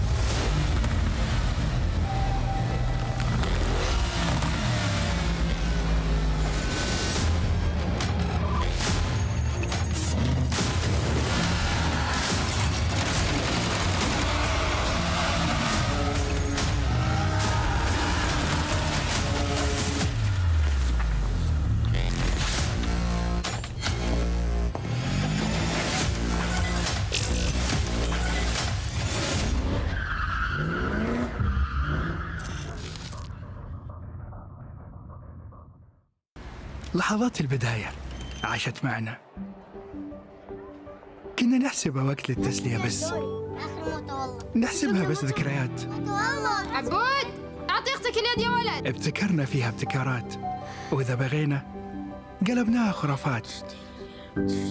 كنا نحسبها بس لمة وصحبة وسهرات. انتبه نوب ترى نوب. لكن كنا نشوف عالم ما حد يشوفه. ليت يشغل وقته بشيء يفيده. الله عليك على اليد سود. عالم كبر وعاش فينا. عالم الحماس فيه يوصلك كل مرة لحلم أصعب، بس ما يصعب عليك. بارت معك وين ما تروح.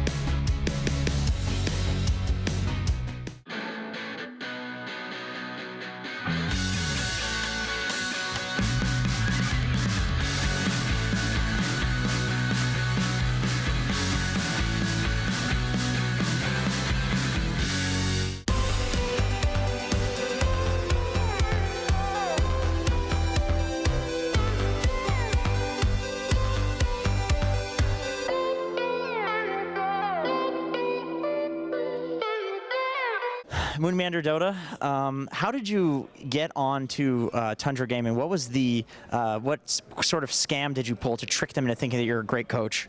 I feel like I just try my best to cosplay as AUI and try to like talk like I know some math like AUI, and then they fell for it. Is it because you're both Canadian that you think you can cosplay as him? Yes, we're both Canadian, we both wear glasses, we're both from Vancouver, we're both Asian. Do you think Vancouver is the better side of Canada than Toronto? Oh, for sure, for sure. Like, we're the TI winners from Toronto, exactly. We're the major winners from Toronto. I don't have any Dota questions for you, so I'm just gonna keep asking you about things that have nothing to do with Dota. Oh, what anime are you watching lately? I just started watching Free Run. I know like it's over already, but like I just kind of got into it because I didn't have time before. It's like the top-rated anime in the last 2 years, right? Something like that, yeah. Have you seen the cooking one? Dungeon Meshi? No, but I watched the other cooking one, the OG cooking one. What's that one called? I can't remember, but it's like with the red hair guy and he's cooking, like he's like in a culinary school. Yeah. I don't know the one. Are you up to date on Jujutsu Kaisen? Only the anime only, no manga. What character from Jujutsu Kaisen would you say you most resemble? Not like physically, but just in terms of aura.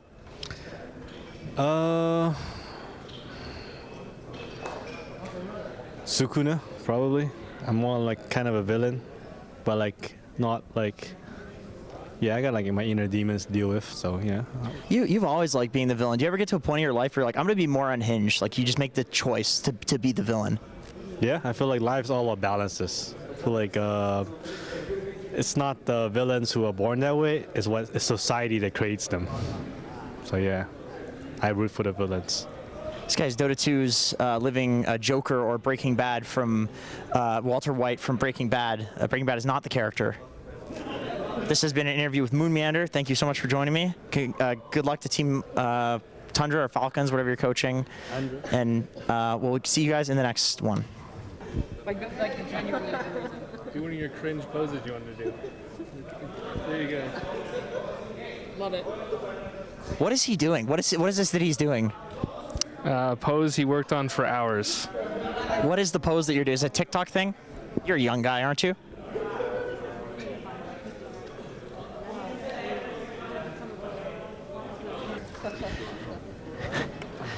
Yep. Don't sigh. Why did you sigh? No, just you. Why is it that every time I look at you, you're staring off into the abyss?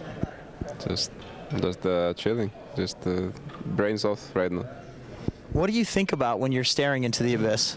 I don't believe your brain is off, dude. You're the guy for making builds and stuff. You're the crazy guy with all these thoughts. What do you think about? No, literally just brains off. That's my time to, you know, turn off my brains. Do you meditate? I mean, not that much. Maybe I should, but sometimes a bit. You used to meditate. You've tried it before. I've tried it and I've like watched some videos on it, but then I'm too lazy, so then I just like end up not doing it so much. What do you think about like these like ice baths and saunas and stuff? Is that like bro science, or do you believe that actually has some like impact on the mind and body? Probably it does. Like, I mean, but I never really got into some ice baths. Like, I feel like maybe what you're getting out of it is not worth it. Like, I don't know. I like comfort too much. Like, I don't want to go through that. But saunas are awesome. You like saunas? Of course. I'm a Finnish guy. So we all have saunas. Even at my house, I have a sauna. Do you go like really, really hot and steamy in the sauna? It depends what you're in the mood for. Sometimes, yeah, hot and steamy. And then do you go out and like jump into a pool or something? Like you go from hot to cold? Yeah, I mean, winter time you go outside like in the snow or whatever just to chill after sauna, and then you go back sauna. And, you know, it's kind of like hot and cold. But how long is too long in the sauna? Like how long can you go for? Depends if you're with friends and if you have a couple beers, then it can be an hour or even more. But yeah. That's really dangerous. Do you think?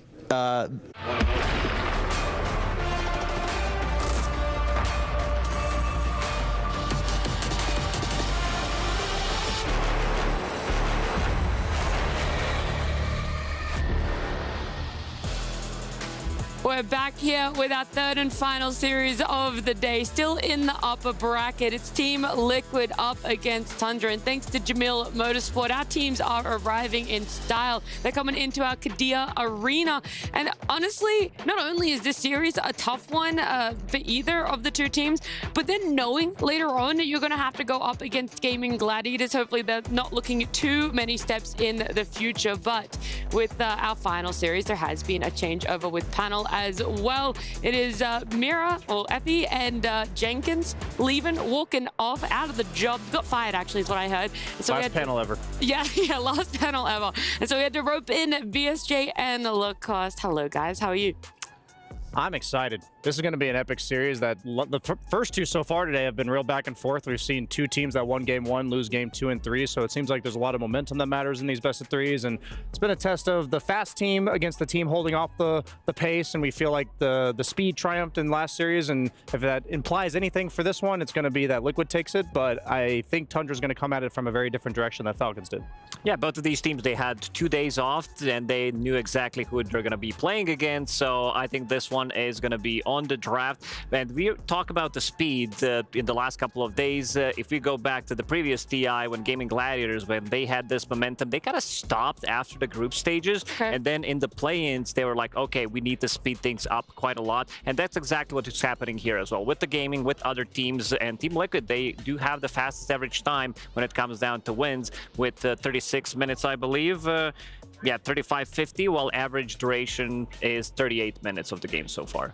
Okay, so it's slightly faster, only by a couple of minutes. But in saying that, you know, we're only a couple of rounds into our playoffs brackets, which means that it's a lot of group games as well, factoring into that one. I know that there were some stomps back then as well, but do you think it's going to be a stomp of a series here, or is this one just a little bit unknown, considering we actually haven't seen much of Entity on this Tundra on this mainstream? I think it's going to come down to adaptation. It's been very clear which teams look the best. It is going to be like your Gaming Gladiators. It was Falcons looking really good. Liquid is the other one that looked incredibly good too. Tundra, sure, a good team by their own right. They did dispatch OG to the lower bracket, and we saw earlier today OG unfortunately left, so this is going to be their true test here. But I think what we have noticed, auras playing fast, your carry getting active, this is what's winning. So if you aren't doing that, you need to start doing it, and how fast can you adapt? That's Tundra's real quest, I suppose, on this one. Okay, and what about Liquid? Is there much that needs to be changed up in your eyes, BSJ? Well, my question is, they clearly have a winning formula, especially the heroes that they're picking for Mickey, the TAs, the Razors, these high-tempo carries. That's kind of like, every team's doing it differently. We see Gaming Gladiators use stunning heroes on Duracho with the CK, while we're seeing more of that being done on Misha. He's playing the Tinies, the active mid laners, and 33 is always playing his summons or aura buyers that he knows and loves from his days on Tundra winning TI. I guess when I'm looking at Liquid against Spirit, when they kind of stomped them 2-0, I think Spirit gave them pretty much all the heroes they've been winning with. They were even getting like 10th pick Tinies, 10th pick TAs, heroes that they had 100% win rates on. So I'm looking to see like which poison that Tundra picks for themselves, because, you know, Quinn was talking about in his post-game interview that, you know, lesser of most evils was the Tiny. They gave it to him. So I think for Team Liquid, that's been proven. Like, all their best heroes have 100% win rates. So which one are you going to give them, Tundra? And what do you have against it? It's going to be tough to prepare for that, but Team Liquid themselves having that day off. Let's see exactly how confident they're feeling as Purge was able to catch up with their captain, Insania. Hey there, I'm here with Insania of Team Liquid. Now, after you guys won your last series, Blitz with his big mouth, he went on Twitter and he was like, never gone below a top 6 on LAN in over 2 years. How does that feel? Do you keep that in mind too when you play, or is it just him? I think it's more of a him thing. I know for him, it's like with our old roster, like back with Taiga and Koifa, he used to feel like that was like our ceiling, because we would keep getting top 6s and we'd be really proud of ourselves and we'd feel really good. So I think for him, it's like a nice way to see the progress that we made in the last few years and like how we've developed as a team and how far we've come since then. And I feel like you guys have made very good progress this tournament. You've had a lot of ups and downs this year. The thing that he left out of his tweet was the online results, obviously, but I feel like you guys have really improved a lot this tournament. You guys smashed your upper bracket match. So what's your feeling on your current standing and skill level? I think that's the best we've been since I left, pretty much. I think for the first time, like since we created this team, we've like fully starting to come together. Because I think we've had a little bit of issues with that, if I'm completely honest. I think most people have noticed it from the outside too. But it's coming together really nicely now. And yeah, I guess it's just mostly draft and strategy and gameplay and how we want to like best enable all 5 players on the team. It's like, that's what the main improvements are. Gotcha. And how did you guys spend your last day of prep? I actually, yesterday, felt pretty sick. So I was just resting a lot. I think I was in bed for like 12 hours. But today I feel great, so no, it's not going to stop us today. It's the secret against land plague. You actually just need to sleep more. It's good you did that. Yep. All right, well, thank you for joining me for the interview, and good luck in your match. Thank you. Some nice candid answers there from Insania himself, talking about a lot of the progression of the team, not just this year, but a lot of different iterations that they've gone through throughout the journey since they were picked up by Team Liquid. Obviously, the newest one being 33 coming in. And he also talked about draft, okay? Exactly what they want to be doing for themselves, how they've been adjusting to that. And my biggest question around this team is always, is there too many cooks in the kitchen, or does it actually work in their favor? You got Jabs, their analyst, you got Blitz, their coach, you got 33 who likes to have a say, Insania, who used to be the drafter for the team. Where exactly does it stop with them? It depends on the kitchen, you know. Like, okay. How big is the kitchen? I mean, a good kitchen will have, you know, good constructive criticism, and they'll share it amongst each other. The bad kitchens will have one guy just yelling at everyone, and that will not be a successful diner. So yeah, this is more like a family-oriented kitchen during the Christmas, rather than Gordon Ramsay's restaurant where he's, you know, yelling. He's the big boss. So I feel like, you know, the balance that they have between the coaches, with the analysts, and the players feels really nice. And I think 33 needed a little bit more time to get used to his role. And at the start, I think the drafts when he joined, they were more like oriented on him. But now it feels like it's more because he wanted to feel, you know, comfortable for himself, of course. But nowadays, I think that they are speeding things up. Everything looks great. Even if we go back to, you know, yesterday's series, Team Spirit against LGD, who learned the most? Like we talked about that. We've seen quite a lot of overlapping with the heroes so that Team Spirit did pick when they were playing against Team Liquid. And seems like this is the working formula for Team Liquid. Other teams are copying what they're doing, which means you're doing something good. Yeah, well, their opponent, Tundra here, I'm not too sure which one's going to be the Goliath in this. It feels like they're both very evenly matched, similar game length times, but also the fact of how they draft, I think, is maybe where I want to lean on their biggest difference. I really don't know too much about this team. We've only seen them on stage once. Even their upper bracket playoffs game, that was over on the B stream, so we weren't able to watch at the same time that we were working over here, and it just opens up so many questions. What are we going to see? How are you keeping track of everything that's going on over at Tundra? I'm sure all the people at home are thinking the same thing. They're all hyped to see Totem back on peak form, and we get to see the Totem Rubik, one of the few teams actually picking Zeus for him. He was also picked his sniper that won its game, and I think this team's kind of name of the game is they have stable heroes like the Tundra, or sorry, like the pure Broodmother, that's 4-0 so far and kind of stable in their draft, but then Totem offers the spice. So that's the part that I think we saw Totem solo kill Nisha on Zeus twice in the game that he played against Nisha's SF, so it's going to come down to style points for Tundra. All right, let's see if they're going to win any style points in our interview with Purge. Hey, I'm here with Pure of Team Tundra. You had a day off yesterday. How did your scrims go? I mean, our scrims go fine. We've done some preparation, played some matchups, played some scrims. So, I mean, feeling good, playing good. Excited to play on the stage once again. Was there anything you were trying to fix yesterday when you played scrims, or are you just trying to keep your form at the same level? I mean, what to fix if we are winning everyone? You are winning everyone, that's true. Do you think you're going to be winning everyone against Team Liquid, though? Honestly, I think that we are going to win everyone until the grand finals. And in the grand finals as well.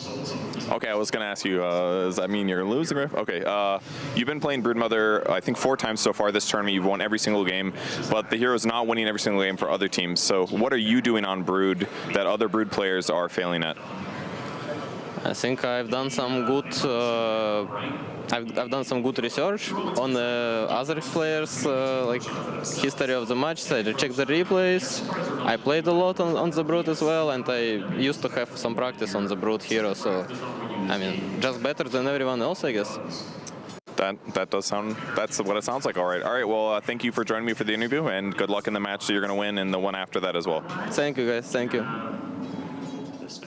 Apparently, he doesn't need the good luck, but I don't know if anyone told Pure that they went 1-1 in group stage. So despite you winning in the upper bracket so far, you're not having that consistent win rate against Liquid. So maybe there should be something you're changing up. That might have been the most day and night, like, vibes of the interview I've ever seen. You have Purge ask about Blitz is like, oh, bragging about top 6, and Insania is like, no, there's actually a very humble beginning to this. It really talks about our improvement as a team, and then Pure's like, yeah, I'm just better. Why would, what do you mean, what are we gonna fix? We're just winning everyone. I put in that research. That's the difference between me and everyone else. The phrase that they use, just better, in the old chat when they were playing against OG, here in the interviews, and I kind of like it. You know, they are a team that they have a lot to offer. They have, you know, I think Pure so far has proven, at least to me, from my point of view, that he is so far the best carry of the tournament. His split decision making, like, he's very fast, very mechanically skilled. This guy is not afraid, because, like, in terms of hero pools, they don't have they have actually the smallest hero pool of the old teams that are still here, and it feels like, you know, they could improve that, but I also feel that if it's not broken, you don't need to fix it.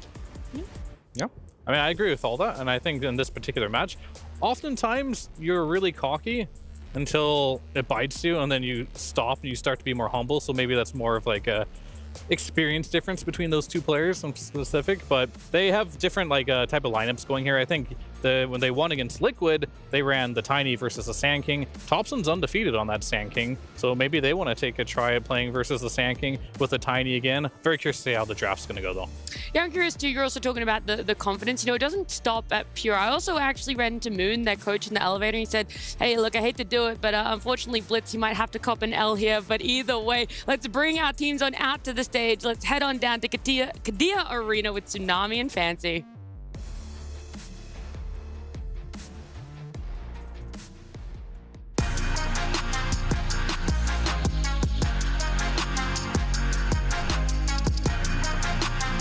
Time for the last series of the night, Fancy, but I'll be honest, I don't really know how much more surprises my weak little heart can take. Falcons going down to lower bracket? Unprecedented. Yeah, I actually don't get it. We kept talking about Team Falcons being the favorite to win the whole tournament.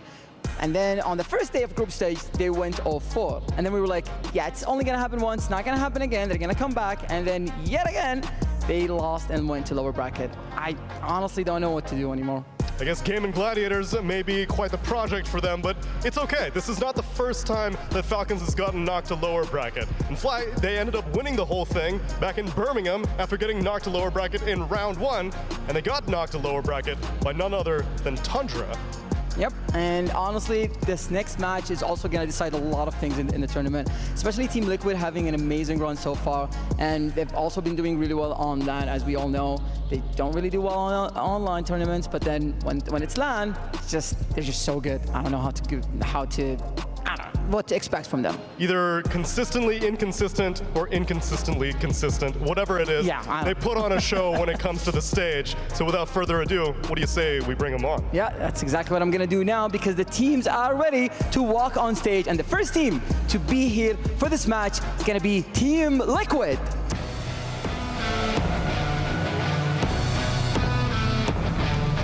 Make, Misha, 3-3, Boxy, and Insania.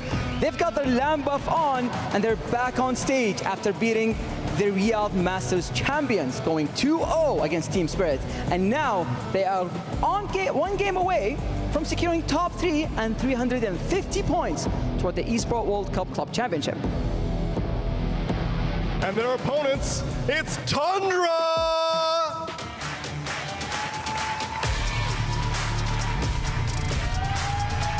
Pure, Thompson, Ramses, Class, and Whitemon have been kind of sleeper favorites this tournament, which I felt was very much the same thing in Birmingham. Quietly showing up, kicking everybody down, and then making a podium finish. Let's see if they can make it better than a podium finish. Let's see if they can make it to grand finals. But first, they're gonna have to defeat Liquid to make that journey possible. Gentlemen, take your seats, because I gotta get this draft underway.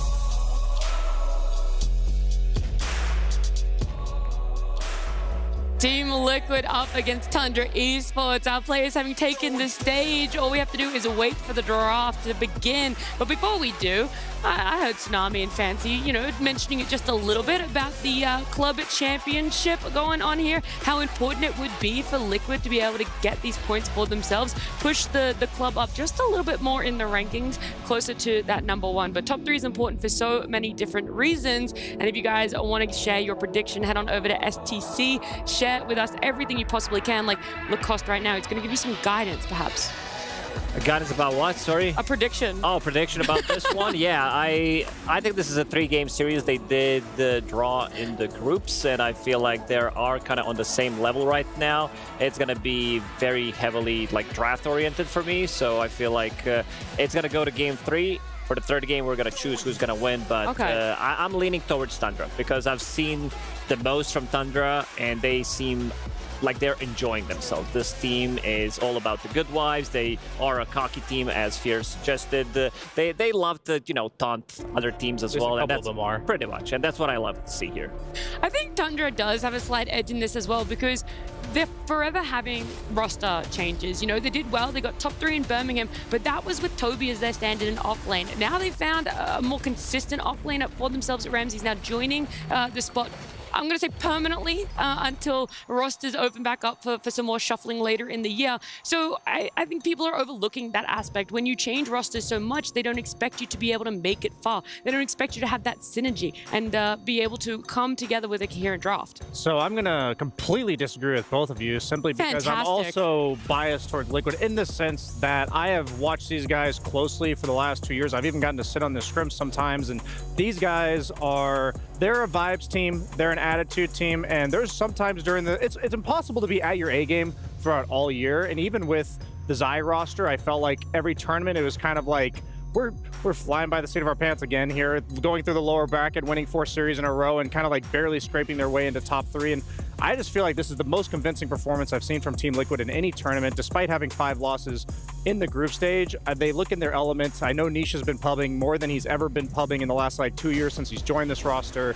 And also, I get to mention the stat that I saw going into the series. Liquid has played 11 games on Dire and 6 games on Radiant. And all 5 of their losses this tournament were on Dire. So they are 6-0 on Radiant this event. And right now they have easy prediction. So 100%. you're not about to draft, you're about which side. Yep, absolutely. Choose. And looking at the bans from Tundra, they banned all 3 heroes from Team Liquid that they have more than 3 games played, and all of these heroes for Team Liquid are undefeated so far. Yeah, to counter BSJ's stat with my own stat. Okay. Tundra with Sand King, 100% win rate, so they're going to win this game. Dang. Something's got to crack. well, look, there's a little bit of legs to what Theo's saying, because Team Liquid, they've come up against the Sand King a number of times in the past, but they had the Tiny as the counter. That's what they were willing to put in the lane as the matchup. It was banned out. Tundra, having done that research, they know exactly it, but because of that ban having to protect the Sand King, it does leave through the Doom. Yeah, another hero that they are undefeated with, because... that's the beauty, right, of like these upper bracket matches. Both these teams are just winning, so it's going to be like undefeated versus undefeated. And somebody's got to lose eventually. Even yesterday, Doom, in Bibbidi Bobbidi series, they did pick Doom 3 times for Miro. Yesterday, Doom's stats is 3 out of 4 games that he won, and it seems like it's working. It's also blocking some of the picks, especially in that series. We've seen how effective Doom is when you're blocking some of the picks, like some strong carry picks like Troll. No carry likes to play into Doom matchup pretty much, other than maybe Raid King, which is not a hero right now.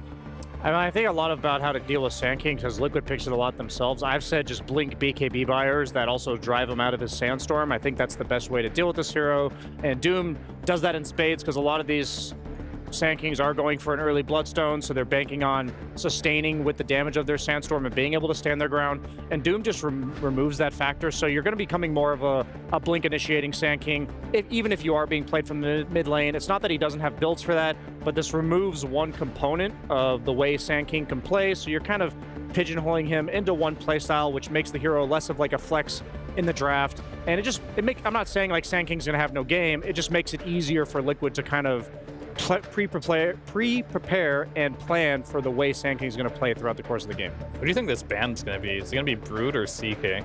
Those are... Obviously, Doom is a hero that is almost... I was going to say Brood if it's Doom. Always in the offlane, right? Yeah. And Tundra's most played carries are Brood and CK. Both seem pretty good versus Doom, so they have to pick one. And for Tundra, Sand King is mostly exclusively played from the mid lane, because they're off lane right now. Ramses, he only played 5 heroes, and he played Mars 9 times. My goodness. So, yeah, he's basically playing Mars and Darkseer. These are his heroes. Well, how are Team Liquid going to be opening this up? I feel like you got to pick a support for yourself. Do we just go for the +5, try and have a bit of a flex? Where exactly do they like to open this second phase? I'm wondering if you don't probably pick it here, but I'm wondering if they're considering Oracle like strongly because of the Darkseer aspect, because it's really good against Sand King. So like you have Sven now, that's like a flex pick. That's something they've been using a lot, but it usually was paired if it is 5 with the Razor. So I'm wondering like they're preparing for the CK, I think. Yeah, exactly. Covering their bases.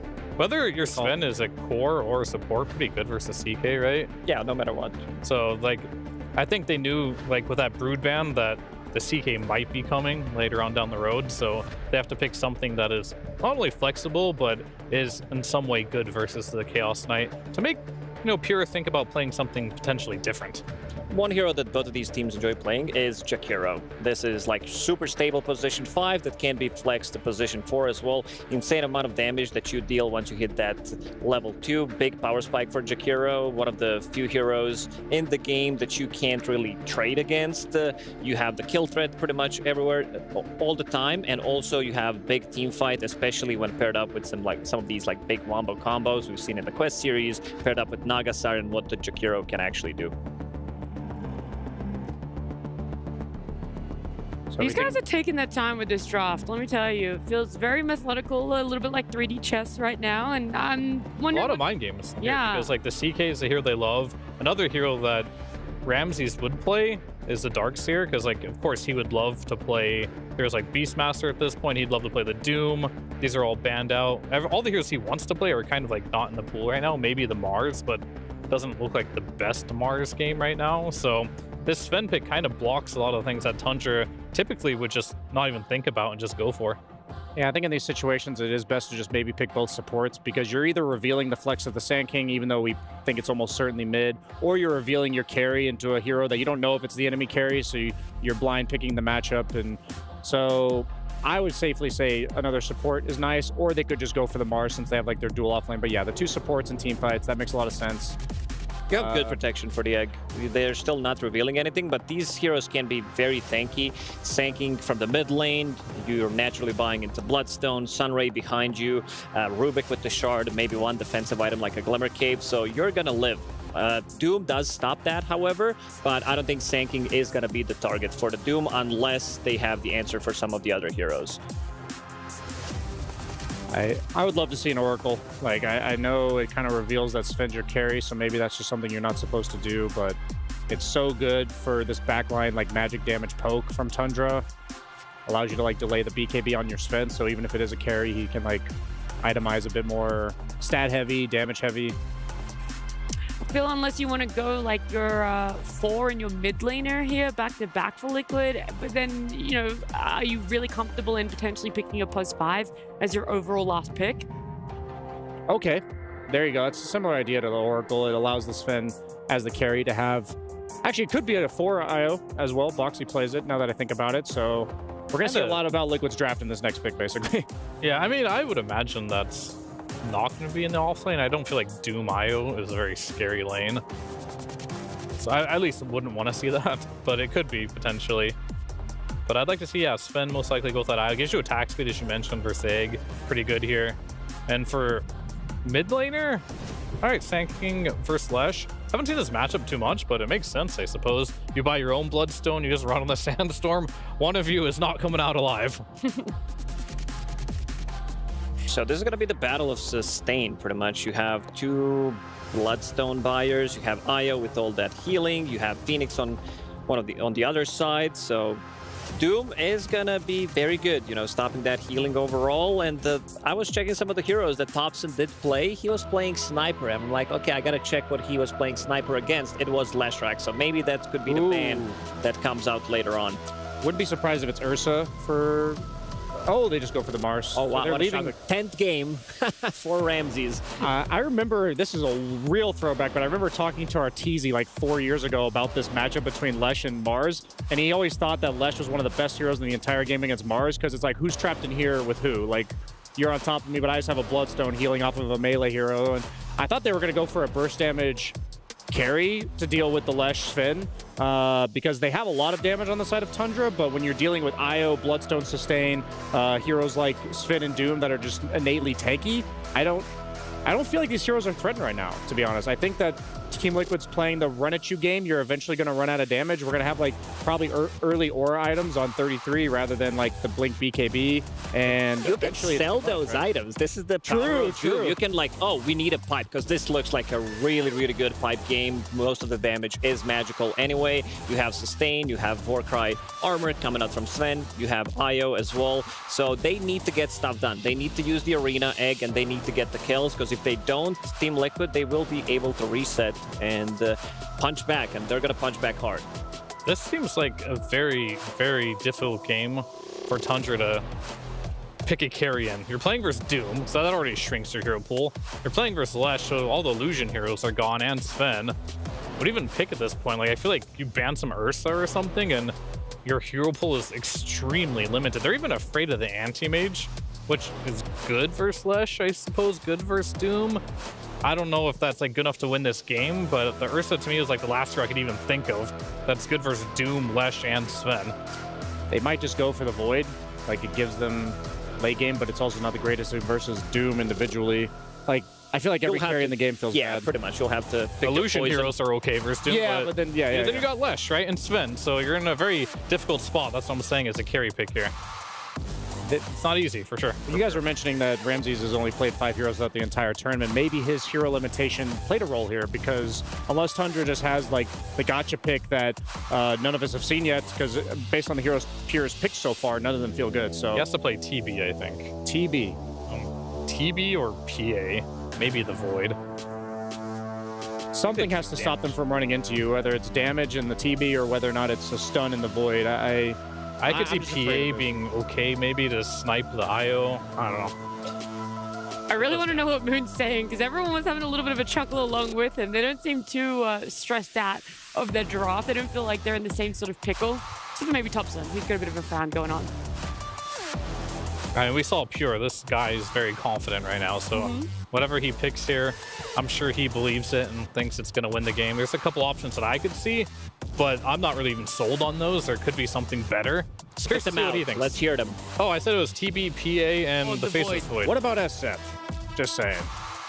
With the Requiem, with it could work, yeah. I've seen Pure play it. Time is getting. I don't know if it's enough damage, just but TB. Okay. That one to me is the most obvious one, because TB's not a real illusion hero, not against Lesh, right? Because like most of the time Lesh, he runs in, no problem killing Naga or PL illusions, but these TB illusions hit hard, so you might actually die before the time that you can actually kill the illusions. So, and you can buy Scotty to kind of deal with the IO, so that kind of works a little bit, but you do have last pick here, and now you get to decide, are we going to switch this Sven to support? Or is he going to be our carry and we're going to pick up another support here? I would love the Boxy Lion. He's whipped it out a few times. An Illusion Clearer. They kind of lack initiation right now. I think you'd want, like, in the past you see like Disruptor or Bane or something with the IO pairing. Wind Ranger. I'd imagine that's a carry Wind Ranger probably, right? For Mickey, it's a flex. Yeah. So you don't necessarily need an IO pairing for the game. They are going to go the IO offlane, or in terms of support. Yeah. Their lanes look really strong on the side of Team Liquid. I think the Wind Rangers just needs to... I like Wind Ranger as a carry when your mid laner scales. Leshrak's definitely one of those heroes that wants the focus of the draft around him.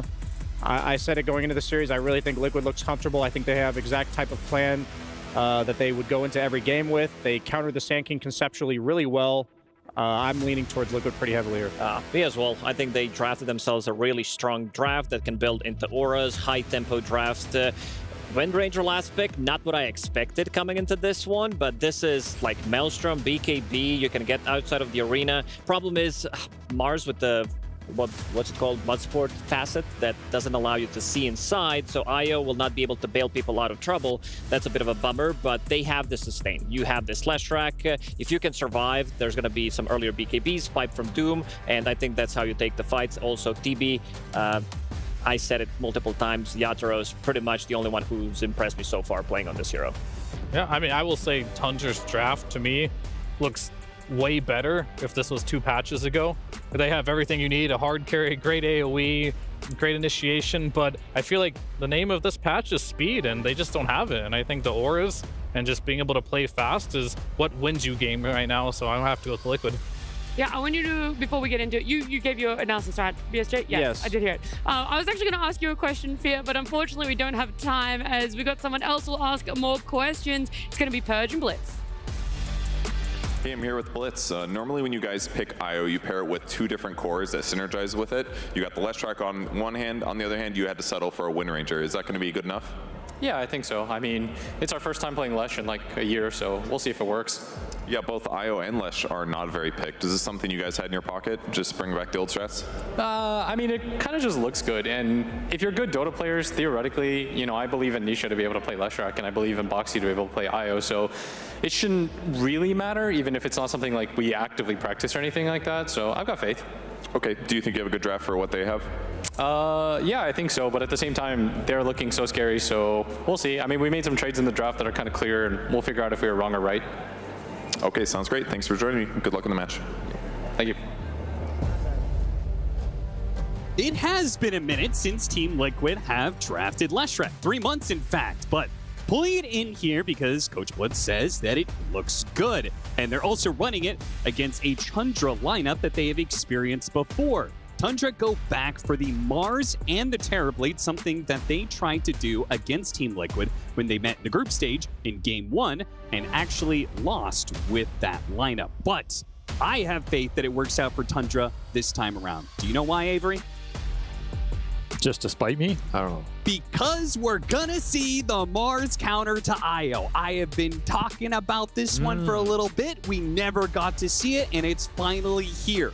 How do you relocate somebody if you cannot target them with tether when they are inside of the arena, and you are not? Very true. This is very true, Austin, until the IO Lesh just run at you standing next to each other the whole game, and you have to arena both of them. Listen, I have faith that Ramses is going to be able to separate the two of them. I mean, he's been having himself a tournament for sure, and has definitely found his place in this team as Tundra. We saw Blitz say, this team looks scary. I would agree with that. Tundra just looks scary right now. The one thing about this draft that strikes me, though, this might be the most normal-looking lineup I've seen from them in a long time. Tundra, that is? Yeah. Oh, yeah. They really love doing their weird 4 positions. Yeah, this is just... Every hero you think was going to go somewhere went there. There was no crazy flex. This is not Thompson on the mid Phoenix or something crazy, you know. It's no mid Rubik, which he said is very good. Not exactly. in this case. He doesn't want to have the big tether steal, I guess. I don't know. Got scared, but nonetheless, that's the real question here. Can Tundra execute a normal lineup? Is that in their wheelhouse? Dare I say it? It's actually a fair point. It's a fair point whenever you talk about any Thompson team.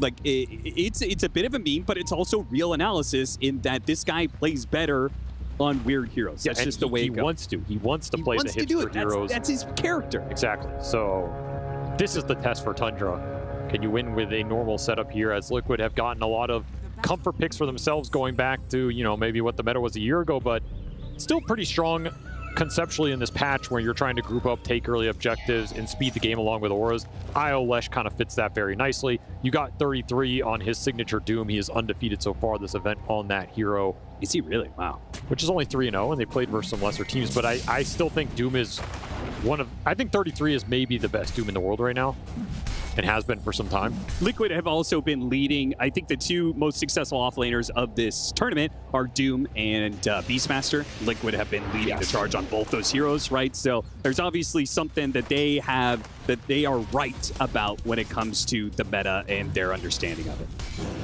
But I have some quick stat question for you, Austin, to get this series started off, because I am looking forward to this series mainly because there are some straight killers between these two teams.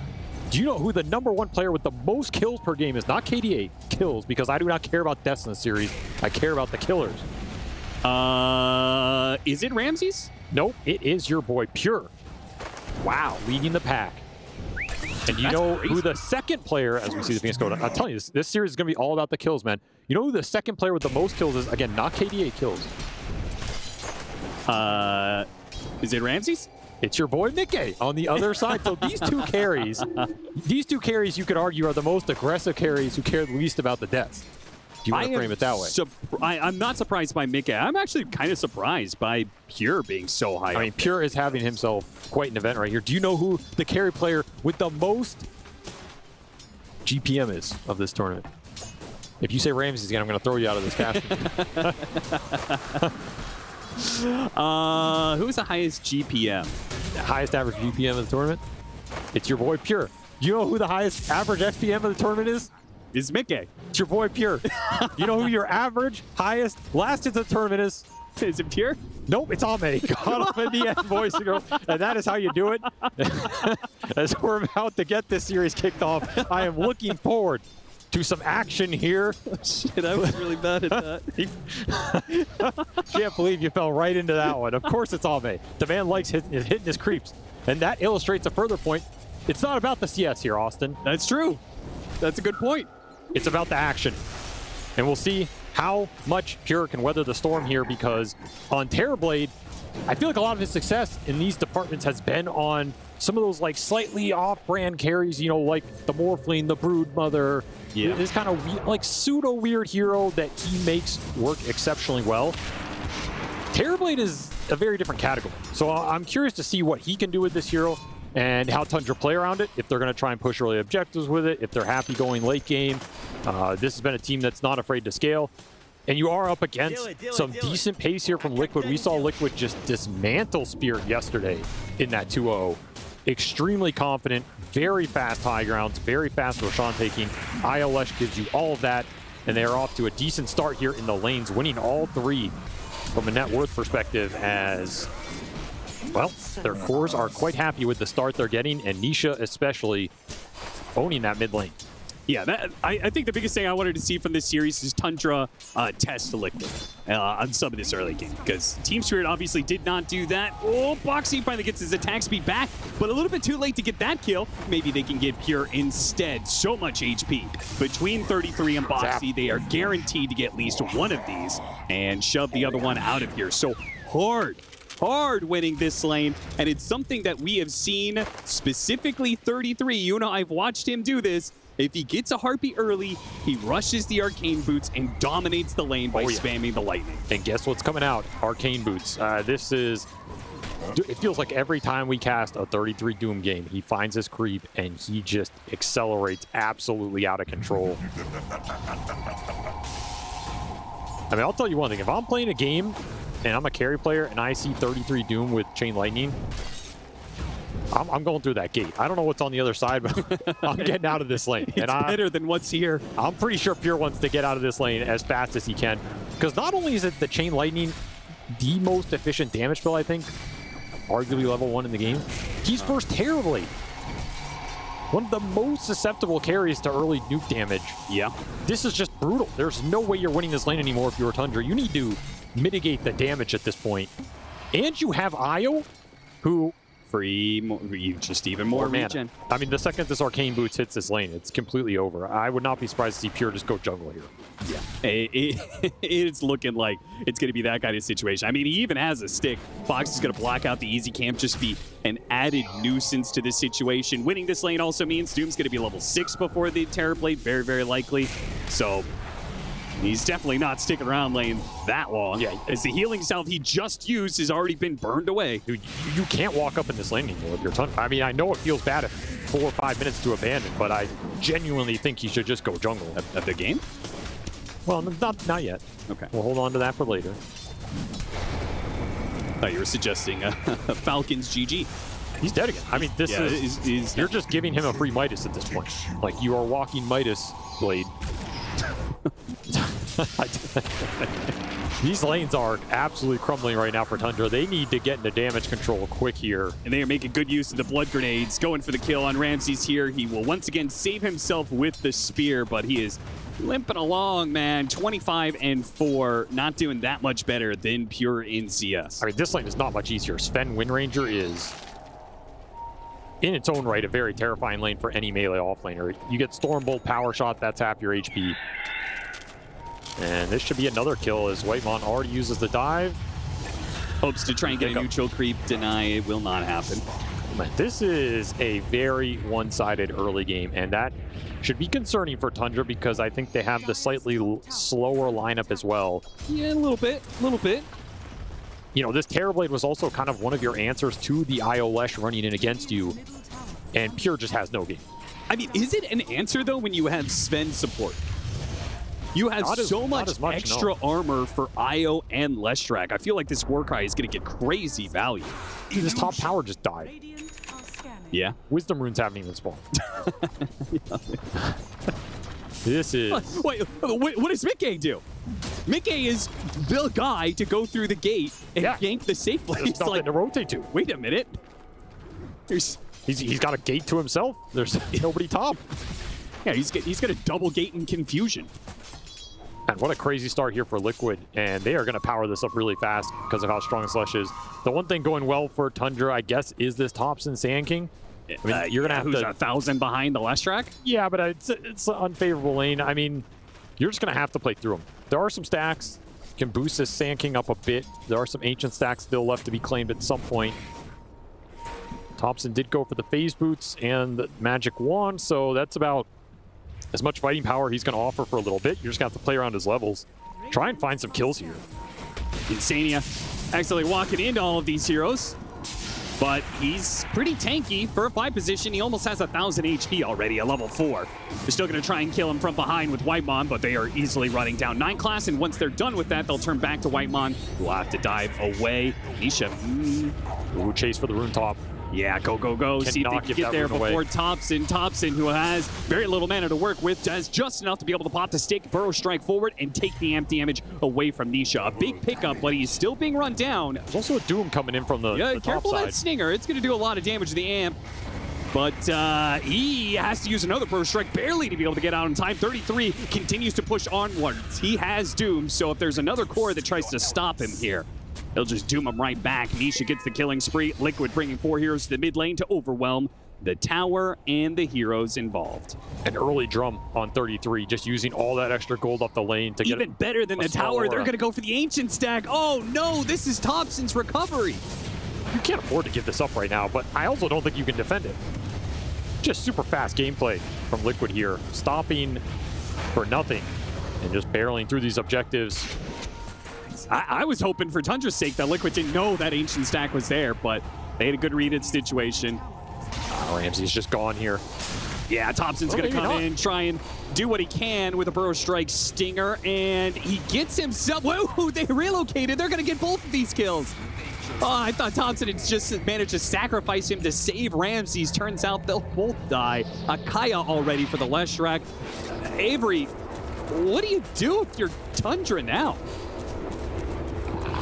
I mean, you're getting to the point where you just got to bring 4 or 5 heroes to one point in the map and hope something goes right for you. Because you are getting completely run over right now. You're getting outnumbered, run down. IOLesh can do this. Yeah, this game is still recoverable, but like it is spiraling extremely fast, so you are not going to have too many more minutes here to get something back in your favor. You're also missing a lot of ultimates here. You don't have Arena, you don't have Supernova, you don't have Spell Steal, you don't have Epicenter because it's a mid Sand King who hasn't skilled it. You're missing 5 ults at the 10-minute mark. In fact, now that I look at it, oh my god, that's also not helping you here. Yeah, try and come back in this game off some big team fight because your big team fight does not exist right now. And Whitemon's desperately been trying to like get his level 6 off of sticking around the mid lane. Barely gets the dive away before the Split Earth lands. I mean, Arena arrives now for Ramses, but how are you hoping to take this mid fight? And that is another dead Phoenix. Whatever Tundra were prepared for in this game 1, it was not this pace Liquid are setting right now. They are trying to speed run this game. I mean, they're going to speed run their way to the upper bracket finals at this rate. Because they had that fast 2-0 against Spirit. Yeah, nobody has been able to stop this team. I mean, is this just what happens when Misha plays pubs? Like he discovered Leshrac was still a hero. Somehow he is more farmed than the Doom, by the way, which is insane to me. This is a 3-0-4 Doom who had multiple kills on lane, a free tower last hit, has gotten to farm a lot of camps with the early Harpy creep, now transitions to the Hurricane. That's some extra armor for the team as an aura, plus a little drag back. You throw an IO Leshrac running at you with Pipe and Warcry. I just do not see how Tundra are going to have the damage to cut that down. You don't. If this Pipe comes out, Liquid are automatically winning fights with that. Tundra need to get this Sand King blink up. I mean, it was a blink. Now Thompson's just thinking about Shiva's. I mean, Veil makes some sense here. It's a comeback mechanism if you can use your huge spells to get a team fight going. Yeah, what's the point of starting a fight if you don't actually have the damage to back it up?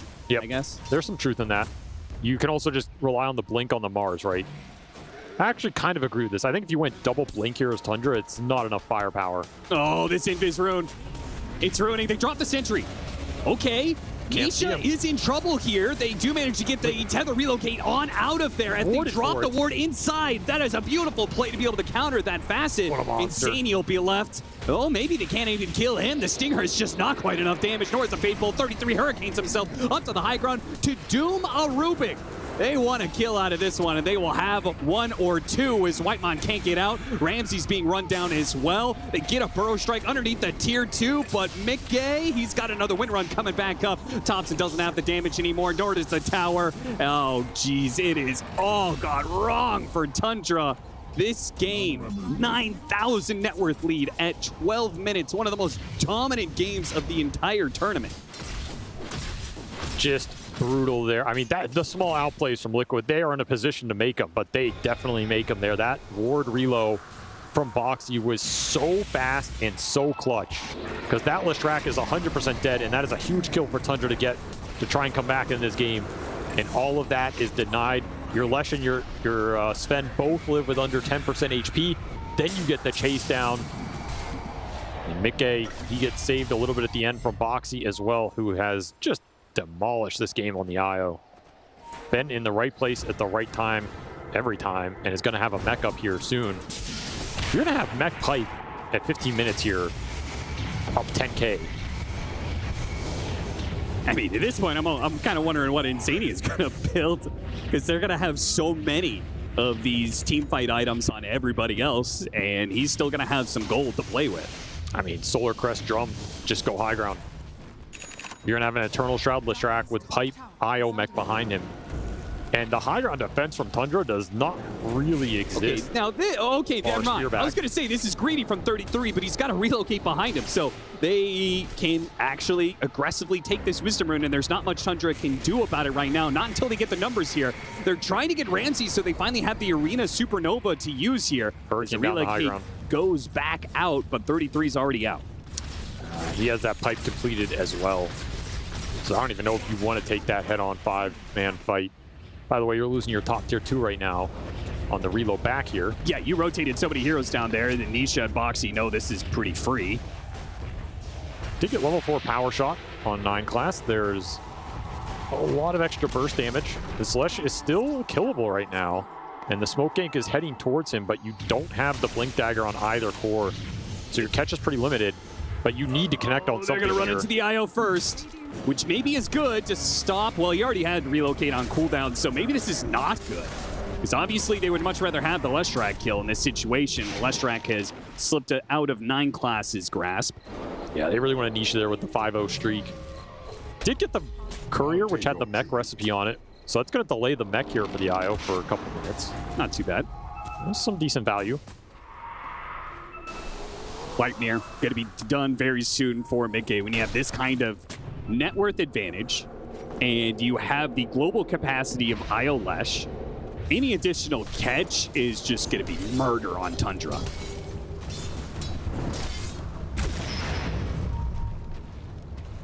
It's just super fast gate movement. They are looking to bait this Doom out bottom, and if nobody bites the bait, maybe just dive. They are smoking around. Scam thrown out will hit here from Tundra. This will let Pure back off. He knows this gank is coming now. And the mid lane is starting to hit that tower. So not a bad dodge here for Tundra. They're going to get a decent amount off the map right now. As one of the moves for Liquid finally does not connect in this game. It's felt like every other one has been successful. Yeah, seriously. This was a nice reprieve for Tundra. And they do get the blink on the Mars. So now you have the blink on the Mars, the Veil and the Sand King. If you could somehow connect all of this Wombo combo, you know, bring down the Leshrac off the initial go, there's some hope there. You can win a fight. I mean, you still have to get through this pipe and some of the IO heal, and the high ground has come at 16 minutes. I hope you had enough time to prepare. Gonna need one hell of a spear back here from Ramses. He throws his first one out there, just as harassment, but I mean, they are very clumped. They are. Do you have the AoE spells to be able to punish them for that, though? They have Supernova and Epicenter. I mean, Liquid are giving you 3-man arena. They do not fear it. They really don't. They're okay. The arena does land on a lot of heroes there, and the Supernova goes off. They're going to deal with the Supernova. Wait to relocate out. Maybe they can't deal with the Supernova. They relocated away, and now the Supernova explodes on all 5 of them. The pipe has done what it can to keep Liquid alive, but just the immense amount of damage is overwhelming them. Nisha's still able to fight this, though. The relocate back in from Boxy is going to leave him exposed as Thompson goes in for that kill. Gets it. Nisha, though, is still able to stand and deliver. With that Eternal Shroud, they do kind of run out of damage. It's just a ton of magic damage being thrown his way. Still, though, Tundra, I mean, they went kind of even in that, and that's probably the best you could possibly hope for. And that is the best you can hope for. You get a Supernova off that had no business going off. You get 5-man arena. I mean, what more do you want there, right? Stolen Splitter from 9 class also did a lot of work. This will finish up the Vessel for the Rubik. Definitely a huge pickup. Can negate some of this healing on that first target you try and go on, but you're still racing against the clock here. Cannot afford to give Liquid too much more lead in this game. At some point, your spells fall off. Ramsey's almost getting caught by that Gleipnir. I mean, you put together the combo from Tundra, but now you don't have that Supernova. Now you don't have that Arena, and Liquid are just running it right back at you. And I mean, it shows you the confidence of Liquid around their auras at this point in the game, right? To just give them that clump. Be like, go ahead, take it. We're not even going to lose the fight. Yeah, they probably... I don't think they lose that fight if they don't do the awkward relocate away from the Supernova. The thing is, he didn't even reload that far away. Yeah, he went just to the left. They still ended up getting hit by it all anyway. Yeah, they ran back after the relocate to try and kill it and failed. It was literally the worst possible scenario for Liquid, and it still wasn't good enough for Tundra. And Liquid are running it back. I mean, honestly, them getting just 5-man arena might be better than one guy getting speared back. Yeah. I don't know. I can't believe I'm saying that, but it could be true. Ramsey's in there. Arena on 3 this time around. He gets blown up immediately. The Supernova's outside of the walls. They get another relocate a little bit farther back, but the Lashrak is in trouble. Look at Insania just trying to run in. The last hit. The Spirit Vessel is going to be enough. This is your chance. Now, with the Lashrak down, this is an opportunity, but no. Liquid go back into it. They have the Doom onto the Terror Blade with a power shot through the 2 of them. Mickey straight through the heart of Tundra will take down 2, and it seems like the Lashrak going down is not enough for Tundra to win the fight still. Did get a stolen Doom on 9 class. He had no mana to use it. Had to go Fountain to refill here. And so you preserve your melee racks here if you're Tundra. You get the big Lesh kill. Who got all the gold for that? It went to 9 class. Okay, maybe not the hero you wanted, collecting that streak, but he also got the Sven kill. Okay, he's very rich now. I will say that I feel like Liquid's almost being overconfident in what they're giving Tundra in these situations here. As you would have loved to have caught Mickey there. You had Doom waiting. I agree. They are really just begging Tundra to go on them. I don't know if they have to take the fights that way, but that's how they're doing it. Smoking back, spotting Whitemon, but they go for the Gleipnir instead on the Sand King. Much more important target, especially if the Supernova's on cooldown, and 33 will still collect on the Whitemon kill as he tries to dive away. Goes for the up the cliff play, can't quite make it. And Liquid is inside of Tundra's base for a 3rd time in 21 Illusion minutes. running down the lane. Nice play from Pure. Good play. That'll give them another like 10-15 seconds. Liquid will use that time to use Tormentor instead. It's just all about slowing this game down as much as possible. Bend, don't break here if you're Tundra. Get through this timing. I don't know what's on the other side, but you just got to get through it. And the upside here for Liquid is if you just force that 5-on-5 where they commit all the ults, you just run it back. You don't have Epicenter. Supernova just came up. You get a glyph here. Once more, the push will be stalled. It seems like that illusion play may have saved the melee barracks. As Liquid, it did for sure. Another glyph is going to be used, so they say, okay, let's back up to Roshan. And they have big item timings coming in. After not losing 2 fights, but certainly not doing the best with the engagement, BKBs will obviously go a very long ways, and Mickey really wants to have his. I mean, honestly, I feel like Tundra played the last few minutes decently here. Yeah, I think so too. They maintained the lead. They got some big items up. They still have this Doom on the Rubik. That's why they're smoking here. It's such a powerful spell against this heal lineup. Catching Insania. Obviously not an ideal target, but hey, that's time. Anything that Tundra gets, yeah, it's time. That Shiva's for Thompson. Should be able to get it. And another 150 gold. Another kind of anti-heal item. Don't get to use this Doom for a big target. A little sad for 9 class here, but I guess you can always steal it again. Yeah, it's going to tick out soon. That is pretty sad. I mean, there are very good spells to steal here. Like, you get this Doom, you throw it on the Lesh. It's going to kill him in the fight. If you can get Split Earth, that's pretty big. Could think of this Rubik Shard later as well to combo up with that. The Sven Shard armor steal is also not bad. I mean, you got to look towards 9 class here to make some big plays in the fight. It's like he can be a big turning point. Turn Liquid strength against them here. And this Shiva's for Thompson.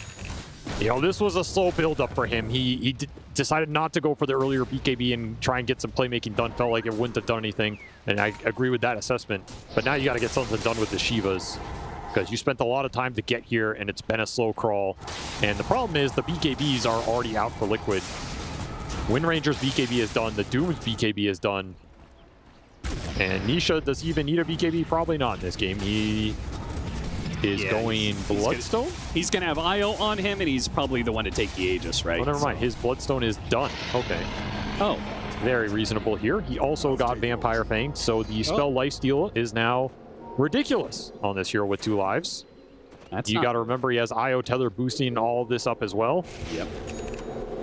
Well, this is going to be another high ground push. I can guarantee you that. Yeah, there's the IO Shard gives you another 10% spell lifesteal. Not sure if you included that in your list. It's a very scary combination right now. They're absolutely power spiking out of control. You need a good angle into the fight if you're Tundra, I think. I don't even know who you're trying to find. Io, I guess. If you can get to Scotty on Terrorblade, that I think is where you start turning the game around. I mean, Scotty, Terrorblade, Deso, Mars, I can start to see you like burst somebody down and continually hold this high ground. Deso, Mars, you're ways away. I don't know. I don't have faith Ramsey's going to be able to build that one, to be honest, but we'll see. I still think you want to go for the spear back and not just the initial arena. Yeah. Because I feel like you go into arena, everybody, Liquid are going to pop BKBs, and you're going to trade ults for BKBs, and then they're still going to have Aegis, and they're still going to be hitting your high ground. So Liquid a little dissuaded, not as confident as before to just force it. They just got all of these items, so I can't imagine there's... I wonder why, in a way. Yeah. Like, if you were willing to before, surely you're willing to now. Maybe something about that setup top just wasn't favorable. Rather go mid-tier 2 first, claim a little extra gold, look for a lingering hero. Of course, you're not losing anything right now. Still have some time to work with here on the Aegis, 3 minutes.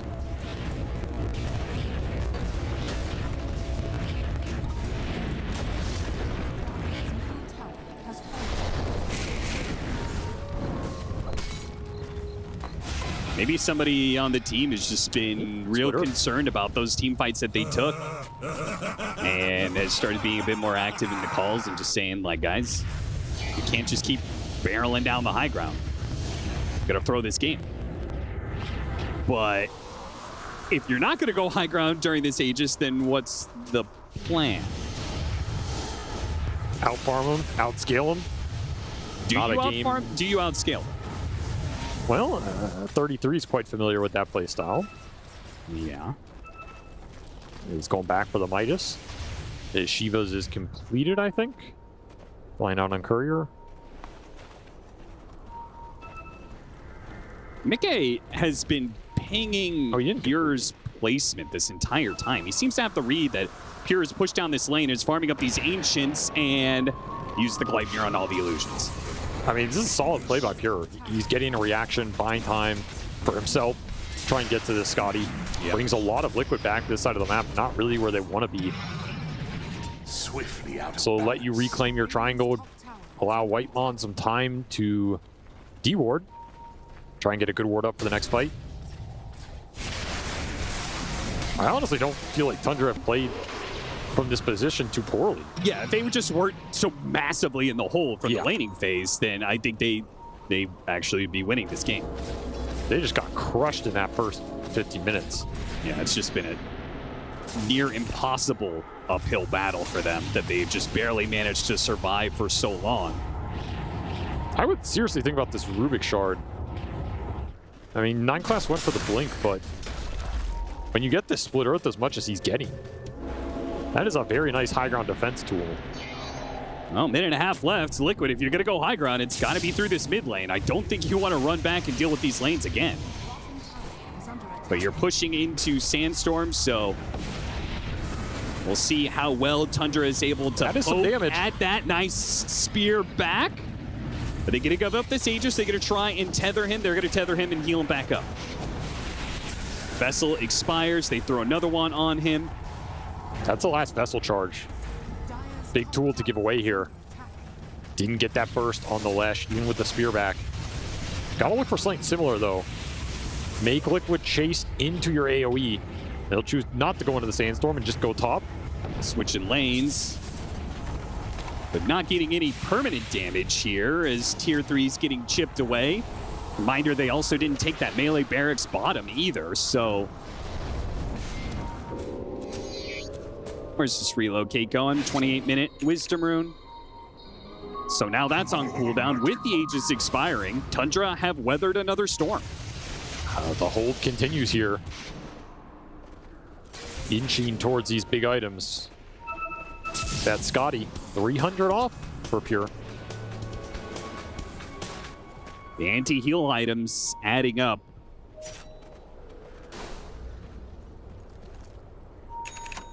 Shiva's for Nisha. I thought 33 was going to go Shiva's, so maybe he's going to go Lotus instead? No, he's going to go Shiva's. Surely you don't double down on Shiva's, right? Well, we've seen this before. I think Doom is one of those heroes you can argue it's okay on because he often just goes on his own target. And this hero does one in armor item. Pretty high value. Like AC is useless on this hero. You can go Lotus Orb, which we sometimes see 33 do, but this is not the greatest Lotus Orb game. There's really nothing to prevent here. I mean, there's Sunder. If that allows your Leshrac to be able to man up on the Are you worried about Sunder? I feel like your idea is Mick this Wind Ranger pick's designed to just go in BKB, focus fire the Terror Blade. It's like a 100-0 matchup. It gets rid of Vessel. That's actually better than Sunder. How about that? Dispels Vessel. Well, he has no Vessel charges. Well, he'll get him back eventually. Even if he has to kill himself to do it. Aghanim Scepter for the Wind Ranger.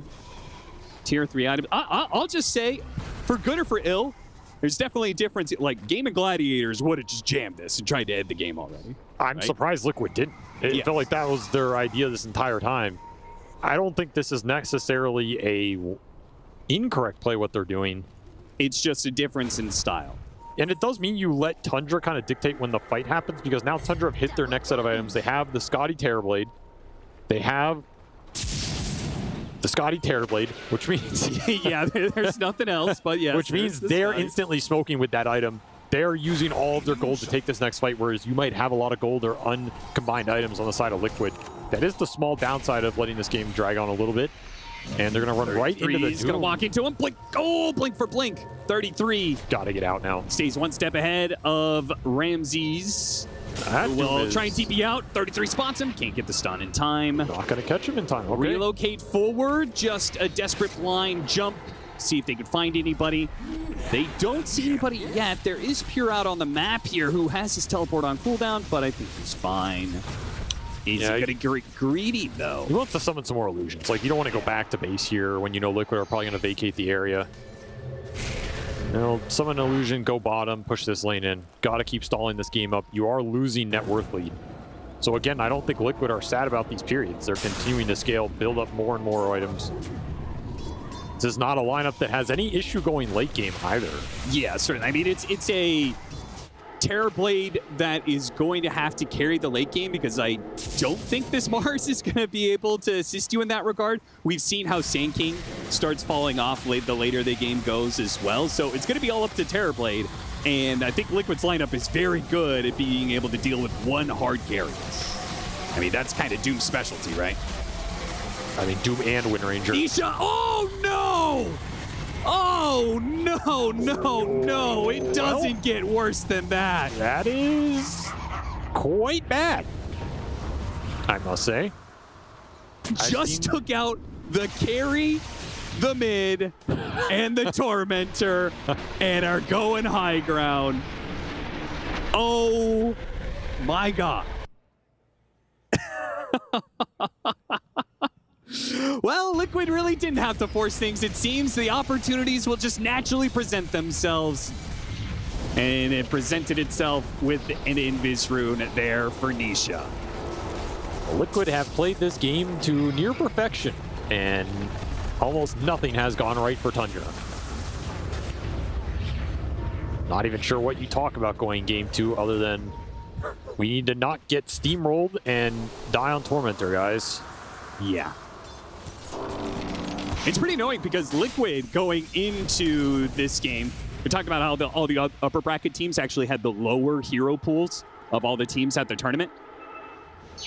they just had know what they like and it's successful and they keep on running with it. Liquid, kind of similar to Falcons, added that the Tide Hunter, which was successful in that game 1. Liquid adding in this IO Lesh, bringing it back from the dead. It's still a good strat. Maybe it's 10% weaker on numbers or whatever, but it still does what it's supposed to do. And if you don't have good answers to it, it just rolls you over. And it also says a lot about the how Liquid are playing right now, right? Because we heard Blitz, he was just conceptually, we're just good players. It works. You don't necessarily have to be in practice with it, scrimming with it. We can trust Misha to play Leshrac. Guy's done it a billion times. I mean, I don't think IO Lesh is also the most complicated strategy of all time. No doubt, no doubt. To be honest here, they also played it a lot in that previous year. Yeah. That'll give him the Roshan here. By the way, that was a BKB that arrived for the Wisp. Just to point that out. Oh dear. So now he no longer has to drop wards inside the arena. He could just walk through the walls. Yep. I mean, he's just going to sit on top of Misha, right? Yeah. This is our Arcane Rune Leshrac, who has backpacked his Eternal Shroud because he now has Aegis. Has his own shard for the extra stuns. Shiva's now done on the Doom, so you got some backup there.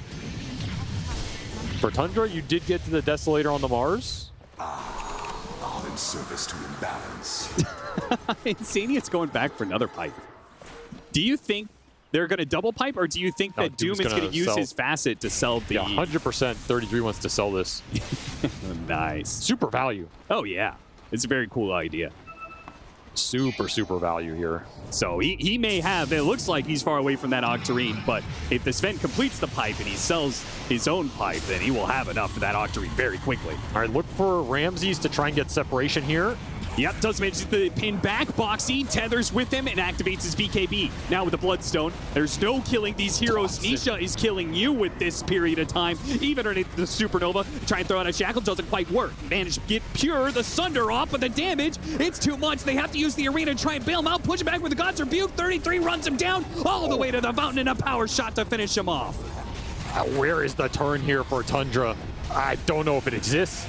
And it does not exist. Tundra will GG out. It took a little bit to get there, but in the end, Liquid take an extremely dominant start to this game and close it out with a dominant finish. 32,000 net worth lead at 35 minutes. That is a terrifying game 1 to try and recover from. As we saw yesterday, Team Spirit, they had a similar game 1 against Liquid. They did not recover from it. So the task is now set for Tundra to try and break what Liquid are doing in this upper bracket that no one has been able to stop. The pace is just insane right now. If you are not thinking about early game, and more early game right now against this team, you are thinking about the wrong things, because Liquid are firing everything they have in the first 15 minutes and just steamrolling you after that. And they have the heroes between Mika and Nisha to always force the Roshans and always give them high ground potential early. 33 is going to give you the auras to back it up. You have to be prepared for those things or you're going to get run over here. I feel like Tundra didn't even really get to play Dota that game, and I'm sure they're thinking the same thing. I think they definitely have a lot more to show. It's just a question of, can you get to the point where you can show it? Yeah, like you said, you got to be thinking about the early game, because even if you do manage to weather through this series and beat Liquid, you have Gaming Gladiators waiting the upper bracket finals. Another team who's going to do the same thing to you. Yeah, so you've got to get good at the early game fast. The European push meta is back, ladies and gentlemen, in case you've missed it for the last year. We have once more returned to the glory. Well, people are complaining too much about the tank meta, so, they'll be happy to know that we're just steamrolling 5-man high ground by 25 minutes. Right? Yeah. Yeah.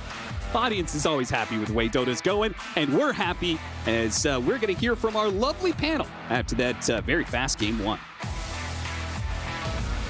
Tundra up against Liquid. It was a tough one for Tundra, I think, is the nicest way that I can explain this. Although a very slight silver lining for them, Lacoste, was that hold high ground around the just before the 18-minute mark when Pure decided to join. It was a good turnaround. I thought maybe now they get to dictate the pace. Yeah, the Tundra held longer than I expected them to be honest, because this looked like 16 to 20-minute game. The way it started, 33 on his signature Doom, having like chain lightning creep going into mana boots with Io, so you have infinite mana, dominating that lane completely, and all these auras that they bought in the game. You have Sven with the Warcry, with his own shard, the Pipe Rush on Doom. That's what we want to see. This is how meta is being played right now. It's all about that speed, all about who can buy more auras, how to increase the damage. You have Lesh Io combination running around the map with the Glimmer Cape, with the mech, and then you also have Sven who's going for the Solar Crest. So you combine all of these things, there's not going to be enough damage on the enemy team to counter it. Yeah, you're drafting with auras, and then you're rushing items with auras. It's just aura on top of aura. Although I think one of the more humorous moments for everyone that isn't Team Tundra was the Tormentor steal and the kills that came with it.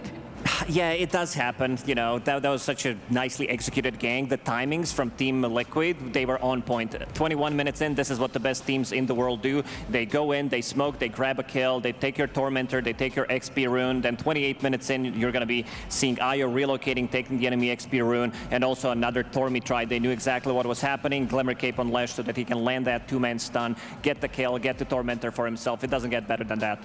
It really doesn't. I mean, except for maybe closing out the game, which Liquid were able to do. But let's head on over to BSJ. He's got a couple of highlights he wants to run us through. Thank you, Nat, as this game was a game of sheer efficiency from Team Liquid, and I want to give a shout out to Misha with my segment here about one of the most efficient Illusion Rune plays that I have ever seen. So without further ado, let's check out exactly what he's going to do with an early game Illusion Rune. So something you guys have probably all seen before. It's 6:45. He's going to summon his illusions, and he's going to go back to lane on his main hero while using both illusions to stack these camps. Now you may say, BSJ, we've seen this before. That's not all that impressive. He can stack some camps. That's great. But what is he going to do with the illusions next? So first, about 15 seconds later, he's going to send one illusion to the mid tower, which if there were a high ground ward over here, it would see this area and the tower would attack the illusion. So that means that he's first confirming that there's no ward protecting the ancient area for Tundra, while the other illusion is going to go to the ancients to scout out the fact that there is a stack and effectively scare Topson and 9 class away from doing the ancients at 7:20. So while this is all happening at 7:20, pay attention to that time, Misha is farming the stacks. So he's not only denying the stacks, scouting out the ward, and farming his own stacks, but that's then going to set up for the play at 8:40, where the stack is not quite cleared yet because of what he's done. They had just taken an advantageous fight mid. They then invade the ancients of Tundra, and this absolutely sealed the deal for Team Liquid, already up by a large margin coming out of the laning phase, but giving Tundra absolutely no room to breathe. And that's pretty much all I saw in game one, is that was a convincing game for Team Liquid. And these are the type of plays where when you come out of a laning stage, if the opponent is going to be able to come back, the stacks are how they do it. So not as only setting up his own efficiency, but he's taking out theirs. And we're going to go ahead and hear from Purge and what we're going to see in game two. Thanks, Brian. Sorry to do this to you because I know you're probably hungry. You probably need some protein, but we're here to get a hot dog. Hey, can we have a hot dog, please? I don't know what you said, but... I don't speak English. Oh, he doesn't speak English very well. One hot dog. You got that one. With extra auras, please. What did you think about a 16-minute Rax? Is that good for you? Yeah, that's pretty good. I think that's on par for what we're seeing from the best teams here. Just we're building every aura in the game now. We've got the Pavis, we've got like Glimmer Capes, Pipes, Crimson Guards. I think we've got it all. Then we also have IOs, given the overcharge, Sven's with the buffs. All these teams that are winning, we're just stacking the auras. We're back to the Liquid OG, or not Liquid OG, Liquid GG days. Yeah, the Sven support seems giga strong, really, because it's like if you just have a Sven with a shard, with the facet over a team that doesn't have it, it's like, well, you can't get this. This is a unique, special thing. Yeah, it just works out. Liquid is just like smashing everybody. It's like the normal LAN thing they do, kind of, right? Yeah, I mean, they're definitely back. For the same reasons I think Gaming Gladiators are back too. It's playing fast. This meta right now, you just have to play fast. I'm sure Brian just showed us all like what it's like to play fast on this meta, but I do believe a lot of the auras, extra toppings, on your draft, it's gonna make it a lot spicier. Pick heroes that also buff as well, and games are feel like they're over by 15 minutes, as we just saw. Yeah, I mean, I'm amazed he's wrapping that hot dog up so carefully, considering I'm so hungry. I mean, you're just gonna launch this down the gullet. Man. There, I can see there's some condiments in there. We got some ketchup, we got some mustard. Oh yeah, that is delicious. I don't know what that is. Is that I'm gonna eat? They look like Crispies. They are crispy. It's fries. You want to try it? Right now? I don't know if I think everyone would love to watch you eat a hot dog on stream. Sure. Wow. Tastes like freedom. Thank you. Anyways, we're gonna go to a quick break. Thank you. More hot dogs coming next time we're on the camera.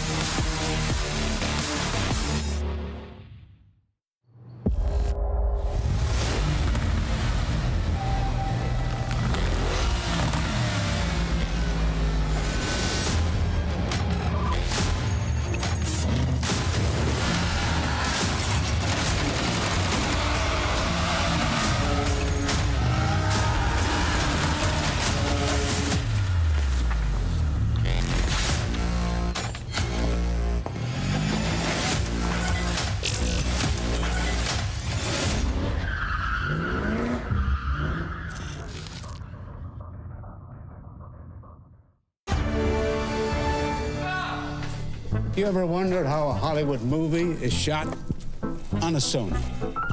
You review it on a Sony. And how do you make that sound epic? You record it on a Sony. Lunch break on a Sony. So why wouldn't you watch it on a Bravia by Sony? Have you got what it takes to get to the top? It doesn't matter how high you climb. To reach the top, even the biggest champ needs a break. So you can recharge, dive back in, and dominate.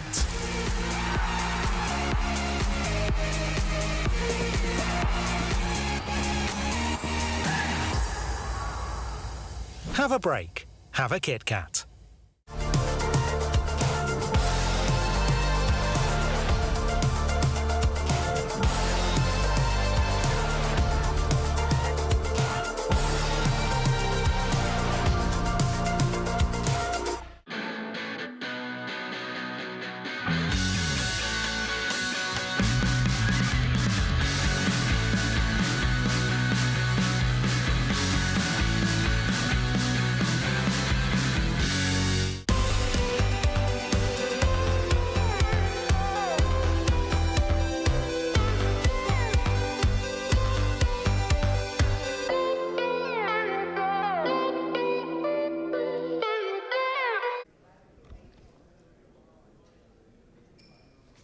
What arc are you on in One Piece? I finished, dude.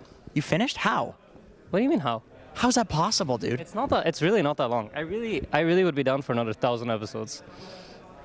People are complaining about the most recent stuff. I told you I spoiled myself. I know people are complaining about it. Do you agree with the complaints that are coming out? I don't read the complaints. I did a tier list though recently. It's on my Twitter. I saw that. It's hashtag Esports World Cup. I noticed that you, hashtag Esports World Cup. Of course, shout outs to Riyadh Masters Esports World Cup. You rated Drum Island very low. No, I didn't. I think you did. It's like, no, for sure it's like A or S tier. Bro, I'm pretty sure you rated it like B or C tier. You want proof? Yeah. So what do I get if you're wrong? What do you want? I'm not gonna give you this. This cost me a lot of money. What do you want? I want your guitar. Okay, you can have the guitar. Okay. Is guitar copyrighted? Can we say guitar? Is that owned by someone? Okay, Drum Island, A+. Oh, it's because you have the pluses. So I saw on the small little thing, and I thought that was like B tier. A+. Okay, one second. Let me see this again. There you go. What do you have in S+? Wano and NES Lobby. Oh, I've not seen those ones. Wait, is Wayno early? I forget. It's really late. It's really late? Yeah, second last. I heard Dressrosa is really good. I like Dressrosa a lot. I'm at the end of Arabasta, and that one's pretty good. Yeah, that was pretty good. Yeah. You just started. That's like 150 episodes in or something. Like last time I talked to you, which was like a year ago, you were like, "Oh, I'm at the start of Alabasta." That's not true. You like watch it slower than George R. R. Martin writes books. No, that's not true. It's because I read the Reddits and then I spoil stuff and then I'm like, well, I can skip this arc and then I go back and watch it because spoiling it is not the same as watching because the pacing matters. I see. Well, thank you guys for watching this boring interview, and back to you, Shiver. That's gonna get bleeped. Thank you for watching this boring interview. Back to you, Shiver.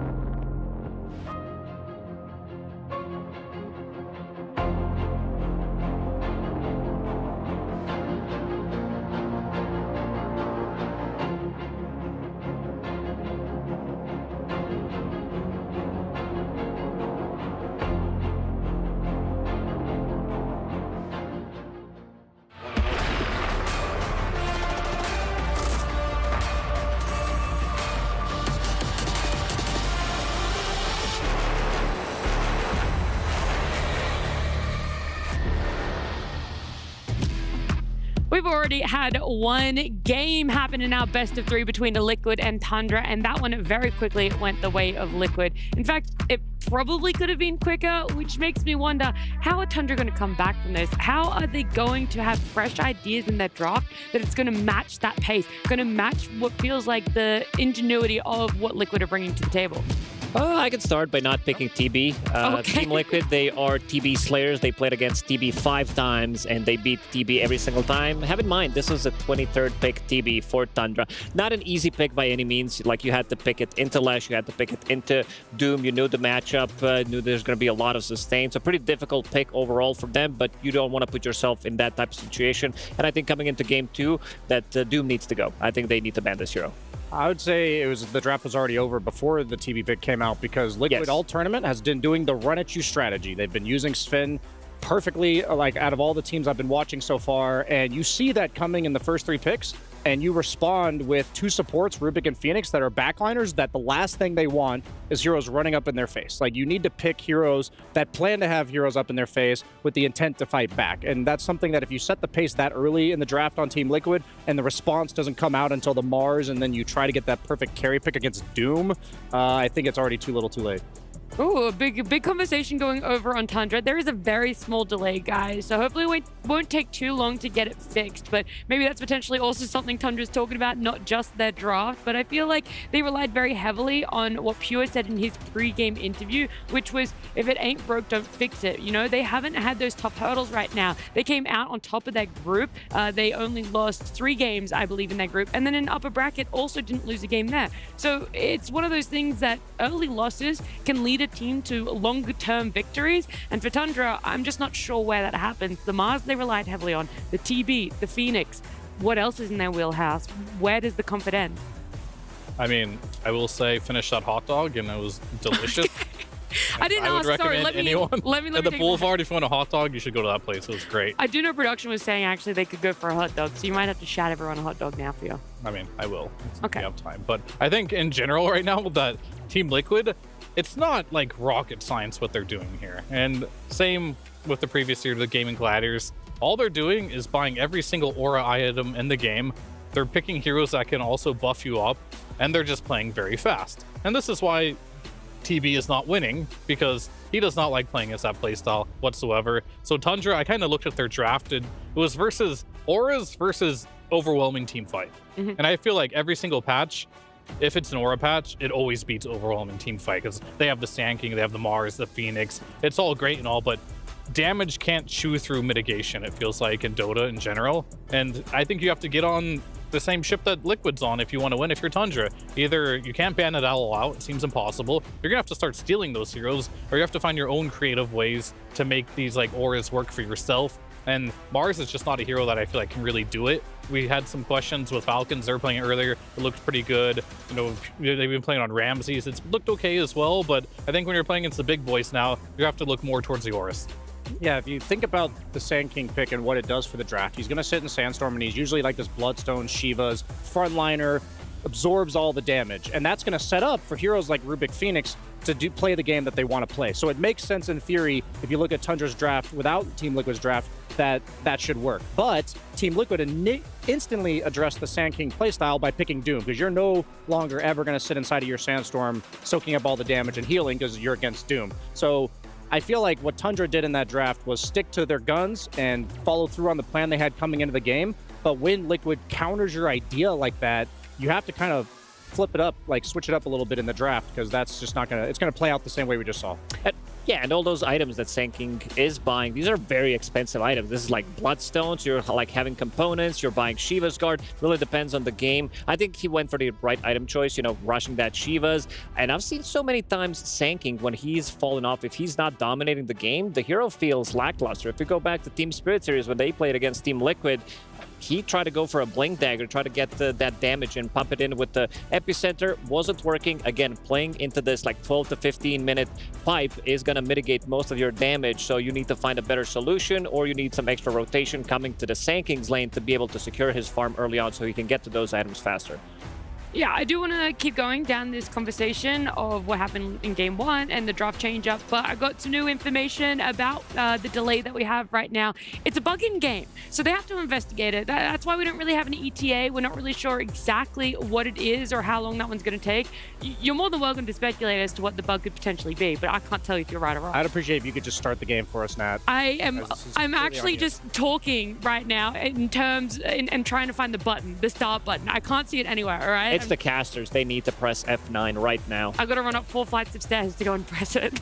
I mean, one thing I will say about last game that I was a little surprised about, or I seem to get reminded every time I see 33 play Doom. I was like, oh, you know, IO Doom, it can't be that strong of a lane, whatever. But it seems that every single time that 33 does play this Doom, he gets that Harpy creep with the Chain Lightning. Maybe that's the bug.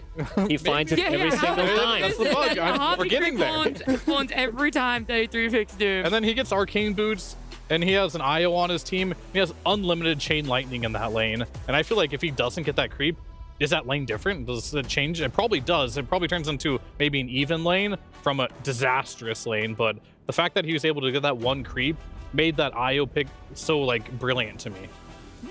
You did change up your attitude very quickly on it when we alluded to the idea early on that it could have been Doom IO in that lane. You're like, that's going to be awful. It's just really not going to work out for them.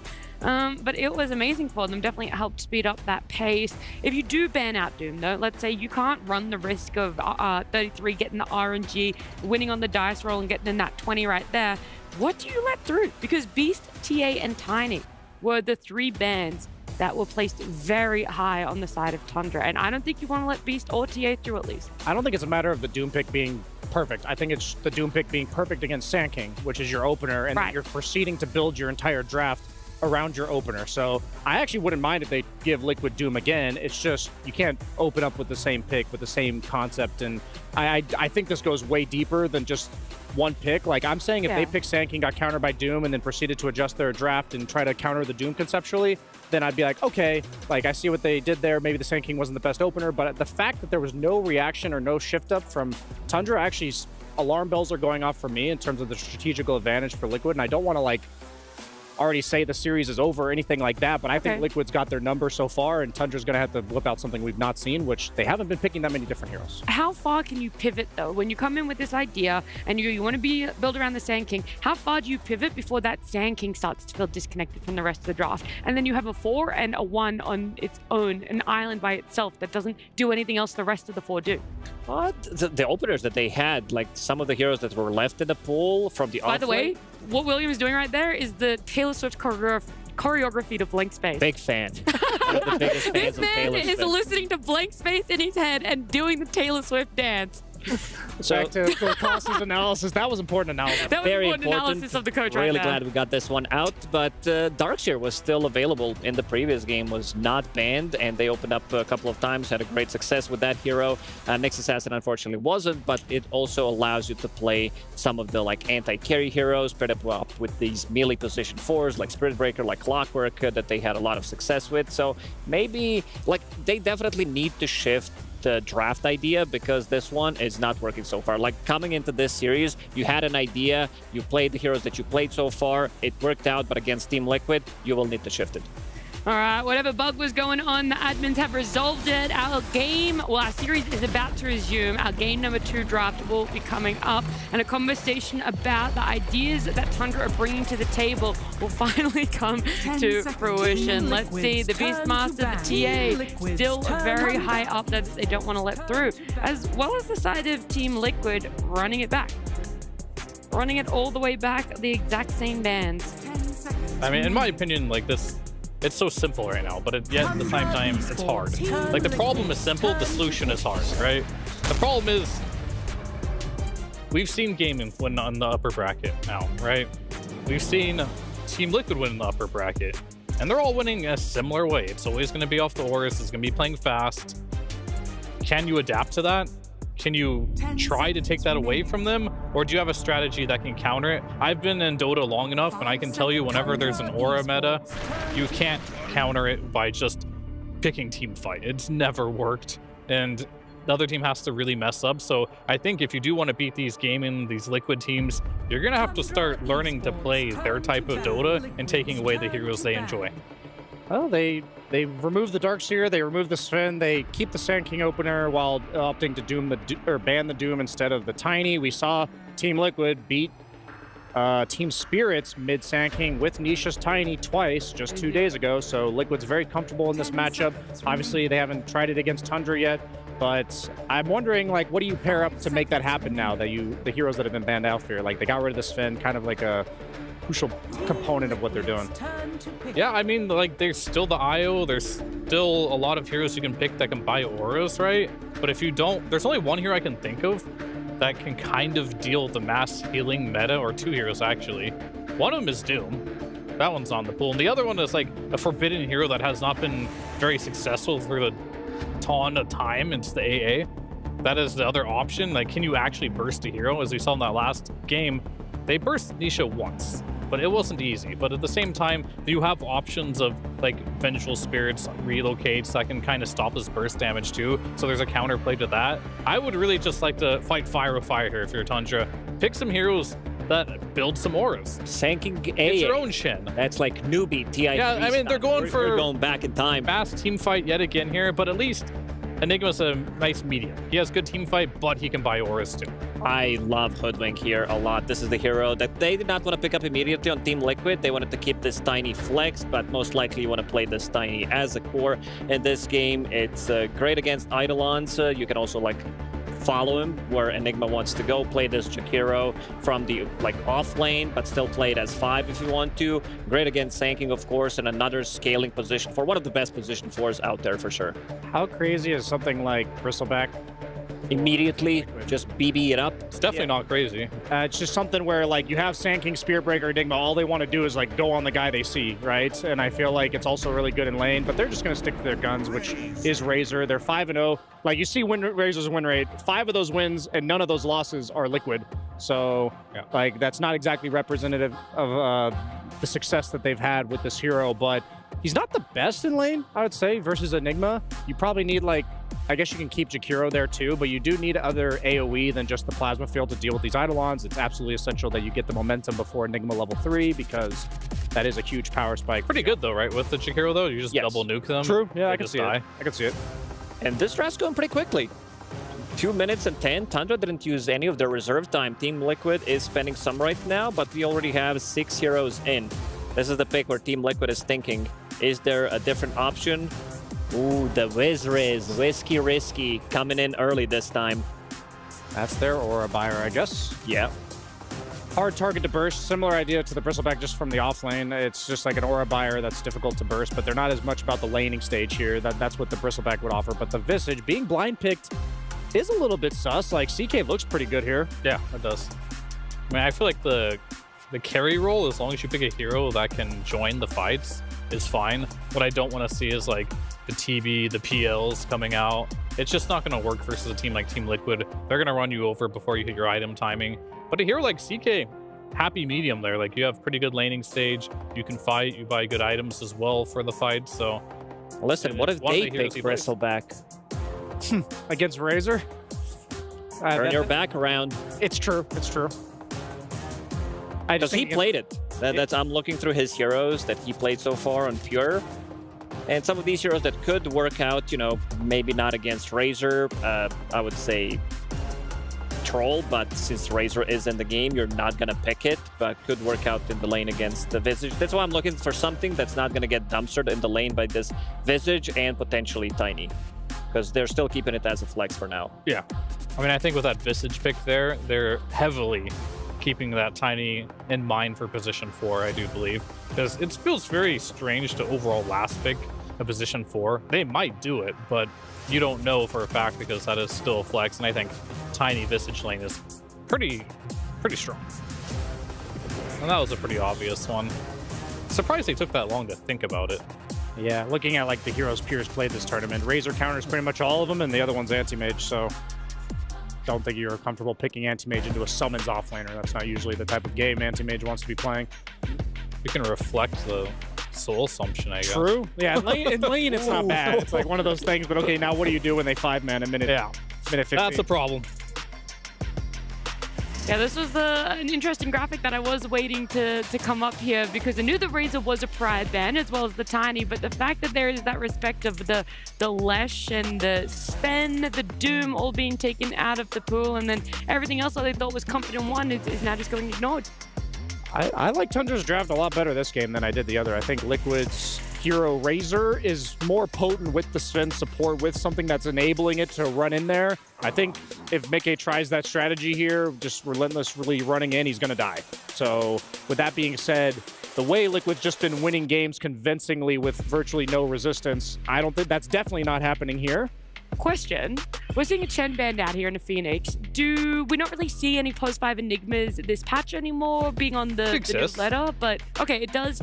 Low potential, but a potential. I just think with the Razor carry, you don't need to swap the Enigma off of 3. So usually you pick it this early, and if they hard counter it, you swap it. But since they didn't opt to do that, I see no reason not to leave it as 3. And I really do enjoy that Chen ban. I think Liquid also realized that if they pick a Chen, they build more auras themselves, they can sustain the damage of the Razor Tiny Burst. That is the way of like winning games right now in this current patch with the way everyone is playing. Same with Phoenix, he also has pretty good heal with the Sunray.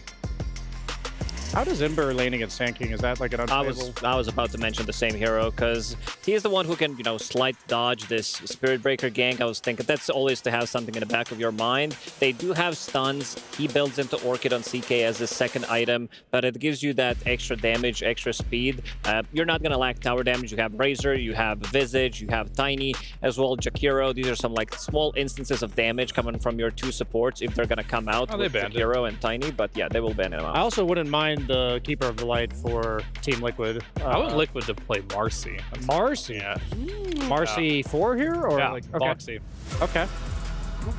Visage Marcy lane, you can buff up the Razor in the fights for some more sustain. You can become an additional threat, so it's not easy to black hole. Oh wait, they're probably just gonna pick Pango on Team Liquid, unless that's a matchup in lane that I can't think of. I'm not sure if people are picking Tiny support right now, because I think we just had, yeah, we had Ace on, and he said Tiny's just a mid now. And that was what he said, his interpretation of the meta right now. Yeah, that could be a Gaming Gladiators interpretation because Quinn also said it in the post-game too. Sure. If they're still looking for a position 4, I'm down with Hoodwink. One of the rare occasions where Hoodwink is like not contested until the last pick. You have 2 range heroes. This is the hero that secures you the lane. But if they're looking for a mid hero, I also think that they have, you know, some options left. But I would still prefer to see Tiny in the mid lane because of that crash landing. What a facet! Very good. It feels like it's too OP right now. It just deals way too much damage, so easy to execute. I'm of the opinion personally that if you put Tiny mid here, you lose. Like, I think they need somebody that goes in. And right now, none of these heroes feel comfortable going in. There's so much like control and damage coming out from Tundra that I personally, knowing Liquid, think Pango's the most obvious answer, just because that guy can go in through all the magic immunity and resistance. If they don't do that, they have a completely different playstyle here, is what I'm trying to say. We're going to see something from Liquid we haven't seen yet, which they could still win with the Tiny. I don't want to say that. Maybe it's a bit too polarizing of an opinion, but if they stick to their guns, that's the kind of hero I think they'll pick. I could see them picking a playmaking 4, which, like, it sounds so basic to say, but Boxy loves that style. He loves to greed it up just a little bit. And I think Tiny's that mid laner that even if you get a bit of a rough lane, even though we know Niche has done well against the Sand King, you have the 2 supports that can run with you. You can make those plays and you can stop any sort of farming that is looking to be existing on Tundra. We'll find out in 10 seconds. Oh, okay. The counter initiation strategy. Anti-black or heal. Is that Boxy? Do you rush her Axe? Like, what's the build for this? I don't hate this pick, actually. You want to get some smaller items. If you can get, like, Holy Locket, that's pretty much your core item. You can build into mech. It really depends what Insania wants to buy. And, yeah, because you're going to have a lot of auras. 33 on Visage, even though he was playing against PL, when they were playing against the bottom bracket team, they didn't have, like, they were dominating, so he went for Gleipnir build. This time around, maybe a drums into pipe seems like a better overall build than Visage, because this is the hero that can build pretty much any item in the game, and it's still gonna feel good. Yeah, and I think that, to me, almost confirms that most of these teams aren't really thinking about Tiny 4 anymore if they're busting this out. I do think they probably considered Marcy as well for this one, but when you are playing versus Black Hole, if you can get that Aghanims on the Dawnbreaker, that could be real big heal and a real big problem for the draft. I do see it as a forward that can be on its own, can exist, can maybe be in the jungle of Tundra, and then you do have your ultimate when it's on cooldown to join any team fights as well. You know, there's that benefit of it. I don't really know how this is going to play out, Brian. I'm still so confused. The reason why I don't hate the pick is because I couldn't think of any other hero in the game. Like, I didn't think there were any left that would make it more comfortable for someone on Team Liquid to run in without the fear of them using all their spells on the side of Tundra. But the Dawnbreaker gives them that BKB piercing counter initiation. So I still think Team Liquid's slightly favored, but Tundra's got a way better draft than they had in game 1. All right, I like that we're giving Tundra, you know, a little bit more leeway than we did in game 1. It feels like there's at least some contingencies if the lanes go a little bit rough for them, right, Theo? Yeah, I mean, I think this draft is much better from them. We don't see a lot of Dawn 4 for a reason, so it's not technically easy to execute, but they're still going the same guidelines of how they want to play the game, buy a lot of auras, have good team fight, be hard to kill, so it kind of fits the schematic of what they want to do, so I'm excited to see it.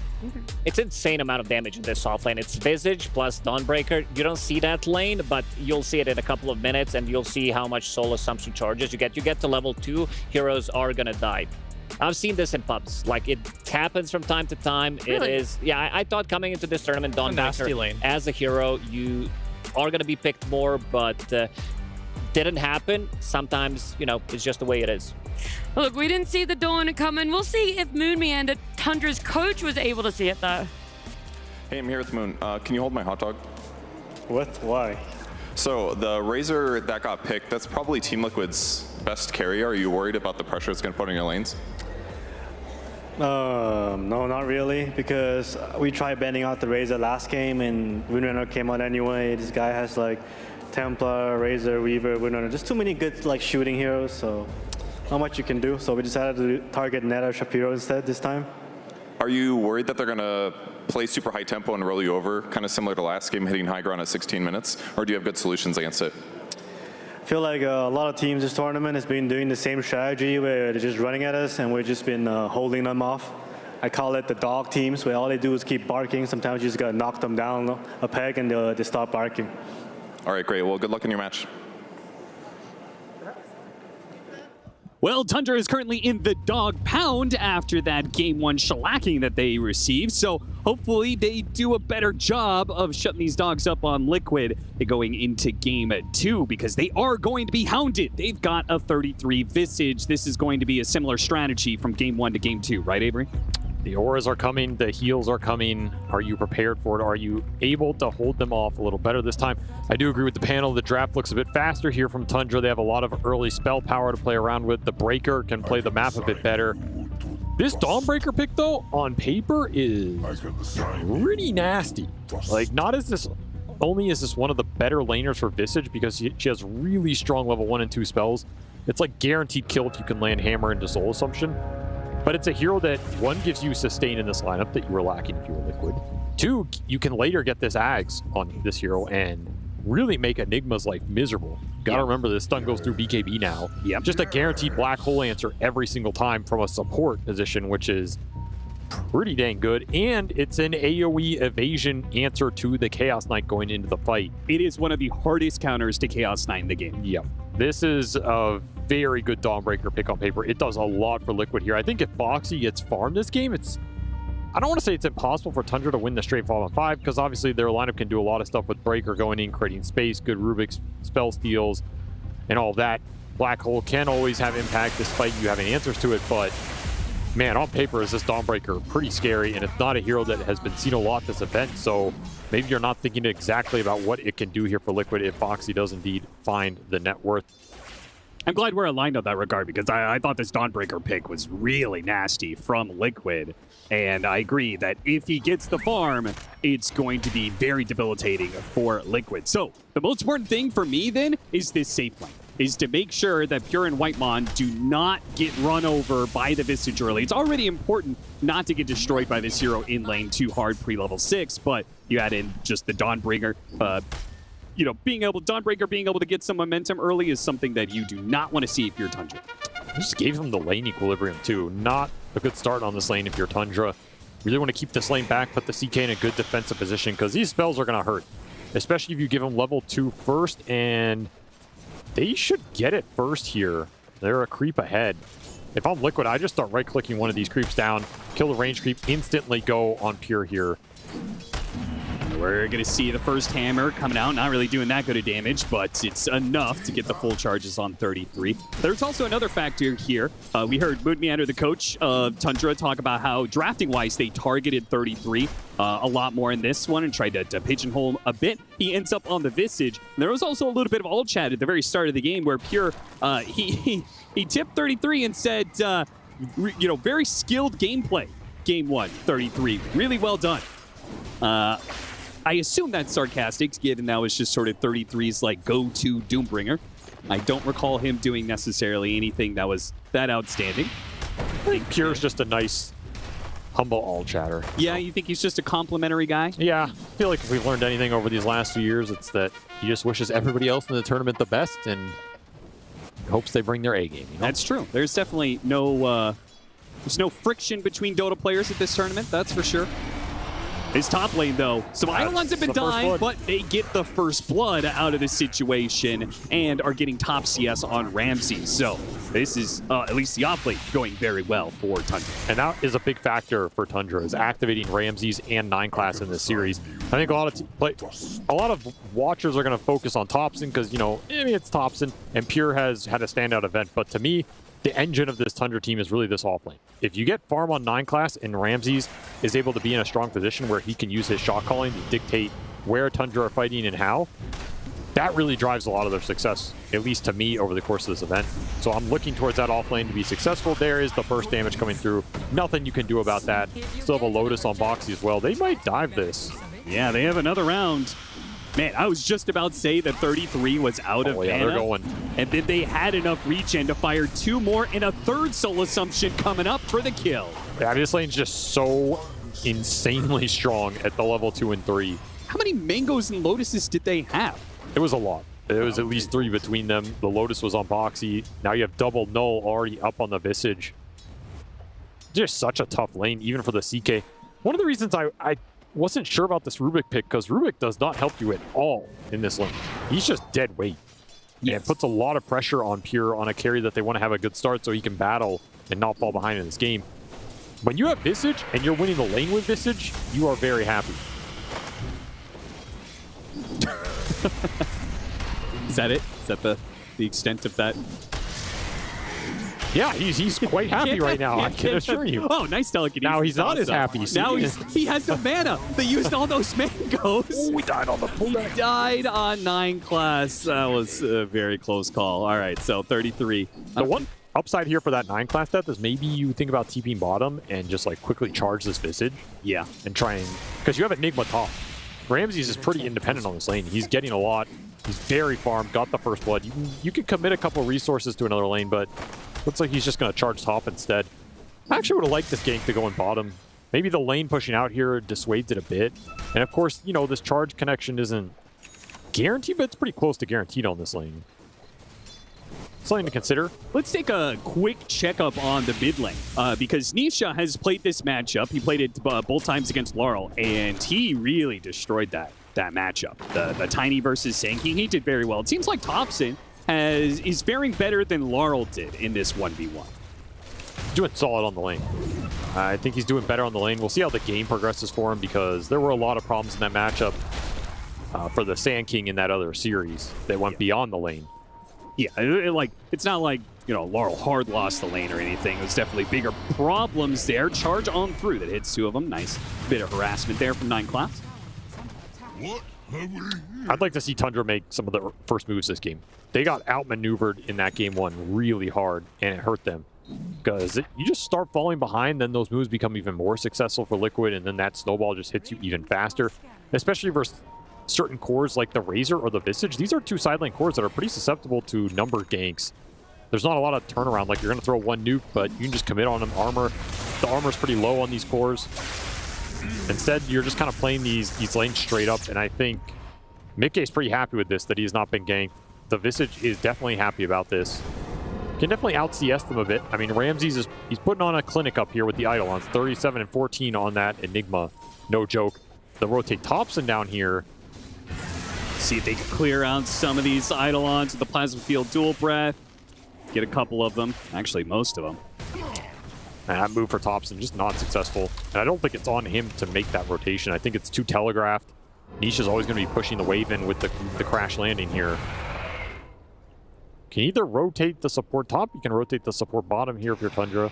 Maybe Liquid are going to look to do the same. Sania could be thinking about his own gate rotation. Unless the battle damage continues. on 9 class, he'll start charging away. Ice Path, it misses. He hit the Ice Path. Nisha might still be able to get the kill, actually, with that avalanche. And then a toss back, or a toss on, rather, for the crash landing, plus the neutrals.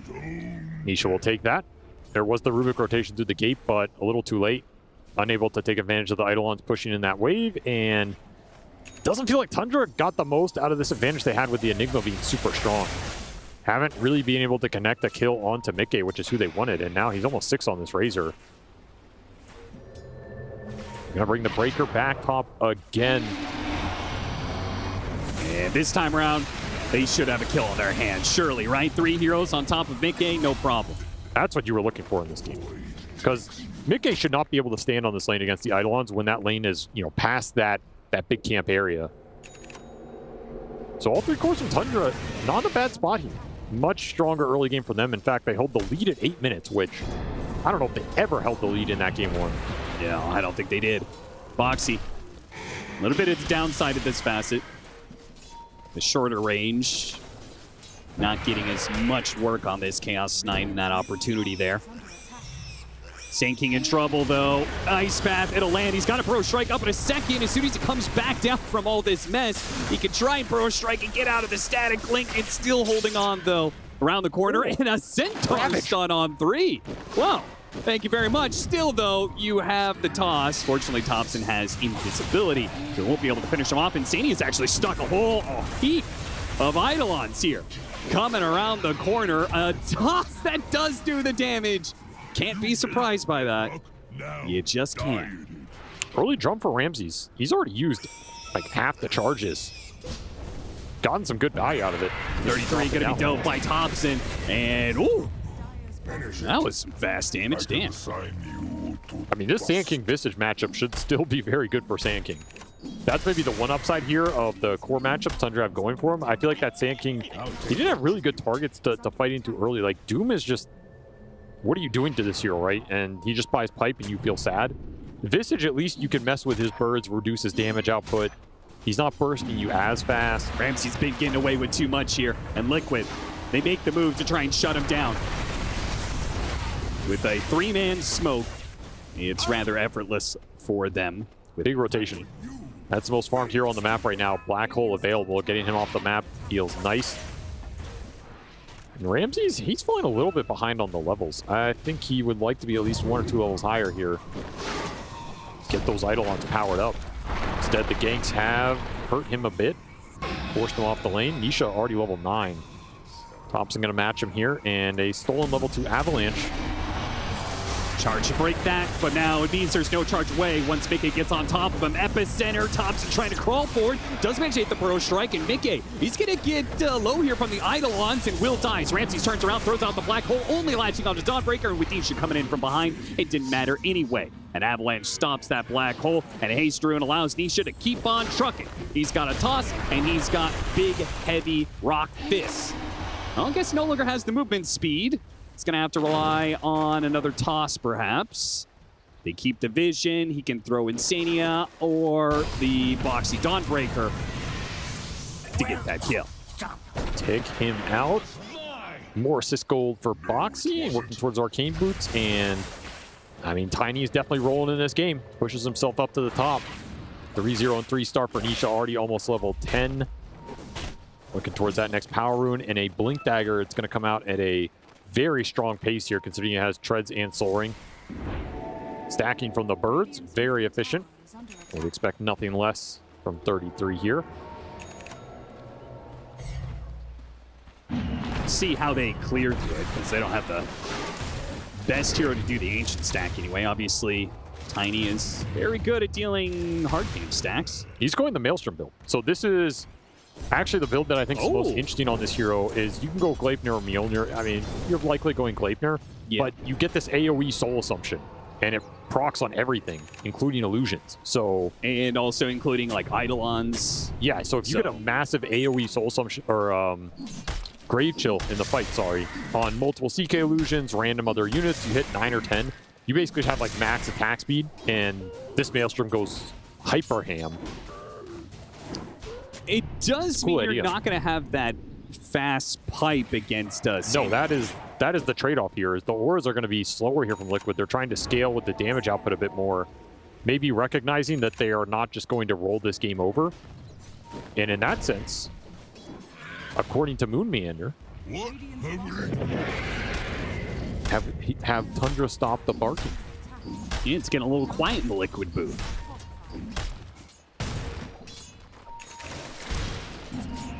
Blink for the Enigma, so some Black Hole turnaround potential now online. Once it's back up, the game is slowed down. Probably feeling good for Tundra after that game 1. Like, hey, we actually get to play the game this time. Yeah, I mean, we talked about this period of time where Tundra was actually kind of outplaying Liquid, it felt like. Nice turnaround Avalanche that will set up a beautiful charge. If only this Ice Path didn't come in the way. Nisha might be bailed out as the Dawnbreakers comes in, hits the stun onto 2, TP's away. A Burrow Strike keeping Nisha in place though, and will manage to get that. Boxy actually TP to the tier 1 tower, will die anyway. That was a disaster for Liquid. Tundra gotta be very happy with that exchange. Tundra getting everything they want out of this mid lane. Just a heads up, Burrow Strike by Thompson. Knows they have some follow up there. Good opportunity to maybe poke, see what happens, and a lot happened there as he's smiling all the way to the bank. Tier 1 tower for 9 class. Swoops in and steals it from his core. But of course, you do not mind this Spear Breaker scaling in this game. And suddenly, it is Liquid on the back foot for the first time in this series. Sure, you had this tiny snowballing, but Whitemond's just been throwing his spells back against him every single time. Whitemond, all those bounties. That was a lot of gold. He doesn't want them. An honest player doesn't want to steal. And sadly, Insania locks up and claims those bounty runes instead. So 500 gold for Team Liquid. A lot of Maelstroms. So we're going to get Maelstrom Razor and Maelstrom Visage at the same time. Liquid just gearing up to scale. Very different idea this game than that game one.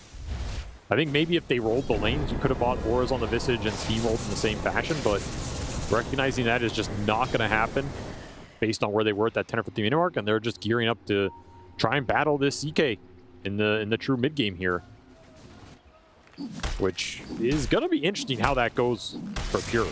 I think if he eventually gets to a point where you either have like a heart build trajectory or a BKB trajectory where you're going to be immune to a lot of what Liquid are throwing at you, that's a scary time for 33. You get rifted into this chaos lane, you're just gone.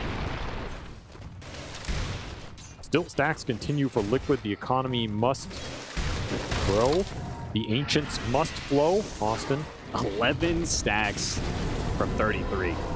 Once he had the familiars, he was double stacking, it seems like almost every minute. So that'll help him and Misha, considering he just got all that stack gold as well. But the Sand King is still top of the board. Though I guess they have more ancients to clear. Dude, there's so many ancient stacks. Insane efficiency from 33 here. Gives him a lot of recovery. A lot of acceleration for this Tiny. Neck and neck with Thompson, who is going kind of a hybrid, you know, Shiva's Bloodstone build-up with the early Veil into the Bloodstone, then maybe back for the Shivas later. Just trying to tank up as much as possible. Be that frontline threat. Yeah, to give the space right for Pure and Ramses to operate. And you want to be able to give him the opportunity to see a lot of heroes get good black holes. Quick blink back from Misha at the first sign of danger as an invasion comes in from Tundra and kills Insania. Nice little pick off, another nice spell steal. And you don't really use anything, so you can just keep looking for these. Let the Breaker and the CK clean up the lanes while this hit squad makes its moves.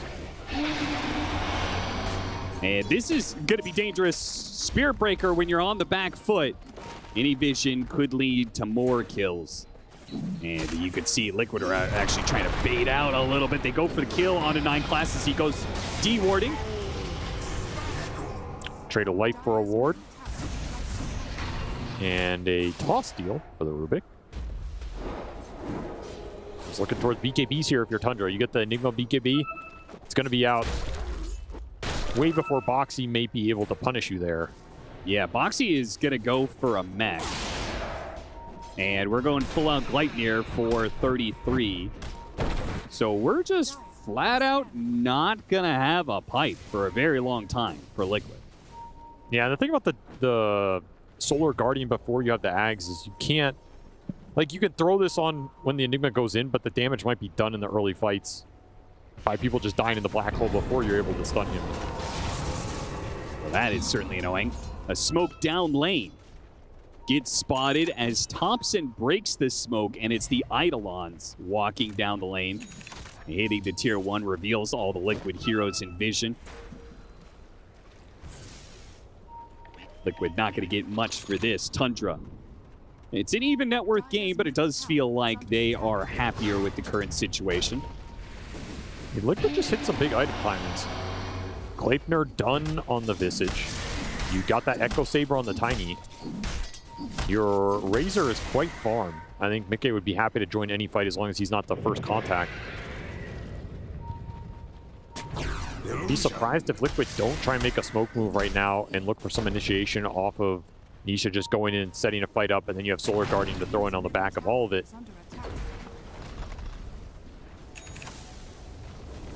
Thunder continuing to push towards the Enigma BKB, just going to give up some space right now. They're very close to the Sand King Bloodstone as well. It feels like every item Thompson gets in this game is extremely influential because he is likely going to be either the first guy in for Tundra or the first guy getting gone on. And the longer he survives, the better that fight's going to turn out for the Enigma and the Chaos Knight. Yeah, and I just don't think Liquid have the same kind of bursts that we've seen in like the Spirit series they had against the Sand King. Maybe it's just a difference of momentum. The fact that Tiny isn't way out ahead of the Sand King. Look at this charge. Yeah, this is amazing information that they're getting right now. All these heroes pushing forward. They're going to try and punish Nisha as he spots around the corner. They do have the Dawnbreaker ultimate, though. A toss over on Ramses from that stolen toss puts him in an awkward position, and Thompson is getting burned out. The Bloodstone, he's not getting any heals out of this. The Bro Strike pushes forward, but he dies through it. Now the Spirit Breaker gets chased down. The Gluttoner's going to get the extra +1 here. It's Whitemon is also going to die. Tundra had this info, and it didn't go well for them at all. As God, that was so much damage. I don't know why I'm still surprised by it. I mean, the damage is split really nicely across the board here from Liquid, and there's just nothing going on in that fight for Tundra outside of you stun the Tiny at the start of all that. And that's about the best that went for them. This toss was kind of awkward. Like, I don't know if Ramsey wants to be there. The Bloodstone gets delivered, but you're just stuck in no man's land. Beautifully kited out from Liquid. Just read that perfectly. You get rid of the stuns, and then the fight just opens up completely. I feel like that should have been a situation where the Enigma gets the opportunity to black hole after the Dawnbreak ultimate lands. You just catch Nisha and Boxy together. Now Nisha, once again, will be gone on by multiple heroes of Tundra, but this time around, there is no backup. Can't forget about that Dawnbreaker passive, rather, where just randomly get full vision once it turns daytime. Pure's also gone kind of the long road towards his BKB. He stopped off for basically what has become a casual Oblivion staff here. Yeah, I was like, you're going to put that Echo Saber together, right? Or Orchid, but he hasn't gone either route, which just means kind of some dead net worth until he gets this BKB and turns this Oblivion staff into something later. I mean, it's kind of a farming tool, right? Because you need the mana regen to use Phantasm all the time. Is that the thought process? Yeah, I think Oblivion staff on this hero makes sense. You have some okay options. He just didn't want to hit like that faster timing that Duraccio likes to do with the Chaos Knight, and just is focusing on scaling the bigger, better items. I mean, we've seen some people go Mage Slayer. That would have been another route here, but if you want BKB in this game, it doesn't really make sense. So he does have the BKB. He's ready to fight. This is a very strong timing for the CK. Just go in the fight BKB. If you don't get Razor Link, you're going to demolish some heroes. What do you make of this next item choice? 33 is thinking about Boots of Travel. Are they trying to outmaneuver Tundra with between the Dawnbreaker and then a global bots hero? I think they have a pretty good idea that they are going to outscale Tundra here, with the Dawn eventually just becoming too large of an impact in the fight with, you know, Greaves, Pipe, Ags, Dawnbreaker. It sounds hard for Tundra to fight into. That's the biggest concern right now. So if that's your game plan on the side of Liquid, yeah, just gear up for it with Boots Travel on the Visage. You can Boots around the map, Boots to the birds, you can do whatever you want. The extra move speed in the fight is honestly not bad either when you're kind of playing this AoE Grave Chill right-click build. Definitely not as tanky, so there's no world in which 33 wants to be the one getting gone on. But he has Tiny to do the heavy lifting for him in that regard. Yeah, Tiny who has multiple lives. He's got Aegis and he's got a fresh BKB. Tundra, they're not going to be happy if the next team fight starts with them going on the Tiny. This is way too much HP for them to wade through. Also, Austin, I have to say it. I feel like I have a neutral item rant every patch. Okay.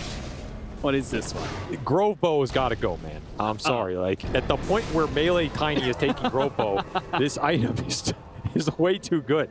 It doesn't make any sense. There's no lore compatibility. Fix it, please. It's just too good, man. It's just too good. And it's not the first time we've seen a Melee hero take Grove Bow. No. It has been pretty frequent this patch. Yeah, I'm with you on that one. I mean, if it were Grove Club, okay, maybe I can get behind that. Sure, yeah. Throws it at them. This is just too much. Too much for me to take. Someone has to call it out. Hopefully that's enough to get Valve to update this item the next patch. They don't listen to our casts. You know that. Well, yeah. Only reason they gave us finals in the first place. That's true. Just didn't listen to us. This is a net worth loss on the Aegis for Liquid technically. Not getting a lot done with this. Maybe they're okay with there's a static lot more game. time left on this Aegis, though. True, but can they really force fight? The only way you're forcing the fight on the side of Liquid is if you just push an objective. Well, I mean, if you think you have better scale, then do you need to? Well, that's what I'm saying. I think maybe they're happy with just trading this out. They're gonna smoke the Tiny. I mean, the Aegis just serving as a ward off of potential Tundra aggression. It feels hard to run into this Tundra lineup in a way. Maybe you get a really good black hole. You have to go into the Sand King. It's pretty tanky at this point. You are pushing into BKB Enigma.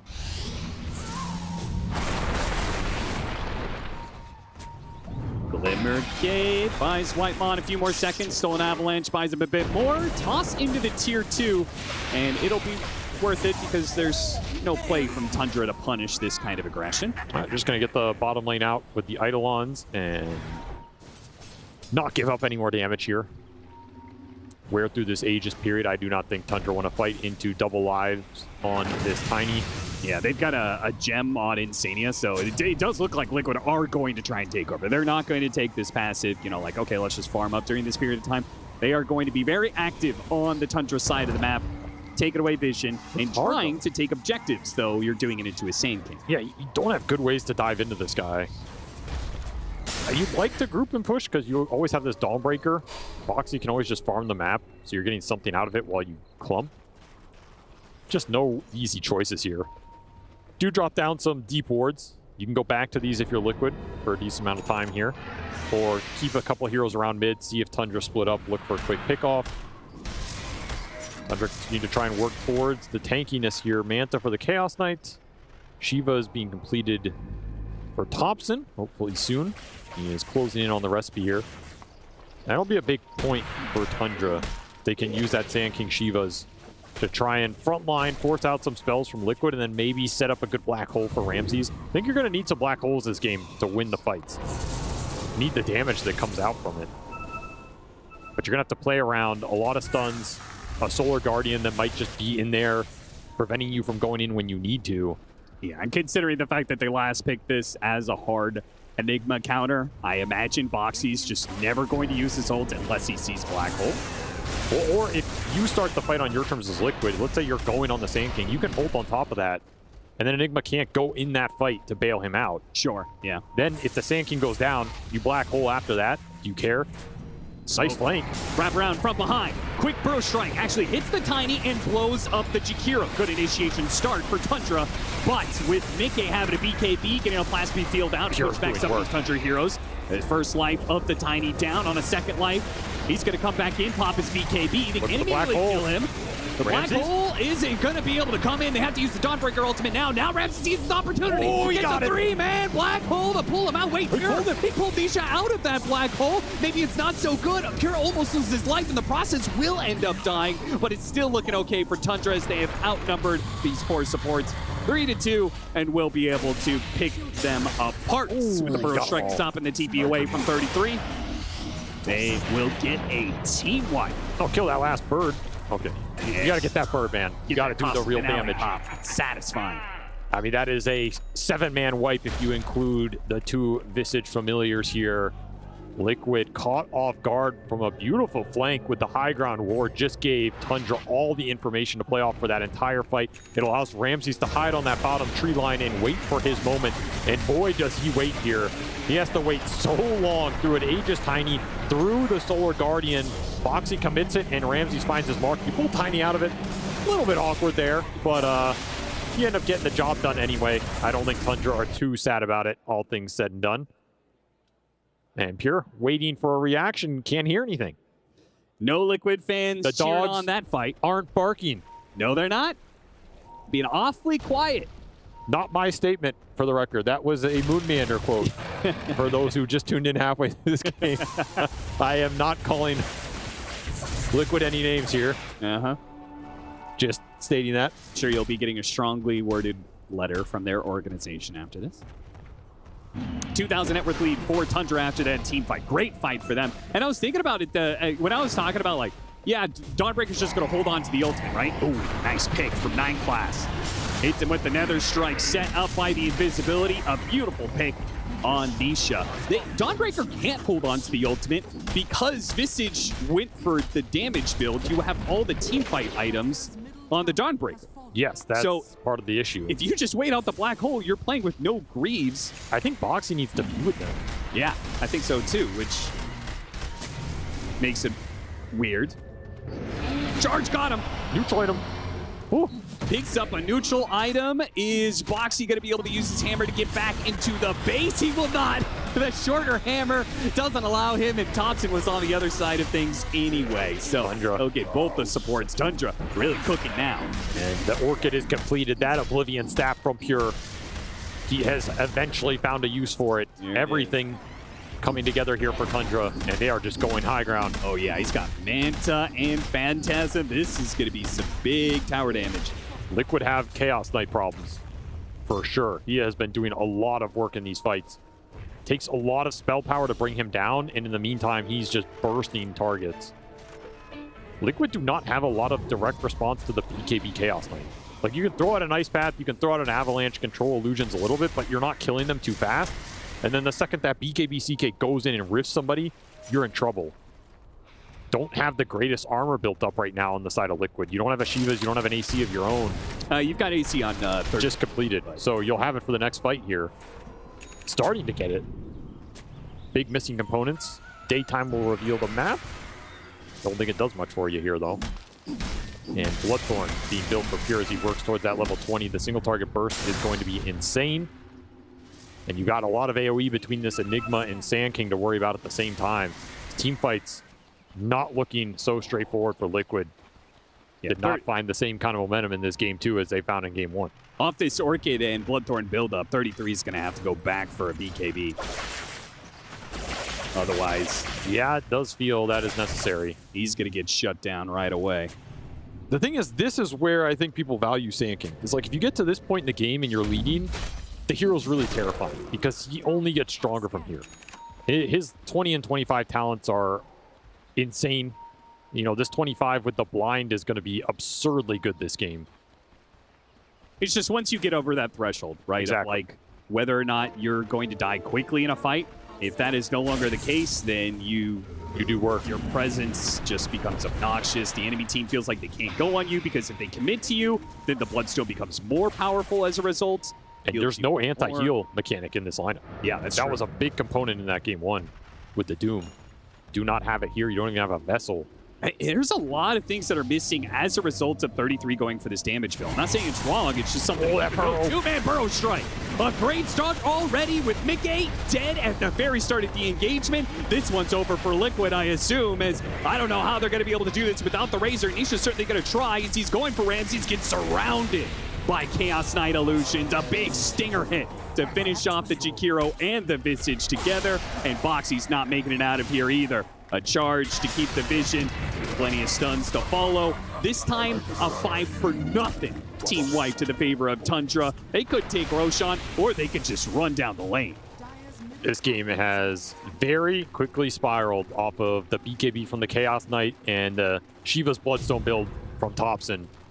I don't think Tundra have lost a fight since those items came out. Liquid just have no answer to the front line here on the side of Tundra. And also, those 2 big team fights, really nice positioning on the moves. They got the backside flank both times. It just didn't feel like Liquid already. Nikkei is just standing out in the middle of nowhere.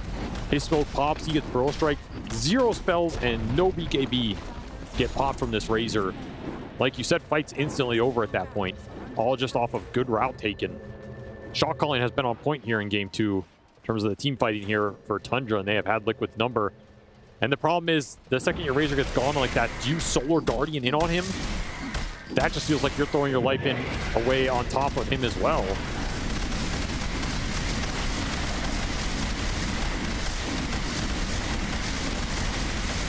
Tundra heating up. It's going to be an Aegis and a banner and an Aghanim Scepter done for the Rubik. Wow. 5-position Rubik. Yeah. Should note, I mean, I guess he's not really 5 anymore, but that is a solid Ags, because there are a lot of good spells to steal in this game, and he has been getting a lot of them. Yeah, I mean, now he can hold on to Avalanche, which is a great spell, but still fish for Toss or for, you know, maybe Dawnbreaker ultimately drops in or something like that. And Liquid have very limited backline jump. I mean, their jump is entirely this tiny. And he can only pick one guy, and as long as Tundra have good formation, he's not going to see Rubik. You're not going to see Enigma. You won't even see the Spear Breaker. Your choices are maybe to find the Sand King or the Chaos Knight. I mean, at this point, you don't really want to jump the Sand King unless you can toss him back into the team. It almost feels like Liquid need a Hex or something, so you can maybe present a threat of, I'm going to toss somebody back into an Insta-Hex and just burst them. Illusion. I guess you can kind of do it with Ice Path. It's okay. I think you still have to look for something like this, though, because just going headlong into Tundra right now is a death sentence. Yeah. Conda's almost done for the Tiny. That is a pretty big upgrade when he gets that, though. Obviously, way more items on Tundra with a refresher almost done for Ramses. This is the second time today we've seen this Tiny get shut down, and it does feel like this Chaos Knight has been a decent component in it. Yes. It's a hero that can push out the waves without being threatened, an extremely tanky carry that you usually cannot burst, and one that can fight from low HP if he does get comboed. Yes. Just BKB, heal back up. It's an interesting matchup. Maybe warrants more research. One of the few physical damage heroes that can actually threaten Tiny when he's, high level like this, high levels of grow. It's just weird because for a lot of time, my gut would tell me Tiny's good against the Chaos Knight from the perspective you have an AoE stun, you have crash landing damage, you have like these old dataless Ags builds that used to do a lot of AoE physical. Yeah. But this is not really what the Tiny's playing for right now. He's got Octarine, so Ramsey's like, whatever, man. Good job using your Greaves to cleanse out the Malefice, but I'm just gonna drop it. I'm just gonna drop it. Yeah, I mean, you take that every time. It's back up at 100. Didn't even cost you anything. Working towards refresher as well. Tundra in full control. Still 2 minutes on this Aegis. Pure could start to look for something aggressive, especially with Boxy down. I don't think Liquid are going to give it to him. Actually, they're just out of the base. Yeah, they got... Oh, more... Fortunately, they had a bit of a heads up that was coming for them. Drops the Avalanche that otherwise certainly would have gotten them caught. They're still going to go for it, though. Underneath in 2-4, they managed to get the Burrow Strike, kick off on Jakiro. Still no Thompson's getting shredded right now by Mickey, and Pure is also dead. Liquid lost nothing really for that one. They buy back on the Jakiro. He's going to come back into the Ice Path Macro Fire. So Pure has already taken a lot of damage. Now he's going to get tossed back even further. Oh, this is so bad. Pure, he turns around and kills the Jakiro. That's a dieback, sure, but Liquid have been gifted something. That was way too deep of a force. You gave Mickey the best fight of the entire game there. 6,000 damage from this Razor. Got full duration Link ulti on this Sand King. Absolutely shredded his armor. And the second Thompson goes down. That fight is a free-for-all because you don't have this anchor you can fight around. And of course, you didn't have Black Hole to bail you out because you used it on Boxy top. Part of the reason you're going for that dive, but you have to respect the buybacks that can come out from Liquid when you pick off another support that starts the fight on the Jakiro. Not the type of engagement you were looking for. Throws a decent amount of gold towards the side of Liquid here. Gives them some momentum back in this game. Yeah, the initial kills are worth a certain amount, but then also Liquid just being able to get out on the map during this period of time where there's no threat of the Chaos Knight will add even more gold to their coffers. And it's helping them get to another round of items. We just completed the Conda, and now Misha's going to be looking towards the Silver Edge. Boxy is halfway to his Aghanim Scepter. That was also an Aegis that had 2 minutes left on. Like, that was easily a situation you could have just sieged Barracks as Tundra. Maybe push Liquid into their base, wait for the next Black Hole to come up, and still get a good fight off that. Yeah. Instead, you kind of threw it all away here. You didn't even use the banner. Definitely a misstep here. Cost you 4 or 5k net worth, and an Aegis that might have gotten you a lot more. Might have even just ended the game. Breath of Life for Liquid. That being said, they have built up enough an advantage that Tundra's going to be back up. They're going to take control back of the map. I don't think Liquid, their scaling is not presenting itself. Like, you talked about the scaling that they're going to have happen. I think the biggest part is just like Visage is still stuck on the same 2 items he had before, the Gleipnir AC. I haven't seen the damage really tune up. Maybe with this 3rd item and level 20, it'll make a more impactful difference, but just from what my eyes are seeing, I haven't been impressed by the Visage carry so much. I think it's going to have to be items from the other two cores. Mickey and Misha are going to have to pick up the damage here. And then you got to get the Ags on the Dawnbreaker. That's a big piece of this puzzle. You need this upgraded Solar Guardian to help you stand in that fight, give you the evasion versus the CK would be huge here. Boxy just cannot find the farm port. Try and find the Rubik Burst. Oh, interstruck by the Burrow Strike. They were hoping for the fast pick off of the Rubik, and instead it is so much worse than what they thought it was going to be. Still, Mickey, he's gonna, oh, stolen Rubik. That one's gonna be real bad for Boxy. Mickey trying to steal him as much damage, but a second black hole is gonna be put to use by Ramses. Toss up in the air. Finally, Whitemon does go down as 33 was able to bail out Boxy there. They pick up a gem with a buyback coming out from the Tiny. They have to back away from Tundra. Tundra winning that fight, but do have to give some respect to Liquid on the buybacks. 2 black holes for Nisha's buyback and Boxy's buyback. Well worth it here. Now you just wait for your cooldowns. Huge economic damage done to Liquid who are trying to come back in this game. Yeah, they're not going to have very much left when it comes to the Roshan contest. Nope. And Nisha's economy, man. He was trying to work towards some sort of big damage item there. Silver Edge, you know, it could have been a Daedalus or something. That's just gone now. Oh, but if Thompson still gets picked out on the map now, he's got Pure behind him. Pure quickly kills Insania. Never mind, a dieback for Nisha. Liquid went looking, and they found so much more than they expected. 33 tries to Gleipnir stop the approach, but nothing's going to stop this Spirit Breaker, and they are going to wipe Liquid in a delayed fight. I mean, that just feels like it's the game here. Thompson is way too big, and he has been way too fast on all these Burrow Strikes, instantly counter-initiating everything Liquid wanted to do this game. The Sand King has come alive here in game 2.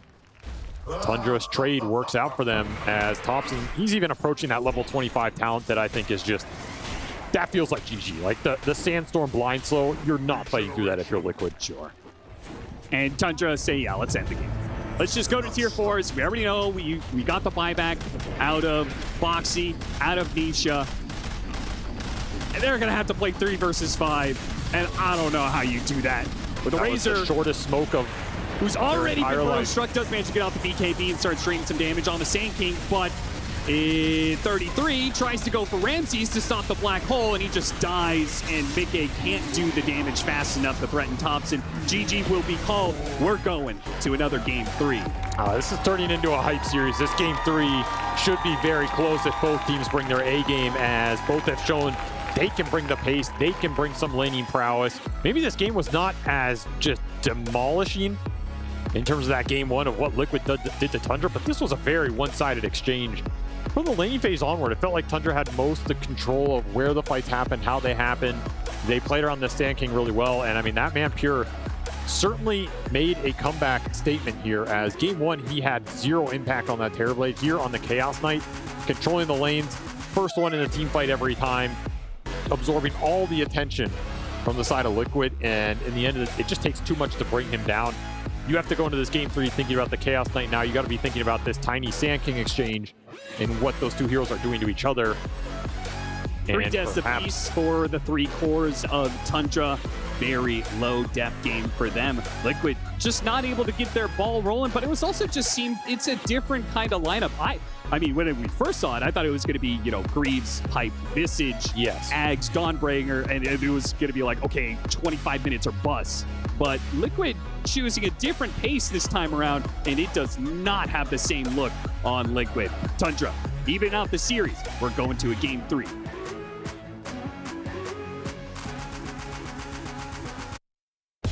That's the joys of a best of 3, is that we will be blessed with a game number 3 when we put up 2 very evenly skilled teams. Tundra coming back with a massive fight. You guys loved their draft changes, the fact that they came here in game number 2 and really changed up their pace.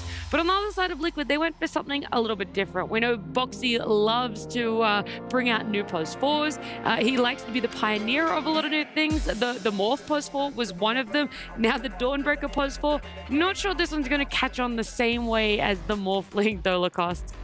Yeah, we'll have to see, but it looked good. It definitely looked good at some early stages of the game. They dominated the lane, which was a bit of a, odd one for Pure because he needed to continue to farm up to get some extra farm in the jungle, but still good signs of life from Tundra in this second game. They did fix a bit of their draft. They did remove the Doom in the first phase. They picked the Sanking again. They think the Sanking is going to work, which I really like. They're not going to go for the same bans, same picks, but they changed things quite a bit, and especially at the later stages of the draft. Of course, picking Enigma as well for Ramses, who was dominating his own lane. We've seen much more action between the supports, rotating across the map and getting the kills done early on. Yeah, I really liked Ramsey's positionings a lot later in the team fights as well throughout this game. Something that I think is really tough because this meta, so many other teams, so many other games and series are getting offlaners that also want to be one of the initiators. They want to be able to follow up, be merely do a lot of that damage as well, but it was a different sort of style that they were able to succeed with. Yeah, it's the threat of the black hole, Matt, not the actual black hole itself. Somebody had to say it. Yeah, it's exactly the threat of the Liquid drafts, the way they've been drafting that. You can tell they kind of got like the hand-me-down version of their 5-man group up, have a guy run in there and enable him. We saw in the one fight mid-game where Misha was able to draw a lot of attention to himself, force a Dawnbreaker ulti, and it ended up going the way of Liquid. But I feel like Tundra kind of learned from that one. Don't overcommit on one guy, be more patient. We saw that play out in the future fights. And I'll just say this, now we have a dynamic where you force Liquid. Liquid still tried to do the same thing that they did before. They didn't have the heroes that they were owning with in the group stage. You beat them at their own strategy. So now, where does Liquid go from here? Like, are they broken, or has Tundra figured them out? What's the game three? I mean, look, those questions about game 3 we can answer in a little bit, or at least talk about more. But first, let's break down this game. Fia, you're going to give us a highlight that you think was a bit of a turning point. Yeah, let me remember the beginning of this game here. Oh, here we go. I was going to show the networks of Tundra. Like, if you saw at the very beginning there, they were doing really well in the laning stage this game compared to game number 1 here. You'll see that all their cores, unlike game 1, they're off to a good start there. They're able to stop Mickey from being able to snowball the game 2. And I think that's where you start when you play versus Liquid. You make sure that your lanes go well. Don't pick weak laners like a Terrorblade, for example. Upgrade it by picking that CK. So just focus on that going into game number 3. That can help them a lot, and that's exactly what happened in game number 2. Yourself as well, BSJ, there was a highlight from it. I think this one was team fight orientated. Yeah, I was the one that I already spoiled my own highlight here, as this is Misha basically doing exactly what their draft intended, which was force all of the committal from the side of Tundra and then be able to win the out AoE fight. And like, they're kiting back, basically preventing the black hole from having any impact. Maybe a bit of a questionable toss of Whitemon of his own Enigma into the middle of the fight. I'm glad you brought that up. Yeah. But at the end of the day, like, this fight, I feel like it was exactly what Liquid's draft was designed to do. And then when we watched the later fights, as I mentioned, like, you could tell Tundra was able in the middle of the game to say, okay, we overstepped one time, and they fixed it for every other future fight, and the game just looked completely different once the execution was changed, not necessarily the strategy. Yeah, which sort of leads us into our last highlight as well, which is from you, Fear, another team fight highlight. This one went much better towards the side of Tundra. Yeah, this is the one where, at the beginning and the end, honestly, I want to call this fight. Because you don't have a lot of tools when you pick this lineup that Liquid did pick. It's very early game centric, and you'll see Ramses waited for the Donald, goes into the BKB. Sure, Pure accidentally pulls Nisha out of the black hole, but it doesn't seem to matter. At this point of the game, the CK is online, the Enigma is online. You don't have the answers. You build all these small items. You're picking heroes for the snowball. And if it does get to the stage, and this is kind of the risk of playing this type of strategy, where you're just playing very snowball-y, if the snowball doesn't keep rolling, it just falls flat.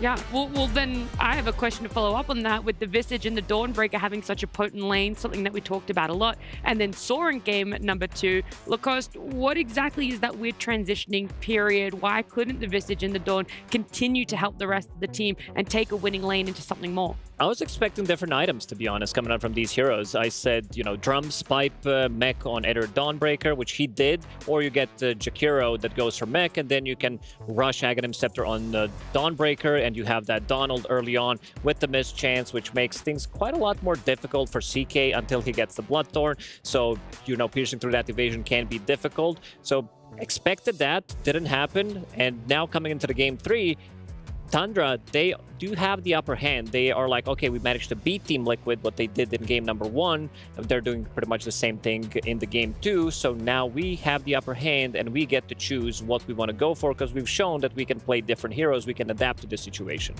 Yeah, well, look, we'll see if the trend will continue that the team that wins game number 1 is not able to close out the series. Either way, we're going to a game number 3 in our upper bracket best of 3. We're going to go to a break. When we come back, it'll be Liquid up against Tundra for the last time.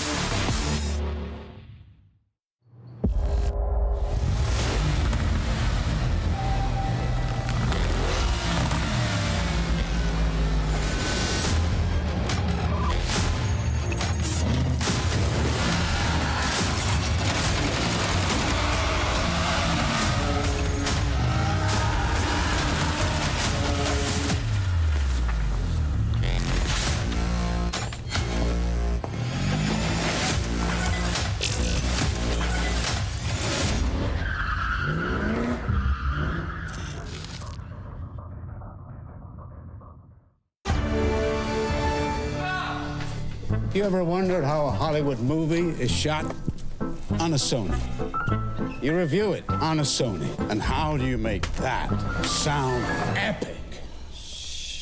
You record it on a Sony. Lunch break on a Sony. So why wouldn't you watch it on a Bravia by Sony? Have you got what it takes to get to the top? It doesn't matter how high you climb. To reach the top, even the biggest champ needs a break. So you can recharge, dive back in, and dominate.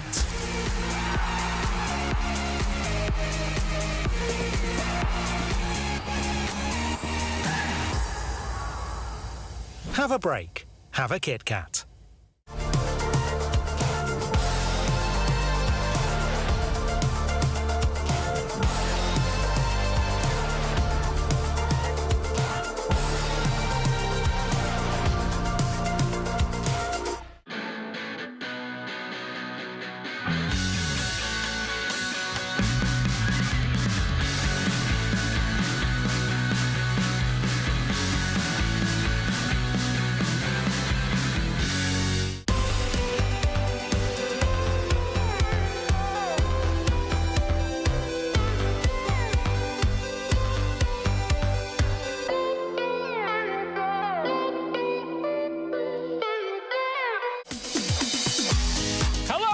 Welcome to the Boulevard, baby. We thought we would take you on a little tour for all you suckers at home that didn't make it to the event to show you around the sights and the sounds of this epic place here in Riyadh. First place I want to take you, of course, is the STC Play Gaming Hall. A lot of cool stuff in there that you will see for the first time, so please come with me. Oh, hello. This is the Team Liquid hut where Blue is supposed to be here. Let's go take a look at some of the things that Team Liquid has won. May we enter, please? Thank you. Look at these grand trophies. the Aegis, and the lesser trophies. Here's the horse we were supposed to talk to. The only reason I came! Not a big deal, though. We'll wait for Blue, I'm sure. He's real busy eating hay or something, but we'll wait. Thank you, Team Liquid. Please let us know when Blue arrives. Thank you. Where's Blue? Where's Blue? Is Blue here yet? How long till Blue comes?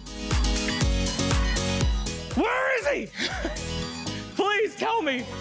Okay, we'll be back.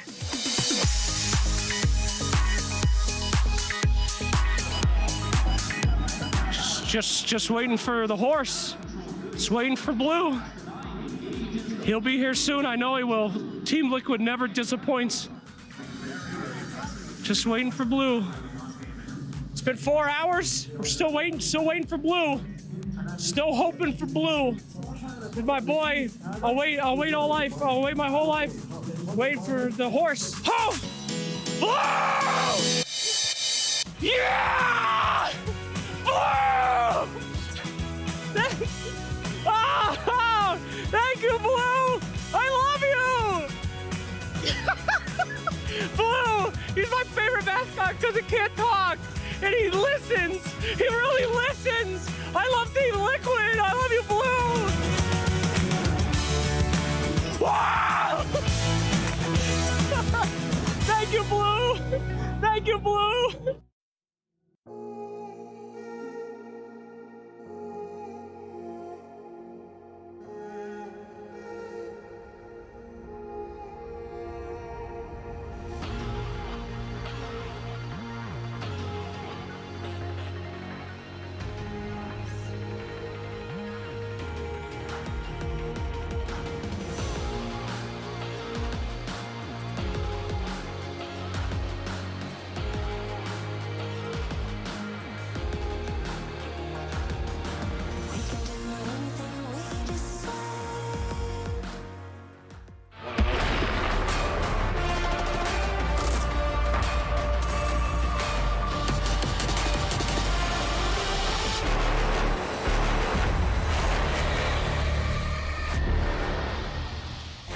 Let's go. Watch Jakira. They don't know. They don't have vision, guys. Jakira, guys. Dead. Jakira dead. Guys, no link to do. Stunning tiny. I'm waiting DB ult, guys. Yep. Gem on the floor. He has no big AD. No edges. Watch tiny, black hole. Tiny. I can't black hole, guys. DB. Yeah. I'm killing this guy. Razor dying. Watch black hole. I glimmer you. They're all dying. Killing Razor. Tiny, finish tiny.